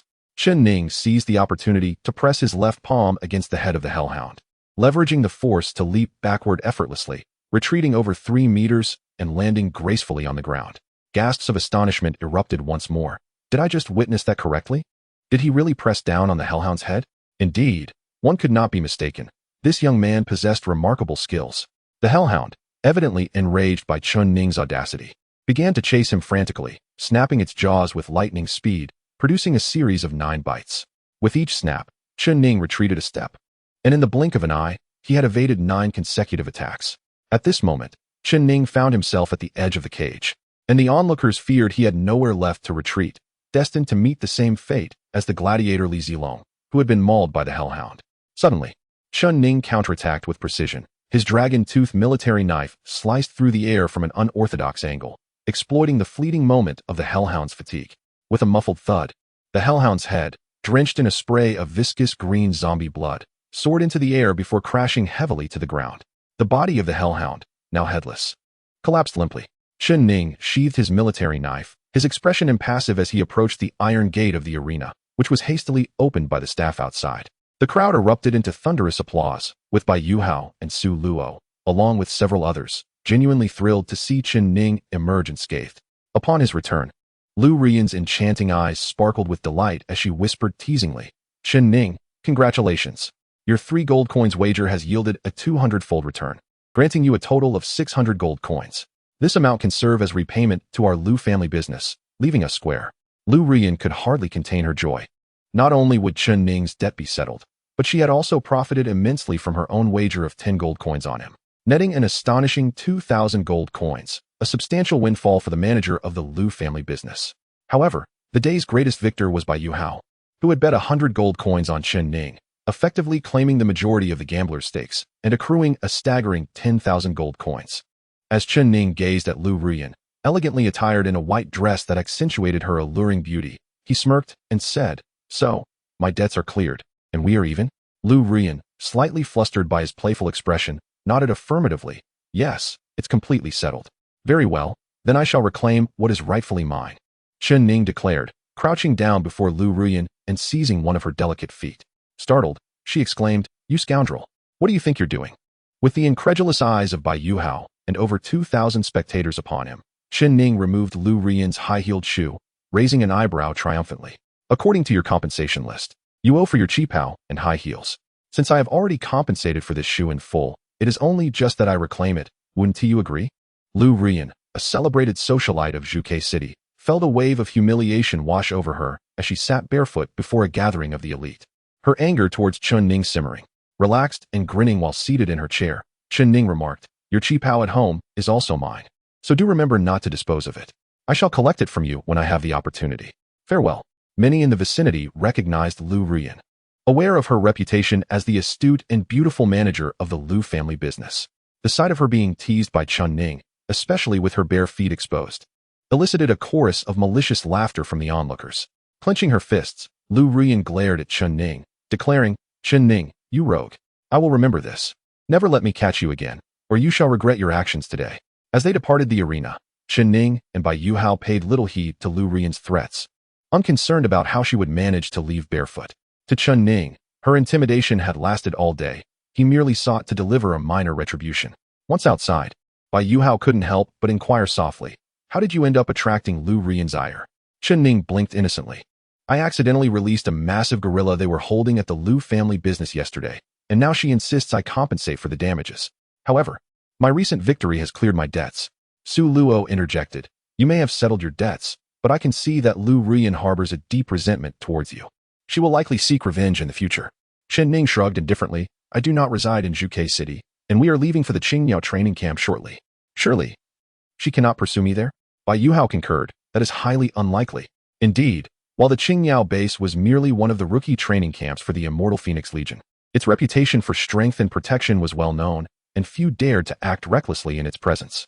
At noon, Bai Yuhao led the group to a renowned hotel in Zhuke City for lunch, after which he intended to take them to explore other famous landmarks, including the iconic Shke Tower. However, Chen Ning concocted an excuse, stating he had personal matters to attend to and would join them later in the afternoon. Bai Yuhao, ever polite, refrained from probing further, merely reminding Chen Ning to reunite with them by 6 o'clock for their departure. "Understood," Chen Ning affirmed, then swiftly departed, his figure soon disappearing into the bustling streets. His personal affairs, as it happened, revolved around his beloved daughter. The unexpected circumstances of his visit to Zhuke City left him unprepared with a comprehensive plan to rescue her, and given the limited time in the formidable Lu family, he understood that a forceful rescue was impractical. At present, he merely wished to catch a glimpse of his daughter and ascertain her well-being. After parting ways with Bai Yuhao and the others, Chen Ning hailed a taxi and returned to the vicinity of the Lu family estate, this time taking greater care to remain hidden as he observed the entrance, waiting patiently. Time was of the essence. He had only a few hours before his departure from Zhuke City, and whether he would see his daughter depended on fortune. Alas, luck was not on his side. After 2 hours of vigil outside the Lu family estate, although people came and went, he did not catch sight of his precious daughter, Xiaohua. Nor did he encounter his ex-wife, Zhang Qian, or her frivolous son, Lu Ming. Instead, the last person he wished to see appeared, Lu Ruyan, still adorned in the white dress from earlier, now sporting a different pair of exquisite high heels. She deliberately approached the alley where Chen Ning was concealed, the sound of her heels echoing sharply against the ground, as if to announce her arrival and flaunt. "Look, you took my shoes, and yet here I am, still wearing heels after leaving the arena, and I followed you here." Chen Ning's gaze shifted away from the grand entrance of the Lu residence and turned towards the graceful figure of Lu Ruyan approaching. For the first time, he displayed an expression of exasperation towards her, saying, "I must say, you truly are like a lingering specter, aren't you?" Lu Ruyan seemed to have forgotten the discord between them, as well as the threats she had previously uttered. She glanced at Chen Ning, then, almost deliberately, cast her eyes towards the Lu mansion, revealing a playful, enigmatic smile. TSK, Chen Ning, here you are? Lurking by the Lu family's door like a suitor yearning for an encounter with a beautiful maid. What's the matter? Are you pining for one of the Lu family's lovely ladies? From the moment Lu Ruyan appeared, Chen Ning realized that his surveillance here was futile. He let out a cold snort. "Mind your own business. How did you even find me?" Lu Ruyan replied with a hint of pride. "Oh, Did you really think the Lu Family Trading House is merely a name? We not only provide rare goods to our clients, but also offer various intelligence services. With the capabilities of our trading house, uncovering your movements is child's play. Unintentionally, her boast sparked intrigue in Chen Ning's eyes. Indeed, venturing alone into Zhuke City to rescue his daughter was proving increasingly difficult, even to ascertain her current situation. However, if he had the assistance of a local informant, gathering information would be significantly simpler. After Lu Ruyin finished her display of confidence, she suddenly noticed Chen Ning's intense gaze fixed upon her, and her demeanor shifted to one of anxiety and caution. In this secluded alley, as a solitary woman, she realized that if Chen Ning had any ill intentions, she would have little means of defense. She had instructed her subordinates to deliver a pair of high-heeled shoes to the arena and to track Chen Ning's whereabouts. Then she had driven angrily to confront him. However, she had come without any bodyguards or aides, partly because, in Zhuke City, few dared to cross her, and partly because she subconsciously felt that Chen Ning was not a malicious person. His actions in the arena, where he had helped gladiators escape their suffering, had led her to this conclusion. Yet, under Chen Ning's burning gaze, she couldn't help but feel a tinge of fear. If he were to act inappropriately, she would be in serious trouble. As these thoughts crossed her mind, she stealthily reached for her waist, where a palm-sized pistol lay hidden, her only means of defense. Chen Ning, unaware of Lu Ruyan's inner turmoil, squinted and inquired, "Does your Lu Family Trading House truly offer intelligence services?" Startled by his question, Lu Ruyan hesitated momentarily before responding. "Yes. Why do you ask?" Chen Ning's expression brightened. "That's splendid. I have a matter I wish for you to assist me with, regarding information gathering." This realization that he sought her intelligence services ignited a mixture of amusement and pride within Lu Ruyan. Noting the earnestness in his eyes as he asked for her help, she smirked. "Well, Chen Ning, it seems you have come to me in need. Assistance is available, but it will cost you 1,000 gold coins per piece of information. Are you willing to pay?" Chen Ning felt a surge of irritation. "Your fees are outrageous. You don't even know what I want you to investigate, yet you demand 1,000 gold coins? It seems you are deliberately making things difficult for me." Lu Ruyan responded with a cold smile. "Indeed, if I am making things difficult, it is precisely because I warned you not to fall into my hands." Unperturbed, Chen Ning replied, "If your trading house can provide such services, surely others can as well. I am not obligated to seek your assistance. I could easily turn to another trading house." Upon hearing this, Lu Ruyan's expression shifted. She had hoped to toy with him a little longer, but he was already turning away. However, she was not one to back down easily. As he mentioned seeking help elsewhere, she called out to his departing figure, "Oh, seeking another trading house is certainly an option, and they will likely charge less. 300 gold coins would suffice. But do you have the funds?" Chen Ning was taken aback. 300? That's still exorbitant." Lu Ruyan smirked. "The master of the Lu family is Lu Wanlin, the commander of the Greedy Wolf Legion. He is a figure of considerable influence in Zhuke City. Investigating his household is fraught with danger. Do you not think 300 gold coins is reasonable? I believe any other trading house would hesitate to take on such a task, and upon learning of your inquiry, they might even sell you out to Lu Wanxiong." Chen Ning narrowed his eyes. "Are you truly willing to investigate the Lu family?" Lu Ruyan chuckled. "Have you forgotten that our Lu family trading house is backed by the Lord of Zhuke City?" "Very well," Chen Ning conceded. "If you assist me in investigating one matter, I am willing to owe you 300 gold coins, to be repaid within the agreed time frame. What say you?" Lu Ruyan blinked. "Not a chance." Chen Ning frowned. "Why not?" With her chin held high, Lu Ruyan replied with a haughty snort, "Because I am simply not in the mood." Realizing that Lu Ruyan still harbored resentment over their previous encounter in the arena, Chen Ning sighed inwardly in resignation and asked, "What would it take to improve your mood?" Upon hearing this, Lu Ruyan's eyes sparkled with mischief. Chapter 051. Your father is quite impressive. Chen Ning was reminded of the old adage, leave room for future encounters. But he had not anticipated meeting Lu Ruyan so soon. Just a few hours after their last encounter, where she had been thoroughly humiliated, she had transformed into someone he now sought assistance from. A man must be flexible, especially when it concerns the welfare of his daughter. Thus Chen Ning found himself compelled to lower his guard. He queried Lu Ruyan about what might lighten her mood. As her eyes danced with cunning, she appeared to be concocting a scheme against him. However, unexpectedly, her phone rang, prompting her to frown slightly as she retrieved it. In this era, there were two types of phones: satellite phones, reserved for military officials, and ordinary phones, which had become unreliable due to the apocalyptic state of the world, rendering many regions devoid of signal. Lu Ruyan's phone was typically functional only in major cities. Outside those areas, it was rendered useless. After finishing the call, her playful demeanor vanished, and she turned to Chen Ning, I apologize, but my child has had an incident at kindergarten, and I must attend to her. Upon hearing this, Chen Ning's face registered surprise, as if to say, "You're so young and beautiful, yet you already have a child?" Lu Ruyin had encountered this reaction numerous times. Feeling a mix of embarrassment and annoyance, she clarified, "This child is actually my sister's. Her husband was a soldier of the empire and perished during a mission. After giving birth, my sister took her own life, leaving behind an infant. I have taken it upon myself to raise her. And for the sake of providing a nurturing environment, I tell the child I am her mother." Understanding her situation, Chen Ning felt a sense of relief. In the slums, he had often conversed with scavengers and impoverished men, and discussions frequently gravitated towards women. Through these interactions, he had absorbed considerable knowledge, including how to discern purity. Before her stood Lu Ruyin, her neck adorned with a distinct blush, and her eyes tinged with a hint of green. Her legs were tightly positioned, unmistakably signifying her innocence. Unbeknownst to Lu Ruyin, Chen Ning had silently assessed her virtue, and had she been aware, she might have furiously confronted him. However, since Chen Ning had a request of her, he was determined to prevent her from hastily departing. After all, where else could he seek assistance to inquire about his daughter's well-being? Thus, he promptly addressed her, "Miss Lu, you appear somewhat flustered. Is there something troubling your child that I may assist you with?" Initially, Lu Ruyin intended to decline his offer, but recognizing Chen Ning's earnest demeanor, she surmised he sought to curry favor with her.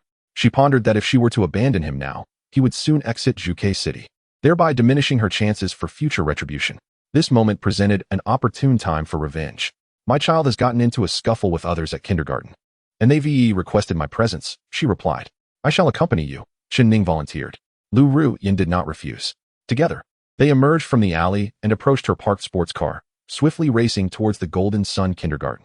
Before long, they arrived at the kindergarten and entered a classroom filled with over 23-year-olds. Among them was a cherubic girl, delicately playing with a doll in a corner. Observing Lu Ruyin's sympathetic gaze towards the little girl, Chen Ning deduced that she was indeed Lu Ruyin's niece. Suddenly, a sturdy boy approached the girl, haughtily demanding, "Hey, you little bastard, give me that doll. I want to play with it." Chen Ning frowned as he witnessed the girl lift her gaze, her eyes reflecting a sorrow that belied her tender age. "I am not a little bastard," she protested, her lips trembling. "Children without fathers are bastards, aren't they? My dad says so," the boy retorted. The girl's eyes brimmed with tears as she attempted to defend herself. "I am not. You are. Give me back my doll."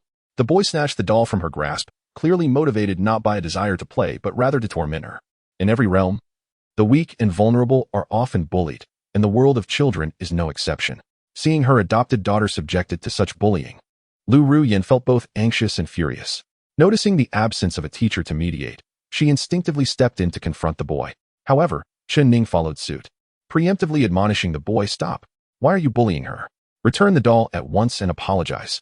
The boy, unaccustomed to encountering a parent, was momentarily taken aback. Lu Ruyin silently appreciated Chen Ning's intervention. Sometimes, instilling fear in misbehaving children required a man's authority.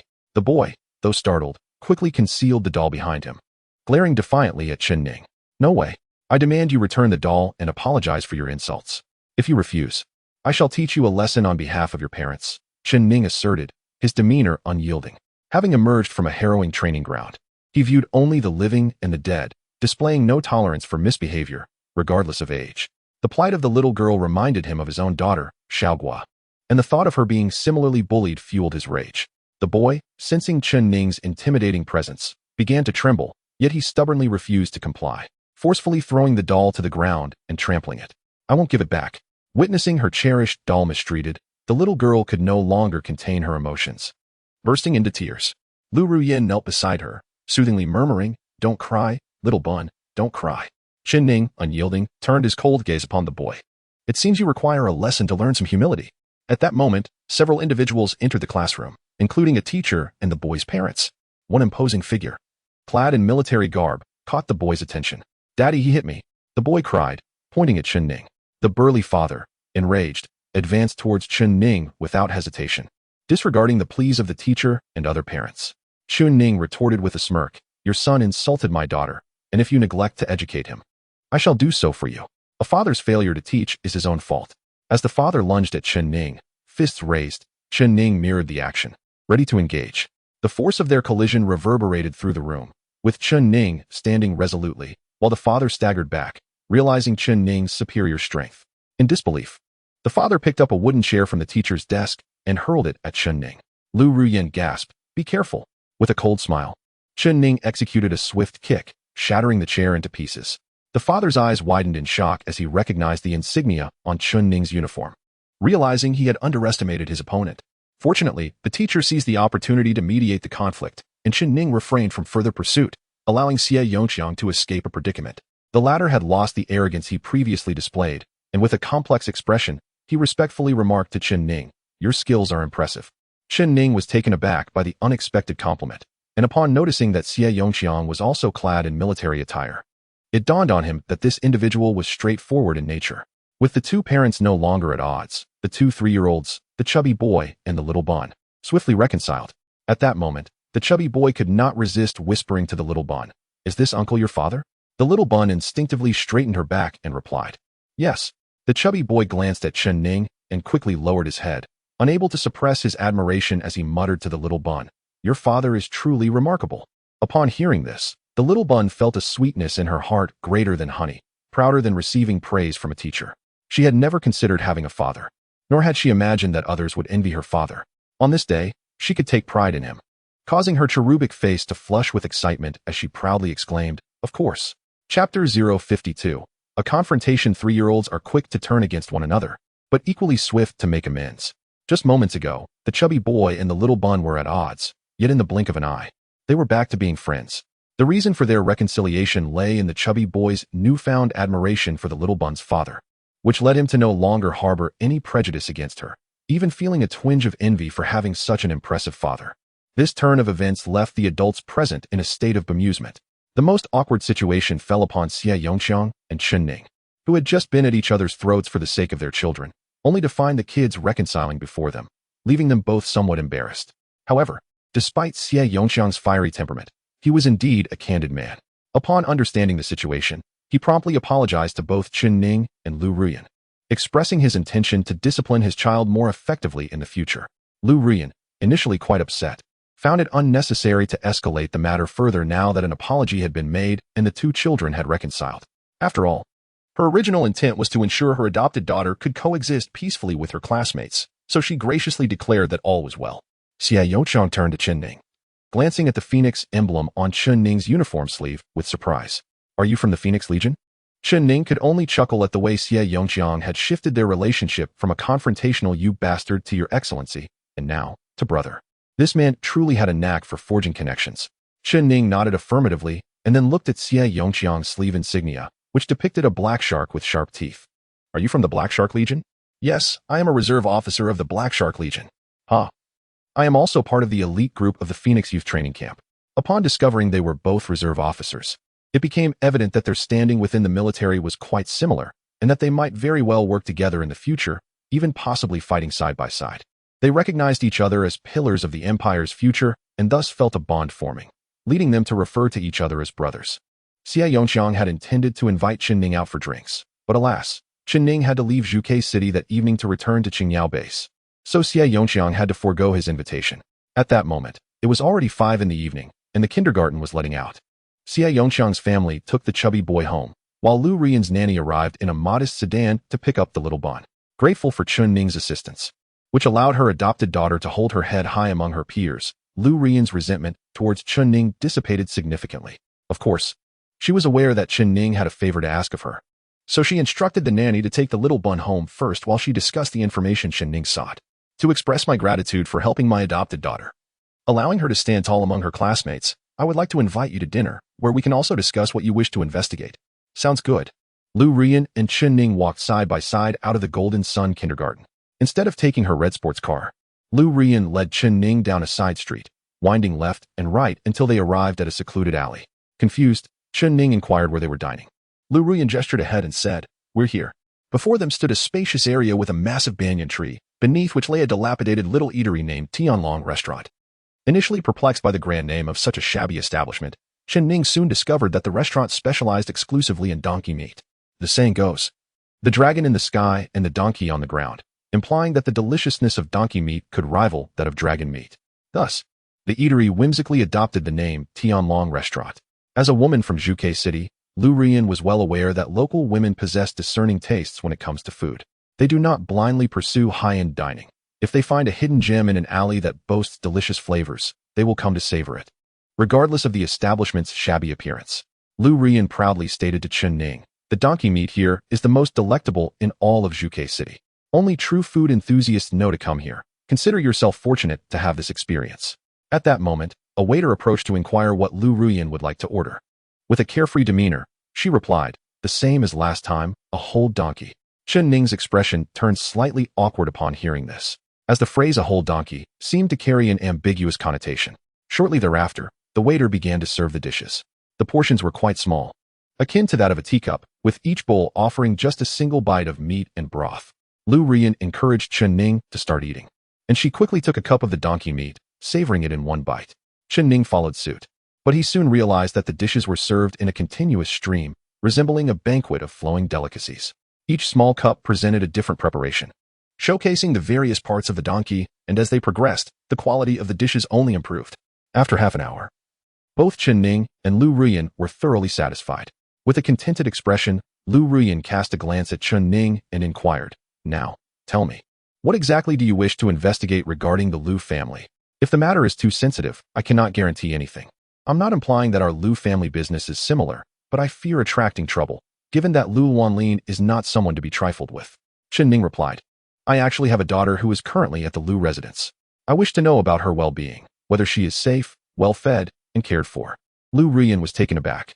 "You truly have a daughter? No wonder you were so furious when you saw other children bullying the little Bun at kindergarten. You must be worried about your daughter being mistreated elsewhere, just like the little Bun." After a moment of hesitation, Chen Ning briefly recounted the circumstances surrounding his ex-wife's abandonment and the subsequent loss of his daughter. He then expressed to Lu Rian, "My visit to Zhuke City was unexpected, and recovering my daughter from the Lu family will likely be challenging. Until I possess sufficient strength, I do not wish to alert them to my presence, which is why I am asking for your assistance in gathering information about her." Lu Rian chuckled lightly. "I thought you had taken a liking to the Lu family's young lady and were attempting to pursue her. It turns out it's merely this small matter. Fear not. Our business regularly supplies the Lu family with provisions. We have individuals who frequently deliver goods there. I will make a call to have someone inquire on your behalf, and we should have news for you shortly." Chen Ning responded with excitement, "Really? Please remember to keep it discreet. I fear that if the Lu family discovers my existence, it could pose a threat to my daughter." Lu Rian rolled her eyes. "Understood. The strength of the Lu family trading company is indeed formidable. Its dominance in the bustling city of Zhuke, home to 3 million inhabitants, is not without reason." Not long after, Lu Ruoyan received news and conveyed it to Chen Ning. "I have confirmed that your ex-wife is a very astute woman. After entering the Lu household, she firmly captured Lu Ming's heart and even became his concubine. Your daughter, Xiaoguo, currently enjoys a life of relative comfort due to Zhang Qian's favorable standing in the Lu family. However, the Lu family members do not hold her in high regard, referring to her as a bastard child." Initially, Chen Ning maintained a calm demeanor, but upon hearing the latter part of the news, his expression darkened, his eyes brimming with a murderous intent. Lu Ruoyan glanced at the time and remarked, "It is nearly 6 o'clock. You must prepare to meet by Yu Hao and return to the Qingyao base. As for your daughter, I will keep a close watch on her, and if the opportunity arises, I shall endeavor to secure her release." Chen Ning felt a flicker of hope, but quickly reminded himself that there is no such thing as a free lunch. He squinted and inquired, "What must I offer in return for your assistance?" Lu Ruoyan chuckled softly, "I enjoy dealing with intelligent individuals like yourself, as it simplifies matters greatly. Rest assured, I do not require anything from you at this moment. Consider it a favor owed to me, and I am not concerned about repayment." Chen Ning vaguely sensed that Lu Ruoyan was making an investment. After all, he was a reserve officer in the Immortal Bird Legion, a position that could potentially lead to significant opportunities within the military. Even if he did not rise to a high rank, he could certainly become a notable officer. The Lu family trading company, aiming to thrive in the Huaxia Empire, naturally needed to cultivate relationships with military personnel. By investing in young officers, Lu Ruoyan was perhaps ensuring future support. Her small favor today might result in a substantial return from him later on. Grateful, Chen Ning nodded earnestly, "Very well. I shall owe you a favor, and I will not hesitate to assist you with anything within my capability." "How wonderful!" Lu Ruoyan exclaimed. And the two exited the Tianlong restaurant, making their way through a secluded alley to reach her parked vehicle. However, as they walked, they discovered that the iron gate at the alley's end was locked, blocking their path. Lu Ruoyan frowned. "What is going on here?" Chen Ning, suspicious of the locked gate, suddenly caught the sound of rhythmic military boots striking the ground from behind him, and his expression changed dramatically. This is bad. We are in trouble. Lu Ruoyan and Chen Ning turned to see a tall, mysterious officer clad in imperial military attire, wearing a gas mask, with a dagger strapped to each side of his waist. Upon recognizing him, Lu Ruoyan gasped, Lung Jianfeng. Chapter 053. The Skull Mask. Lung Jianfeng was Lu Wanlin's right-hand man, a personal bodyguard and assassin. His distinctive appearance, coupled with his dual daggers and gas mask, made recognition swift for Lu Ruoyan. She immediately realized that Lung Jianfeng had come for Chen Ning, likely alerted by Chen Ning's surveillance of the Lu family. His mission was twofold: to address Chen Ning's involvement in Lu Shi's death and to investigate Chen Ning's suspicious presence near the Lu estate, which led Lu Wanlin to suspect ulterior motives. Upon seeing Chen Ning and Lu Ruoyan together, Lung Jianfeng's eyes narrowed in suspicion, contemplating the nature of their relationship and whether Lu Ruoyan was complicit in Chen Ning's schemes against the Lu family. Nevertheless, he understood that Lu Ruoyan, as the general manager of the Lu family trading company, was a prominent figure in Zhuge, closely tied to the city lord. The elite of Zhuge knew that the Lu family was under the city lord's protection, deterring most from causing them trouble. Lung Jianfeng's primary objective was to deal with Chen Ning, leaving Lu Ruoyan's fate to be reported back to Lu Wanlin for further judgment. He coldly addressed Lu Ruoyan. This matter does not concern you, Miss Lu. I must resolve an issue here. Lu Ruoyan found herself in a dilemma, although her friendship with Chen Ning was not profound. He had just assisted her, and they had shared a meal together. The thought of abandoning him to face potential danger was difficult for her. Unable to suppress her concern, she interjected, Lung Jianfeng, there must be some misunderstanding. Chen Ning is my friend. From behind the gas mask, Lung Jianfeng's voice emerged slowly. You have 3 seconds to leave. Lu Ruoyan's expression shifted drastically, realizing that his intent to kill was resolute, and his warning was clear. If she did not depart immediately, she might become a target herself. Chen Ning urged her, you should go. Do not worry about me. I can handle this. If I do not survive the night, please take care of my family. The family he referred to was, of course, his daughter Xiaogua. While Lu Ruoyan and Chen Ning shared a degree of camaraderie, it was far from a bond of life and death. Lu Ruoyan looked at Chen Ning, nodded gravely, and said, all right, before turning on her high heels and leaving. Initially, Lung Jianfeng had no intention of harming Lu Ruoyan due to her significant status. However, observing the closeness between her and Chen Ning intensified his suspicion. He began to doubt whether Lu Ruoyan was involved in any actions detrimental to the Lu family, even considering the possibility of hidden secrets between them. His mind shifted. Neither Lu Ruoyan nor Chen Ning could be allowed to leave. He intended to capture them both and bring them before Lu Wanlin to uncover their true intentions. As Lu Ruoyan passed by him, Lung Jianfeng suddenly struck. Chen Ning's eyes widened in shock at Lung Jianfeng's audacity, while Lu Ruoyan was caught off guard, swiftly incapacitated by a swift blow to her neck, rendering her unconscious. Though astonished that Lung Jianfeng would attack Lu Ruoyan, Chen Ning recalled the countless lessons from his training at the Qingyao base, where the butcher instructor emphasized that the best opportunities for attack are fleeting. Thus, one must always maintain readiness and vigor for combat. As Lu Ruoyan fell, Chen Ning instantly drew his blade, Longya, and lunged towards Lung Jianfeng with a fierce strike. Despite possessing a thunderbolt pistol, he understood that in such close quarters, there was insufficient time to draw, disengage the safety, aim, and fire. The knife was decidedly a more reliable choice at this moment. Lung Jianfeng, a 6th-level warrior, possessed strength far superior to Chen Ning's, and the chasm between a warrior and a soldier was immense. Even though Chen Ning was a dual 3rd-level soldier, 2 3rd-level soldiers could not possibly overcome a 6th-level warrior. Lung Jianfeng regarded Chen Ning with contempt. As Chen Ning's blade approached, he swiftly unsheathed the dagger from his left hip, deflecting Chen Ning's strike with ease. Simultaneously, his right dagger was drawn with lightning speed, slashing towards Chen Ning's arm. Taken aback by Lung Jianfeng's skillful dual-wielding, Chen Ning was unprepared for the rapidity of the attack. He had no choice but to abandon his weapon and retreat as quickly as possible. Yet, even in his retreat, he could not escape unscathed. As Lung Jianfeng's right dagger grazed Chen Ning's arm, Chen Ning's arm was suddenly drenched in blood as he staggered back a few steps, a mixture of shock and fury coursing through him. Although he had previously encountered Lung Jianfeng, he was now acutely aware of the latter's terrifying strength. His own capabilities as a double 3rd-level warrior paled in comparison to such overwhelming power. Lung Jianfeng, somewhat surprised, gazed at Chen Ning, who had barely retreated from his determined strike, and remarked, it seems your strength exceeds that of a mere 3rd-level warrior. No wonder young Master Lu fell at your hands. Not strong enough, Chen Ning retorted, stepping forward to slash at Lung Jianfeng's neck. With his left hand, Lung Jianfeng deftly blocked the blade while his right knife lunged forward to counterattack. Chen Ning hastily raised his weapon to defend himself, and the two men clad in military attire engaged in a fierce clash, the sound of their blades clashing echoing through the air. Soon, Chen Ning felt another blade slice into his chest, forcing him to retreat several steps, a new, gaping wound bleeding profusely. With his left blade angled toward the ground, and the right held casually by his mouth, Lung Jianfeng gently blew away a drop of blood from the blade's edge. His weapon was indeed designed for lethal precision, and his cold laughter resonated ominously from behind his gas mask. You are merely a desperate creature. Your skills are nothing to marvel at. I tire of this play. Your end is near. From their brief encounters, Chen Ning had grasped the absolute superiority of Lung Jianfeng's strength. Two third-level warriors could not hope to overcome him. Just as Lung Jianfeng declared his intent to eliminate Chen Ning, a voice echoed in Chen Ning's mind. Chen Ning, cease your hesitation. Temporarily relinquish control of your body to me. I can aid you in defeating this foe. Otherwise, should you perish, your spiritual realm will be lost, and I too shall vanish with it. We are but two sides of the same coin. Let us deal with this adversary first.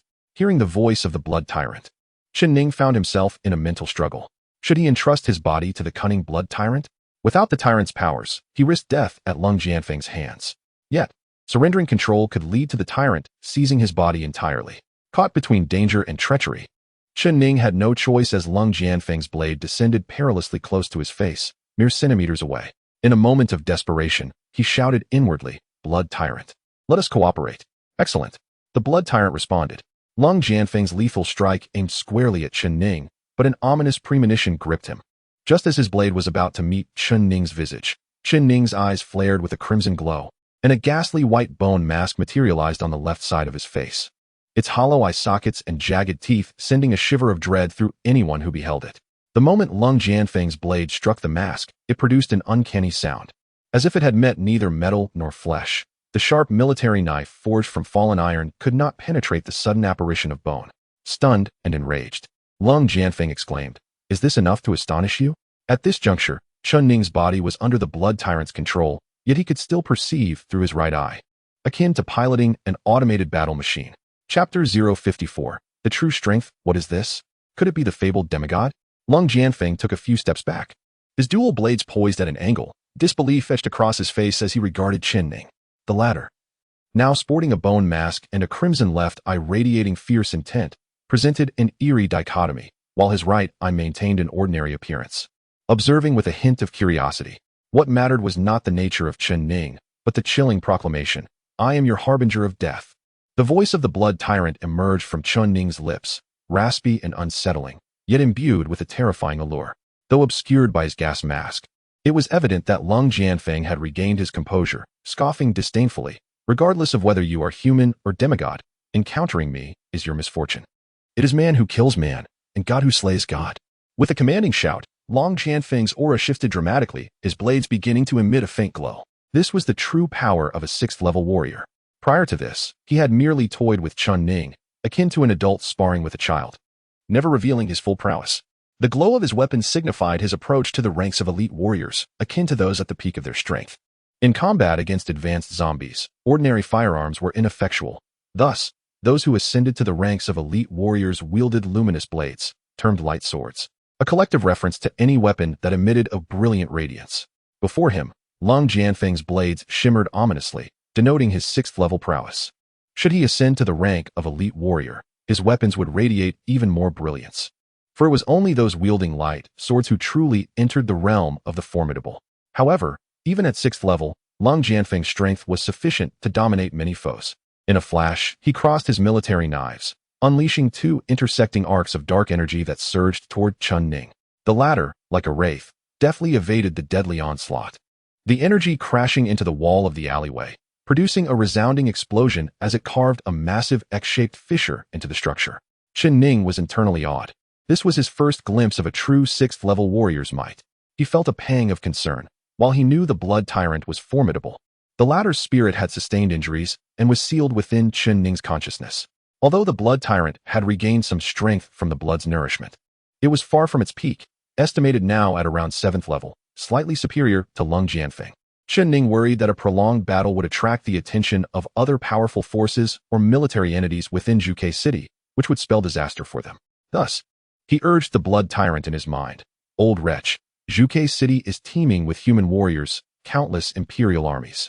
This man serves Lu Wanlin. We must resolve this swiftly. Enough of your prattling. I am fully aware of the situation, the blood tyrant retorted. Chen Ning felt a surge of irritation. The old wretch had recently adopted a polite demeanor, acting submissive. Now that he had relinquished control, he had suddenly grown arrogant, referring to himself as this lord. It was clear that once the battle concluded, the tyrant would attempt possession again. In the brief moment of mental exchange, Long Jianfeng launched his second wave of assault, darting toward Chen Ning like a bat, his glowing dual blades slicing through the air. However, imbued with the blood tyrant's power, Chen Ning evaded the lethal strikes with ghostly agility, dodging several deadly blows. As Long Jianfeng passed by him, he suddenly steadied himself and launched a retaliatory strike. A barely perceptible black line shot through the air toward Chen Ning. The latter ducked, narrowly avoiding the attack, which severed the walls of the alley, causing the left wall to collapse with a thunderous crash. Foolish bravado, meet your demise. A low growl escaped Chen Ning's lips, reminiscent of a blood-soaked tyrant, as he suddenly leaped into the air, soaring 3 meters high like an eagle poised for the strike. Descending from above, his fist, shrouded in swirling black mist, transformed into the visage of a skull, hurtling with tremendous force toward Long Jianfeng. In that moment, Long Jianfeng felt as though a mountain had collapsed before him, breath becoming labored. An overwhelming sense of helplessness enveloping him, akin to a mantis confronting an oncoming juggernaut. With urgency, Long Jianfeng adopted a low stance, crossing his dual blades in a desperate attempt to withstand Chen Ning's blow. The impact resounded like thunder as Chen Ning's fist collided with the intersection of the crossed blades, shattering them as effortlessly as glass. Without losing momentum, his punch connected with Long Jianfeng's chest. With a resounding thud, Long Jianfeng was sent crashing against the wall.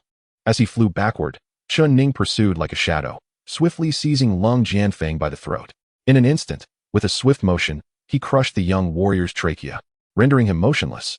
Chen Ning's grip remained unyielding, acting as a colossal siphon, absorbing the blood that streamed from Long Jianfeng's mouth and oozed from his neck.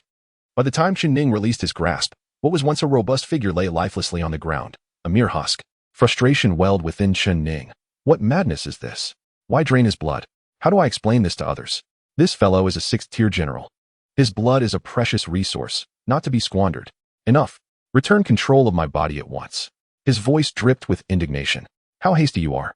Eager to burn bridges once the crossing is complete. The blood-soaked tyrant, an ambitious entity, harbored designs on Chen Ning's body. Yet, aware of Chen Ning's formidable willpower, he hesitated, pondering whether to engage in another contest of wills. At that moment, an air raid siren echoed from afar, signaling a curfew in the city, an indication that something monumental was unfolding. Residents were advised to seek refuge indoors, as Imperial soldiers patrolled the streets, prepared to eliminate anyone who dared to wander. Sensing multiple powerful forces approaching, the blood-soaked tyrant realized that the military of Zhuge City had detected his ominous presence and was hastening toward him. Chen Ning surmised correctly. The blood-soaked tyrant, now controlling his body, possessed roughly the strength of a 7th-tier general. This level of power was insufficient for causing chaos in Zhuge City, and should his identity be revealed, death would be the only outcome. Thus, in light of this precarious situation, the tyrant's bravado faltered, and he shifted to a more submissive tone, addressing Chen Ning with a feigned camaraderie. Oh dear boy, I was merely jesting. How could I ever usurp your body? Here, take back control. We must keep your semi-divine identity and my whereabouts concealed, lest we both meet our demise. The white bone mask on Chen Ning's left cheek melted away like spring snow, merging seamlessly with his flesh. The once gleaming crimson light in his left eye faded, restoring him to a semblance of normalcy. Chen Ning cursed internally. Had the situation not been dire, he doubted the old tyrant would have been so accommodating. From now on, he resolved to remain wary of this entity, opting to forego its power whenever possible. Glancing at Long Jianfeng's lifeless form, he hurried to the side of the unconscious Lu Rian, gently shaking her awake. Miss Lu, please, awaken. As Lu Rian stirred, the rhythmic sound of marching troops echoed from both ends of the alley. An officer's commanding voice rang out. Surround this area. No suspicious individuals are to escape. Chapter 55, Framing. Lu Rian roused from her stupor, recalling Long Jianfeng's insistence that she distance herself from the affair. After futilely attempting to advocate for Chen Ning, she had no choice but to depart. Their bond had not yet reached the point where she could confront Lu Wanlin on his behalf. Moreover, given her own capabilities. She lacked the standing to challenge the highest commander of the Greedy Wolf Corps. However, as fate would have it, she was ambushed by Lung Jianfeng just as she was leaving, rendering her unconscious. Upon awakening, she gazed at the injured Chen Ning and weakly inquired, "Chen Ning, what transpired? Where's Lung Jianfeng?" Chen Ning cast a glance toward Lung Jianfeng's corpse, lowering his voice to reply, "He is dead." Lu Rian's eyes widened in disbelief. Staring at him incredulously, "Did you kill him?" With a bitter smile, Chen Ning replied, "If I possessed the strength to slay a 6th-tier general, do you think I would still be a mere rookie in the Undying Bird Corps?" Lu Rian recollected investigating Chen Ning's background through the Lu family trading company, which indicated that he was a fledgling warrior trained at the Qingyao base, possessing only 2nd-tier combat capabilities. Although she had heard him mention a recent advancement to 3rd tier, the disparity between 3rd-tier warriors and 6th-tier generals was vast. It was exceedingly rare for a 3rd-tier warrior to triumph over a 4th-tier general, let alone a 6th tier. Convinced that Chen Ning could not have been the one to kill Lung Jianfeng, her curiosity got the better of her. "If not you, then who could have slain him and spared us both?" Chen Ning hesitated, uncertain of how to respond. When suddenly the blood-soaked tyrant's voice echoed in his mind. "Tell her that during your battle, Lung Jianfeng noticed an old man lurking nearby and called out in alarm, 'Pang Qingyun.' Subsequently, he engaged in a fierce battle with the mysterious elder, who swiftly dispatched him before fleeing." Chen Ning, perplexed, questioned the blood-soaked tyrant, "Who is Pang Qingyun? And why frame him? Is this scheme even feasible?" "Stop your prattling. Follow my instructions if you wish to escape," the tyrant retorted. With no other option, Chen Ning relayed the blood-soaked tyrant's narrative to Lu Rian. To his astonishment, upon hearing the name Pang Qingyun, Lu Rian's complexion shifted dramatically. Pang Qingyun? Could he be the infamous half-dead demon lord, wanted by the Empire for over a decade? As she spoke, she approached Lung Jianfeng's corpse, suppressing her nausea as she removed his gas mask. The sight of his bloodless, desiccated body left her in shock. It truly is the legendary half-god Pang Qingyun. This terrifying fiend has appeared in Zhuke City. Chen Ning grasped the reality. Pang Qingyun was indeed a half-god. The blood-soaked tyrant's intention was to pin the murder of Lung Jianfeng on a notorious half-god, ensuring that someone else bore the blame. Otherwise, as an undying bird warrior, Chen Ning's act of killing an imperial major would be deemed an unforgivable crime.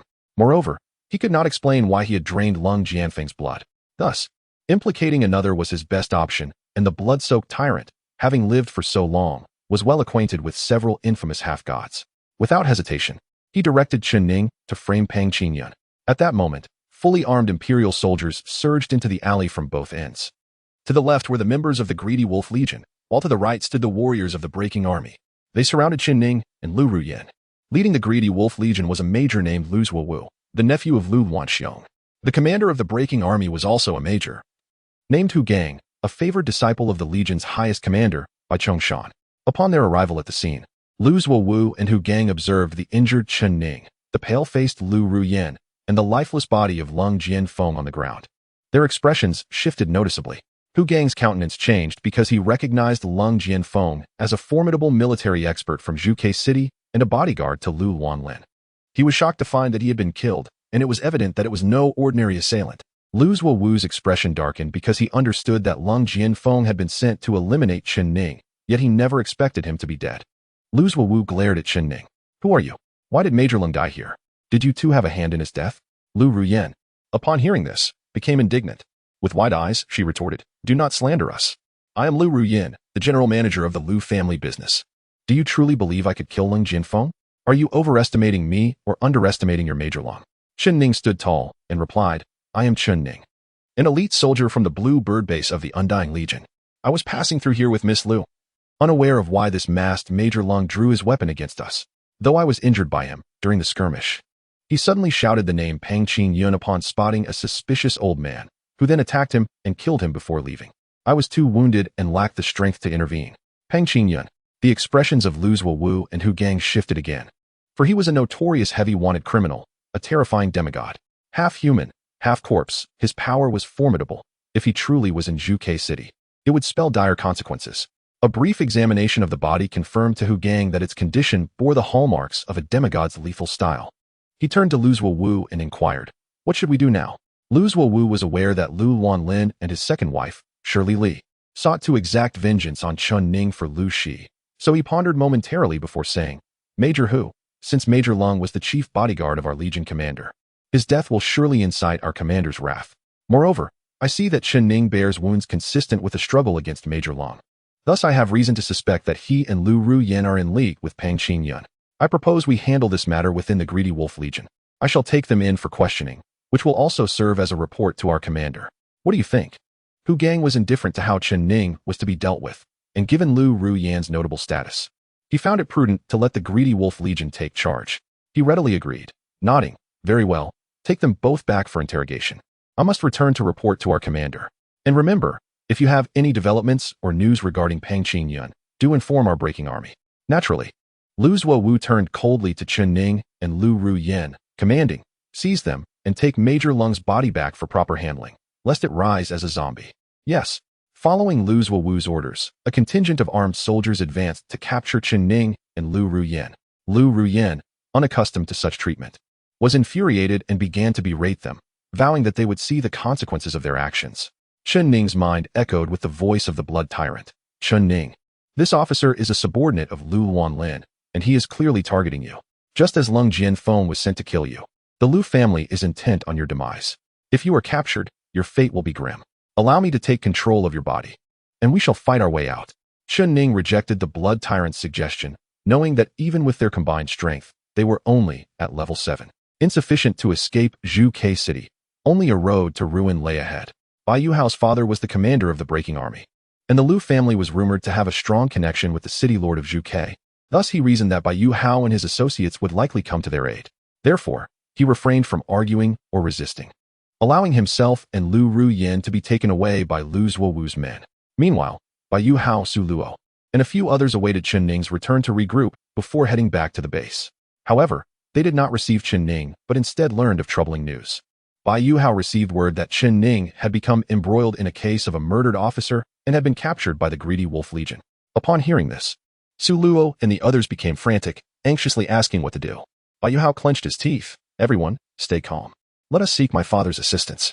Chapter 056. A rift forms in the commander's office of the breaking army base. Bai Chongshan, clad in an imperial military uniform, stood with his hands clasped behind him, observing a map of Zhuge City.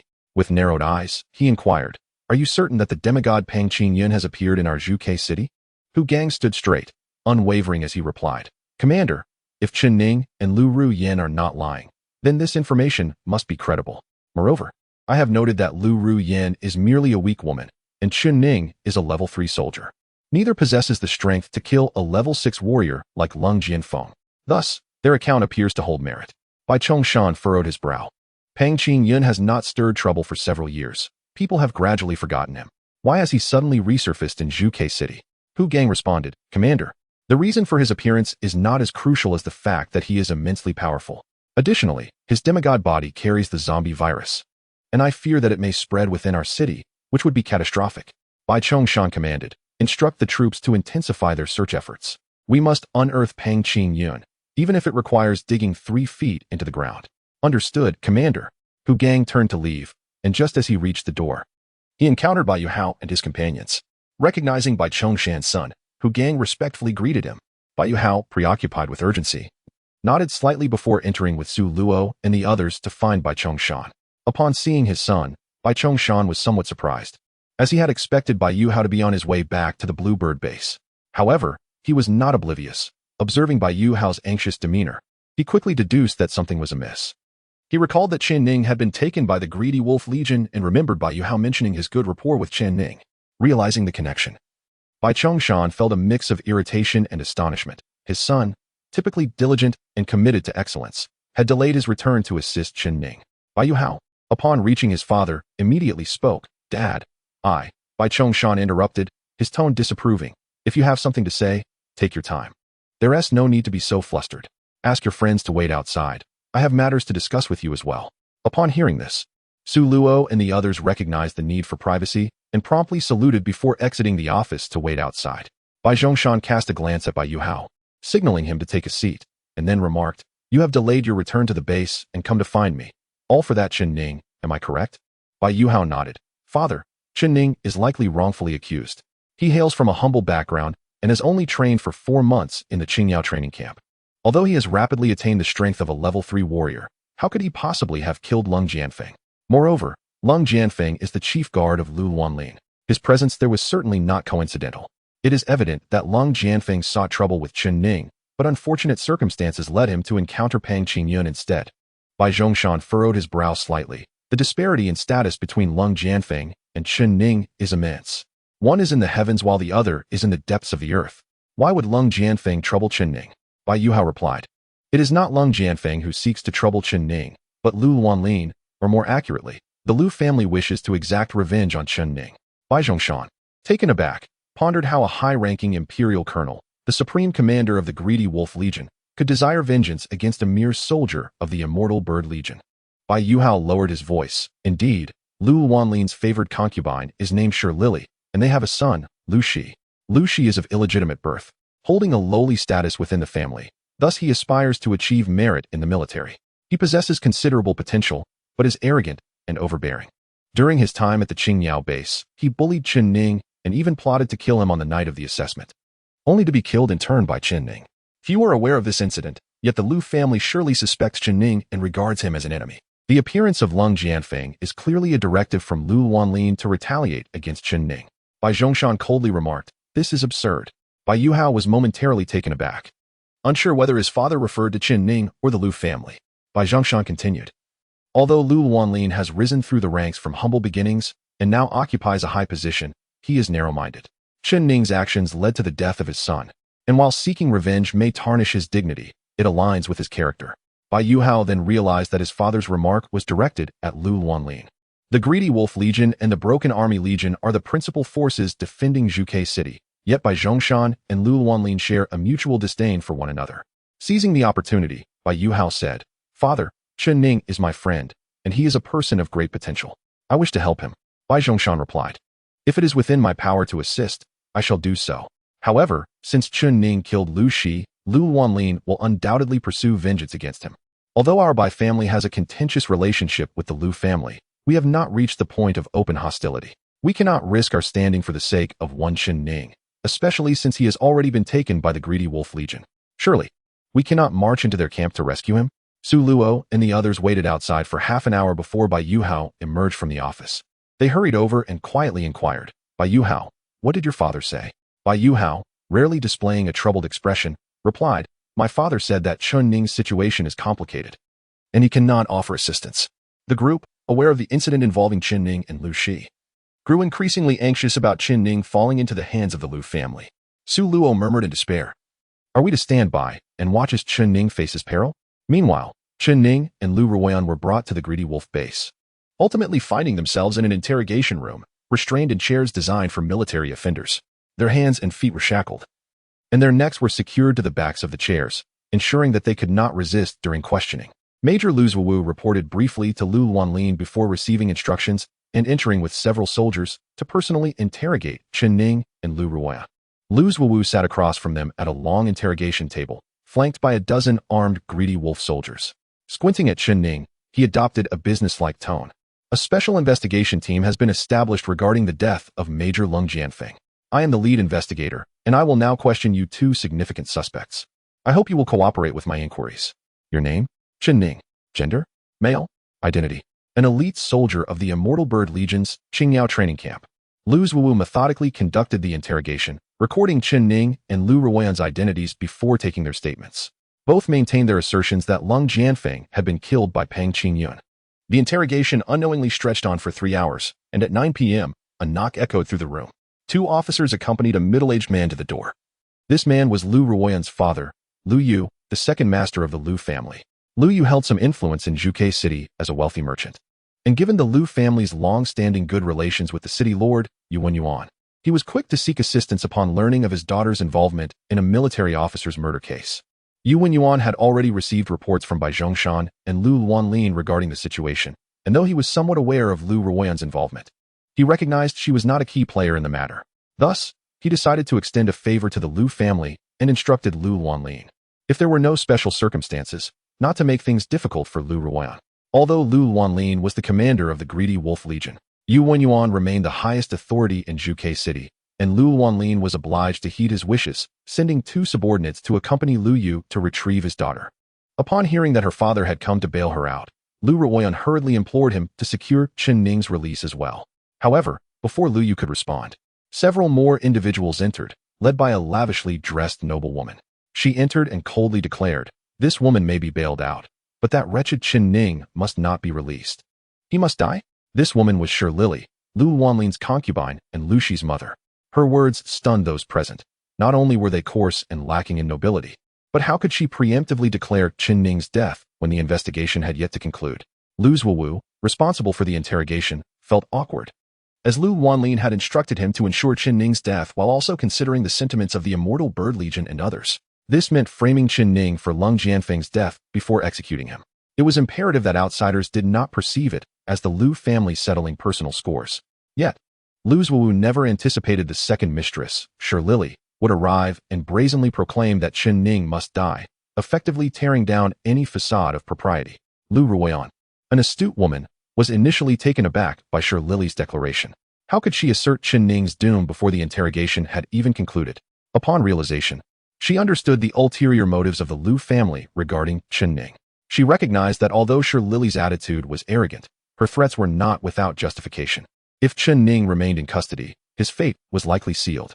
Newly freed from her restraints, she boldly urged her father, "Father, Chen Ning is innocent. He does not deserve such unfair treatment. Please find a way to secure his release." Lu Yu, merely a merchant in this apocalyptic era, could not afford to confront the Imperial Legion commanders, regardless of his wealth. He shot his daughter an annoyed glare and whispered harshly, "Cease your insolence before Major Lu and the second mistress. Whether Chen Ning is guilty or not is for Major Lu to determine. It is not your place to speak out. You have already caused enough trouble, if not for the city lord extending a favor to our Lu family. Do you think you could be so easily bailed out? Now come with me."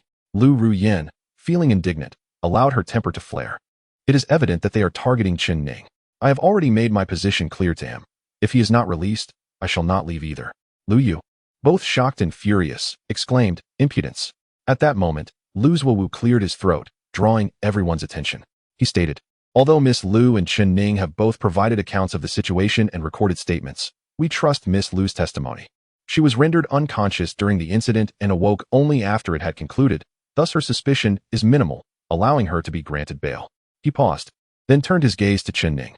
"As for Chen Ning, we harbor doubts regarding his testimony, particularly concerning the interval during which Cold Jianfeng was murdered while Miss Lu was unconscious. Therefore, he cannot be released." Lu Zuowu then began to defend Shirley Li's earlier audacious remarks, asserting, "Mr. Lu, Miss Lu, and everyone present should not take to heart the words spoken by our second lady. Cold Jianfeng was a personal guard to our commander, who has risked his life multiple times to protect him and the second lady. She regarded Cold Jianfeng as a nephew. Thus, upon receiving the tragic news of his demise, she became quite distressed and directed her ire at the suspect, Chen Ning. Let us all be understanding." Shirley Li appeared somewhat embarrassed, and, echoing Lu Zuowu's sentiments, added, "Indeed, Cold Jianfeng was not merely my son. He was like a son to me. This vendetta for my son's death, I shall pursue to the end." The last part of her statement was directed squarely at Chen Ning, who remained expressionless. He had anticipated the unfair treatment awaiting him and understood that the Lu family sought vengeance for Lu Shi's death. Thus, he chose not to resist, allowing them to toy with him.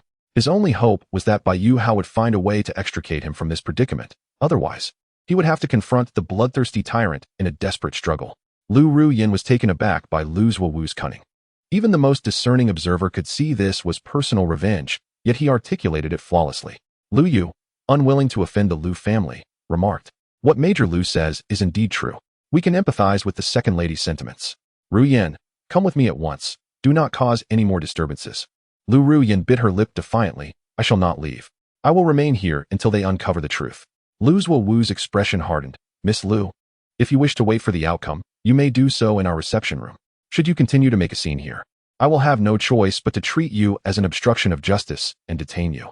Lu Yu's complexion shifted dramatically as he tugged at his daughter incessantly. Lu Ruyan lifted her chin. "Very well. I shall wait in your reception room for the results." Upon exiting the interrogation room, she noticed a gathering outside. Some were guards from the base, others were attendants brought by Shirley Li, along with a few members of the Lu family. One nanny held a chubby little girl in her arms, none other than the adorable Xiao Baozi. Upon seeing Lu Ruyan, Xiao Baozi immediately reached out for her embrace, and Lu Ruyan scooped her up.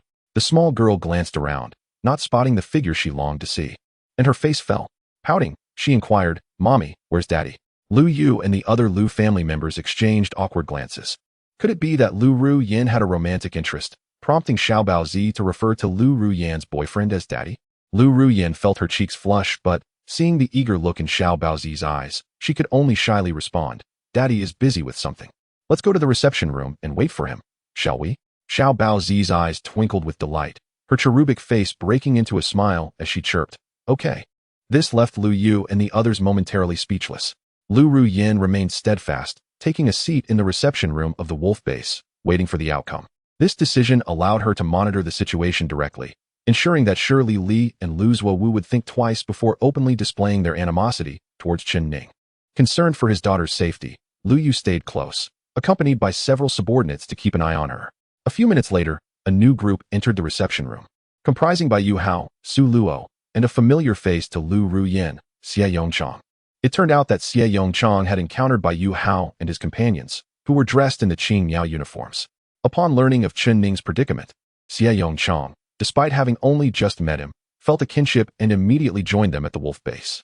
Upon arrival, Bai Yu Hao and the others were informed that they had no rights to see Chen Ning and were directed to wait in the reception room or leave at their discretion. Spotting Lu Ruyan, Bai Yu Hao rushed to inquire about the situation. She succinctly recounted the events, including Shirley Li's earlier audacious remarks, and concluded, "Chen Ning and I have clarified everything during our statements. We did not kill Cold Jianfeng, yet they refused to believe him. Shirley Li even declared that Chen Ning must die. I can't shake the feeling that their actions are driven by personal vendetta, which leaves me deeply concerned for Chen Ning's safety." Bai Yu Hao pondered the reasons behind this vendetta, naturally attributing it to Chen Ning's involvement in Lu Shi's demise. With a sigh, he addressed Su Luo and the others. "It seems we cannot return to the base on schedule. Please find someone at the Wolf Base to borrow a satellite phone and inform Instructor 2 that we will be delayed and will return to face the consequences." Su Luo replied, "We already informed Instructor Jian Qing of Chen Ning's situation when you went to see Uncle. He is aware." Bai Yu Hao nodded. "That is reassuring." Xie Yongchang, unable to contain his concern, asked, "Did your instructor react or indicate that he would come to help?" Su Luo shook his head. Instructor Jian Qing simply listened, said nothing, and hung up, leaving us uncertain about her stance.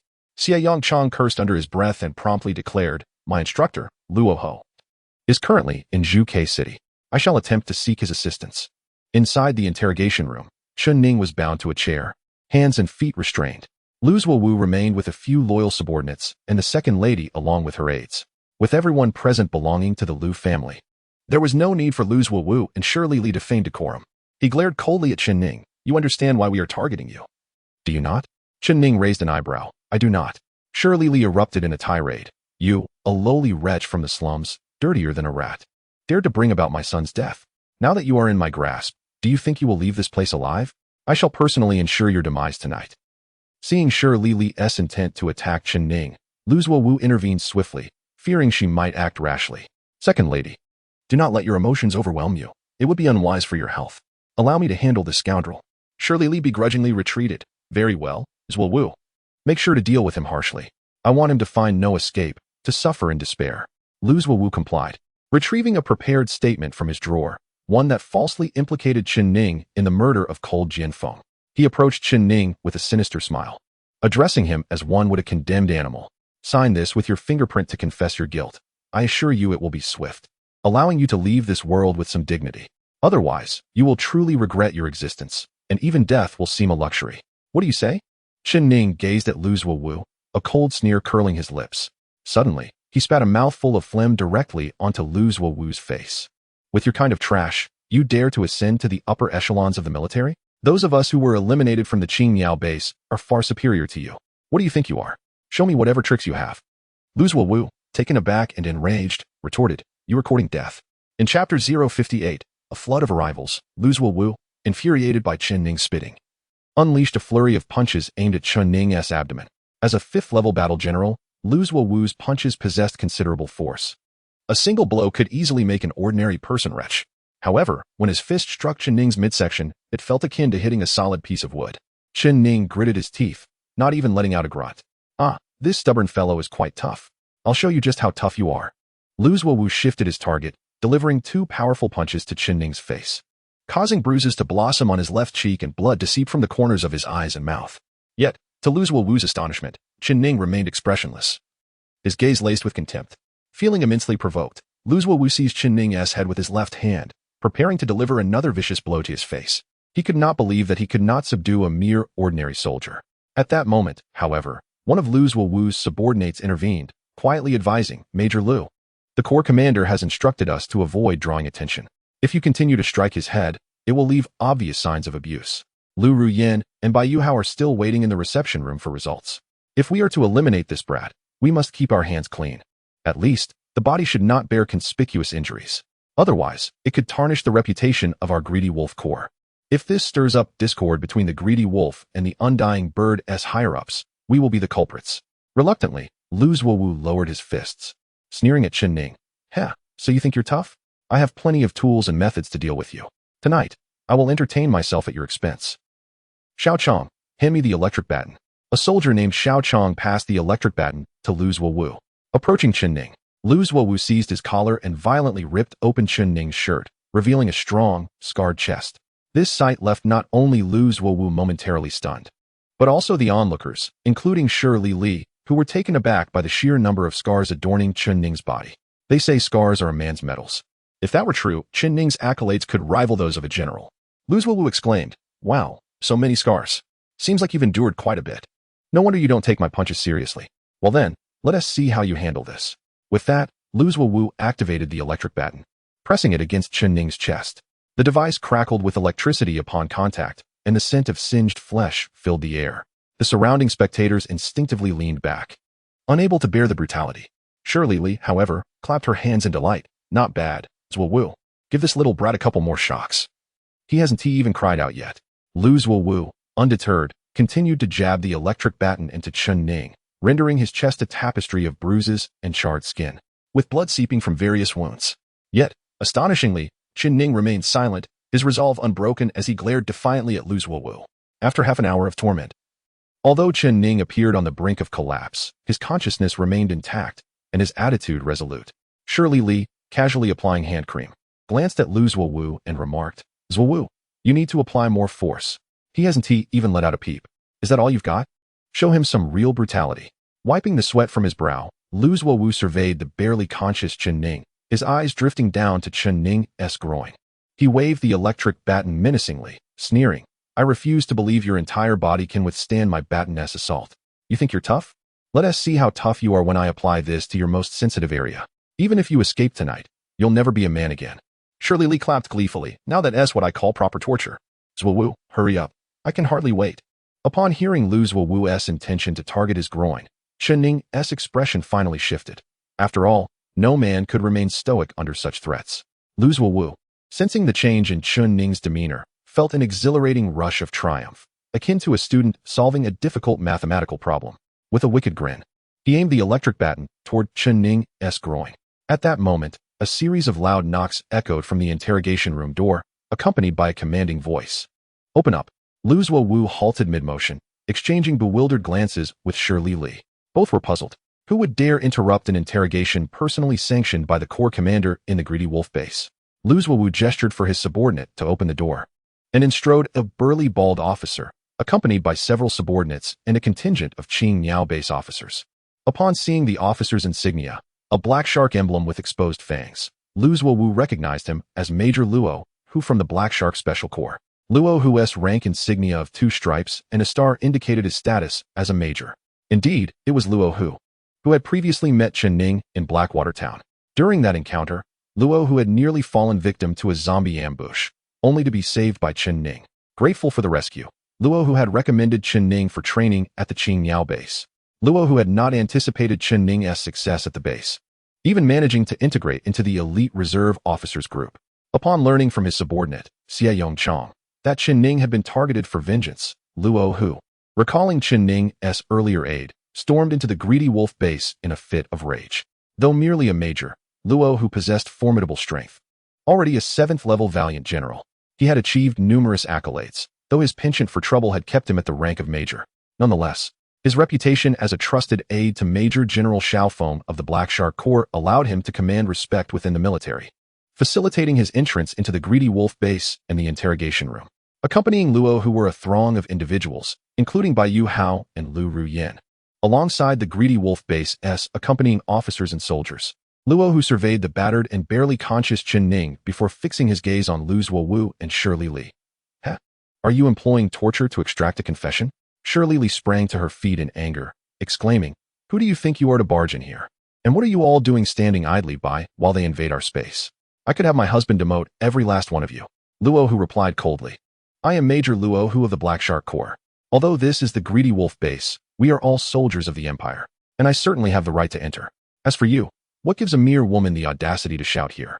Realizing who Luo, who was a pivotal figure under Major General Xiaofeng, Lu Zuowu quickly introduced, "Major Luo, this is the second wife of our corps commander."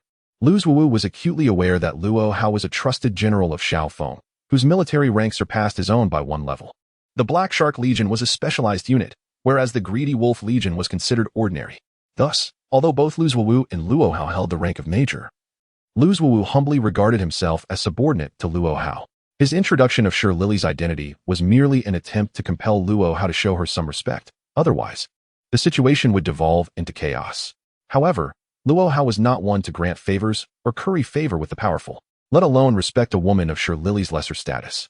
He scoffed, "When hens crow at dawn, it is no surprise that a trash legion remains trash."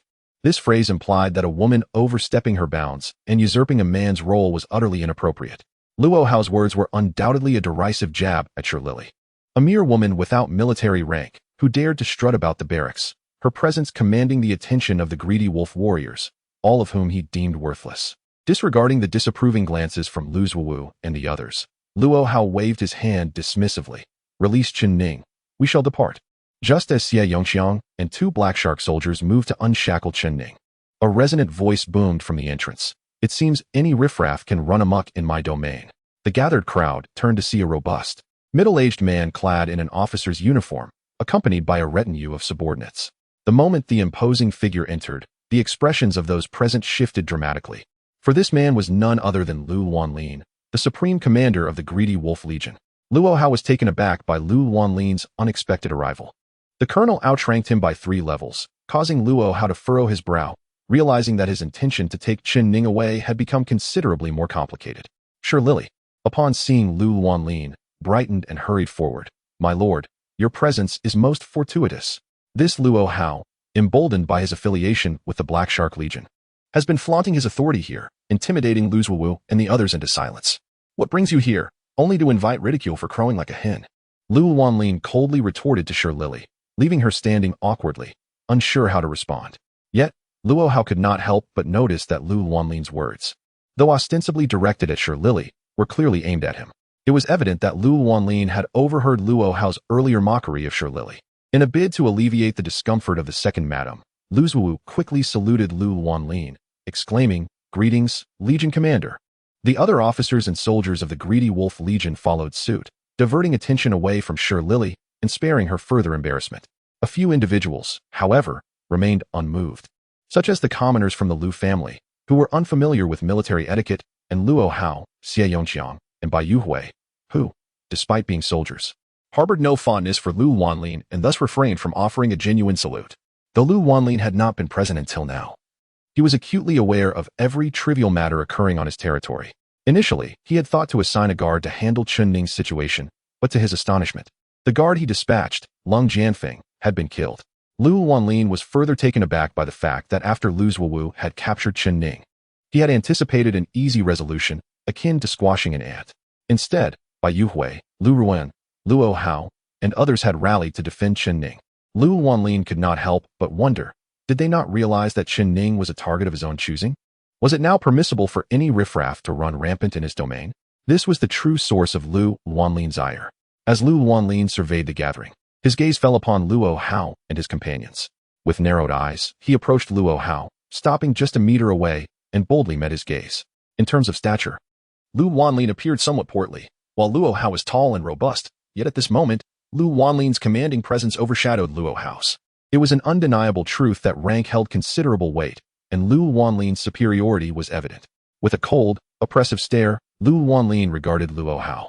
Having wielded power for many years, he understood the principle of capturing the leader before subduing the followers.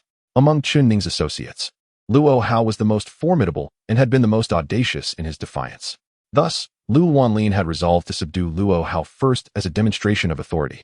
In the imperial military, subordinates were required to salute their superiors, regardless of whether they belonged to the same legion. Lu Wanlin's stance before Luo Hao was unequivocal. Reluctantly, Luo Hao, despite being Xiao Feng's confidant, raised his head and offered a salute, muttering, "I salute you, Colonel." Seeing Luo Hao capitulate, Lu Wanlin's lips curled into a triumphant smirk. "Ah, Major Luo, you are indeed courteous." If the leader, Luo Hao, was compelled to adhere to protocol, then Xie Yongqiang, Bai Yuhui, Su Luo, and the others had no choice but to follow suit.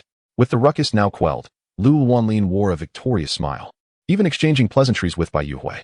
Finally, he turned his attention to Chen Ning, seated in the accused chair, and addressed Luo Hao and the others. "Luo Hao, by Xianshi. The Greedy Wolf Legion is fully capable of handling Chen Ning's case. You need not concern yourselves with it. You may take your leave." Though Lu Wanlin's words sounded gracious, their underlying implication was rather uninviting. "You can leave now." Bai Yuwei, Xie Yongqiang, and even Lu Ruoyan all looked to Luo Hao, implicitly deferring to him for direction.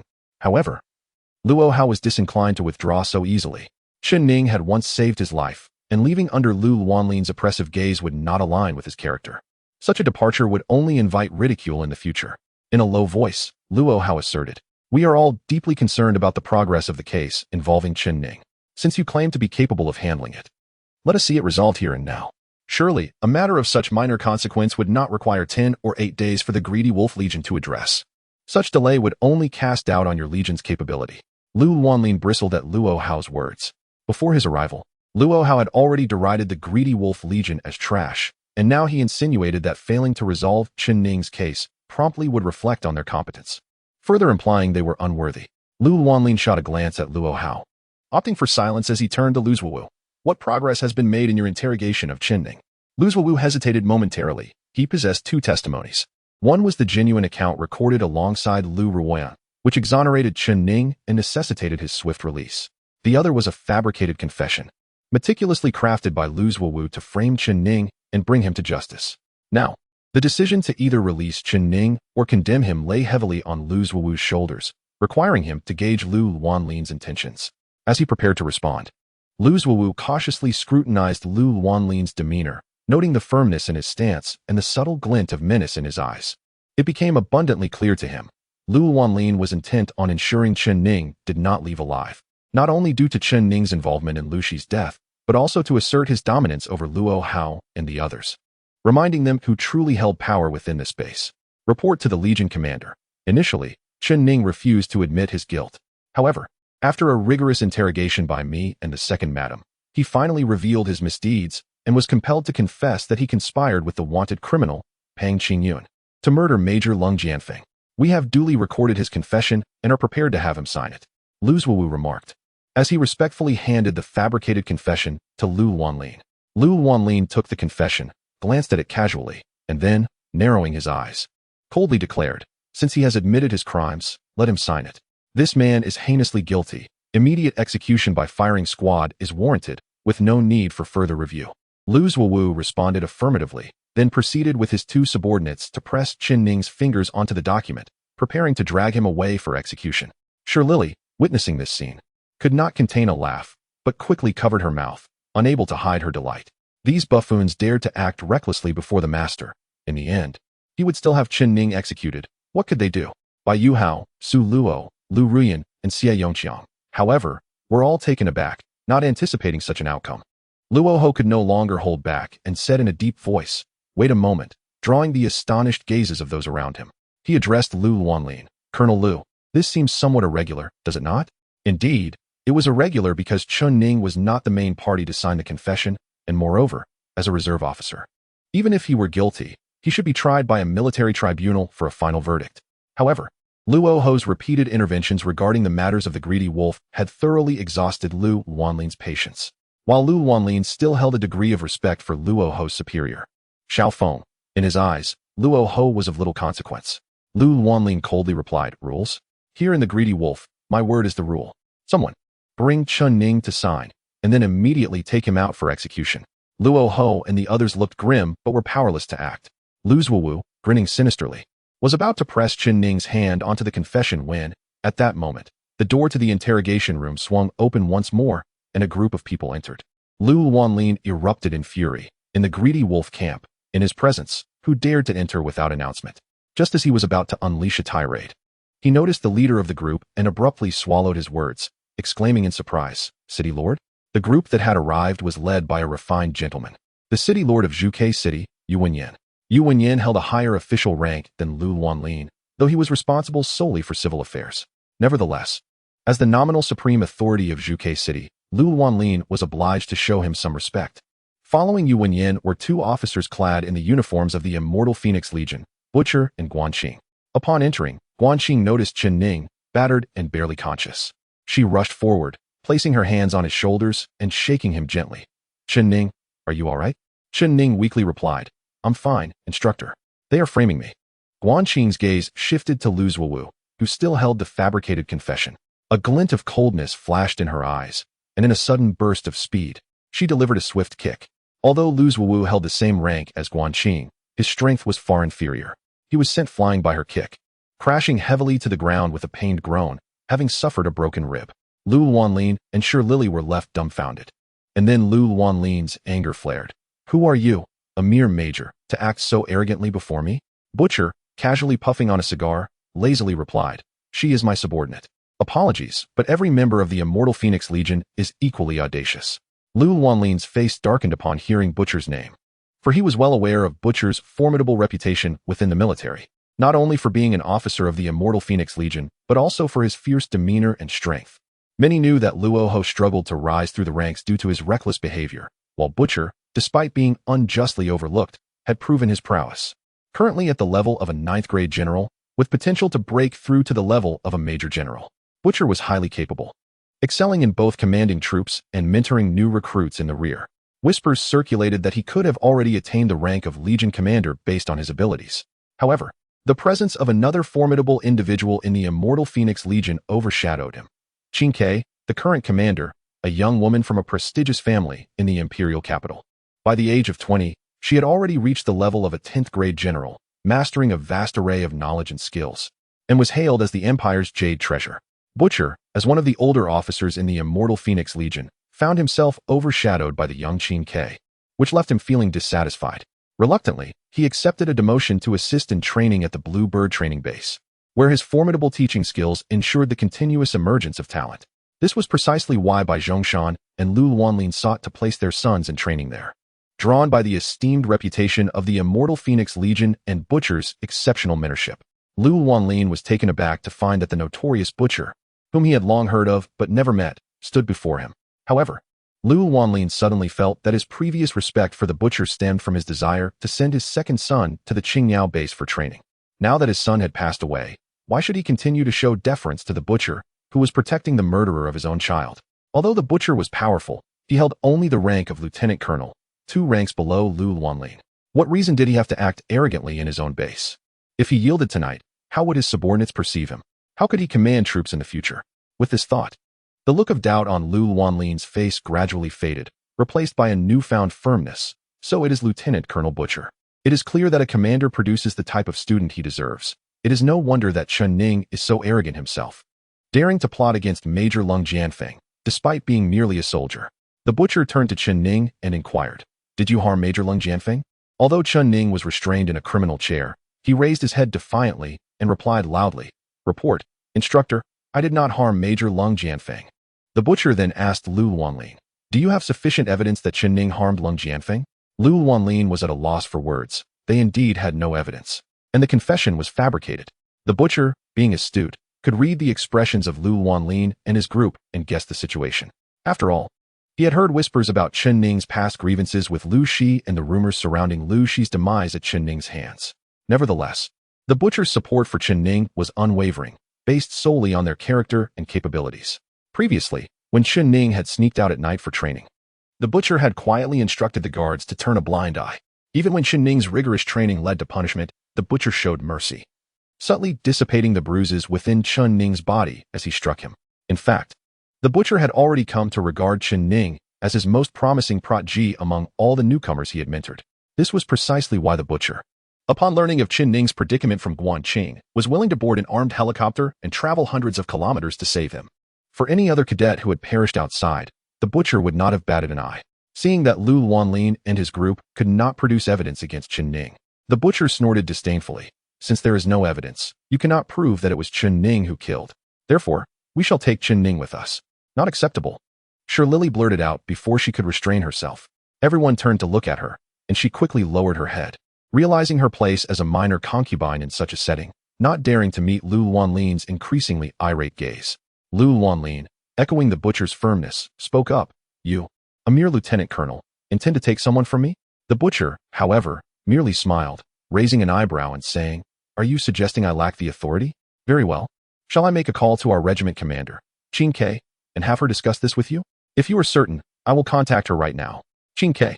Lu Wanlin felt a tremor in his heart, not only because she was a major general and the commander of the Undying Bird Regiment, but also due to her formidable strength as a level 10 general and her prestigious lineage from the Qin family in the imperial capital. The principle of fostering pride in soldiers and leniency towards commanders is well known. If a regiment commander does not protect their own, who will fight for them? Thus, Lu Wanlin understood that if this matter reached Qin Ke, she would undoubtedly protect her troops, leaving him in an even more precarious position and incurring the ire of someone as formidable as her. With the mention of Qin Ke, Lu Wanlin's resolve crumbled, and he could only bite his lip in resignation, saying, There is no need to escalate this to a discussion between two regiment commanders. Very well. You may take him for now. If we obtain new evidence, we will seek you out. The butcher grinned. Excellent. He then approached Chen Ning, swiftly drawing his military knife and, in a flash, severing the handcuffs, shackles, and chains around Chen Ning's neck with a series of gleaming strikes, grumbling, If you're not dead, come back with me, you troublemaking little scamps. Despite the reprimand, Chen Ning felt warmth in his heart, though battered and bruised. Chen Ning gritted his teeth and walked unaided alongside the butcher and his team. Upon exiting the interrogation room, Guanxing discreetly slipped a vial of Angel's Kiss potion into Chen Ning's hand.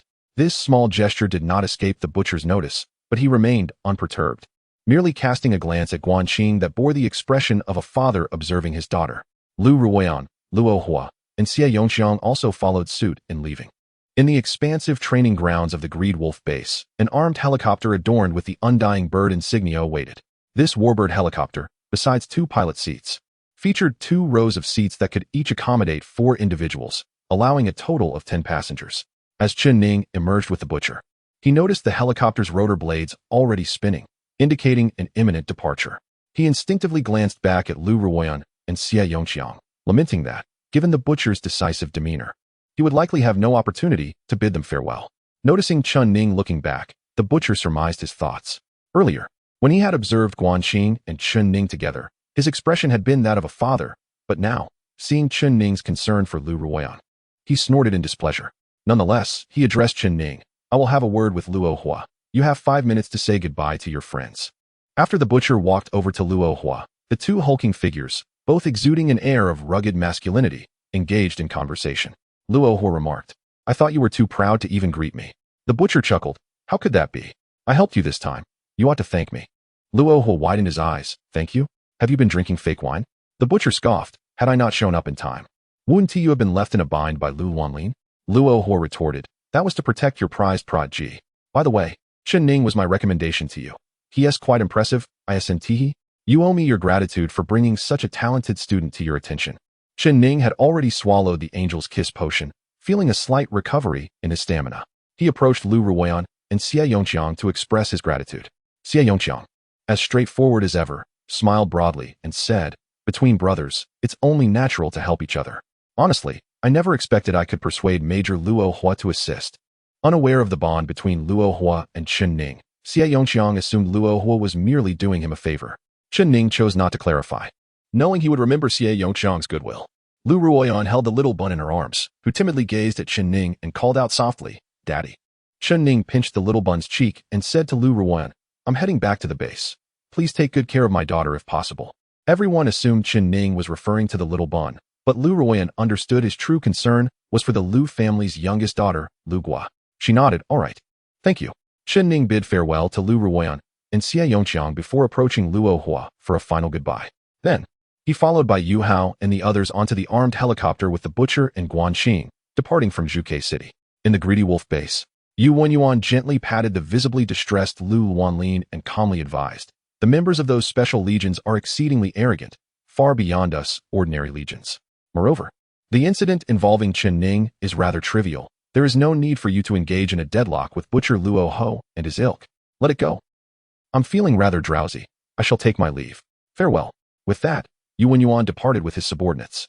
In the interrogation room, only Lu Luanlin remained alongside Shi Lili and a group of greedy wolf officers and soldiers. Noticing Lu Luanlin's grim expression, they understood that the commander was on the brink of an outburst. Thus, a profound silence enveloped the room, broken only by Lu Zuowu's occasional groans of pain. Having enjoyed a life of comfort, he was now suffering greatly after having a rib broken by Jianqing, unable to suppress his moans. Lu Luanlin glared at Lu Zuowu. Were it not for their familial ties, he would have long since ordered Lu Zuowu to be executed to save face. Coldly, Lu Luanlin remarked, "Haven't you made enough noise? Aren't you embarrassed enough?" Second Lady Shi Lili, fearing that her husband would punish Lu Zuowu, quickly instructed those around her, "What are you all standing there for? Hurry and help Major Lu out. Find a military doctor to treat his injuries. We can't let him linger here and provoke the commander's anger." Immediately, someone assisted Lu Zuowu out, and Lu Luanlin, in a surly tone, commanded, "Everyone disperse. Return to your posts and duties." Once Lu Luanlin concluded, he left the interrogation room with Shi Lili and his few guards, returning to his office. Sitting down in his chair, he still felt a flicker of lingering anger. Shi Lili prepared a cup of tea for him and gently urged, "My lord, please don't be angry. The Undying Bird Legion is fiercely protective of their own, especially that little wretch Chen Ning. Since we cannot confront him openly, can't we find a way to retaliate covertly?" Lu Luanlin retorted, "Retaliate in secret? He has already left Zhuke City and returned to the Qingyao base. What can we do to him now? Besides, the Butcher is a level 9 valiant general. And in our entire greedy wolf legion, we lack anyone of such strength. Who among us could possibly take action against Chen Ning at the Qingyao base?"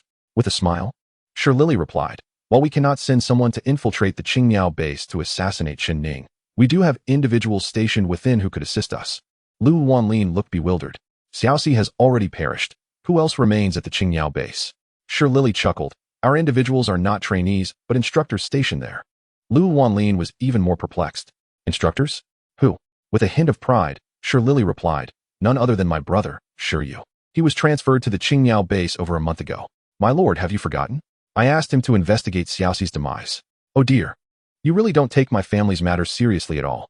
The Shi family is a prominent clan in Baihu City, but in comparison to the Lu family of Zhuke City, they pale in significance." Lu Luanlin had never regarded his wife's family with any seriousness. Hearing that Shi Yu was an instructor at the Qingyao base, his eyes brightened. "Your brother is an instructor there? I recall he is a level 5 battle general, correct?" Shi Lili corrected him. "Incorrect. He has long since reached level 6. Lu Luanlin nodded. "That will suffice. A level 6 battle general should find it quite easy to deal with a level 3 warrior like Chen Ning. The only thing Shi Yu must be cautious of is to keep a low profile." After saying this, Lu Luanlin instructed Shi Lili to contact Shi Yu. She promptly used the satellite phone on her desk to dial her brother's number. The call connected quickly, and Shi Yu's voice came through. "Sister, it's quite late." "What is the matter?" Shi Lili replied. "Shi Yu, your brother-in-law has matters to discuss with you. Please listen carefully to his instructions." Upon hearing this, Shi Yu eagerly responded, "Of course, sister, brother-in-law, I'm listening." Lu Luanlin took the phone and coolly instructed, "Shi Yu, you are aware of the incident involving Chen Ning and Xiaoxi's death, correct?" Shi Yu nodded vigorously. "Yes, I am aware." Lu Luanlin continued, "I intended to capture Chen Ning in Zhuke City, but the Butcher and Jianqing from the Undying Bird Legion insisted on taking him away. I did not wish to confront the higher-ups of the Undying Bird Legion and chose to refrain from direct conflict. However, the blood feud over my son cannot go unavenged. Do you understand?" Shi Yu responded cautiously. "What do you mean, brother-in-law?" Lu Luanlin clarified, "Chen Ning has returned to the Qingyao base, and my people cannot act openly. I don't care what method you use. Ensure that Chen Ning is eliminated. Is there any problem with that?" Upon hearing that Jianqing personally rescued Chen Ning, Shi Yu felt a surge of anger, realizing the ambiguous relationship between Jianqing and Chen Ning. He concluded that he would likely never have a chance to pursue Jianqing if this continued, and thus he must eliminate Chen Ning, this potential rival. He swiftly agreed. "Brother-in-law, rest assured, I will do my utmost to accomplish this task." Lu Luanlin expressed satisfaction. "Very well. If you succeed, you can join my greedy wolf legion. I assure you, a promotion to the rank of major should be easily attainable." Shi Yu replied, "Thank you, brother-in-law." Chapter 062. The suspicious Fangzheng the Qingyao base is merely 6 to 700 kilometers from Zhuhai City. The armed helicopters travel at a speed of 240 kilometers per hour, and Chen Ning and his companions arrived at the Qingyao base in just over 2 hours. As the helicopter landed on the helipad, the butcher was the first to leap out, followed by Jianqing, Chen Ning, and by Yu Hao. Having endured rigorous training and benefiting from his semi-divine healing abilities, especially after his last breakthrough at the third node of the black and white martial vein, during which he infused the water of martial prowess with the blood of 4 giant octopuses, known for their remarkable self-healing capabilities, Chen Ning's healing abilities had significantly improved. Coupled with the effects of the Angel's Kiss potion, his injuries were under control, and his stamina had recovered by half. As Chen Ning and his companions descended from the helicopter, they stood in place, anxiously awaiting the butcher's instructions. Not only had they failed to return to the barracks on time, but Chen Ning's actions had also drawn the butcher's attention, causing him to travel back and forth for miles. They were uncertain what form of punishment awaited them. Jianqing stood with her hands clasped behind her back, her posture perfectly aligned with military standards. Dressed in her officer's uniform, she exuded an aura of authority. The butcher had initially intended to walk away after disembarking the helicopter, but upon seeing Chen Ning and the others standing at attention, he paused in surprise and asked, "Why aren't you heading back to your dormitory to rest?" With their heads hung low, Chen Ning and the others replied, "We are here to receive punishment." The butcher nodded, grumbling, "You little rascals. I almost forgot about that." Forgot? Chen Ning and Bai Yuhao exchanged glances, both wearing bitter smiles, pondering whether this was a case of self-inflicted punishment. Jianqing observed with an impassive expression, but internally, she found it amusing. Despite his seemingly carefree demeanor, the butcher was quite astute and would never genuinely forget about punishing them. He must have intended to give Chen Ning and the others a break, but unfortunately, they were too naive and presented themselves for punishment. However, to Jianqing's surprise, the butcher, known for his brutality and penchant for corporal punishment, refrained from employing bloody methods on Chen Ning and the others this time. Instead, he took them to the medical station, instructing them to clean every corner until it was spotless. The head of the military medical office is Fangzheng. Though this old man possesses commendable medical skills, he has a penchant for excessive drinking and maintains a rather disheveled appearance. A leader's demeanor often reflects upon their subordinates, and Fangzheng's untidiness and habitual drinking have led his military doctors to adopt a similarly lackadaisical attitude. Beyond treating the wounded, their diligence in other matters, including cleanliness, is woefully lacking. Consequently, the medical office is in a state of disarray. Yesterday, a butcher visited and was appalled to find the stretcher filthy, with mud and dried blood caked in the crevices of the tiled floor. The unsanitary conditions of the medical office hinder the healing of injured soldiers and increase the risk of infection.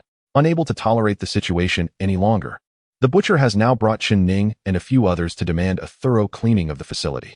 On duty today is the inebriated Fangzheng, who has consumed nearly half a bottle of liquor. Clad in his soiled white coat, he lounges in a wicker chair, listening to the radio. Upon seeing the butcher, he squints through bleary eyes and grins, exhaling a strong odor of alcohol. The butcher grimaces slightly and retorts, "Old man, if it weren't for your medical skills, I would have shot you on the spot." Ignoring Fangzheng, the butcher turns to Chen Ning and his companions, instructing them to clean the area before they can return to rest. After issuing his command, he departs with Jianqing. Chen Ning and Bai Yuhao exchange glances at the grimy medical office, particularly noting the dark grime and bloodstains on the floor. They share a wry smile, realizing the task ahead is far from easy. Not only is Su Luo pouting, but even Bai Yuhao appears disheartened, as he has never engaged in such menial work. The group begins their task, fetching buckets of hot water, cleaning agents, brushes, and cloths, and sets to work. Chen Ning starts in the area adjacent to the old man, while Fangzheng remains in his chair, sipping his drink and fiddling with his antiquated radio. Eventually, the radio broadcasts news of unrest in various cities, with the most severe situation reported in Zhuhai City, where a notorious SSS-level fugitive, the demigod Pang Qingyun, has resurfaced, allegedly killing a major named Lung Jianfeng. This has caused a significant uproar, and the city is reportedly under martial law, yet Pang Qingyun's whereabouts remain elusive. Fangzheng, upon hearing the news, abruptly rises from his chair, his face contorted with anger, but he halts upon noticing Chen Ning's astonished stare. Chen Ning, bewildered, inquires, "What did you just say about a fart?"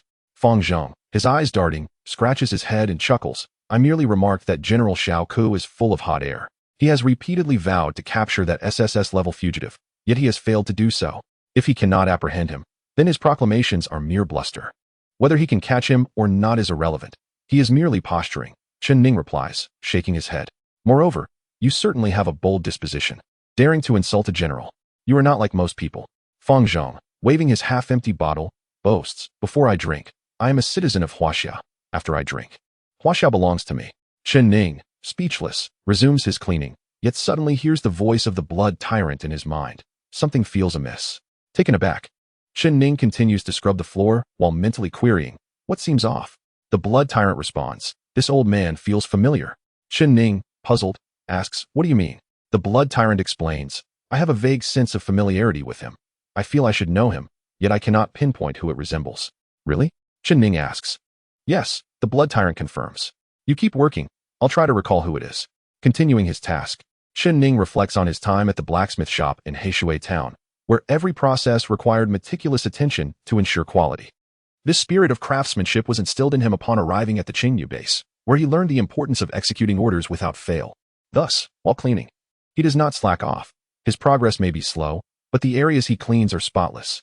In contrast, Bai Yuhao and the Luo brothers grow lethargic after an hour, their efforts becoming lackluster. Su Luo opts to avoid the dirty work, claiming she'll help by fetching water. While Bai Yuhao's cleaning quality diminishes significantly, far from the pristine standard the butcher demanded. Unbeknownst to them, the butcher and Jian Qing, along with 2 other officers on duty, are watching from the monitoring room, enjoying snacks while observing the group's cleaning efforts. The butcher, squinting with approval, observes Chen Ning's unwavering diligence, executing orders with unwavering commitment. He turns to the other officers, stating, this lad is quite impressive. He is a promising talent. Among the officers is Shi Yu, who realizes that the butcher likely intends to mentor Chen Ning as a favored apprentice. If Chen Ning rises through the ranks, his relationship with Jian Qing may deepen due to their proximity and status, leaving Shi Yu with little chance to pursue her. The group works tirelessly until dawn, finally restoring the medical office to cleanliness. As they gather their belongings to return to their dormitory, Chen Ning steps outside when he suddenly hears the blood tyrant's voice. Ah, I recall who this old man reminds me of. Chapter 063. The vulnerable have their detestable aspects. Dragging his weary body toward his dormitory, Chen Ning absent-mindedly inquires of the blood tyrant. Who does Fang Zheng remind you of? Peng Qingyun. Oh, so that's it. Chen Ning pauses, suddenly struck by disbelief as an expression of shock crosses his face. You mean to say that Fang Zheng is actually Peng Qingyun? How is that possible? The blood tyrant explains, I once crossed paths with Peng Qingyun, but our confrontation was interrupted by the intervention of a powerful entity from the Huaxia Empire. Furthermore, as adversaries of the empire, both Peng Qingyun and I faced pursuit by the military. Hence, when I took down Lung Jianfeng in Zhuge City, I considered framing him for it. After a brief pause, the blood tyrant adds, though I only faced Peng Qingyun once, he left a strong impression on me. The old man in the medical office, Fang Zheng, certainly gives me the same vibes as Peng Qingyun from back then, hiding in plain sight, residing within the military base. A demigod, and one who is quite well known. Chen Ning reflects, feeling a surge of excitement as he realizes he has found a kindred spirit, especially since he now feels like an anomaly among humans. If I could forge a connection with Peng Qingyun, it would undoubtedly be immensely beneficial. This demigod has dwelled in the human realm for so long. Imparting wisdom on how to conceal one's true identity would be invaluable. Chen Ning, brimming with excitement, declared, I shall speak with the old man Fang Zheng. The blood-colored tyrant interjected, wait a moment, what do you intend to discuss with him? Chen Ning replied, naturally. I wish to inquire if he is the demigod Peng Qingyun and exchange experiences regarding our survival as demigods in the human world. The blood-colored tyrant scoffed. A demigod in the human realm is akin to a natural disaster, feared and loathed. One might wish for their swift eradication. If Fang Zheng is indeed a demigod, do you dare to pry into his most guarded secrets? Is that not courting death? Moreover, you have already framed Peng Qingyun for the death of Lung Jianfeng in Zhuge City. If Fang Zheng is indeed Peng Qingyun, how could he possibly spare you? Chen Ning felt a surge of discomfort at the remark, retorting with irritation, what do you mean I framed him? That was your terrible idea. The blood-colored tyrant grinned slyly. True, it was my suggestion, but the execution was yours. Furthermore, just moments ago, while you were tidying up, Fang Zheng was listening to the radio, which reported on Peng Qingyun's involvement in Lung Jianfeng's demise. He seemed rather incensed, even cursing. Indeed, it appears that Fang Zheng might very well be Peng Qingyun. Chen Ning conceded. Hold your horses, we have time to subtly probe him later. If he is indeed Peng Qingyun, he will surely reveal some telltale signs under scrutiny. The blood-colored tyrant advised. After enduring Lu Zuowu's severe interrogation in Zhuge City and spending the night cleaning at the base, Chen Ning was utterly exhausted. Following the blood-colored tyrant's counsel, he decided to postpone verifying Fang Zheng's identity, returning directly to his dormitory. After a refreshing shower, he lay down to rest at 5 o'clock. When the reveille sounded at 6, he instinctively sprang from his bed, swiftly donning his black military uniform before heading to the bathroom to brush his teeth and wash his face. Upon exiting his dormitory, Chen Ning joined his comrades from the elite squad, gathering in the training ground for roll call and the flag-raising ceremony. Once the ceremony concluded, the assembly was dismissed, and it was time to head to the dining hall for breakfast. Chen Ning grabbed a cup of milk and 2 fried eggs, carrying them to an unoccupied table to enjoy his meal. Just as he settled down, 3 individuals approached him. The leader, a particularly burly warrior with a prominent scar on his left eye, was known as Scar. Chen Ning recognized him before the distinction between the elite and ordinary squads. Scar had been a formidable contender, often regarded alongside by Yu Hao. However, fortune had not favored Scar, although he initially led the pack during training. Misfortune struck on the assessment night when he encountered no zombies, earning only 2 points and failing to secure a spot in the elite squad led by the Butcher.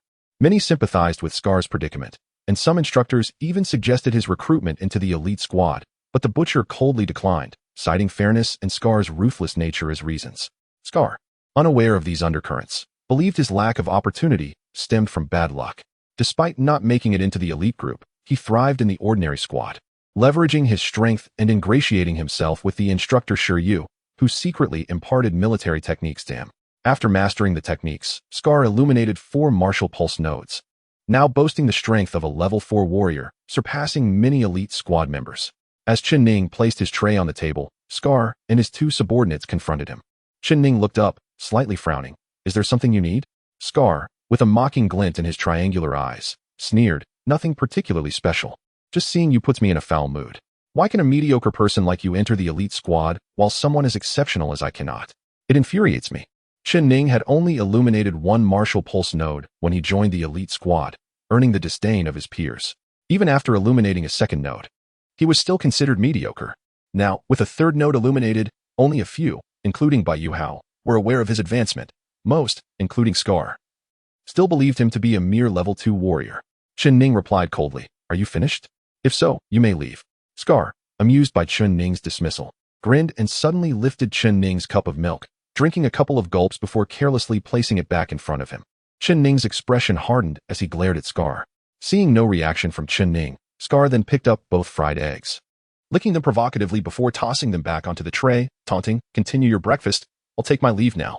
The onlookers were silent, acutely aware that Scar was deliberately provoking Chen Ning, curious to see if a confrontation would ensue and whether Chen Ning could contend with Scar, as it would be a significant embarrassment for an elite member to be bested by someone from the ordinary group. Disappointed that Chen Ning remained passive, Scar prepared to depart. But Chen Ning spoke up. "Did Shi Yu send you to stir trouble?" Surprised, Scar halted, his eyes betraying uncertainty, yet he feigned ignorance. "I have no idea what you are talking about. I simply find you insufferable. It's truly unfair that someone like you can enter the elite squad." Chen Ning narrowed his eyes. "It seems you are quite eager to join the elite squad." Scar frowned, pondering Chen Ning's meaning, then warily replied, "Who wouldn't he want to be in the elite squad?" Calmly, Chen Ning proposed, "Since you believe you are superior and more deserving of a place in the elite squad, let us settle this with a contest. If you win, I shall personally inform the Butcher and relinquish my spot in the elite squad to you." Returning to the ordinary group, Scar had long dreamed of joining the elite group. At the Bluebird base, no one was unaware of the Butcher's formidable background and strength. To become a disciple of the Butcher and graduate to the Immortal Bird Legion's regular army meant he could instantly assume the rank of officer, with even the least fortunate securing a position as a 2nd lieutenant. It is worth noting that an ordinary soldier might toil for a lifetime without the hope of rising from a private to a lieutenant, let alone attaining the ranks of captain or general. Thus, becoming the Butcher's disciple offered a head start of nearly a decade in the pursuit of glory. Scar believed his own abilities were sufficient to qualify as the Butcher's apprentice. It was merely a stroke of misfortune during the assessment night that had hindered his prospects. Now, when Chen Ning unexpectedly wagered a spot in the elite group against him, Scar was overjoyed, his eyes gleaming with greed. "Are you serious?" Chen Ning replied, "Of course. But if you lose to me..." Scar, a 4th-level warrior, presumed Chen Ning to be merely a 2nd-level warrior. Even if Chen Ning had recently made breakthroughs and reached the 3rd node of the Tiger's Roar technique, becoming a 3rd-level warrior, Scar was confident he would prevail. Without waiting for Chen Ning to finish, he interjected, "If I lose, you can do as you please." However, I believe you're overestimating yourself. You cannot possibly defeat me. Chen Ning paid no heed to Scar's taunts. If I win, I will neither kill you nor harm you.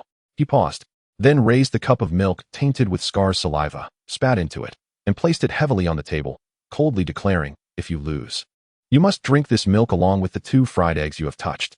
Scar was taken aback. Glancing at the plate with the fried eggs and the cup of milk, he exclaimed, you play dirty? Chen Ning retorted, you were the one who sullied my food. I've laid out the conditions. Whether you dare to accept is up to you. If you don't, then leave. Scar grinned wickedly and unexpectedly spat into the milk as well. Raising an eyebrow. If I lose, not only will I consume these items, but I will also bark like a dog. If you lose, you must yield your place in the elite group to me and drink this cup of milk. The onlookers, witnessing the escalating confrontation between Chen Ning and Scar, could no longer contain their excitement, erupting in cheers, thinking how intense this competition was. With both parties so invested, it was inevitable that one would suffer a loss of face. Yet, amidst the crowd of hundreds in the cafeteria, none intervened to halt their dispute.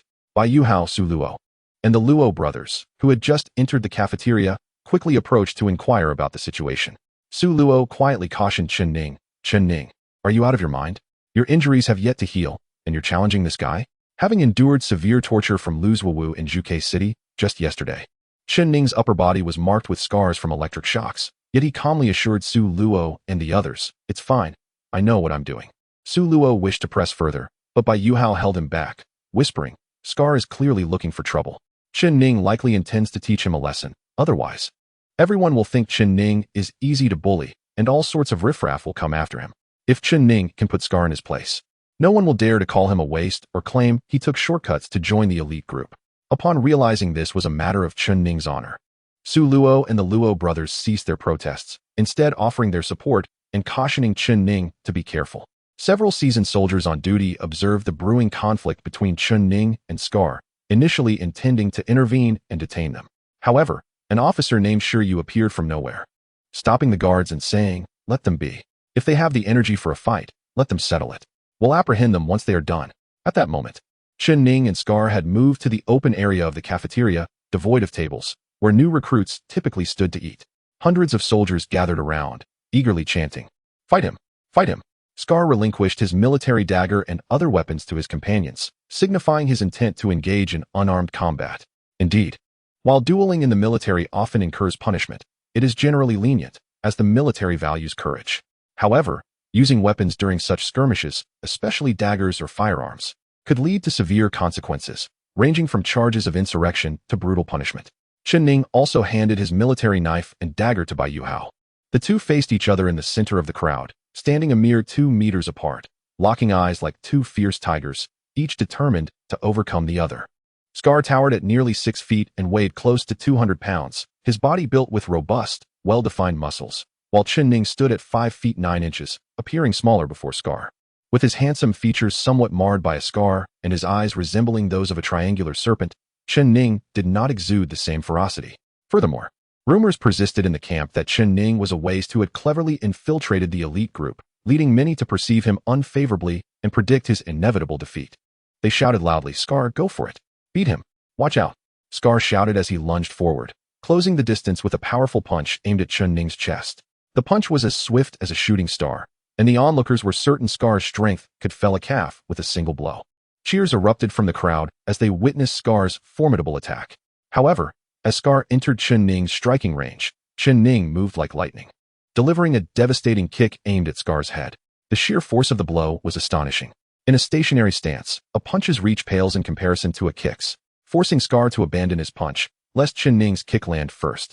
Scar raised his arms to block the blow, but with a thunderous impact. While he managed to deflect the kick, Chen Ning's tremendous strength sent Scar's nearly 200-pound frame sliding back 2 meters. Scar felt his arms numb from the force of the kick, a wave of shock washing over him. How could this guy possess such strength? This was far beyond the capabilities of a second-level warrior. Even a third-level warrior would struggle to muster such power.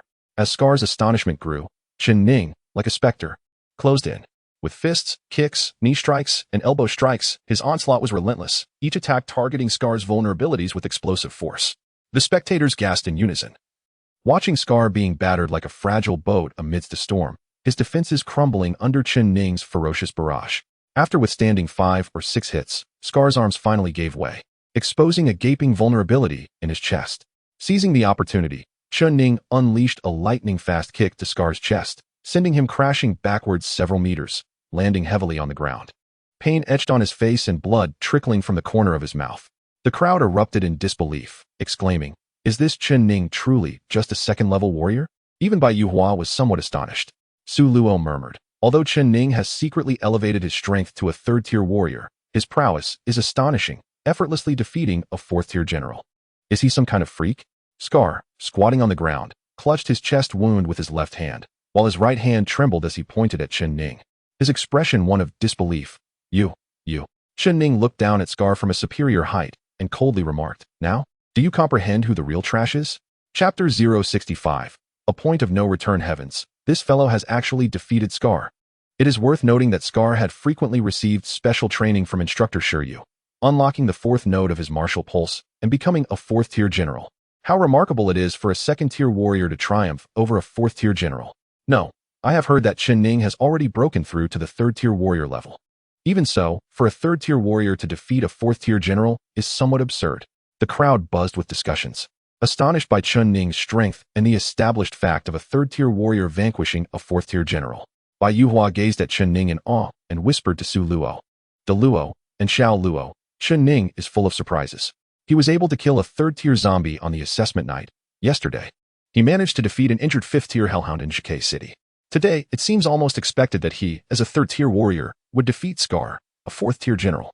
De Luo and Xiao Luo expressed their envy, remarking, "Instructor Guanqing once said that there is a significant gap in strength between warriors and generals. But this gap seems negligible in Chen Ning's case." Su Luo thoughtfully analyzed. Instructor Guanqing also mentioned that the lower the tier, the less accurate the strength levels are. For instance, it is not uncommon for a first-tier warrior to defeat a second-tier warrior, or a second-tier warrior to defeat a third-tier warrior. Even among warriors of the same tier, there can be considerable disparities in strength. In simpler terms, the lower tier is a murky realm. Once one reaches a higher tier, the distinctions become clear. For example, a 9th-tier valiant general could never defeat a 10th-tier general. Everyone nodded in agreement with Su Luo's analysis. Chen Ning is indeed a remarkable individual capable of creating miracles, but they speculated that once he reaches higher levels, such victories would be unattainable. Little did they know that Chen Ning possessed dual martial pulses, allowing him to consistently overpower opponents of the same tier. Earlier, everyone had anticipated seeing Scar thrash Chen Ning, but they soon realized that Chen Ning was not merely a figure of empty reputation, nor had he entered the elite group through underhanded means. He was genuinely strong and possessed true skill. Consequently, in this martial base, the crowd began to develop a favorable impression of Chen Ning. Feeling that the prior accusations labeling him as worthless and claiming he had entered the elite group by causing Lu Shi's demise were unfounded. Suddenly, many recalled the wager between Chen Ning and Scar, leading some to shout for Scar to honor his bet and consume the cup of foul milk along with 2 fried eggs, as well as fulfill his promise to bark like a dog. Indeed, Chen Ning had been provoked during breakfast, with Scar making a mockery of him. Now it was time for him to face the consequences of his actions. "Scar, you lost and must admit it. Stand straight and drink that cup of milk. Don't forget to bark like a dog." Scar, amidst the crowd's taunts, turned pale, not having anticipated his defeat. In truth, Scar harbored no grudge against Chen Ning. He had only sought trouble at the behest of instructor Shiryu.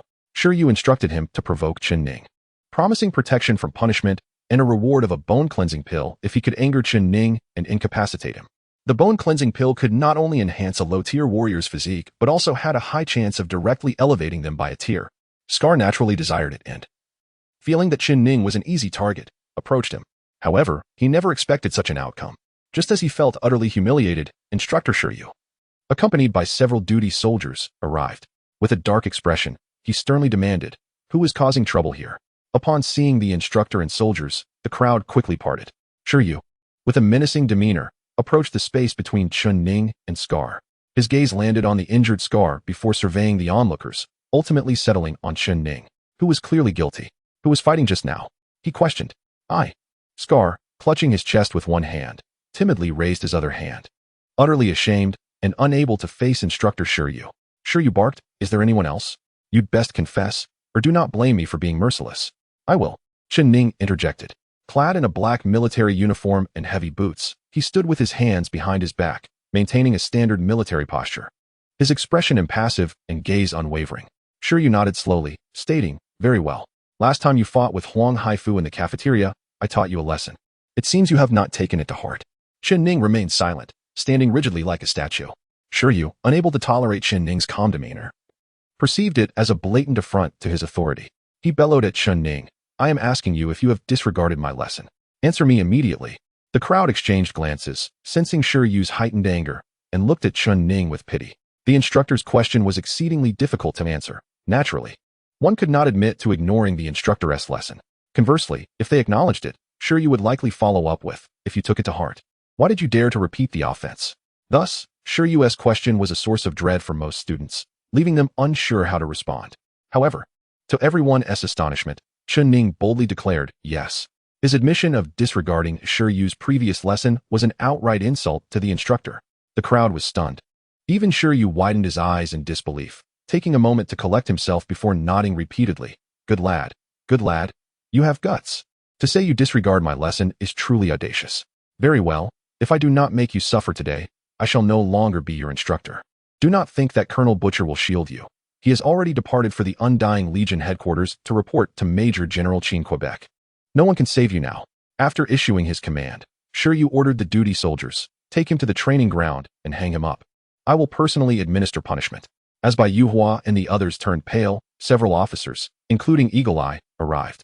They sensed Shiryu's impulsiveness and overly aggressive behavior, urging him to calm down. However, Shiryu was resolute in his intent to punish Chen Ning, shoving past his colleagues and proclaiming, you may consider me a colleague, but today you need not interfere. Eagle Eye, as a neutral party, found himself in a difficult position. On one hand, Chen Ning was the pride of the butcher. If Shiryu killed him, would the butcher not be enraged? On the other hand, if Shiryu truly harmed Chen Ning, the butcher might very well retaliate against Shiryu, a scenario Eagle Eye wished to avoid. Eagle Eye cautioned Major Shir, saying, Major Shir, do not act impulsively. If you provoke Chen Ning, Colonel Butcher will return in anger, and you may find yourself in dire straits. Colonel Butcher's wrath is something even our brigade commander, Chen K, must regard with caution. Eagle Eye's words were crystal clear. Chen Ning was the favored protege of Butcher, and Shiryu would be courting disaster if he pursued this course. However, Shiryu had already resolved that even if Butcher sought him out, he could transfer to the Greed Wolf Brigade, where his brother-in-law, Lu Wanlin, had secured him a position in the rank of colonel. Confident in his escape route, he dismissed Eagle Eye's warning and declared loudly, Colonel Butcher, I will await his return to explain matters personally. I will bear any consequences alone, so step aside. No one shall hinder me. As Shiryu obstinately prepared to confront Chen Ning, a tall and graceful figure appeared. It was Jianqing. Jianqing, with a hint of anger, confronted Shiryu. Shiryu, do you truly believe you can bear the consequences? Shiryu coldly retorted, Chen Ning has injured my cadet and arrogantly defied me. My punishment is justified. Jianqing, you hold the same rank as me. You have no authority over my actions. I intend to teach that brat a lesson, and I will not hold back. I will deal with this insolent wretch. Jianqing responded angrily. You are letting your emotions dictate your actions. This is against protocol. Shiryu sneered, what of it? Is it because I have offended your little lover that you feel pained? How hypocritical. You ignored me for so long while fawning over that low-born scoundrel. Today, I will not rest until he is dead. Jianqing, incensed by Shiryu's words, was on the verge of violence. However, at that moment, Chen Ning spoke up. Sure, do you genuinely wish to kill me? All eyes turned toward Chen Ning, bewildered by his statement. In the midst of Shiryu's confusion, Chen Ning continued, since you seek my life, I shall oblige you. However, to surrender my throat is not the way of an immortal bird warrior. Thus, I challenge you, 1 month from now, we shall settle this in the military camp. With no mercy and no regrets. Gasps echoed throughout the room. Chen Ning, a mere Tier 3 soldier, was audaciously challenging Shiryu, a Tier 6 warrior and instructor. Shiryu, aware of Chen Ning's status as Butcher's favored disciple, realized that if he were to kill Chen Ning today, not only would Jianqing and the others likely intervene, but he would also face consequences upon Butcher's return. Butcher's temper was notorious, and he was not one to reason with. Initially stunned by Chen Ning's challenge, Shiryu soon felt exhilaration. If it were a duel with a death contract, then killing Chen Ning would be beyond reproach. With a mocking smile, Shiryu looked at Chen Ning. Do you wish to die with dignity, to perish valiantly in battle? Chen Ning had already resolved to eliminate Shiryu after the latter's insult toward Jianqing. He did not want Jianqing to be embroiled in conflict due to his own issues, which could tarnish her reputation. Thus, Chen Ning decided to resolve his matters independently by issuing a duel challenge to Shiryu. He calmly stated, Indeed, and should you kill me in the duel, you would be satisfied and free from blame. Is that not excellent? Of course, if you accept the challenge, it means you are also at risk of being killed. If you fear that possibility, you may decline. Fear? How could a Tier 6 warrior fear a Tier 3 soldier? The notion of an instructor fearing a cadet would indeed make Shiryu a laughingstock. With a menacing grin, he replied, "Very well, I accept your challenge. Let us sign the death contract. 1 month from today, we shall duel, and no one shall intervene or alter the terms of our combat." Chapter 066. Jian Qing's embarrassment. Chen Ning's challenge to instructor Shiryu was accepted. The onlookers were stunned by this unexpected turn of events. To ensure Chen Ning could not back out, Shiryu had his subordinates draft 2 death contracts on the spot, which both he and Chen Ning signed, leaving no room for Chen Ning to reconsider. In this post-apocalyptic world, duels were permitted, particularly among the aristocracy, and were regarded as sacred, with no interference tolerated. Shiryu had initially intended to use Chen Ning's confrontation with Scar to his advantage, seizing the opportunity to eliminate Chen Ning while Butcher was away from the Bluebird base. Though his excuse for killing Chen Ning was flimsy, and Butcher might hold him accountable upon return, he believed he could not let such an opportunity slip away. However, Shiryu did not anticipate Chen Ning's fierce anger and his decision to challenge him to a duel. To Shiryu, it merely postponed Chen Ning's demise by a month. Since Chen Ning was destined to die at his hands, there was no need to prolong the commotion in the cafeteria, which might lead to unwanted scrutiny. Thus, Shiryu took his cadet, Scar, and left, while he entrusted Chen Ning to Jian Qing for further handling. Jian Qing's expression was frost-laden, clearly indicating her displeasure. She coldly instructed Chen Ning, "Follow me to my office." Chen Ning, feeling helpless, retrieved his military knife and dagger from Bai Yuhua and quickly followed Jian Qing. As Chen Ning departed, whispers erupted among the gathered crowd. Many speculated whether Chen Ning had lost his mind for challenging Shiryu to a duel. While Shiryu was merely an average instructor, he was still a Tier 6 warrior, a level that would overwhelmingly dominate any cadet. Others suggested that perhaps Chen Ning understood Shiryu's determination to eliminate him, and rather than succumb to torturous punishment, he preferred to confront Shiryu, seeking a more honorable demise in the duel. Bai Yuhua and Su Luo were both deeply concerned. Although they had witnessed Chen Ning defeat numerous opponents of higher tiers, this time he faced a Tier 6 warrior, and they doubted he stood any chance. Meanwhile, Chen Ning, composed and unfazed, arrived at Jian Qing's office. Jian Qing tossed her officer's hat onto her desk, an action that revealed her agitation. Chen Ning recognized that his reckless behavior had provoked Jian Qing's ire. Taking a seat, Jian Qing fixed her starry gaze upon Chen Ning. He lowered his head, unable to meet her eyes. Jian Qing snorted, "Speak." Chen Ning, puzzled, replied softly, "Speak of what?" Jian Qing pressed, "What grudge do you have with Shiryu? Why does he always target you?" Chen Ning shook his head, "I believe there is none. The first time I met him was at the tavern in our base, and you were present." Jian Qing recalled that night when Shiryu had just arrived at the Bluebird base and had invited her, Butcher, Eagle Eye, and other officers for drinks. She remembered how Chen Ning, having lost a game, had comically approached her, professing his affection, a scene witnessed by Shiryu, who had remained sullen throughout the night. Jian Qing mused, "Could it be that Shiryu is jealous of my relationship with Chen Ning? Is that why he harbors such animosity?" Reflecting on Shiryu's earlier words in the cafeteria, Jian Qing's expression softened. After all, Chen Ning had unwittingly offended Shiryu due to their connection, making him quite innocent in this turmoil. Her tone softened as she said, "Since you have no prior grievances with Shiryu, this conflict should not escalate to the point of life and death. Even if he targets you, I still have instructors like Butcher and Hawkeye to uphold justice. Why must you act recklessly and challenge him to a duel? Are you not courting disaster? Have you considered that it is no easy feat for us instructors to nurture a competent warrior? When you distinguished yourself among thousands to join the elite group, it signified that you had become a reserve talent for the Imperial Army. In the future, you shall be a pillar of strength within the Empire's military. The moment you entered the elite group, your life was already bound to the Empire. If you were to foolishly perish in a private duel, how could you justify it to your instructors, especially to Colonel Butcher?" At this point, Jian Qing added meaningfully, "You must know that you are the most favored student of Colonel Butcher. He has regarded you as a prized disciple. An instructor may have countless students, but there is only one whom he holds dear for a lifetime." Chen Ning was taken aback, lifting his head in disbelief. After all, his strength in the elite group had been rather average, and there were rumors in the base suggesting he had only entered the elite group through opportunism, labeling him as worthless. Yet, he could hardly fathom that Butcher considered him a prized student. Jian Qing narrowed her phoenix eyes and said, "You need not doubt this. Do you think that your reckless training methods, which often left you unable to complete your tasks and subjected you to punishment, would allow you to survive? It was Butcher who secretly gave you leniency. And do you believe that he is unaware of your late-night escapades and training in the woods? He instructed the guards to turn a blind eye. Do you really think Butcher would travel thousands of miles to Zhuke City to save a few ordinary students? You are overestimating him. Upon hearing this, Chen Ning clenched his fists, overwhelmed with emotion. He had always perceived Butcher as harsh and unforgiving. Yet now he felt a deep sense of gratitude and appreciation towards his instructor. Jianqing noticed that Chen Ning had begun to understand the weight of expectations placed upon him, and said, Chen Ning, you have always been patient. Why are you so impulsive today? Chen Ning lowered his head and replied quietly, It doesn't matter if Shiryu targets me, punishes me, or even seeks to eliminate me. However, I cannot accept him insulting you, Instructor Jianqing. His disrespectful words provoked me, and I felt compelled to confront him. Even if it meant striking a rock with an egg. Jianqing was taken aback. After all, Shiryu had called her Chen Ning's lover, denouncing her as a harlot for choosing a lowly commoner like him. It turned out that Chen Ning was acting out of indignation for her sake. Waves of emotion stirred in Jianqing's eyes, accompanied by a hint of bashfulness and irritation.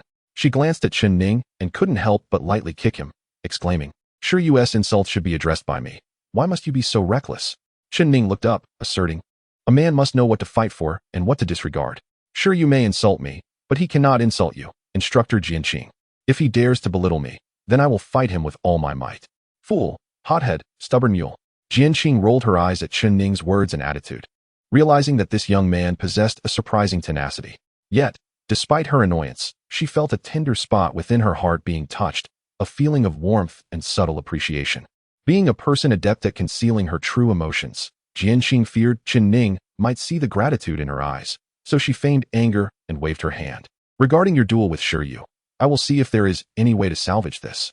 For now, you must leave. Your presence irritates me. Yes, instructor. Chen Ning replied and exited Jianqing's office.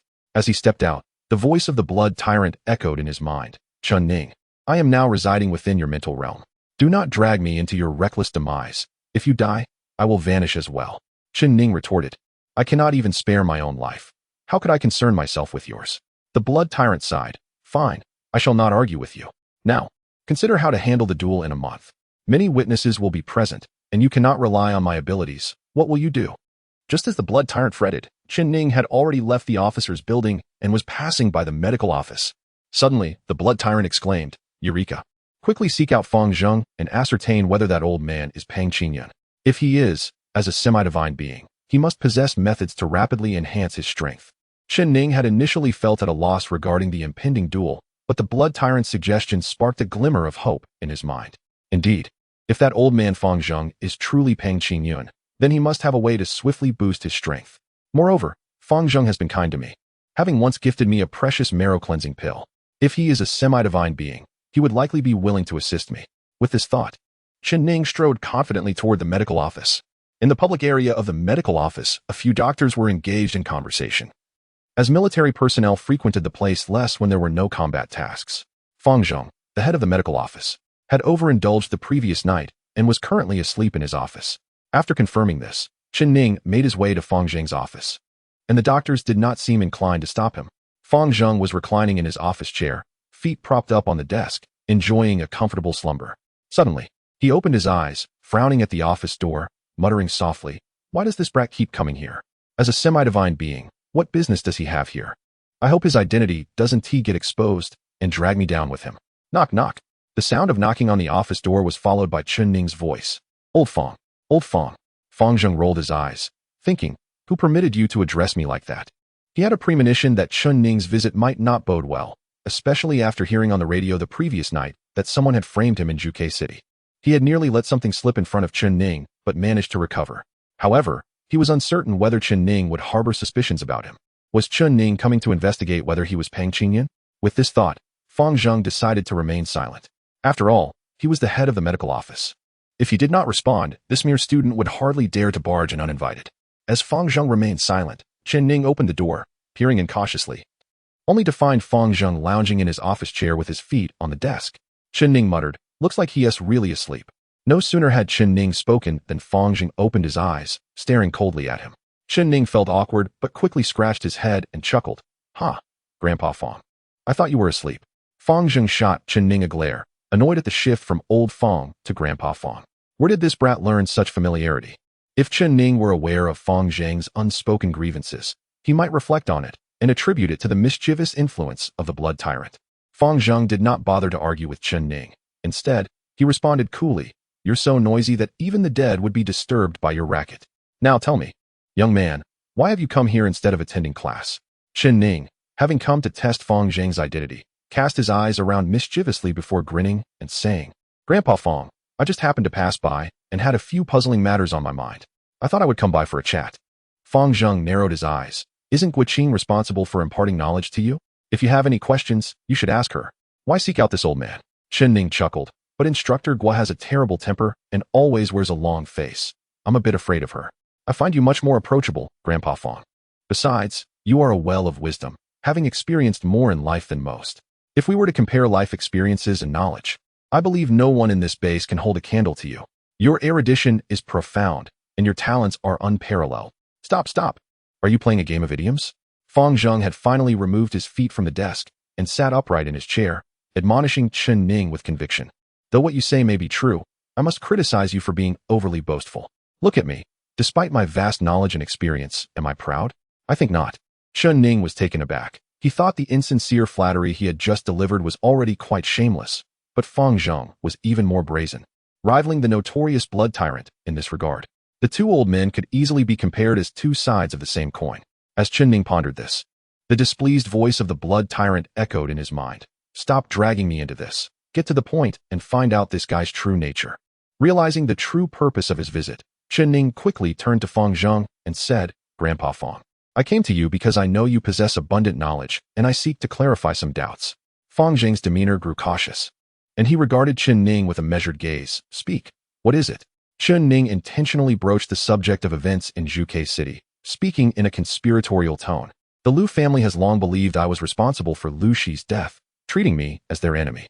Yesterday in Zhuge City, a master named Lung Jianfeng, sent by Lu Wanlin, attempted to kill me. Just as he was about to strike, an old man, half corpse, appeared and swiftly dispatched Lung Jianfeng with terrifying power." Fang Zheng could not help but exclaim, "So you were present at the scene?" Chen Ning feigned ignorance. "What do you mean I was present?" "Grandpa Fang, it seems you are quite aware of this matter and appear to be quite concerned." Fang Zheng quickly retorted, "Oh, what concern could I possibly have? I merely heard about it on the radio last night." Chen Ning, maintaining a calm facade, continued, "That half-corpse fellow shouted something about the murderer Pang Qingyun before strutting away." Fang Zheng's pupils widened in surprise, his mouth slightly agape, nearly exclaiming in disbelief. Yet, he suddenly realized that Chen Ning was scrutinizing him intently, snapping him back to reality. What was almost a careless outburst transformed into, "Is it really true?" Although Fang Zheng managed to restrain himself, Chen Ning observed the subtle shift in his demeanor, deepening his suspicions that the blood tyrant's conjectures were indeed accurate. Fang Zheng was hiding something. Chen Ning continued to provoke Fang Zheng, hoping to elicit a revealing emotional response. He smugly stated, "Of course not. Let me tell you, I have no idea who killed Lung Jianfeng. I don't even know if he was a demigod. But since he killed Lung Jianfeng and left, Lu Wanlin captured me to bear the blame. I certainly couldn't take the fall. So I concocted a tale claiming that the demigod Pang Qingyun was responsible for Lung Jianfeng's death. Ha ha ha, per Pang Qingyun, now he has the scapegoat." Fang Zheng listened, dumbfounded, and then fury surged within him, his hands instinctively clenching into fists as he thought, "Ah, so it was you who framed me." Just as Fang Zheng's wrath reached a boiling point, he noticed Chen Ning's unwavering gaze fixed upon him. Alarmed, he realized, this boy is indeed testing me. I nearly lost my temper and revealed too much. I must be on guard. Fang Zheng quickly relaxed his clenched fists, forcing a smile. "Heh, you are quite the sly one." Chen Ning grinned. "Grandpa Fang, I confide in you alone, treating you like a true grandfather. You wouldn't spill the beans and betray me, would you?" "Of course not." "Huh, I knew you were the best, Grandpa Fang. Let Pang Qingyun take the blame." "Heh heh." Fang Zheng's eyelids twitched momentarily, but he managed a forced chuckle. From then on, Fang Zheng acted with greater shrewdness, remaining impervious to Chen Ning's verbal jabs and prods. Chen Ning, feeling somewhat disheartened by the lack of tangible progress, eventually took his leave. Once Chen Ning exited the office, Fang Zheng's feigned smile vanished, replaced by an expression of anger as he sulked at his desk, muttering curses under his breath. "That little rascal is infuriating." Suddenly, the office door creaked open again, startling Fang Zheng. Chen Ning had returned. "Grandpa Fang, who are you cursing? You seem quite upset." "Nothing of the sort. Why have you returned?" "Oh, I just came back from Zhuge City with a bottle of fine red wine. I went to pour us a couple of glasses." Only then did Fang Zheng notice the 2 glasses of red wine in Chen Ning's hands. The eyes of the old wine enthusiast lit up. He typically drank cheap white liquor and rarely indulged in fine red wine. Inhaling the rich aroma wafting through the air, he exclaimed, "What a lovely scent, isn't it? Here is a glass for you." Chen Ning offered one of the glasses, his eyes glinting with mischief, for he had followed the blood tyrant's instructions. Stealing a bag of blood from the military hospital's blood bank and mixing it into Fang Zheng's glass. While an ordinary person might find the wine unpalatable, a zombie or demigod would savor its rich bouquet. Fang Zheng, a seasoned drinker, was oblivious to the ruse. He raised the glass, swirling it slightly before bringing it to his nose, overwhelmed by an indescribable fragrance. What kind of wine is this? The aroma is so intense. This is truly a fine wine. Chen Ning smirked, akin to a mischievous imp coaxing someone into mischief. Give it a taste. Fang Zheng found the aroma of the red wine particularly delightful, evoking a sense of tranquility within him. The metallic scent of blood was masked by the wine's fragrance, which he instinctively perceived as exquisite. He lifted the glass, squinting slightly as he savored a sip, involuntarily exclaiming, "An unparalleled flavor."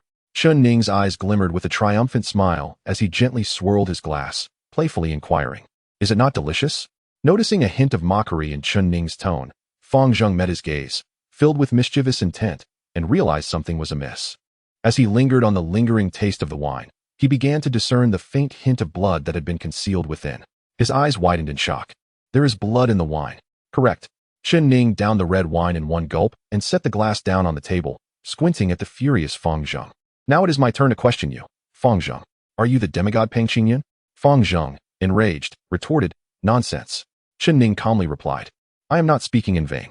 From the moment you heard the name Peng Qingyun, your demeanor shifted. Although you masked it well, I sensed the change. Moreover, when you drank that cup of blood-infused wine, an ordinary human would find it foul, yet you claimed it was fragrant. Only a demigod would instinctively crave blood and perceive its flavor as sweet." Fang Zheng's expression fluctuated between pale and furious. Does a fondness for blood equate to being a demigod? Am I not allowed to be a pervert? Chen Ning raised an eyebrow. Shall I reveal this secret to the butcher and his cohort of officers? They could help determine whether you are a pervert or the demigod Peng Qingyun. Fang Zheng, who had been slightly stooped, suddenly stood tall. His murky, old eyes sharpened, glowing with a crimson light, and even his thinning Mediterranean hair seemed to rise without wind, exuding a fearsome aura. His voice deepened and resonated. "Young man, I have attempted to grant you a chance to escape, yet you recklessly provoke death. If you wish to die, I shall oblige." Sensing Fang Zheng's intense murderous intent, Chen Ning immediately allied with the blood tyrant within his mental realm, harnessing its power. In an instant, a stark white skeletal mask sprouted from the flesh of Chen Ning's left cheek at a visible speed, his left eye glowing crimson, emanating a formidable presence to counter Fang Zheng's overwhelming pressure. Fang Zheng gazed in astonishment at Chen Ning's transformation. In a raspy voice, Chen Ning remarked, "Old friend, it has been a long time." Fang Zheng's pupils widened once more. "That voice, are you the blood tyrant?" Chen Ning cackled, "Indeed, it is I. However, I am sealed within the psyche of this young man. Otherwise, we could engage in battle once more. You appear to still possess the strength of a level 10 general. After all these years, you have made no progress." Fang Zheng was taken aback that the blood tyrant was sealed within Chen Ning's mental realm. Yet upon hearing the tyrant's taunts, he swiftly retaliated, Although I remain at level 10, your current strength seems barely level 7. A once mighty level 11 tyrant has fallen to such a pitiful state? Peng Qingyun, I am not here to engage in a war of words. Although the level 9 General Butcher is absent from the Qingyao base, there are still several level 7 and 8 generals present. Your display of might has drawn their attention, which could spell disaster for both of us. With my strength, I can easily break free. Your level 7 prowess makes escaping a mere fantasy. You have been hiding here for years. You must enjoy this life. If your identity were to be exposed, the Imperial Army would pursue you relentlessly, much like a dog on a scent. The Grand Commander Xiao Ku is eager to learn of your whereabouts and fulfill his vow to eliminate you. Fang Zheng fell silent at this revelation. Humanity's animosity towards demigods rivaled that of zombies. While zombies had their own realm, demigods were caught between the worlds of humans and zombies, akin to a mouse in a trap, beset on all sides. Noticing the flicker of hesitation in Fang Zheng's eyes, the blood tyrant seized the opportunity. "Old friend, your strength is formidable, and I cannot withstand 3 of your strikes. However, it would be simple for me to attract the attention of the base if we were to fight. Chen Ning and I harbor no malice. Why not discuss matters calmly?" Fang Zheng gradually reigned in his overwhelming aura, the crimson glow in his eyes dissipating. The skeletal mask on Chen Ning's left cheek liquefied and rapidly melded into his skin, vanishing entirely. Chen Ning regained control of his body, scratching his head as he apologized to Fang Zheng, awkwardly saying, "Grandfather Fang, I only investigated your background out of necessity, hoping for your assistance in saving my life. I did not intend to disturb your desire for anonymity. I hope you can forgive me." Fang Zheng disdainfully lifted the remaining half-glass of red wine, taking a sip while coldly responding, "Speak. What is it you wish to discuss? Do not think that knowing my background grants you the upper hand. I simply wish to maintain my tranquil existence.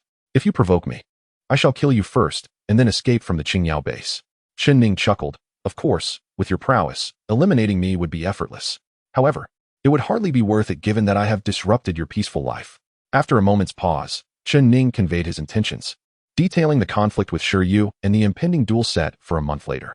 He concluded with a rueful smile, "Currently, I possess only the strength of a level 3 warrior, making it impossible to defeat Shi Yu. Therefore, I implore you, Grandfather Fang, to lend me your wisdom on how to swiftly enhance my power in preparation for the duel." Fang Zheng squinted. "You possess an extraordinarily rare dual martial vein. And with the Blood Tyrant's assistance, why do you require my help?" Chen Ning was surprised that even Guanqing and the butcher were unaware of his dual martial veins. Yet Fang Zheng knew. Nevertheless, he replied, "The Blood Tyrant suffered severe injuries in battle and has diminished in strength. Moreover, as a demigod like yourself, you surely possess greater means than he." Fang Zheng's eyes darted, and a sly smile crept across his face. "I can assist you, but I have one condition." Chen Ning's eyes brightened. "Please, speak freely, Grandfather Fang."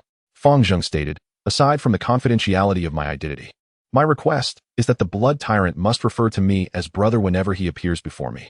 He is my younger brother, the brother of brothers." Before Chen Ning could respond, he heard the Blood Tyrant's furious roar echo in his mind. "Absolutely not. This fool was no match for me decades ago. And now he expects me to call him brother?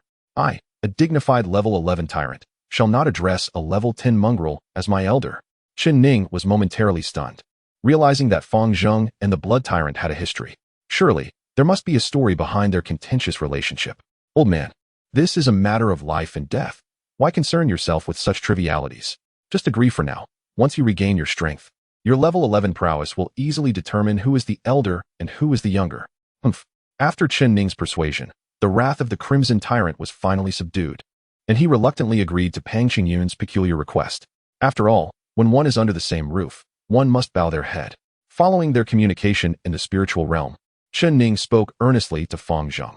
"Although the Crimson Tyrant was quite unwilling, he had consented to your conditions and would henceforth address you as brother. Now it is your turn to fulfill your promise and reveal how to temporarily enhance your strength." Upon hearing that the Crimson Tyrant had yielded and would address him as brother, Fang Zheng was elated, akin to a child who had just won a toy. He explained, "Ordinary individuals possess a single white martial vein. Demigods have a more formidable black martial vein.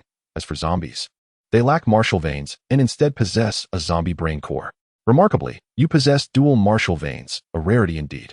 You have already illuminated the 3 lowest nodes of both the black and white martial veins, signifying that you have attained the strength of a dual 3rd-level warrior." Chen Ning listened attentively. Fang Zheng seemed quite knowledgeable regarding his capabilities. Shi Yu, with a strength level of 6th-grade warrior, is considered relatively competent within an ordinary legion, where a major may reach that level. However, within the Immortal Phoenix Legion, such strength falls short. Comparatively, others like Eagle Eye and Guanqing, who are also majors, surpass Shi Yu. Fang Zheng paused before continuing. "Nonetheless, even if Shi Yu possesses only 6th-grade warrior strength to defeat him, you must elevate your power to at least dual 5th-grade warrior strength within a month, which necessitates advancing 2 levels." Chen Ning nodded. "Is there a way?" Fang Zheng replied, "There is a method, but I cannot guarantee its feasibility." Chen Ning urged him to elaborate. Fang Zheng explained, "While we demigods do not possess a zombie brain core, our bodies carry the zombie virus, leading us to have a strong craving for blood. Moreover, blood can activate the viral cells within our bodies, promoting cellular evolution and even mutation. Therefore, if you wish to enhance your strength within a short period, blood is the most effective means, whether through direct consumption or some secret technique to channel it into your spiritual lake."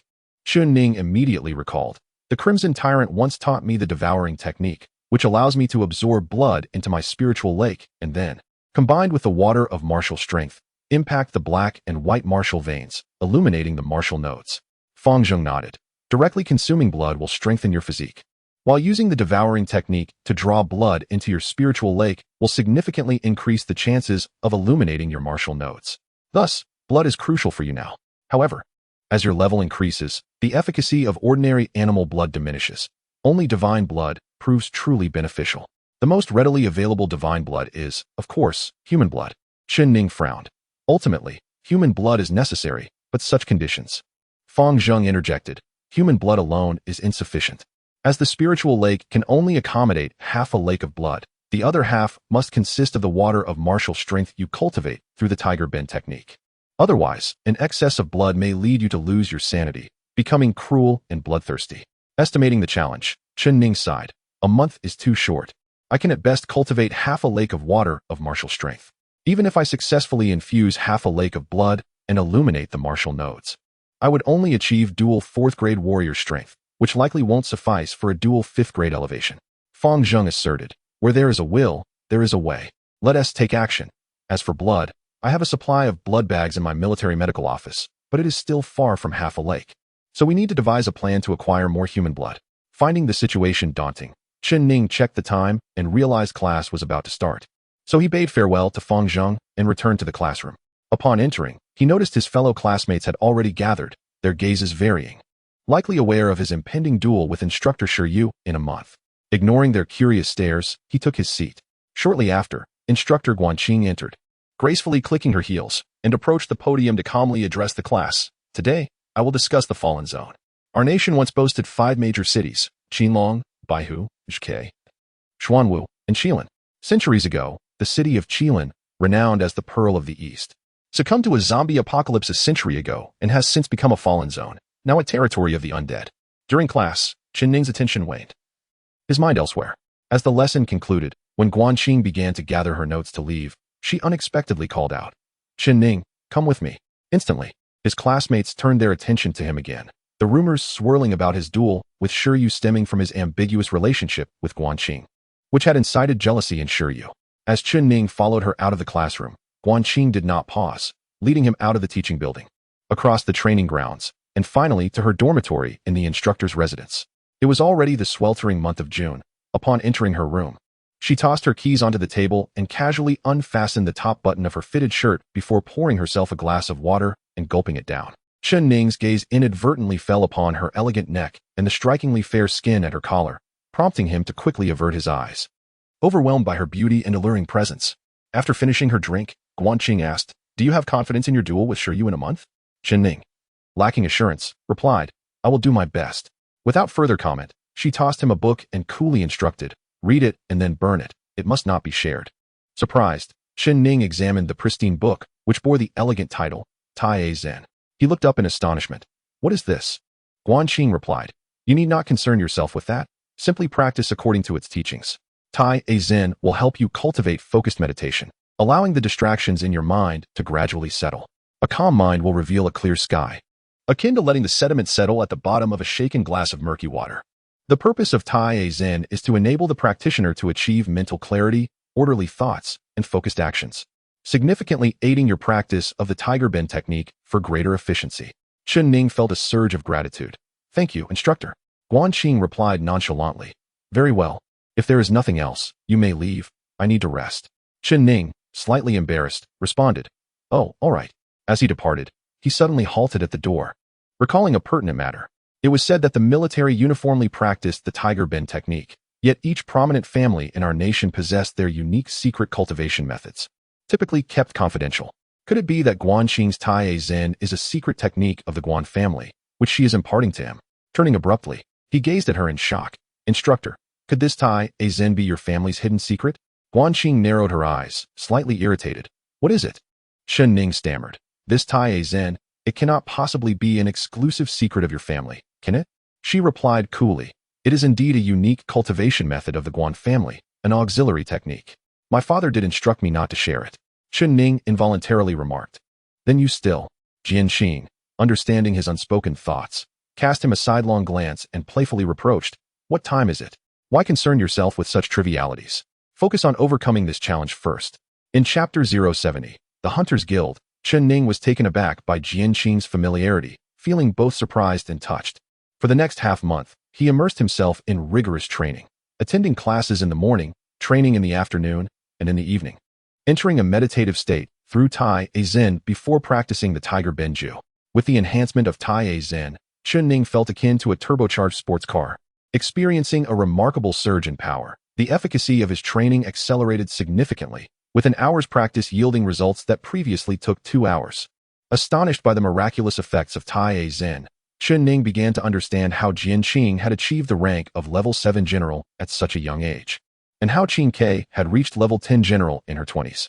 While their innate talents played a crucial role, external support was equally significant. Chief among these was the exclusive cultivation techniques possessed by their families, granting them a higher starting point and enabling them to attain accomplishments far beyond others. During this intense training period, the butcher returned from outside, seemingly aware of the conflict and dual agreement between Chen Ning and Shi Yu. However, he displayed no emotion, leaving Chen Ning uncertain whether it was due to confidence in him or a sense of helplessness regarding the situation. Over the past month, Chen Ning had amassed a considerable amount of martial water in his mental lake, yet it remained insufficient to fill it completely. Each time a node was illuminated, the lake expanded, and now it had grown several times larger than at the outset. It was said that upon breaking through to the levels of general or great general, the mental lake would transform into rivers or even oceans, with the martial water needing to crash against the highest nodes of the meridians with the force of tidal waves to have a chance at illuminating them. Estimating his training progress, Chen Ning realized that, under normal circumstances, he was advancing rapidly. However, with the duel looming just half a month away, this pace felt painfully slow. At this rate, not only would he struggle to reach dual level 5 general status, but even breaking through to level 4 general seemed daunting. Thus, he recognized the necessity of taking a shortcut, one that involved blood. Fang Zheng had mentioned that the military medical department housed a stock of blood bags, typically reserved for officers with severe injuries requiring transfusions. Ordinary soldiers were seldom afforded such luxuries, often succumbing to their wounds in silence. Moreover, in battles against zombies, opportunities for severe injuries were scarce. Consequently, the blood bags were rarely utilized, serving primarily as a precautionary measure. Fang Zheng informed Chen Ning that he could secretly allow him to consume all the blood bags, later figuring out how to replenish the supply or report them as spoiled. However, the blood bags from the Qingyao base's medical department were insufficient for Chen Ning to fill his mental lake. He needed to continue training while seeking fresh blood to inject into the lake to break through the level 4 general bottleneck. Human blood was preferable, yet Chen Ning found himself troubled by the thought of resorting to murder for blood within the base. Just as he grappled with this dilemma for 2 days, a twist of fate occurred. The elite group was assigned an external training mission. Reports indicated a sudden surge of zombies in the southern province's wilderness, leading to repeated attacks on merchant caravans and military supply transport units. Orders were issued for each stronghold in the southern province to eradicate the zombies in their territories. The butcher deployed over 40 elite warriors, sending them to scatter across the 200 kilometers under Qingyao base's jurisdiction to hunt zombies. Not only were there corresponding rewards for hunting zombies, but the results would also be recorded as a basis for future graduation ratings. All 40 elite group members departed the base with high spirits, dispersing to hunt zombies. Bai Yuhao Suluo and the DeLuo brothers initially invited Chen Ning to join them, but he declined, citing the scarcity of zombies and asserting that separating would yield greater rewards. The DeLuo brothers exchanged worried glances, whispering, with just a month until the duel with instructor Shi Yu. Do you think he might be trying to escape by going solo? Su Luo, uncertain, questioned, would he really abandon the fight? Bai Yuhao, believing that fleeing would be the best survival strategy, still felt confident in Chen Ning's character. He had never seen Chen Ning back down in the face of adversity. Shaking his head as he stated, I trust Chen Ning, he won't become a coward. After setting out alone, Chen Ning found a secluded spot to change out of his military uniform into ordinary clothes, carefully packing away his uniform. He then traveled to the nearest small town, where he spent 2 gold coins on a dilapidated motorcycle, speeding northward. The largest city in the southern province was Juke City, with other cities significantly smaller, yet fortified and guarded, accessible only to the wealthy. However, those living outside still needed to trade. Thus, a remarkable place emerged in the southern province. Originally an open plain where merchants began trading with local scavengers and the impoverished. Over the years, this area evolved into the largest black market in the southern province. Initially known as Black Market City, locals renamed it Haishi City out of fear that the empire would disallow such a place. The elite group's mission was set for 3 days, during which Chen Ning planned not to hunt zombies. Instead, he aimed to try his luck in Haishi City. Rumored to offer everything for sale, including even hellhounds, should one have sufficient funds. After half a day's journey, just as his motorcycle was running low on fuel, Chen Ning finally arrived in Haishi City. The city lacked skyscrapers. The best structures were bamboo or wooden, with many vendors simply erecting a few poles and covering them with waterproof tarps to sell their wares. The streets were lined with stalls offering various items, from zombie brain cores to emeralds, though Chen Ning immediately discerned that most of these goods were likely counterfeit, intended to deceive newcomers. As he rode into Haishi City, taking in the dirty, chaotic yet bustling atmosphere of the black market street, a sense of familiarity washed over him. It reminded him of his upbringing in Heishui Town, feeling like an enlarged version of that place. Upon arriving in Heishui Town, he had learned a harsh lesson. When he asked a child squatting by the roadside where he could buy gasoline, the child, appearing worldly wise, confidently replied, "For 1 silver coin. I'll take you to fill up your tank and return your bike in 5 minutes. You typically need 2 silver coins to fill up this model. If you're willing, hand me the keys." Not overly concerned about a silver coin or two, Chen Ning tossed one to the child along with the motorcycle and keys. However, when the child failed to return after several minutes, Chen Ning could only smile wryly, realizing he had learned his first lesson, to remain vigilant at all times in this place, for the locals were cunning, and one should always count their fingers after shaking hands. Chen Ning, valuing his time, was unwilling to waste it pursuing the child who had taken his motorcycle. Instead, he set out to find the items he intended to purchase. Soon, he encountered a proprietor specializing in the sale of large animals, where he discovered dozens of elephants, along with rhinos, buffaloes, and even several crocodiles. However, the cheapest buffalo was priced at 5 gold coins, and Chen Ning estimated that filling his spiritual lake with the blood of these animals would require several hundred coins. The owner quickly discerned that Chen Ning was devoid of funds, but noticing his tall stature and the scars faintly visible at his collar and waist, along with a standard military knife, he sensed that Chen Ning was no ordinary individual. Rather than mock him, the proprietor advised, "You appear to be someone of significance. If you lack money, I suggest you visit the Bounty Hunter Guild. If you possess strength, completing a couple of tasks there will yield quick profits. The stronger you are, the faster the money comes." Chapter 071, Bounty Hunter Guild. Chen Ning had heard of this guild before and was well aware of the existence of bounty hunters, who varied in strength and often operated either solo or in teams. Some formed spontaneously for tasks, while others were permanent squads. The common thread among them was their engagement with various bounty guilds to accept and complete assignments for reward. The difficulty of these tasks often directly correlated with the bounty offered, although there were many animals here capable of providing the blood he needed. What Chen Ning lacked was money. After departing from the animal seller, he casually sought a place to dine, intending to eat before heading to the Hunter Guild to see if the proprietor's claims about quick earnings were true. Chen Ning entered a modest eatery and prepared to order a bowl of beef noodles to satiate his hunger. However, as he stepped inside, he noticed a ragged child in the corner, blissfully enjoying a bowl of beef noodles. Chen Ning was taken aback upon recognizing the child as the one who had swindled his motorcycle. This little rascal had likely sold his motorcycle and was now indulging in a meal.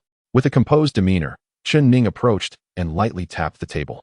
The child, around 13 or 14 and appearing somewhat frail with short hair, looked up, shock evident in his eyes, clearly surprised that Chen Ning could locate him so swiftly in a city of 100,000 souls. "Sister," the child suddenly shouted towards the back, resembling a frightened kid calling for a parent. Chen Ning instinctively turned, only to find no one behind him. In that moment, the child seized the opportunity to leap up and attempt an escape. Cunning and agile, he was familiar with the area, and if he darted out the door into the bustling street, he was confident he could evade Chen Ning.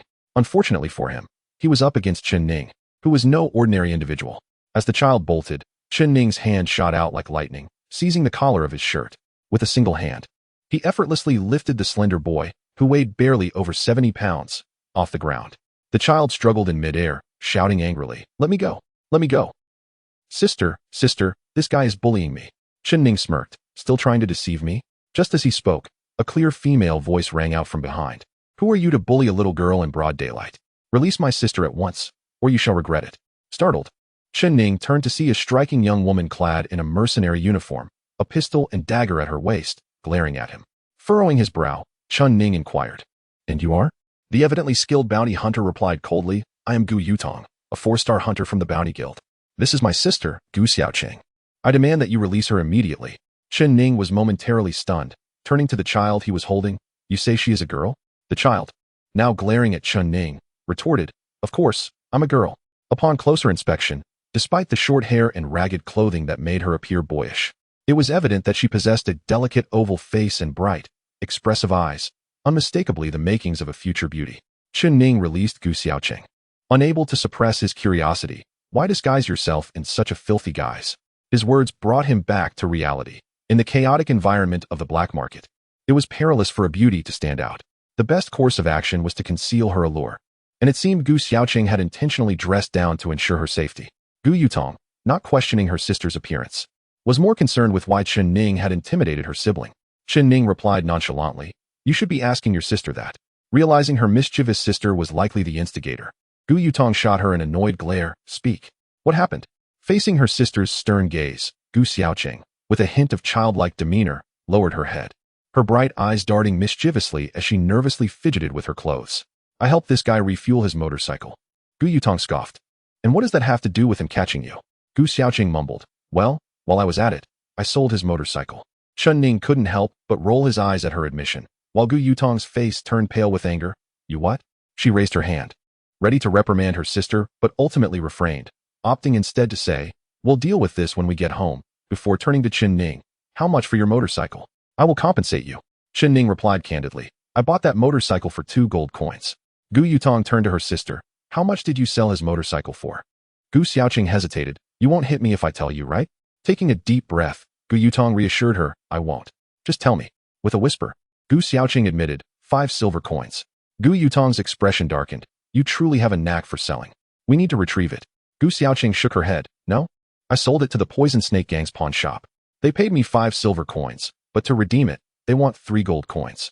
If they sell it, it could go for 4 gold coins." "Well done."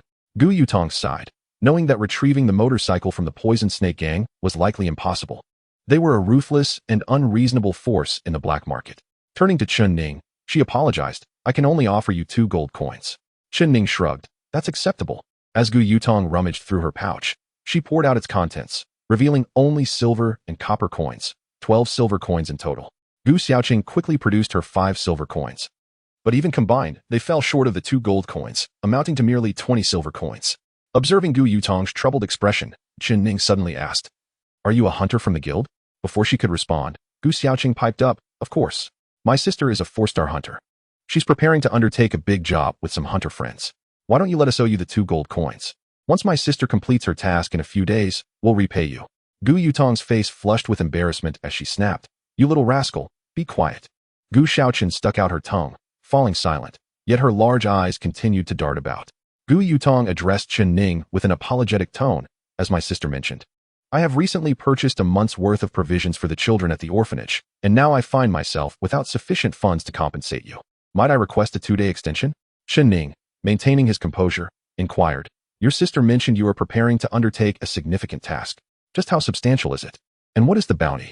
Gu Yutong, slightly perplexed by Chen Ning's questions, responded candidly, "The Hunters Guild has recently issued a task.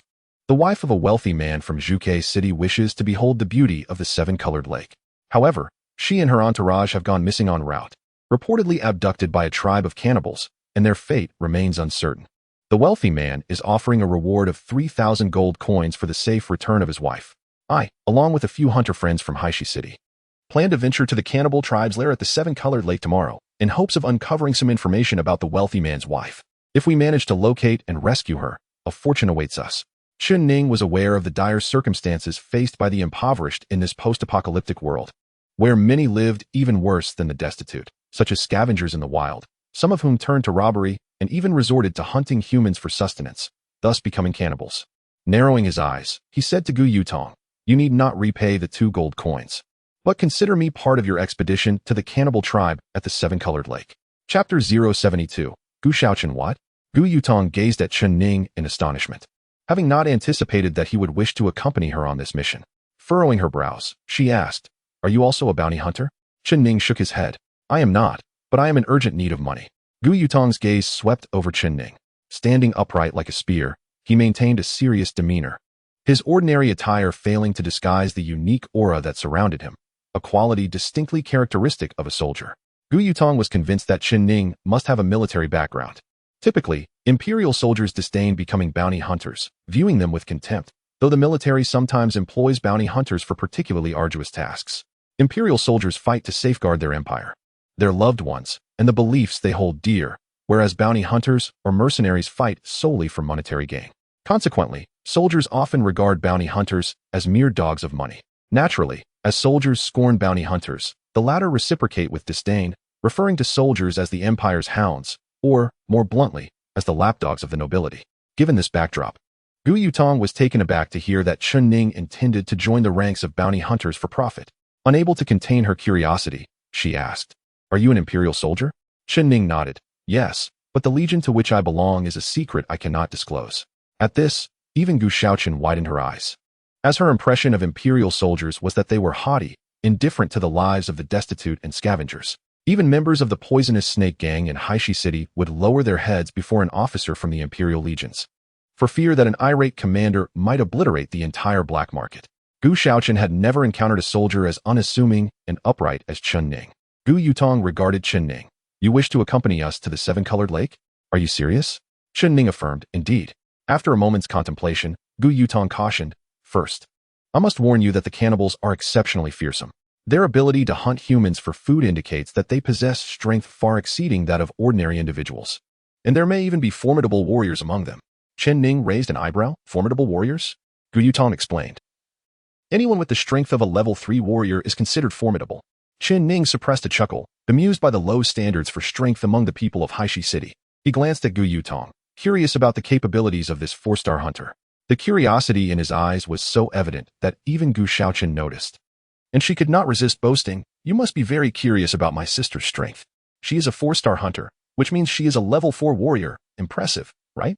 Chen Ning nodded. "Indeed, it seems that joining you to the seven-colored lake is a wise decision." Gu Yutong shook her head. "My point is not yet concluded.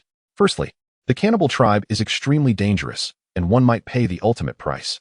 Furthermore, our intelligence is not definitive. It is uncertain whether the wealthy man's wife was indeed captured by the cannibals. Even if she was, she may have already fallen victim to their slaughter. If we cannot rescue her alive, we will not earn a single coin of the reward. Do you comprehend?" Chen Ning frowned slightly. But he also recognized that he had no immediate means to earn a substantial sum of money. Thus, he replied, "Understood, but I have decided to take my chances." Gu Yutong perceived Chen Ning as a soldier in dire need of funds, unable to return the 2 gold coins, and with Chen Ning insisting on joining, she found herself at a loss.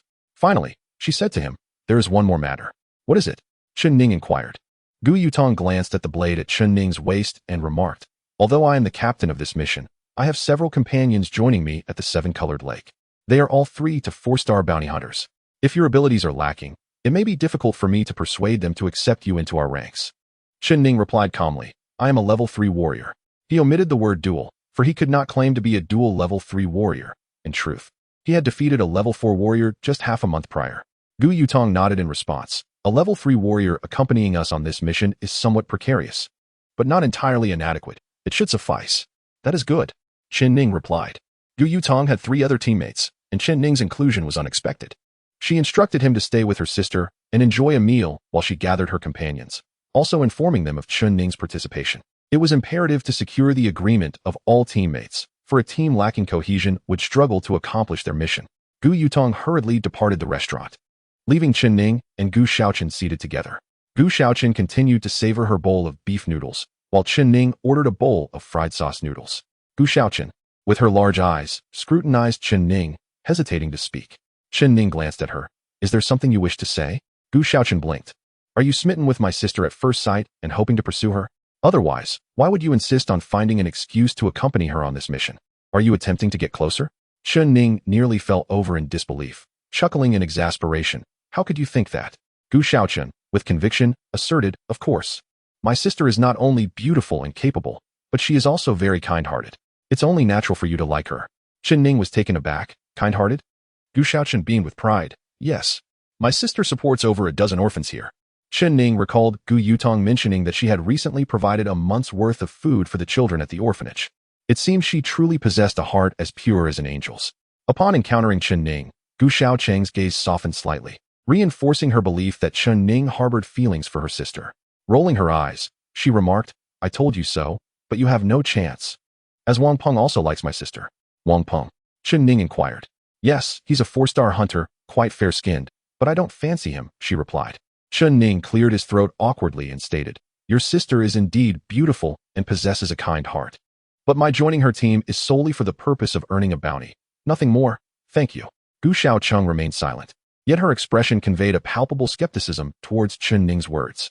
He surmised that numerous men at this location admired Gu Yutong, leading her to believe he was like any other man. Choosing not to elaborate further, Chen Ning resumed eating the jarred noodles he had ordered. Having undergone rigorous training at the Qing Niao base, Chen Ning's appetite was prodigious, and a single bowl of noodles was far from sufficient. With limited funds, he refrained from indulging excessively. However, when the elite team departed the base for missions, each member carried 3 days' worth of compressed rations, unpalatable but convenient for sustenance. He retrieved a piece of compressed food, a blend of various edibles compressed into one, capable of providing essential nutrients, albeit with a rather peculiar taste. Nevertheless, in his pursuit of nourishment, he alternated between spoonfuls of the noodle broth and bites of the compressed rations. As he dined, he suddenly noticed Gu Xiaocheng gazing at him with curiosity and longing in her large eyes. What is it? Chen Ning asked, unable to contain her intrigue. Gu Xiaocheng inquired about the unfamiliar food in his hand. This is compressed rations the food soldiers carry on missions. It tastes quite terrible, he explained, bemused. Terrible, huh? Gu Xiaocheng replied, slightly disappointed, yet still persisted. Can I have a small taste? Chen Ning responded with a nonverbal acknowledgement. Chapter 073. The 5-person team. Just as Chen Ning and Gu Xiaocheng finished their meal, Gu Yutong returned, informing Chen Ning that she had summoned several companions to gather at their usual spot, inviting him and Gu Xiaocheng to join her. Following the sisters, they arrived at a dilapidated courtyard resembling a traditional Sihiyuan, albeit in a state of disrepair, constructed entirely of wood. A weathered sign at the entrance read, Orphanage of Haishi City. Leading Chen Ning inside, Gu Yutong was greeted by a flurry of ragged children bursting from a side room, their excitement palpable as they clamored for Gu Yutong, calling her sister. She instructed them to play with Gu Xiaocheng and not to disrupt her work. Though somewhat reluctant, Gu Xiaocheng joined the children in their games. Gu Yutong guided Chen Ning into the parlor of the left wing, where she offered him a seat and poured him a glass of water. Moments later, 2 men entered. One was a warm and unassuming man in his 40s, while the other, a muscular figure in his 30s with a dark complexion, exuded an air of strength. Upon seeing them, Gu Yutong smiled gently. Sun Kuan, Niu Feng, you've both arrived. Allow me to introduce you to Chen Ning. These two were among Gu Yutong's companions. The elder, Sun Kuan, though appearing gentle, was a 4-star hunter with the prowess of a level 4 warrior, distinguished by his vast experience and leadership qualities. The other, Niu Feng, was a 3-star hunter, a level 3 warrior. Sun Kuan, with a subtle smile, extended his hand to Chen Ning. Haha, Yutong has a good eye for people. I trust her judgment. Welcome to our mission. Niu Feng, glancing at the military knife at Chen Ning's waist, lowered his voice. My father was once saved from bandits by an imperial soldier, so I have long admired and respected them. Chen Ning responded with a smile. I must commend that soldier's bravery and take pride in my identity. As they shared light-hearted banter, a sudden cheer erupted from outside, prompting Gu Yutong and Chen Ning to exchange puzzled glances. They hurriedly exited the parlor to investigate the commotion. To their astonishment, a dashing young man clad in white was scattering a bag of candies to the children of the orphanage, who jubilantly rushed to collect them. Gu Yutong frowned slightly at the young man's actions but refrained from commenting, instead greeting him with Sun Kuan and Yo Feng, Wang Ping. Chen Ning approached Gu Xiaocheng, who stood aloof with her arms crossed, observing the chaos without joining in. He whispered, So this is the Wang Peng you mentioned who likes your sister. Gu Xiaocheng's expression hardened. Yes, now you understand why I dislike him. Chen Ning recognized that although Wang Peng was well-dressed and handsome, there was an underlying arrogance in his demeanor. His intention to distribute candy to the orphans, while seemingly benevolent, was tainted by the manner in which he carelessly tossed the treats on the ground for them to scramble over, revealing a lack of genuine compassion. It was evident that his actions were motivated by a desire to win Gu Yutong's favor rather than true goodwill towards the children. At that moment, Gu Yutong completed her greeting with Wang Peng and introduced him to Chen Ning. Chen Ning, this is Wang Peng, a 4-star hunter with level 4 warrior strength, one of the best in our team. Wang Ping, this is the Chen Ning I mentioned. Having previously shaken hands with Sun Kuan and Niu Feng, Chen Ning extended his right hand towards Wang Peng. Hello. Wang Peng glanced disdainfully at Chen Ning's outstretched hand, taking note of his tall stature and military knife. He replied, with a sneer, I can smell a strong odor of sycophancy emanating from you. The bounty hunters fought for money, while soldiers fought for their beliefs. Hence, soldiers looked down on hunters, and vice versa. Wang Peng's remark labeled Chen Ning as a mere lackey of the empire. Upon hearing this, Niu Feng fell silent, while Sun Kuan frowned slightly.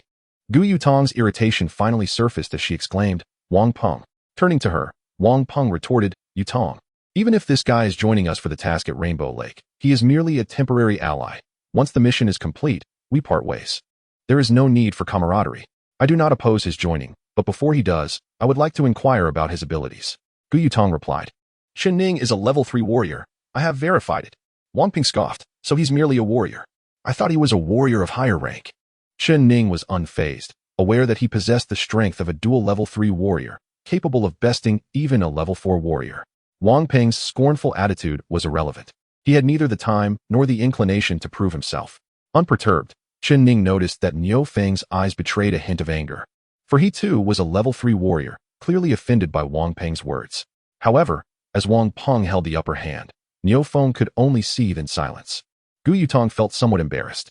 She cleared her throat and shifted the topic, stating, since everyone agrees to Chen Ning's inclusion, our quintet is now officially established.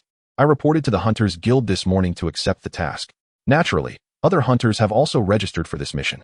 Whoever ultimately locates and rescues the wealthy man's wife, Zhao Feifei, will be rewarded with 3,000 gold coins. Upon hearing the sum of 3,000 gold coins, even the typically arrogant Wang Peng could not hide the fervor in his eyes, for this was no trifling amount for anyone. Gu Yutong paused briefly before continuing. Time is of the essence. Zhao Feifei and her entourage of bodyguards have been missing for nearly 2 days on their way to Rainbow Lake. Each hour that passes diminishes our chances of finding her, so I propose we depart immediately for Rainbow Lake. Chen Ning and Wang Peng had no objections, and thus everyone began to pack their belongings and weapons, preparing to set off in an hour. Upon leaving the base, Chen Ning and the other elite warriors were equipped solely with daggers, while he carried an additional military knife. The butcher had refrained from providing firearms to encourage the honing of their basic combat skills. However, Chen Ning's objective at Rainbow Lake was to rescue someone, not merely to train, and he desired to procure a couple of firearms to enhance his capabilities and ensure the success of the mission. Gu Yutong and the others possessed handguns, but they could do nothing to meet Chen Ning's needs. She informed him, there are many places in Blackstone City where firearms are sold, but they are exceedingly expensive, especially those meeting military standards. As ordinary hunters, we only carry handguns for precautionary measures, as ammunition is also costly, so we typically resort to melee weapons unless in extraordinary circumstances. Chen Ning and Gu Yutong agreed to depart in half an hour while he sought a way to acquire a firearm. To his surprise, after leaving the orphanage, he discovered that Gu Xiaoqing had stealthily followed him out. Amused yet exasperated, Chen Ning inquired, why are you following me? Gu Xiaoqing replied, I wanted to escape from Wang Peng, so I thought I'd get some fresh air and see how you plan to obtain a gun. You're not planning to swindle someone, are you? That is my specialty. Chen Ning retorted, you should refrain from such antics in the future. Be careful not to get caught and end up with broken legs. When you grow up, you'll just be a leg-pulling beauty. Gu Xiaoqing glared at him in frustration. But as she noticed Chen Ning's indifference, she hastily called out, hey, wait for me. Chen Ning arrived at the largest weapon shop in Blackstone City and entered. Addressing the shopkeeper, I need a standard firearm, but I lack the funds. Can I use this as collateral? Please assess what kind of weapon I can secure. With that, he produced his military identification badge and placed it on the counter. Gu Xiaoqing, aware that Chen Ning had little money left, had decided to accompany him to see how he would procure an expensive weapon.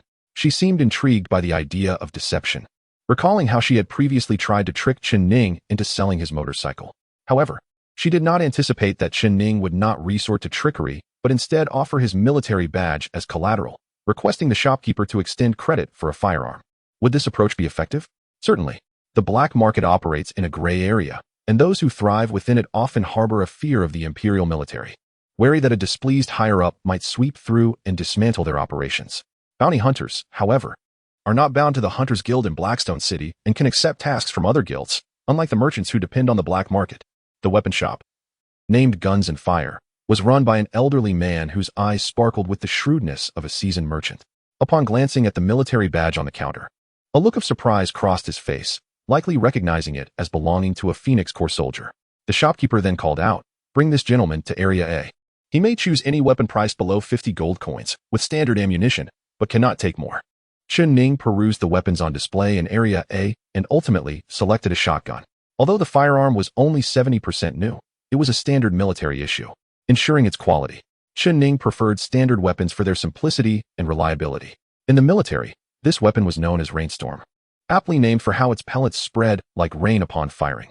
Additionally, the shotgun's stock was reinforced with steel, allowing it to be wielded as a powerful bludgeon in close quarters, a feature Chen Ning particularly appreciated. The shopkeeper wished him luck as he allowed Chen Ning to leave without inquiring when he would redeem the badge. Chen Ning and Gu Xiaoqing returned to the orphanage, and throughout the journey, her round eyes remained fixed on him. Clearly, she sensed an extraordinary aura about Chen Ning, whatever the circumstances. He exuded a calm confidence that piqued her curiosity about his capabilities and background. Gu Yutong and the others were eagerly awaiting Chen Ning's return. Upon seeing him with the shotgun slung over his back, they were taken aback, though none dared to question its origins. After advising Gu Xiaoqing and the other orphans to behave while she was gone, Gu Yutong climbed into a dilapidated jeep with Chen Ning and the others as they departed Blackstone City, the vehicle emitting thick black smoke. Gu Xiaoqing longed to join them, but without Gu Yutong's consent, she sulked and kicked the orphanage door in frustration, settling down with her chin resting on her hands. Suddenly, a thought struck her. Chen Ning's pack had been left behind in the guest room. Her eyes lit up as she dashed to his room, sneaking in to search through his belongings, hoping to discover something that would provide insight into the enigmatic Chen Ning. Upon opening the pack, she gasped in astonishment at the sight of a black, high-collared imperial military uniform. Wow, so handsome. Though the jeep was in poor condition, it was still operational and made its way steadily toward the 200-kilometer distant Rainbow Lake. Renowned for its breathtaking scenery, the lake's unique geography caused it to shimmer with a rainbow of colors when the midday sun cast its rays upon its surface, a sight many had heard of. However, no towns or human settlements surrounded Rainbow Lake, making it a likely haunt for wandering zombies or cannibals. The cannibals, known for their cunning, often stationed themselves along the shores of Rainbow Lake, preying on unsuspecting individuals. Many affluent city dwellers, having grown complacent in their sheltered lives, ventured out with bodyguards and servants to witness the beauty of the fabled lake, oblivious to the dangers that lurked beyond their fortified walls. If these individuals boasted numerous and formidable bodyguards, they typically faced no peril. However, those with fewer or less capable protectors risked falling prey to the ambushes of the cannibals, paying dearly for their folly. The jeep ambled along the road toward Rainbow Lake, bouncing along the way, with an estimated journey of 3 hours ahead of them, likely arriving just as the sun began to set. On the road, as Chen Ning settled into the vehicle, he promptly closed his eyes, his body swaying rhythmically with the bumps of the ride, succumbing to a light slumber. Having trained extensively at the Bluebird base, he had mastered the art of conserving energy even amidst the tumult of battle, striving to maintain his vitality for the challenges ahead. However, Wang Peng, casting a glance at the seemingly slumbering Chen Ning, scoffed softly, "What a charade. It's so bumpy, it's hard to believe he could actually be sleeping." Sun Kuan and Niu Feng exchanged glances, both sensing Wang Peng's animosity towards Chen Ning. Since Chen Ning had been brought into the group by Gu Yutong, she chose to divert the conversation upon hearing Wang Peng's remark, "Let us discuss the cannibal tribes. How much do we know about them?" Wang Peng, reclining with his hands behind his head, lazily replied, "I've encountered them a few times. They are nothing more than a bunch of frenzied bandits, willing to consume human flesh when starved." Sun Kuan humbly added, "I have also come across them and found them quite insane and difficult to deal with." Niu Feng chimed in, "I think they are madmen." Glancing at Chen Ning through the rearview mirror, Gu Yutong noted that he remained with his eyes closed, uncertain if he was genuinely asleep or merely feigning slumber. Noticing Chen Ning's lack of engagement in the conversation, she began to enlighten her companions about the cannibal tribes, explaining, "Cannibal tribes consist of those forsaken individuals unable to access the metropolis fortresses. Some, unable to find food, band together to hunt their fellow humans, consuming human flesh to survive. In truth, human flesh is not suitable for human consumption. It contains a type of protein that remains unchanged even at high temperatures.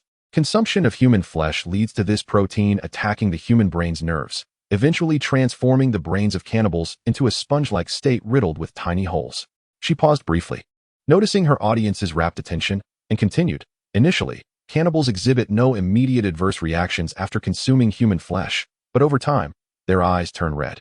Eventually, Kuru disease manifests, causing them to uncontrollably smile or display expressions akin to laughter." Wang Peng and the others expressed their understanding, realizing that the cannibals they had previously encountered, with their red eyes and eerie smiles or maniacal grins, were not inherently sinister, but rather victims of their own dietary choices. Chen Ning, though silent, absorbed Gu Yutong's words, recognizing their alignment with the knowledge imparted by instructor Jianxing during their lessons on cannibal tribes. It was evident that Gu Yutong had thoroughly prepared for this mission. After 3 hours of traversing the wilderness, the jeep finally arrived at the Rainbow Lake just as the sun began to set. The vastness of the lake was so immense it could easily be mistaken for an ocean by the untrained eye.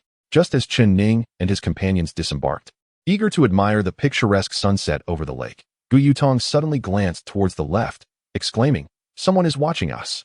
Following her gaze, they spotted a disheveled figure hastily turning to flee into the underbrush. Wang Peng quickly drew his pistol, aiming at the retreating figure. Chen Ning interjected, pressing down on Wang Peng's firearm. "We need him alive. If he is a scout for the cannibal tribe, we can extract valuable information from him." Wang Peng grunted dismissively, shoving Chen Ning aside as he pursued the figure. Gu Yutong called out to Chen Ning, Sun Kuan, and Yo Feng, and they swiftly followed Wang Ping. Chen Ning, however, chose not to pursue immediately. Instead, he surveyed the terrain and noted the direction in which the cannibal scout had fled. A slight smile played on his lips as he opted to take a shortcut to intercept the scout. Indeed, the fleeing individual was a scout for the cannibal tribe, stationed daily at the edge of the Rainbow Lake. Should any humans appear, he would stealthily return to relay the news, prompting the tribe's leader to launch an ambush to either kill or capture the humans for sustenance. Unbeknownst to the scout, the newcomers were astute. Upon disembarking, they had quickly detected his presence, prompting his panicked retreat. Utilizing his familiarity with the terrain, the scout managed to elude Wang Peng and Gu Yutong by weaving through the underbrush. He paused beneath a large tree, breathing heavily, his eyes reddened, glancing back to see no sign of his pursuers. With a sinister grin, he prepared to return to the cannibal camp. However, as he turned, he was startled by the sudden appearance of a face before him. This was none other than Chen Ning, who had taken the shortcut to intercept him. Seeing the scout's intention to engage in combat, Chen Ning wasted no time in delivering a swift punch to the scout's face, sending him crashing against the tree, bloodied and sprawled on the ground. As the scout attempted to rise, Chen Ning unslung his shotgun, its ominous muzzle pressed against the scout's forehead. Though the cannibals were known for their gruesome acts, they were not devoid of intelligence. Recognizing the threat posed by the shotgun, the scout ceased his struggles. Chen Ning, gun aimed at the scout's head, demanded, "Are you a scout for the cannibal tribe?" The scout's red eyes darted nervously, but he remained silent. With a distinct click, Chen Ning chambered around, making his intent clear. Terrified, the scout stammered, I am. Chen Ning pressed further. "Which cannibal tribe do you belong to? How many members are in your tribe? A few days ago, a group of affluent ladies was ambushed here. Was it your doing? Is that lady alive, and if so, where is she now?" Seemingly overwhelmed by the barrage of questions or perhaps unwilling to answer, the scout hesitated, stuttering. Chen Ning, recalling the lessons imparted by Instructor Butcher on the importance of efficiency in all endeavors, be it combat, meals, rest, or interrogation, grew impatient with the scout's reluctance to yield information. He retaliated by striking the scout forcefully with the butt of his shotgun, eliciting a cry of pain as the scout crumpled to the ground, several teeth shattered. Seizing the opportunity, Chen Ning tore a strip from the scout's clothing, binding him securely. Setting the shotgun aside, he produced a sharp dagger, coldly stating, "This is your first taste of severe interrogation. If you do not perform well, to bear with it." The scout, looking up at Chen Ning with eyes filled with terror and dread, mustered the courage to see Chen Ning as a devil incarnate. Soon, the anguished cries of the cannibal scout echoed through the woods. Before long, under the duress of torture, the scout's mental defenses crumbled, and he sobbed, "I will answer. I will answer." "Not so fast. Wait a moment," Chen Ning replied, fixated on the scout's exposed thigh, methodically carving the words Phoenix into the white bone. Once he had completed etching the characters, he finally paused. However, before long, blood obscured the few words inscribed on the white bones. Chen Ning detected the scent of blood in the air, and the zombie virus within him began to stir restlessly. Adhering to the principle of not wasting opportunities, he was just about to utilize the devouring technique to absorb the fresh blood of his adversary when footsteps echoed nearby. It turned out to be Gu Yutong and Wang Peng, who had come in response to the sound. Upon seeing Chen Ning and the injured, bound scout of the cannibal tribe, Gu Yutong expressed surprise. Chen Ning calmly absorbed the blood on his palm, using the devouring technique, then turned to them with a faint smile. "I took a shortcut and intercepted this fellow. I just taught him a lesson, and he was about to confess." Gu Yutong and the others gazed at the injured scout of the cannibal tribe, astonished. Gu Yutong couldn't help but commend Chen Ning. "Well done." Before Chen Ning could respond, Wang Peng scoffed. "What is so impressive? It's just a blind cat stumbling upon a dead rat, dealing with a scout who possesses merely the strength of an ordinary person." After saying this, Wang Peng squatted beside the scout and delivered 2 sharp slaps, scolding, "You thought you could run, huh? Now, whatever I ask, you better answer honestly."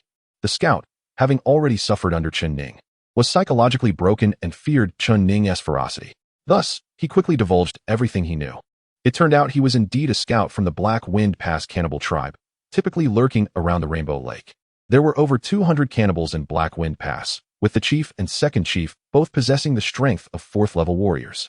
Additionally, there were dozens of 3rd-level warriors, while the remainder consisted of 2nd-level warriors, ordinary persons, or 1st-level warriors who were relegated to roles as cooks or scouts.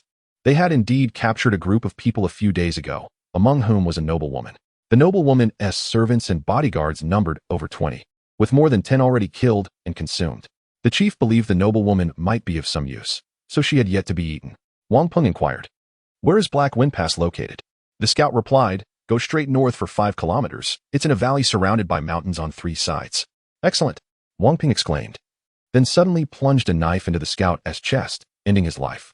Gu Yutong glanced at Wang Peng but said nothing, ordering everyone, "Let us find a spot to rest, have some rations and water to replenish our strength. Then we will set off on foot to Black Wind Pass to rescue Zhao Feifei. Everyone, our 3,000 gold coins are starting to look hopeful." The group found a clean area to sit down, sharing water and food, their faces lit with joy. After all, if they could rescue Zhao Feifei, each person would receive 600 gold coins, a sum sufficient for a decent life in Zhuke City. After finishing their meal, they set off immediately. Half an hour later, they arrived at the outskirts of Black Wind Pass, which was nestled in a valley. Inside, they could see primitive huts and wooden houses, surrounded by wooden fences, with shadows moving about, indicating there were indeed guards. Gu Yutong lowered her voice. The scout mentioned there are 2 4th-level warriors inside, along with numerous 3rd-level warriors. It will be difficult for us to infiltrate and rescue Zhao Feifei. What if we create a diversion? Wang Peng asked, "How do we create a diversion?" Gu Yutong explained, "Out of the 5 of us, 4 will launch a frontal assault to catch them off guard. Once they respond, we will retreat, drawing the attention of their main forces, while 1 person stealthily infiltrates the cannibal camp to locate and rescue Zhao Feifei." The others agreed, but the question remained, who would be responsible for infiltrating the cannibal camp? After all, it was a daunting task to enter, find Zhao Feifei, and extract her amidst the chaos, with the risk of not making it out alive. Gu Yutong initially considered suggesting Wang Ping for the task, given his strength as a 4th-level warrior, which would allow him to handle unforeseen circumstances more adeptly. However, Wang Ping preemptively said, with a cold smirk directed at Chen Ning, "Chen Ning, will draw the cannibal's attention while you infiltrate to rescue the hostage. Is that acceptable?" Gu Yutong felt a surge of urgency, believing Chen Ning, being only a 3rd-level warrior, was not suited for such a formidable task. Yet, Chen Ning responded calmly, "No problem." Wang Peng sneered, "Very well, we'll give you 10 minutes. If you can't rescue the hostage in that time, don't blame us for leaving you behind."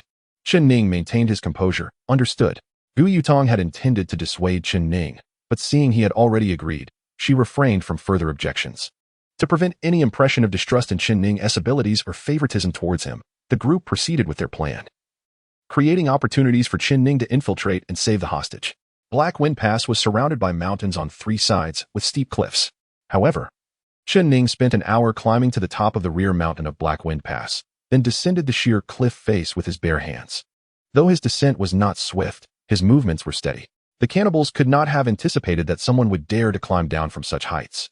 Even Gu Yutong and Sun Kuan, hiding outside Black Wind Pass, caught glimpses of a shadow moving down the cliff in the faint moonlight, leaving them all astonished.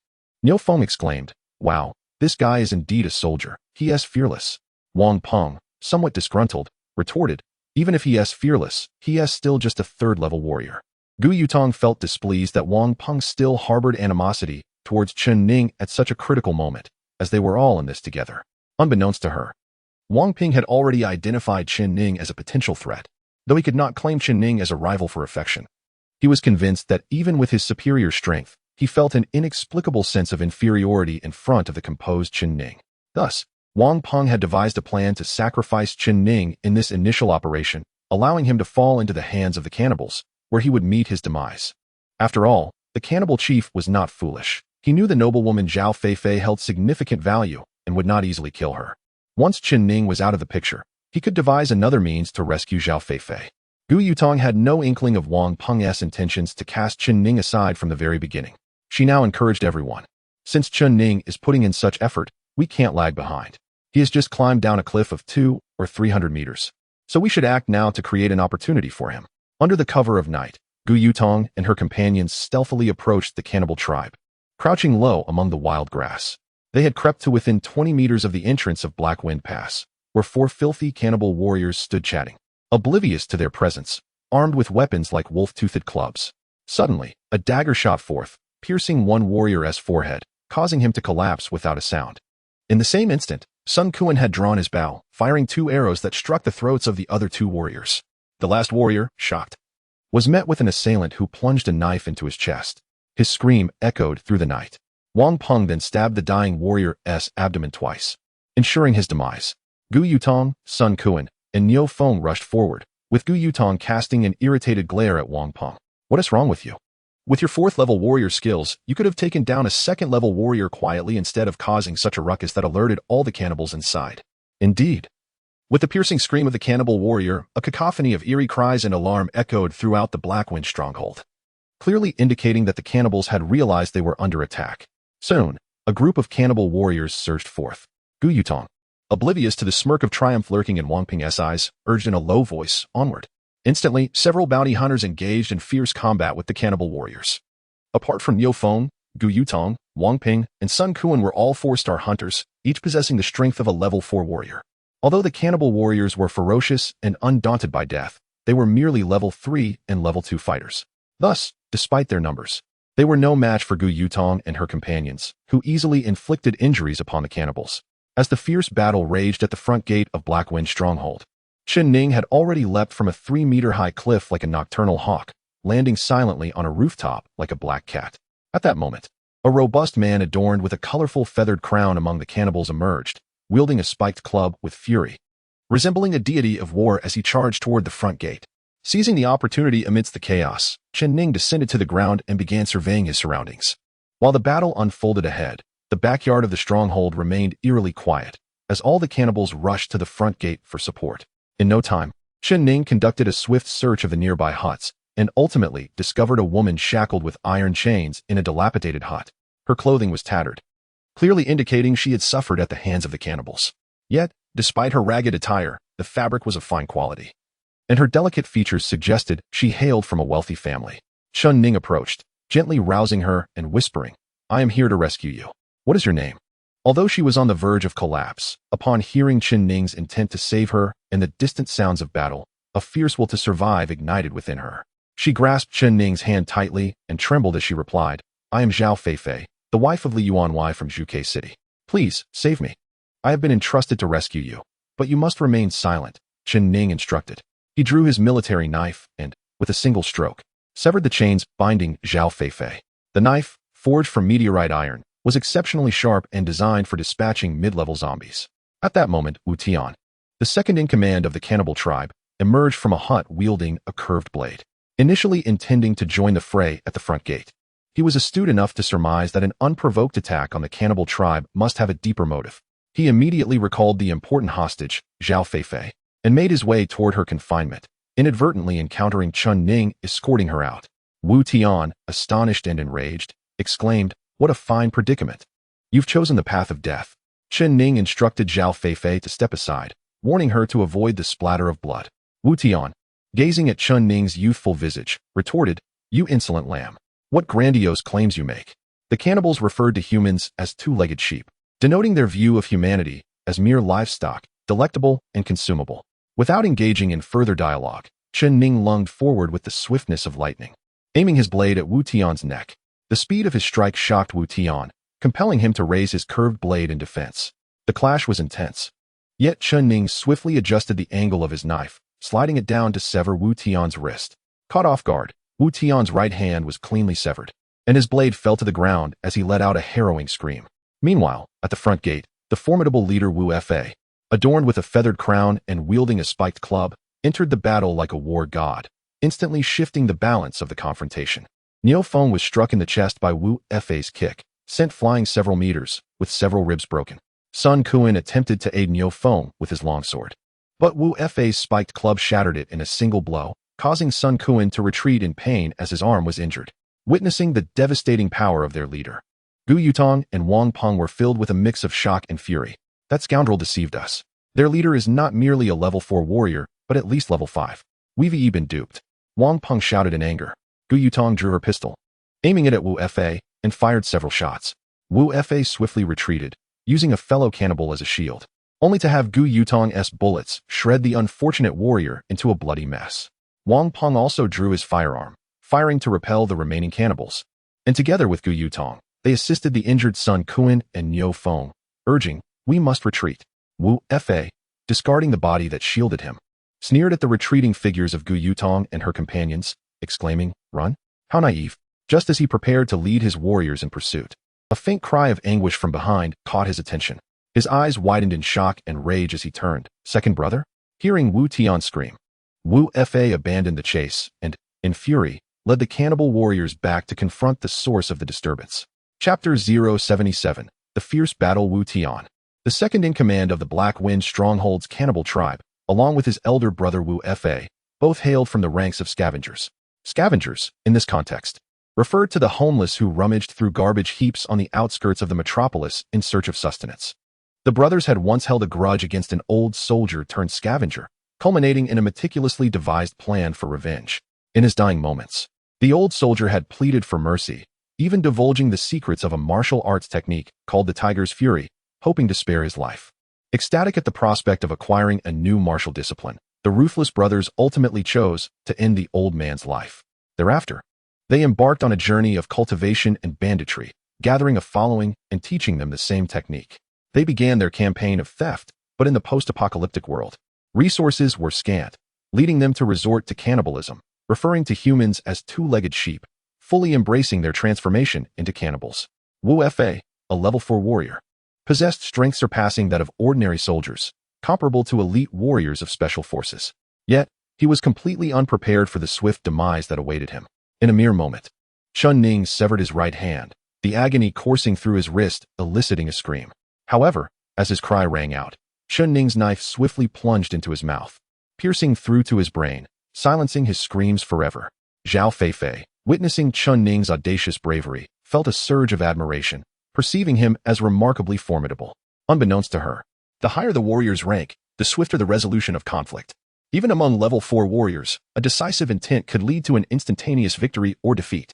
Chen Ning, having previously bested a level 4 warrior named Scar during his first mission at the Qingyao base, possessed strength that subtly surpassed the 4th level.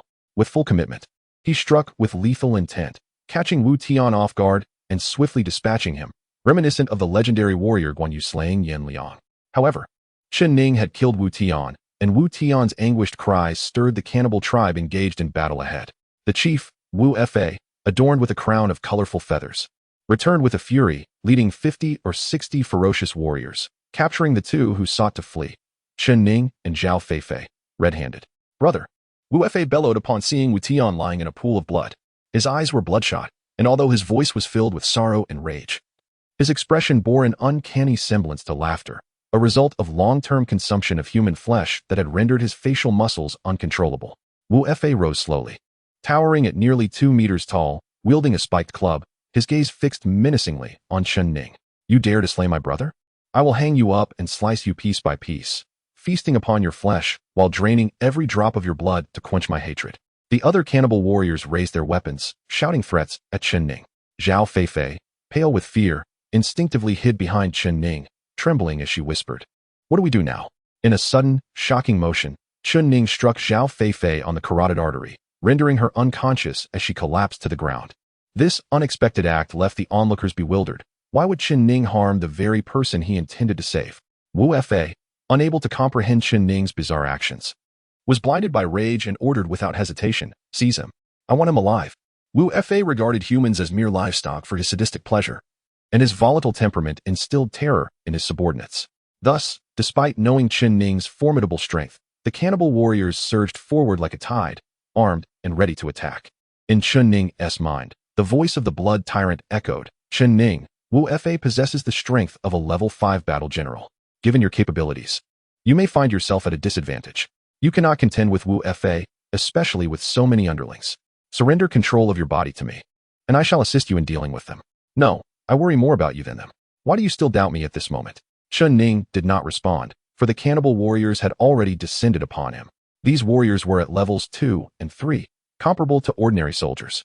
Level 4 battle generals had failed to overcome Chen Ning, so the lower-tiered cannibals stood no chance.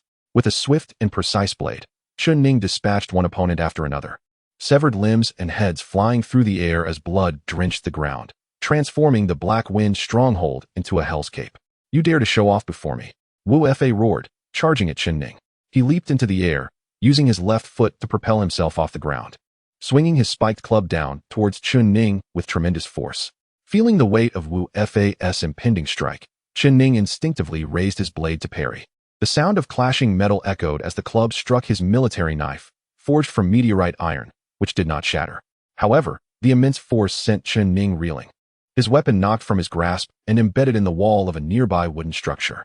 Wu Fei seized the opportunity, kicking Chen Ning in the chest and sending him flying backward while commanding his cheering warriors, "Go!"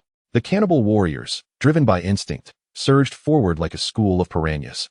But they were unprepared for Chen Ning's reaction. In midair, he deftly turned and landed solidly on the ground, kneeling on one knee. Without hesitation, he drew the shotgun from his back. With a decisive click, he fired the first shot at the approaching cannibal warriors. Dozens of steel pellets erupted from the shotgun, raining down upon the warriors.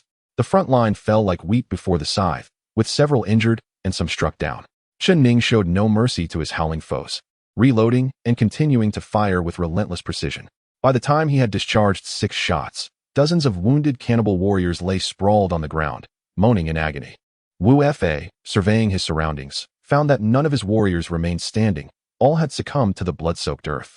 His fury reached a boiling point. Very well. Today I shall personally execute you. At that moment, Chen Ning discarded the empty shotgun and retrieved the knife still embedded in the wooden wall. As he tore strips from his clothing to bind his right wrist and the knife, preventing it from being knocked away again, he coldly replied, "Not yet enough. Your death will suffice. To kill me? Let us see if you possess the capability." Wu Fei lunged forward, and the two clashed in a cacophony of metal. Yet, Wu Fei's strength eclipsed Chen Ning's. After dozens of exchanges, he managed to disarm Chen Ning, exposing his chest. Seizing the moment, he kicked Chen Ning squarely in the chest, sending him staggering back several meters until he knelt on one knee, blood trickling from his mouth. Wu Fei, brandishing his spiked club, looked down at the bloodied Chen Ning with a cold smirk. "You have lost. To lose is to die." Kneeling, Chen Ning supported himself with his knife. His left hand pressed against the pool of blood on the ground, a cold smile gracing his lips. "You speak too soon." Wu Fei paused, astonished, as he observed Chen Ning's left hand seemingly drawing in the blood from the fallen around him. What was happening?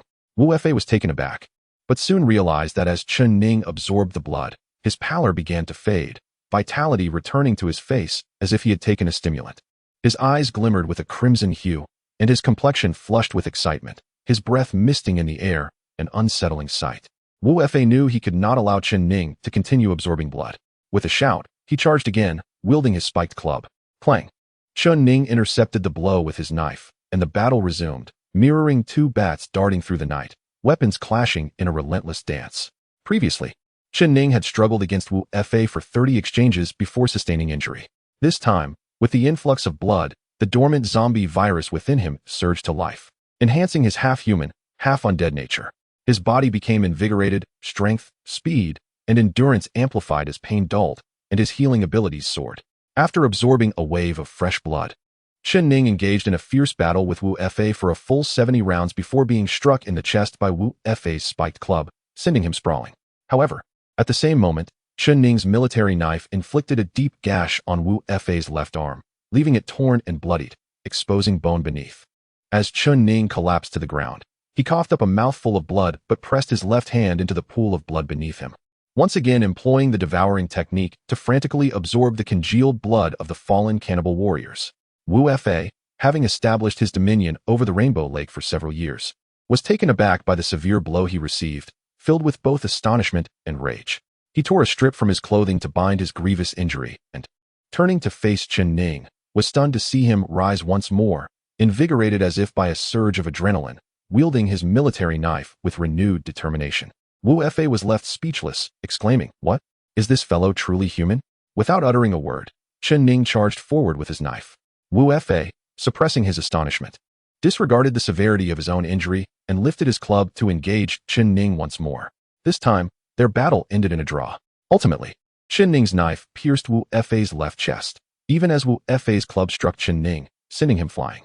Both were left grievously wounded, resembling two feral beasts, bloodied and gasping for breath on the ground.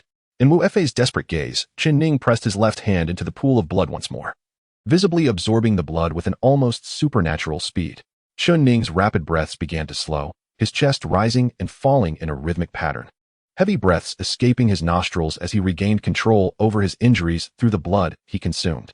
If Chen Ning could not be decisively defeated in this blood-rich environment, he seemed to possess an immortal quality. Wu Fei, already weakened with injuries to his left arm and chest, despaired as he witnessed Chen Ning's recovery. With a furious roar, he lunged at Chen Ning, determined to strike a final blow and crush his skull. Unfortunately, his strength had significantly waned, and his explosive power fell short of Chen Ning's. In a swift maneuver, Chen Ning sidestepped, and as he passed Wu Fei, a flash of steel severed Wu Fei's head, blood gushing from the decapitated corpse. Chen Ning, having finally vanquished Wu Fei, disregarded his internal injuries and began delivering fatal blows to the remaining, barely alive cannibal warriors, slaying them one by one. Once he ensured all the cannibals were dead, he activated the devouring technique again, consuming the remaining blood on the ground until it was entirely cleansed. Wu Fei and the cannibal warriors were reduced to desiccated corpses. In the end, Chen Ning set fire to the Black Wind stronghold, engulfing it in flames. Amidst the blazing inferno, he forced himself to endure his serious internal injuries, shouldering the unconscious Zhao Feifei and laboriously making his way toward Rainbow Lake. The absorbed blood could only aid in suppressing his wounds. Despite possessing a demigod physique, the severity of his internal injuries could not heal rapidly. Now that the battle had ceased, the toll on his body became apparent, and even a level 3 warrior from the cannibal tribe would pose a formidable challenge for him. At that moment, Gu Yutong and Wang Peng had helped the severely injured Niu Feng, and the fractured Sun Kuan returned to the edge of Rainbow Lake. Reaching the jeep they had hidden, Gu Yutong and Wang Peng settled Sun Kuan and Niu Feng into the vehicle, only to realize that Chen Ning had yet to return. Concern etched across her face, Gu Yutong exclaimed, "This is bad. Chen Ning's fate is uncertain. The cannibal chief has not pursued us. He must have discovered Chen Ning, who is likely in grave danger. We must go rescue him immediately." Wang Peng intercepted Gu Yutong, saying, "What are you talking about? Why do you care about that guy's life or death? We should retreat first and find some skilled bounty hunters to come back and rescue Zhao Feifei." Furious, Gu Yutong retorted, "Chen Ning is our teammate. The bounty hunter code clearly states that we must work together and never abandon a comrade." Wang Peng scoffed, "That depends on the situation. Wu Fei is a 5th-level warrior. Did you not see how easily he injured Sun Kuan and Niu Feng? If we go, it would be tantamount to suicide." Gu Yutong coldly replied, "If you are afraid of death, then stay here to protect Niu Feng and Sun Kuan. I will go to assist Chen Ning." Unfazed by Wang Peng's protests, she strode forward. But just a few steps later, she heard Chen Ning's voice emerge from the nearby woods. "Thank you for your kindness, Miss Gu. I have returned." As his words fell, Chen Ning, staggering under the weight of Zhao Feifei on his back, appeared before Gu Yutong and the others. Shock and joy flooded the group. Gu Yutong, Sun Kuan, and Niu Feng were elated that Chen Ning had emerged from the cannibal tribe, while Wang Peng was thrilled that Chen Ning had rescued the valuable Zhao Feifei. "Chen Ning, are you all right?" Gu Yutong asked. "Haha, it's Zhao Feifei. Hand her over to me." Wang Peng chimed in. As both rushed to meet Chen Ning, their concerns lay in entirely different realms. Chen Ning passed Zhao Feifei into Wang Peng's care, then collapsed weakly to the ground, his internal injuries demanding immediate rest and treatment. Wang Peng, cradling Zhao Feifei, checked her condition and exclaimed, "Haha, she is merely unconscious. We have indeed secured 3,000 gold coins. Each of us will receive 600 coins." Gu Yutong, assisting Chen Ning, cast Wang Peng a disdainful glance. "Gold coins, gold coins. All you think about is gold. When I asked you to come help me rescue Chen Ning, where was your enthusiasm then?" Wang Peng noticed the contempt in Gu Yutong's eyes and realized his image had soured in her mind, making his pursuit of her appear increasingly futile. Resentment brewed within him. "You don't care about gold, but I do." A wild notion took root in his mind. With all of them injured, why hadn't they perished? If they all died, he could claim the bounty of 3,000 gold coins for himself. The thought rapidly escalated, becoming an uncontrollable impulse. With Chen Ning, Niu Feng, and Sun Kuan all severely wounded, leaving only Gu Yutong, a sneak attack would be easy, and the 3,000 gold coins would be within his grasp. As Gu Yutong tended to Chen Ning's wounds, she gasped at the severity of his injuries and asked, "Chen Ning, how did you manage to escape and bring Zhao Feifei with you?" Chen Ning naturally refrained from revealing the truth of his demigod physique and the devouring technique that had allowed him to wear down Wu Fei. Instead, he simply stated, "I killed a few cannibal warriors, sustained some injuries, and set a fire to create chaos while rescuing Zhao Feifei, who was caught up in the commotion and could not pursue me." Wang Ping, watching Gu Yutong back, felt a pang of reluctance. After all, he had harbored feelings for her. But then he thought, with 3,000 gold coins, what beautiful women could he not have? Resolving himself, he became determined to act. Upon hearing that Chen Ning had escaped in the chaos of the fire, Gu Yutong began to worry that the cannibals might retaliate. Supporting Chen Ning, she urged Wang Peng, "Come help support Chen Ning into the car. We must leave here quickly." Understood. Wang Peng gently placed Zhao Feifei on the ground, simultaneously drawing his pistol from its holster. His knife had been abandoned during the previous skirmish, and although the pistol was devoid of ammunition, it remained a formidable weapon in his grasp. Cloaked by the cover of night, he stealthily approached the unsuspecting Gu Yutong, who was struggling to support Chen Ning, towards the jeep. Suddenly, a gust of wind swept behind her, igniting her instincts with a sense of foreboding. Before she could evade, a resounding blow struck the back of her head, rendering her unconscious despite her prowess as a fourth-level warrior. Chen Ning, gravely injured, collapsed alongside her, motionless and seemingly in a state of unconsciousness. "What are you doing?" Wang Peng, Sun Kuan, observing from the jeep, could not contain his mixture of shock and fury.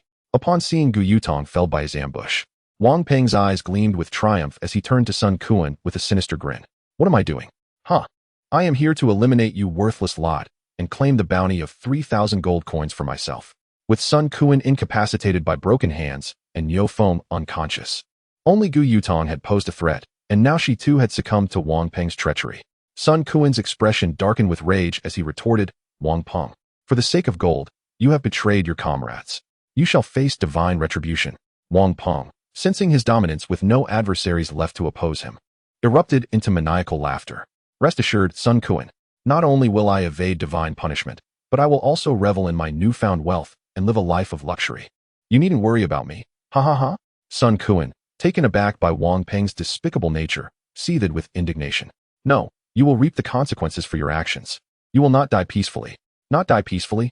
Huh. I shall delight in watching how that unfolds. Do you truly believe you possess the capability to end my life?" Wang Peng scoffed, his arrogance palpable. In the midst of Sun Kuan's despair, he suddenly noticed a subtle movement from the seemingly unconscious Chen Ning on the ground. With painstaking slowness, Chen Ning was stealthily reaching for his dagger, feigning unconsciousness while biding his time to strike. This realization ignited a flicker of hope within Sun Kuan, but he was also gripped by anxiety, fearing that Wang Peng might detect Chen Ning's subtle maneuvering. Something must be done to distract Wang Peng and provide Chen Ning with the opportunity to launch his surprise attack, Sun Kuan thought, and he resumed glaring at Wang Peng, adopting a defiant posture. "The heavens are watching. Do you truly believe you can succeed? Do you think you will escape retribution? I believe you shall not die peacefully." Wang Peng mocked him. In desperation, people cling to the notion of karma, as it provides a semblance of comfort in their demise. In truth, there is no such thing as karma, just as no one can vanquish me nor save you. Sun Kuan locked eyes with Wang Peng. "I do not believe. You doubt." Wang Peng challenged. With fervor, Sun Kuan proclaimed, "If you dare, shout to the heavens 3 times. If you finish your cries without facing divine wrath, I, Sun Kuan, will willingly offer my life." Wang Peng, with his arrogant and obstinate nature, relished the challenge. He glanced at the sky, smirking at Sun Kuan's naivety, and declared, "Very well. I shall shout. I relish watching you all perish in despair. Listen closely. Who can kill me? Who can kill me? Who can kill me?" Upon completing his third shout, a thunderous voice boomed from behind him. "I can." Wang Peng, startled by the unexpected voice, turned abruptly, only to see a glinting blade flash before him. The razor-sharp military dagger severed his throat in an instant. He clutched at his neck, staggering backward in disbelief as Chen Ning emerged from the shadows. Desperately trying to staunch the flow of blood gushing from his wound, Wang Peng gasped in horror, his vision clouding as he fell to the ground, lifeless and unable to close his eyes. Chen Ning sheathed his dagger and roused Gu Yutong from her unconscious state. As she opened her eyes weakly, she was astonished to learn that it was Wang Peng who had betrayed her, and even more so that Chen Ning had saved them all. However, Chen Ning's injuries had worsened, and he urged, "We must depart swiftly. Time is of the essence." Gu Yutong swiftly tended to her wounds and took the wheel, guiding the jeep with the injured Chen Ning and Zhao Feifei away from the vibrant lake. Although the area was known for its cannibal tribes, fortune smiled upon them this night, and they encountered no further danger during their escape. Along the way, Zhao Feifei regained consciousness and, overwhelmed with gratitude, expressed her thanks to Chen Ning and the others. Yet, Chen Ning, now in a meditative state, focused solely on healing and did not respond. The atmosphere was heavy, their spirits dampened by Wang Peng's betrayal, until Gu Yutong finally spoke to Zhao Feifei. We lost a team member tonight, which weighs heavily on us all. Zhao Feifei nodded in understanding. I comprehend. I understand. The journey continued in silence, and at dawn, their jeep returned to Blackstone City. The Hunters Guild, operating around the clock, was astounded to see Gu Yutong returning with Zhao Feifei. Upon verifying her identity, the duty officer, Gao Ping, congratulated her. My team members are injured. Please have a doctor attend to their wounds.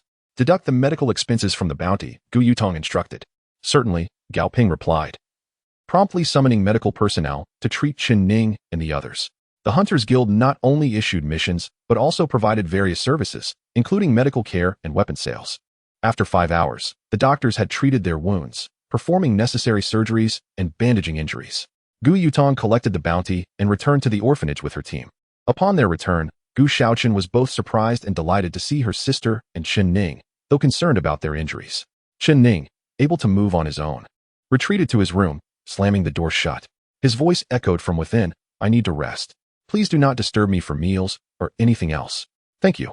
Once behind closed doors, Chen Ning settled into a cross-legged position on his bed, beginning his meditation with the Tiger Bin technique.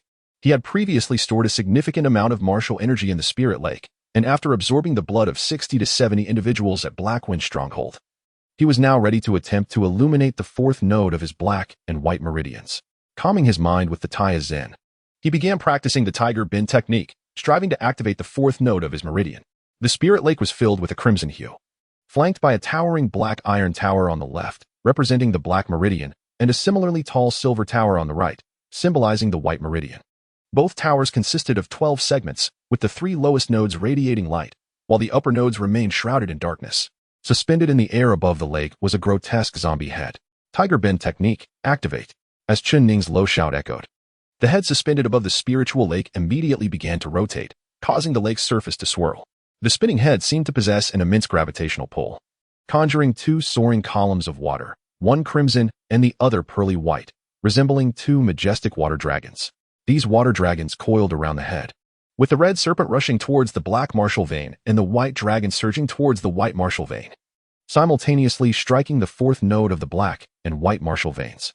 Chapter 080. Dual 4th level warriors. A hum resonated as the 2 water dragons, formed from the blood within the spiritual lake and the martial power, reached their limit. At that moment, the 4th node of the black and white martial veins was finally breached, emitting a sound as resonant and powerful as a great bell. Subsequently, the 4th segment of the iron tower of the black and white martial veins glowed, merging seamlessly with the 3 nodes below it. As Chen Ning illuminated the 4th node, the black and white martial veins surged upward like spring bamboo shoots, growing more grand and towering, akin to twin skyscrapers, reaching heights of 100 zhang. Moreover, the once vibrant spiritual lake underwent a transformation, becoming a parched riverbed. Suspended above this riverbed was the grotesque head of a zombie, while above it lay the azure sky. Upon ascending to the rank of a warrior, the spiritual lake evolved into a spiritual river, necessitating a greater quantity of martial power in the future. The assault on martial vein nodes would no longer be executed with water columns but would instead require tumultuous waves and storms, making success even more elusive. Chen Ning had gleaned this knowledge from instructor Guan Qing during class. However, the black and white martial veins, the head floating above the riverbed, and even the cerulean sky were uniquely his. Ordinary individuals possessed only a white martial vein, while demigods had a black one. Zombies lacked martial veins and derived their primal energy from their zombie cores. Thus, Chen Ning's possession of a black martial vein, indicative of a demigod, alongside a retained white martial vein of humanity, was exceedingly rare. The head in the spiritual realm was a consequence of sealing the blood tyrant. As for the azure sky, it could not be claimed as exclusively Chen Ning's. Rather, it manifested as an illusion in his spiritual world due to his practice of the Taya Zen, secretly imparted by Guan Qing. Therefore, anyone who practiced Taya Zen would find a blue sky in their spiritual realm. Upon igniting the 4th node, not only did the illusion in Chen Ning's spiritual world undergo a profound transformation, but his own strength also experienced a significant enhancement. His previously weakened body, afflicted by injury, resonated with a tolling sound akin to a great bell as he broke through the 4th level warrior bottleneck. Subsequently, he felt all fatigue and pain ebb away like a receding tide, and his physical strength surged to new heights. It seemed as though he was imbued with newfound vigor, his breathing light and effortless, as if he could leap into the air with ease or shatter walls with a single punch. Upon concluding his meditative practice and opening his eyes, Chen Ning discovered that he was drenched in sweat. To be precise, Apart from the perspiration resulting from the exertion of impacting the martial veins, he was also exuding numerous foul impurities. It appeared that during his breakthrough to the 4th-level warrior, the stagnated blood and other impurities within his body had been expelled, seeping out through his pores along with the sweat, leaving him in a rather unpleasant state. Therefore, Chen Ning promptly exited his guest room and made his way to the bathroom. This was an orphanage, and aside from the master bedroom of Gu Yutong and Gu Xiaoqing, which had its own bathroom, the only available bathing facility was the communal one. Other children or guests at the orphanage bathed there as well. In the backyard of the orphanage, there was a well. Typically, everyone would draw water from it to wash their clothes. Further back, after turning a corner, one could find 2 rows of bathing stalls divided into male and female sections. Chen Ning carried his clothes and a bucket of water to the male bathing area, opened a small stall, and began to wash himself under the faint moonlight. After finishing his bath and while changing clothes, he suddenly heard noises from outside. He vaguely discerned voices at the well and recognized them as belonging to the Gu sisters, realizing they had come to do laundry. Although they had an independent bathroom in their master bedroom, they lacked plumbing, so they had to fetch water from outside to bathe, making the well in the backyard a more convenient option. Having dressed, Chen Ning overheard Gu Xiaoqing's voice. "Sister, I told you that Wang Peng was no good." He finally revealed his true colors. "Thankfully, we had brother Chen Ning with us, or we would have been in deep trouble." Gu Yutong retorted with annoyance. TSK, you really are quite familiar, aren't you? You've known Chen Ning for just a few days and met him only a handful of times. Yet you call him brother Chen Ning. Aren't you embarrassed? Gu Xiaoqing appeared undeterred, giggling. Some people feel a sense of closeness and reliability after just a few days of acquaintance, while others, despite knowing each other for years, would betray their friends, wouldn't they? Gu Yutong scoffed. You're quite the little schemer. Chen Ning, eavesdropping on their conversation, found Gu Yutong's point valid. Gu Xiaoqing was not only overly familiar, but also rather spirited. He chuckled softly, preparing to step out of the bathing stall when Gu Xiaoqing suddenly remarked, "Sister, I'm younger, but you're not exactly a spring chicken anymore." Gu Yutong, sounding somewhat perplexed, asked, "What are you trying to say?" Gu Xiaoqing laughed. "Sister, what do you think of Chen Ning? He likes you." The utterance from Gu Xiaoqing caused Gu Yutong, who was drawing water from the well, to falter, and the bucket she was handling slipped from her grasp, plummeting with a splash into the depths of the well. Chen Ning, caught off guard, stumbled slightly, almost losing his balance. He felt a wave of embarrassment wash over him. Reluctant to exit and feeling quite distressed, he thought to himself, how could this girl be so presumptuous? Earlier, in the restaurant, she had adamantly asserted that he must have a crush on Gu Yutong, seeking excuses to get close to her and insisting on joining her bounty mission. Now, she had taken her preconceived notions and presented them as facts to her sister, leaving Chen Ning utterly mortified.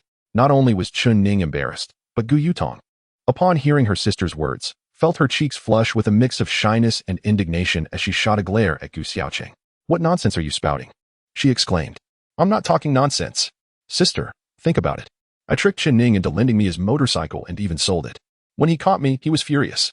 But when you showed up, he became all accommodating, not only letting you off the hook, but also insisting on joining your team for the mission. You realize that's worth 2 gold coins, right? He just gave it up without a second thought. During the mission to save Zhao Feifei, you and Sun Kuan both acknowledged that the chances were slim. Everyone was just hoping for a stroke of luck. No one genuinely believed we could find Zhao Feifei and rescue her." Gu Xiaoqing's argument seemed quite convincing. After a brief pause, she continued, "Sister, why do you think Chen Ning would forego the 2 gold coins in compensation to join you on the mission?" "Why?" Gu Yutong asked. Gu Xiaoqing asserted confidently. "Because he likes you. It's just an excuse to spend time with you." Gu Yutong's face flushed crimson as she retorted, "Stop talking nonsense. If Chen Ning hears you, I would feel embarrassed, and you should too." Unbeknownst to them, Chen Ning was not only listening, but was also hiding in the bathing stall, feeling quite awkward and hesitant to emerge for fear of the ensuing embarrassment. Gu Xiaoqing continued, "When it comes to love, there is nothing shameful about it. A man should marry, and a woman should marry off. Sister, don't tell me you have no feelings for Chen Ning at all. I think he's quite admirable." No matter the challenge, he remains composed, making everything seem manageable. Though he may appear somewhat aloof and taciturn, his steadfast demeanor is undeniably charming. "And I secretly peeked into his bag. Can you guess what I found?" Gu Yutong gasped. "You're being utterly ridiculous." Gu Xiaoqing teased, "Sister, do you want to know what I found in his bag?" Gu Yutong filled a bucket with water, casually washing clothes while pretending to be indifferent. "Humph. Say what you want, or don't say anything at all. It matters not to me." Gu Xiaoqing, observing her sister, smirked mischievously and whispered, "I saw him carrying a military uniform, specifically that of the Phoenix Legion. Didn't Sun Kuan mention that Chen Ning's knife is an officer's blade?" I perceive that Chen Ning's demeanor is distinctly different from that of ordinary imperial soldiers. He lacks their coarseness. He must surely be an exceptional warrior of the Phoenix Legion. Sister, I think Chen Ning is quite suitable for you. Gu Yutong blushed, casting a disapproving glance at her sister. Stop meddling in matters of romance and finish your laundry. Once you're done, go rest. Noticing that her sister seemed somewhat unmoved, Gu Xiaoqing grew anxious. Sister, do you truly have no feelings for Chen Ning? I heard him mention he might leave tomorrow. If you do have feelings for him, seize the opportunity. Otherwise, you might regret it later. How about this? Wear your white nightgown to entice him. After all, a woman pursuing a man is merely a thin veil apart. As soon as Gu Xiaoqing finished speaking, Gu Yutong flicked her finger against her sister's forehead, admonishing her, enough of that nonsense. Hurry up and wash the clothes. Once you're done, go rest. Feeling her sister's refusal to entertain her suggestions, Gu Xiaoqing muttered a few complaints while continuing to wash clothes. Afterward, the two hung the laundry to dry before returning to their room. Chen Ning waited until the sisters had left before daring to emerge from the communal bathroom. A faint smile of resignation on his face. Thankfully, Gu Yutong and her sister had not noticed him. Otherwise, the encounter would have been awkward. He quietly slipped back to his room, but soon, there came a knock at the door accompanied by Gu Yutong's voice. Chen Ning, are you awake? I saw the light in your room, so I wanted to ask if you'd like something to eat. I can cook you some noodles. Feeling embarrassed after his shower, Chen Ning realized he hadn't eaten anything. As an imperial soldier, he was as tough as iron, and skipping a meal left him famished. Though he had some compressed rations, their taste was unpalatable. Thus, hearing about the noodles, he replied, I've been awake for a while, just thinking about finding something to eat. As he spoke, he opened the door. Upon seeing Chen Ning, Gu Yutong's composed and delicate demeanor shifted, her expression becoming somewhat peculiar. I'll go cook, she muttered before hastily retreating, leaving Chen Ning puzzled, unsure of what had just transpired. Suddenly, he glanced down at his freshly changed garments and quickly raised a hand to feel his hair, still damp from the shower. A bitter smile spread across his face. It was clear that Gu Yutong had deduced he had just bathed, and since she and her sister had only recently finished washing clothes, there was no way he could have completed his bath in the time they had been hanging laundry. The only explanation was that while they washed clothes, he had been bathing, and thus, he must have overheard their entire conversation. This, undoubtedly, was the reason for Gu Yutong's flushed face and hasty exit. Before long, Gu Yutong had prepared the noodles, inviting Chen Ning to join her in the dining area. Upon entering, he discovered not only Gu Yutong but also her sister, Gu Xiaoqing. Gu Yutong had lost the aura of a bounty hunter, appearing somewhat bashful, while Gu Xiaoqing's eyes darted mischievously between Chen Ning and her sister, resembling a cunning little fox. The noodles were adorned with a fried egg and a few greens, the broth shimmering with oil and emanating a delightful aroma. Thank you, Chen Ning said as he sat down to eat. The noodles were quite tasty, and just as he was about to commend Gu Yutong on her culinary skills, Gu Xiaoqing unexpectedly interjected with a startling question. Chen Ning, did you overhear my conversation with my sister? Chen Ning nearly choked on his noodles, but managed to swallow hard, mustering the courage to admit. I was just finishing my shower when you both were outside washing clothes. I intended to come out, but upon hearing you discuss me, I hesitated, fearing it would be awkward. Yet, here we are, awkward nonetheless. Gu Yutong had already suspected that Chen Ning had overheard their conversation, but hearing him confirm it made her feel even more embarrassed, igniting an impulse to flee. However, as the thought of escaping crossed her mind, her sister's earlier words echoed in her mind. Chen Ning is leaving tomorrow. A beautiful opportunity may slip away if you don't grasp it boldly. Ultimately, Gu Yutong remained seated, her cheeks flushed and her demeanor slightly flustered, yet she dared to steal a glance at Chen Ning. Chen Ning was indeed quite handsome, with sharp features that distinguished him from the typical pretty boys. His strikingly chiseled jawline and piercing eyes, coupled with a calm and assured demeanor, stirred something within her. Gu Xiaoqing, intent on creating an opportunity for her sister and Chen Ning, pressed on after Chen Ning's admission of eavesdropping. Chen Ning, what do you think of my sister? Chen Ning glanced at Gu Yutong. Miss Gu is strikingly beautiful, despite her humble origins. She has worked hard to become a bounty hunter, earning money and acquiring skills to elevate herself to the rank of a level 4 warrior. This is truly commendable. More importantly, she is kind-hearted, having taken in a group of orphans from this black market. I hold her in high regard. Chen Ning's praises brought a flicker of joy to Gu Yutong's heart. Every woman, regardless of her composure, yearns for genuine admiration from a man, especially a bounty hunter such as herself. Yet, a shadow of unease crept in, for Chen Ning's words, while flattering, carried an air of formality that felt distant. Friends and close companions do not speak with such politeness. It often creates a barrier. Did Chen Ning wish to maintain such distance? Was he hinting at something? Gu Xiaoqing, oblivious to the unspoken tension, pressed further as Chen Ning's lengthy response failed to yield the answer she sought. Oh, I meant do you like my sister in a romantic sense? Taken aback by Gu Xiaoqing's bluntness, Chen Ning stammered, I am unworthy of Miss Gu. Upon hearing this, Gu Xiaoqing's frustration flared. This is your chance, and you're throwing it away? Are you sabotaging yourself? She opened her mouth to protest further, but Gu Yutong, realizing Chen Ning's lack of feelings for her, felt a wave of indescribable disappointment wash over her, mingled with indignation. It stung to know that despite her sister's efforts to promote her, Chen Ning held no interest in her. Thus, Gu Yutong lifted her head, coldly interrupting, Xiaoqing, that's enough. Seeing her sister's anger, Gu Xiaoqing dared not speak further but shot a resentful glare at Chen Ning, blaming him for his lack of discernment. Chen Ning, however, felt helpless. Although he was divorced, he had a daughter. Additionally, he was merely a trainee in the Phoenix Legion, with an uncertain future ahead. Besides, he and Gu Yutong were still strangers. It was implausible to exaggerate initial fondness into declarations of love, let alone make promises of eternal devotion. Chen Ning was not a frivolous individual. Thus, he subtly expressed his belief that he was unworthy of Gu Yutong. To his surprise, this remark wounded Gu Yutong's pride and incited Gu Xiaoqing's ire. Following this, silence enveloped the room until Chen Ning, having finished his meal, broke the stillness by suggesting everyone retire for the night. During this quiet interval, Gu Yutong simmered with indignation, increasingly convinced of her worth. In Blackstone City, she was a minor celebrity, lauded for both her formidable strength as a level 4 battle general and her striking beauty, attracting numerous suitors, many of whom were affluent and influential. Yet, she found them all lacking and felt no attraction towards them. However, upon encountering Chen Ning, who made her heart race, she was dismayed to find him seemingly unimpressed, even going so far as to imply that he was beneath her. This infuriated her. She thought to herself, what do you mean unworthy? Have I ever looked down on you? Clearly, it is you who looks down on me. When Chen Ning suggested it was late, and they should all return to their rooms, she coldly interjected, wait. Chen Ning, startled, looked at her and asked if there was something more. Gu Yutong replied, the bounty has been distributed. After deducting medical expenses, each of us 4 receives 700 gold coins. Sun Kuan and Niu Feng have already collected theirs. I will give you your share now. Although Chen Ning wished to downplay the urgency, Gu Yutong rose to fetch the money from her room. With no choice left, he awaited her return in the living room. Gu Xiaoqing, seated nearby, deliberately huffed, signaling her displeasure and the gravity of the situation. After a brief wait, Gu Yutong emerged, and to Chen Ning's astonishment, she had changed into a white nightgown that accentuated her delicate shoulders, alluring collarbone, and the stunning expanse of white fabric that barely concealed her long, slender legs. Though her cheeks flushed with embarrassment, her eyes sparkled with a defiant determination, as if she intended to showcase her beauty and evoke regret in Chen Ning for his earlier words. Gu Xiaoqing, taken aback by her sister's boldness, covered her mouth in surprise, realizing that her mischievous suggestion had been embraced.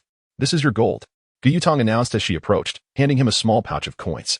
As she passed it to him, her finger grazed his palm, her almond-shaped eyes filled with challenge. Chen Ning felt a shiver run down his spine. When a girl was determined, she could be quite unpredictable. He awkwardly stammered, Miss Gu, you. What about me? Gu Yutong retorted with a scoff. You heard my sisters by the well. I am tempting you. What will you do about it? As she spoke, she thrust out her chest defiantly. Gu Xiaoqing, standing behind her sister, mirrored the gesture, declaring, what will you do about it? I think I shall retire to my room, Chen Ning declared, clutching the pouch of coins as he made a hasty exit, his prior confidence evaporating. Once he had fled, Gu Yutong's tension dissipated, and she exhaled deeply, recognizing that her audacity stemmed from a moment of bravado. She understood that Chen Ning was a principled soldier, unlikely to overstep boundaries, especially with her mischievous sister present. Her actions had been a deliberate tease to evoke a sense of regret in him. Gu Xiaoqing, however, shook her head, suggesting, sister, that one tea work. Perhaps I should devise another plan, like using a love potion. Gu Yutong playfully flicked her sister's forehead, prompting an ouch from Gu Xiaoqing. Before scolding, teasing him was sufficient. Any further antics would be excessive. Now, let us rest. The following morning, while the orphanage remained in slumber, Chen Ning had already packed his belongings and quietly departed, leaving behind a letter and half of his gold. He believed that Gu Yutong's orphanage, which cared for numerous children, required considerable resources. And since he had little need for the excess money at the moment, he decided to contribute. With the remaining coins, he first retrieved his military insignia from the arms and munitions shop, then purchased 60 water buffalo from a large animal market for 300 gold coins, leading them out of Blackstone City and into the vast wilderness. When Gu Yutong and her sister knocked on Chen Ning's door at 10 o'clock, they discovered he had already left, leaving only a letter and several hundred gold coins. Chen Ning was adept at considering others' feelings. In his letter, he praised the sisters and expressed that his time as a bounty hunter had been unforgettable. He designated the money as a donation to the orphanage to alleviate any pressure Gu Yutong might feel about accepting it. After reading Chen Ning's note, Gu Yutong felt a pang of disappointment, softly uttering, "He has indeed left." Gu Xiaoqing, slightly annoyed by Chen Ning's abrupt departure, comforted her sister, "Do not be disheartened. If fate permits, you will meet him again." Gu Yutong gazed into the distance, pondering, "Will we?" Gu Xiaoqing nodded emphatically, "We certainly will."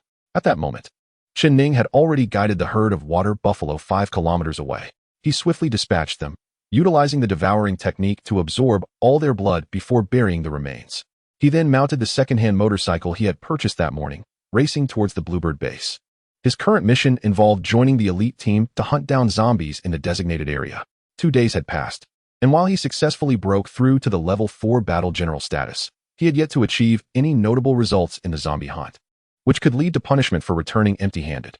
Fortunately, he had one more day to secure a successful outcome. As he sped down the road like a ranger patrolling the wilderness, he finally encountered a level 4 zombie, a predator, after 2 hours. Unfortunately, he noticed that an Imperial soldier was already engaged in combat with the creature. This soldier, adorned in a uniform with the same insignia as Chen Ning's, the Phoenix, was a member of his team known as Bull Demon King, a robust figure renowned for his strength. Though Bull Demon King possessed level 4 battle general capabilities, he seemed to be struggling against the predator, demonstrating signs of fatigue. Seeing his companion in danger, Chen Ning halted his motorcycle and dashed forward, delivering a powerful kick that sent the formidable predator staggering backward, granting Bull Demon King a moment to breathe. The predator, having been thwarted from its prey, roared in fury and lunged towards Chen Ning. Previously, Chen Ning, with his dual level 3 battle general strength, would have found such a foe challenging. However, now, as a dual level 4 battle general, he effortlessly dispatched the zombie, swiftly severing its arms and delivering a precise diagonal slash that decapitated it, sending the headless corpse crashing to the ground in defeat. The Bull Demon King took a few deep breaths, wiped the sweat from his forehead, and upon seeing Chen Ning, exclaimed with joy, "Chen Ning, it's you. Thankfully you intervened. Otherwise, I would have likely met my end here." Chen Ning smiled and replied, "We are comrades. I certainly can't let you fall into peril. Here's the zombie's head for you. Go ahead and extract the brain core. I must seek out other zombies." The Bull Demon King, with his straightforward nature, shook his head and insisted, "You killed the zombie. The level 4 brain core belongs to you." Chen Ning was somewhat surprised by this, for a level 4 brain core could yield a significant score. The Bull Demon King, it seemed, was genuinely honest. Chen Ning, not wanting to be overly sentimental, simply agreed and dexterously extracted the brain core. He then inquired about the Bull Demon King's achievements. Without any pretense, the Bull Demon King candidly stated, "I obtained 1 level 4 brain core, 2 level 3 cores, and over 10 level 2 and 1 cores." Chen Ning chuckled, "Not bad, but don't be so honest in the future." The Bull Demon King looked puzzled. "What do you mean?" Chen Ning thought to himself that one should not reveal their spoils. Sharing his achievements might make the Bull Demon King vulnerable to theft. This notion arose from his recent experience with Wang Peng's betrayal, prompting him to advise the Bull Demon King to maintain a degree of vigilance even among comrades. However, observing the Bull Demon King's innocent demeanor, he eventually shook his head and smiled. "It's nothing." The Bull Demon King, being rather naive, did not need to be burdened with the darker aspects of human nature. It was better for him to retain his innocence. Chen Ning mounted his motorcycle and said to the Bull Demon King, "You've run quite far. This place is a long distance from the Bluebird base. I will take you back." The Bull Demon King replied eagerly, "All right." As they rode towards the base, they encountered several pedestrians along the way. The curious glances directed at them were understandable, as the Bull Demon King's towering stature made Chen Ning look as if he were carrying a large monkey on the back of his motorcycle, a rather eye-catching sight. Yet, the Bull Demon King remained blissfully unaware, enjoying the thrill of the ride. During their journey, the Bull Demon King asked Chen Ning about his harvest. Chen Ning mentioned that he had only secured the level 4 brain core, yielding nothing else. The Bull Demon King, wide-eyed in disbelief, exclaimed, "Really? You're incredibly strong. I could see that from how easily you dispatched the level 4 zombie. How could you come away empty-handed?" Chen Ning explained that he had not hunted zombies in the past few days, but instead completed a small task at the Hunter Guild in the black market, earning over 20 gold coins. He added playfully, "Don't tell anyone about this. It must remain a secret." The Bull Demon King, with his simple-mindedness, assured him, "Don't worry. I wouldn't say a word even if you killed me. Chen Ning chuckled. If someone threatens your life, you might consider speaking up. Encountering no further zombies along the way, the Bull Demon King presented Chen Ning with several of his own brain cores, saying, "Here, take these. The butcher instructor is very strict, and I fear you might be punished for having only one brain core." Chen Ning hesitated, then accepted the offering. Patting the Bull Demon King on the shoulder, "Brother, thank you. Consider me indebted to you." Upon hearing the word brother, the Bull Demon King's eyes sparkled as he innocently asked, "Chen Ning, are we truly brothers now?" Chen Ning was momentarily taken aback, wondering if the Bull Demon King was genuinely simple-minded or cleverly trying to forge a bond. Ultimately, he nodded, "I suppose so, having once been a scavenger." The Bull Demon King hailed from a background even lower than that of the impoverished. Despite his immense strength, he possessed a somewhat foolish disposition and had few friends, let alone anyone to call him brother. Now, he appeared excited, rubbing his hands together and asking Chen Ning, "So, who is the older brother and who is the younger brother?" Chen Ning smirked, pondering whether the Bull Demon King wished to assume the role of the elder brother. Narrowing his eyes, he declared, "If we truly consider ourselves brothers, I am naturally the elder brother, and you are the younger." The Bull Demon King, feeling a bit disgruntled, retorted, "Why? I'm a little older than you." Chen Ning chuckled, "We are both soldiers, and in the military, strength prevails. Take a look at instructor Jianqing. She is about our age, yet she is still our teacher. Therefore, the stronger among us will be the elder brother." The Bull Demon King nodded in agreement. "That makes sense. From now on, you are my brother." Chen Ning felt satisfied. "Excellent." The Bull Demon King chuckled, but soon after, he turned to Chen Ning and said, "Brother Chen, if I become stronger than you in the future, will I then be the elder brother?" Chen Ning's forehead twitched in annoyance. Once a brother, always a brother. Such titles cannot be casually exchanged. The Bull Demon King scratched his head. I was just asking." Returning to the Bluebird base, they had just passed through security when they spotted Shiryu in the distance. Upon seeing Chen Ning, Shiryu sneered, "Haha, I was worried you might take this opportunity to flee, but I see you have not run away. Good. Don't forget, our showdown is not far off. Clean your neck and prepare for death." Chen Ning paid no heed to Shiryu's taunts and threats as he left with the Bull Demon King to report back to the elite group. The Bull Demon King, aware of the impending duel, could not help but whisper to Chen Ning, "Brother Chen, this guy is so arrogant, it's a bit much." Chen Ning replied calmly, "Let him be as strong as he wishes. The gentle breeze merely brushes against the mountain ridge. Let him be arrogant. The bright moon shines upon the great river." The Bull Demon King halted, his eyes wide in confusion. What does that mean? Before Chen Ning could respond, someone nearby interjected. What Chen Ning means is that regardless of how powerful others may be, if you are a mountain, they are merely the breeze that tickles your surface. No matter how fierce they are, if you are the moon, even the mightiest river cannot overshadow you. True strength lies in inner fortitude.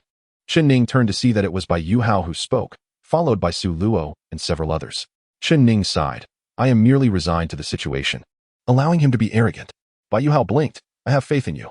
Chen Ning couldn't help but roll his eyes, thinking to himself that he had little confidence in his own abilities, yet Bai Yuhao seemed so carefree. Su Luo and the others approached to greet Chen Ning, with Su Luo somewhat bashfully saying, "I thought you wouldn't come back." How could that be? In truth, Chen Ning had considered not returning. But the consequences of fleeing were severe. In the Huaxia Empire, deserters faced harsh penalties, essentially marking the end of their lives. If he became a deserter, he would lose everything, including any chance of reclaiming his daughter from the Liu family. Moreover, having reached the dual level 4 battle general strength, he believed he could easily defeat a level 5 battle general. Though he might be slightly inferior to a level 6 battle general, he still harbored a glimmer of hope. Thus, Chen Ning resolved not to be a coward. He would return and fight, even if the stakes were his own life. As members of the elite group gradually returned, it became apparent that everyone had had a fruitful 3 days, each achieving commendable results. In contrast, Chen Ning's performance was somewhat mediocre, which surprised the butcher during the evaluation. However, after a brief glance, he noted the qualitative improvement in Chen Ning's abilities over the past days and chose not to comment further. Now, only 40 soldiers remained in the elite group, each one a rare and elite recruit. Remarkably, none had perished during the 3-day hunting mission. According to tradition, following the completion of the task, they would receive a day off and be awarded their bonuses. Bai Yuhua and his companions dragged Chen Ning to the tavern at the base, clamoring that they would not return until they were intoxicated. However, just as they arrived at the tavern's entrance, they were halted by a graceful figure. The newcomer was none other than their instructor, Guanqing. As summer had set in, Guanqing had donned her summer military uniform, her hair elegantly pinned at the back of her head, with only 2 strands cascading down her cheeks. Her unadorned, yet naturally beautiful face radiated charm. Clad in a short-sleeved officer's shirt tucked into her military skirt, the hem revealed a pair of long, slender legs clad in black stockings, complemented by black high heels, giving her an exceptionally tall and striking appearance, akin to a beautiful black swan. Typically serious and unsmiling, Guanxing was known for her stern disciplinary methods, which instilled fear in many trainees, and even other instructors approached her with caution. Upon seeing Guanxing, Bai Yuhua and the others instinctively stood at attention, saluting her as they chorused, "Good evening, instructor." Guanxing returned the salute casually before her sharp gaze fell upon Chen Ning as she said flatly, "Chen Ning, come with me." "Yes, instructor." Chen Ning, with no other option, exchanged a glance with Bai Yuhua and the others, signaling them to enjoy their drinks without concern for him. Following Guanxing, Chen Ning departed. And once their figures faded from sight, a wave of speculation erupted among the group. They remarked on how Guanxing's attention towards Chen Ning seemed distinctly different. Noting that she sought him out immediately upon his return, raising eyebrows about the nature of their relationship. Xiaolua whispered that rumors circulated in the base suggesting that Shiryu harbored resentment towards Chen Ning out of jealousy regarding his connection with Guanxing. Speculating whether there was truth to it, was Chen Ning truly involved with their instructor? As they pondered, Bai Yuhua cautioned softly, "It's best to take such matters lightly and avoid spreading rumors. Chen Ning has enough trouble as it is. We shouldn't add to his burdens." This time, Guanxing led Chen Ning back to her officer's quarters. Upon entering, she placed her keys on the table and invited Chen Ning to sit, inquiring if he preferred tea or a beverage. Disliking flavored drinks, Chen Ning opted for plain water. Guanxing poured 2 glasses and sat across from him, her keen eyes assessing him as she asked, "In 11 days, you will face Shiryu in a duel. Do you feel confident in your ability to defeat him? If not, consider an alternative." Taken aback, Chen Ning inquired, "Are there other options?" Guanxing replied matter-of-factly, "Yes, you could leave here before the duel." Initially stunned, Chen Ning soon comprehended that Guanxing believed he stood little chance against Shiryu. Thus, her purpose in summoning him was to suggest he flee. A coward's escape to preserve his life rather than facing certain death in the duel. Shaking his head, Chen Ning declared, "I will not run." Surprised by the determination in Chen Ning's gaze, Guanxing recognized his steadfastness. Despite his integrity, he possessed a stubborn core, daring to push his limits during training, even teetering on the brink of life and death. Faced with the duel against Shiryu, he would certainly not waver. Consequently, Guanxing shifted her line of questioning. "Regarding your duel with Shiryu, what do you believe your chances of winning are?" Chen Ning was about to respond with a tentative assessment, 40% for him, 60 for Shiryu, when suddenly, Guanxing unsheathed a dagger from her waist, thrusting it toward his neck with the swiftness of a striking serpent. Alarmed, Chen Ning instinctively recoiled, narrowly avoiding the blade. Guanxing, having missed her target, did not pursue the attack further. Confused, Chen Ning gazed at her, "Instructor." Before he could finish, Guanxing pressed her left hand against his forehead, a surge of formidable energy coursing through him as she assessed his strength. Chen Ning's consciousness momentarily vanished, and the dark martial veins seemed to recognize the impending threat, retreating into obscurity. In his mental realm, only the azure sky, a parched riverbed, and the towering white martial veins remained. Guanxing's eyes widened in astonishment. "You have ignited 4 nodes. I recall, when you entered the elite group, you had only activated 1. I assumed your talent was lacking, yet in such a brief time, you have ascended from a level 1 warrior to a level 4 general. Your progress is remarkable." Chen Ning, wary of revealing his semi-divine physique, promptly attributed his advancement to Guanxing's teachings of Tai Zen, likening it to a turbine that significantly enhanced his cultivation efficiency. "Without Tai Zen, I would likely still be a level 3 warrior." Guanxing nodded approvingly. "Your improvement is commendable. Given a few more months, you might indeed have the opportunity to defeat that arrogant Shiryu. However, time is not on your side. Having just ignited your 4th node, it is impossible to activate the 5th. Nevertheless, you previously triumphed over a level 4 general despite being only a level 3 warrior, indicating your potential to surpass your opponents. I intentionally tested your speed earlier, and it far exceeded that of a level 4 general." Pausing, Guanxing instructed, "At 2 o'clock tonight, meet me in the small woods behind the base." Chen Ning was taken aback. He often trained secretly in those woods at night. Had Guanxing known all along? Moreover, her directive to meet him there at midnight puzzled him. Was she intending to teach him another technique to confront Shiryu? Chapter 084. Practical training. Intrigued yet uncertain, Chen Ning obediently acknowledged her request. Guanxing then added, "Also, refrain from frequenting the tavern. Prioritize practicing the tiger's roar technique. This is not the time for leisure." Chen Ning contemplated explaining that his visit to the tavern was a rare occurrence. motivated solely by a holiday and the invitation of Bai Yuhua and friends. However, he refrained, understanding that explanations might come across as excuses to an instructor and could leave a negative impression. Thus, he nodded again, yes, instructor. Pleased with Chen Ning's demeanor, Guanqing, having concluded their serious conversation, recalled that she had spent the entire afternoon alone and had yet to eat dinner. The mess hall was closed, but the tavern, restaurant, and grocery store were open. Still, she preferred not to venture out. Her officers' quarters had a small kitchen where she could prepare a meal. As she stood to head to the kitchen, she casually inquired, "Have you had dinner? If not, would you like something? I'm about to cook." However, her choices were limited to boiled eggs with noodles or millet rice with scrambled eggs, as those were the only two dishes she could prepare. Chen Ning couldn't help but smile at the irony. It seemed Guanqing excelled with weapons but lacked culinary skills. Sensing his amusement, Guanqing's keen intuition picked up on the mirth in his eyes, which clearly mocked her lack of cooking prowess. Just as she was about to retort, Chen Ning preempted her with a suggestion. "I'm not hungry, but I can cook. How about I prepare dinner for you?" Guanqing was momentarily taken aback. Having not anticipated that Chen Ning could cook, such a skill was rather uncommon among men. Her curiosity piqued. She readily agreed. All right. Chen Ning then stepped into the kitchen to prepare dinner for Guanqing.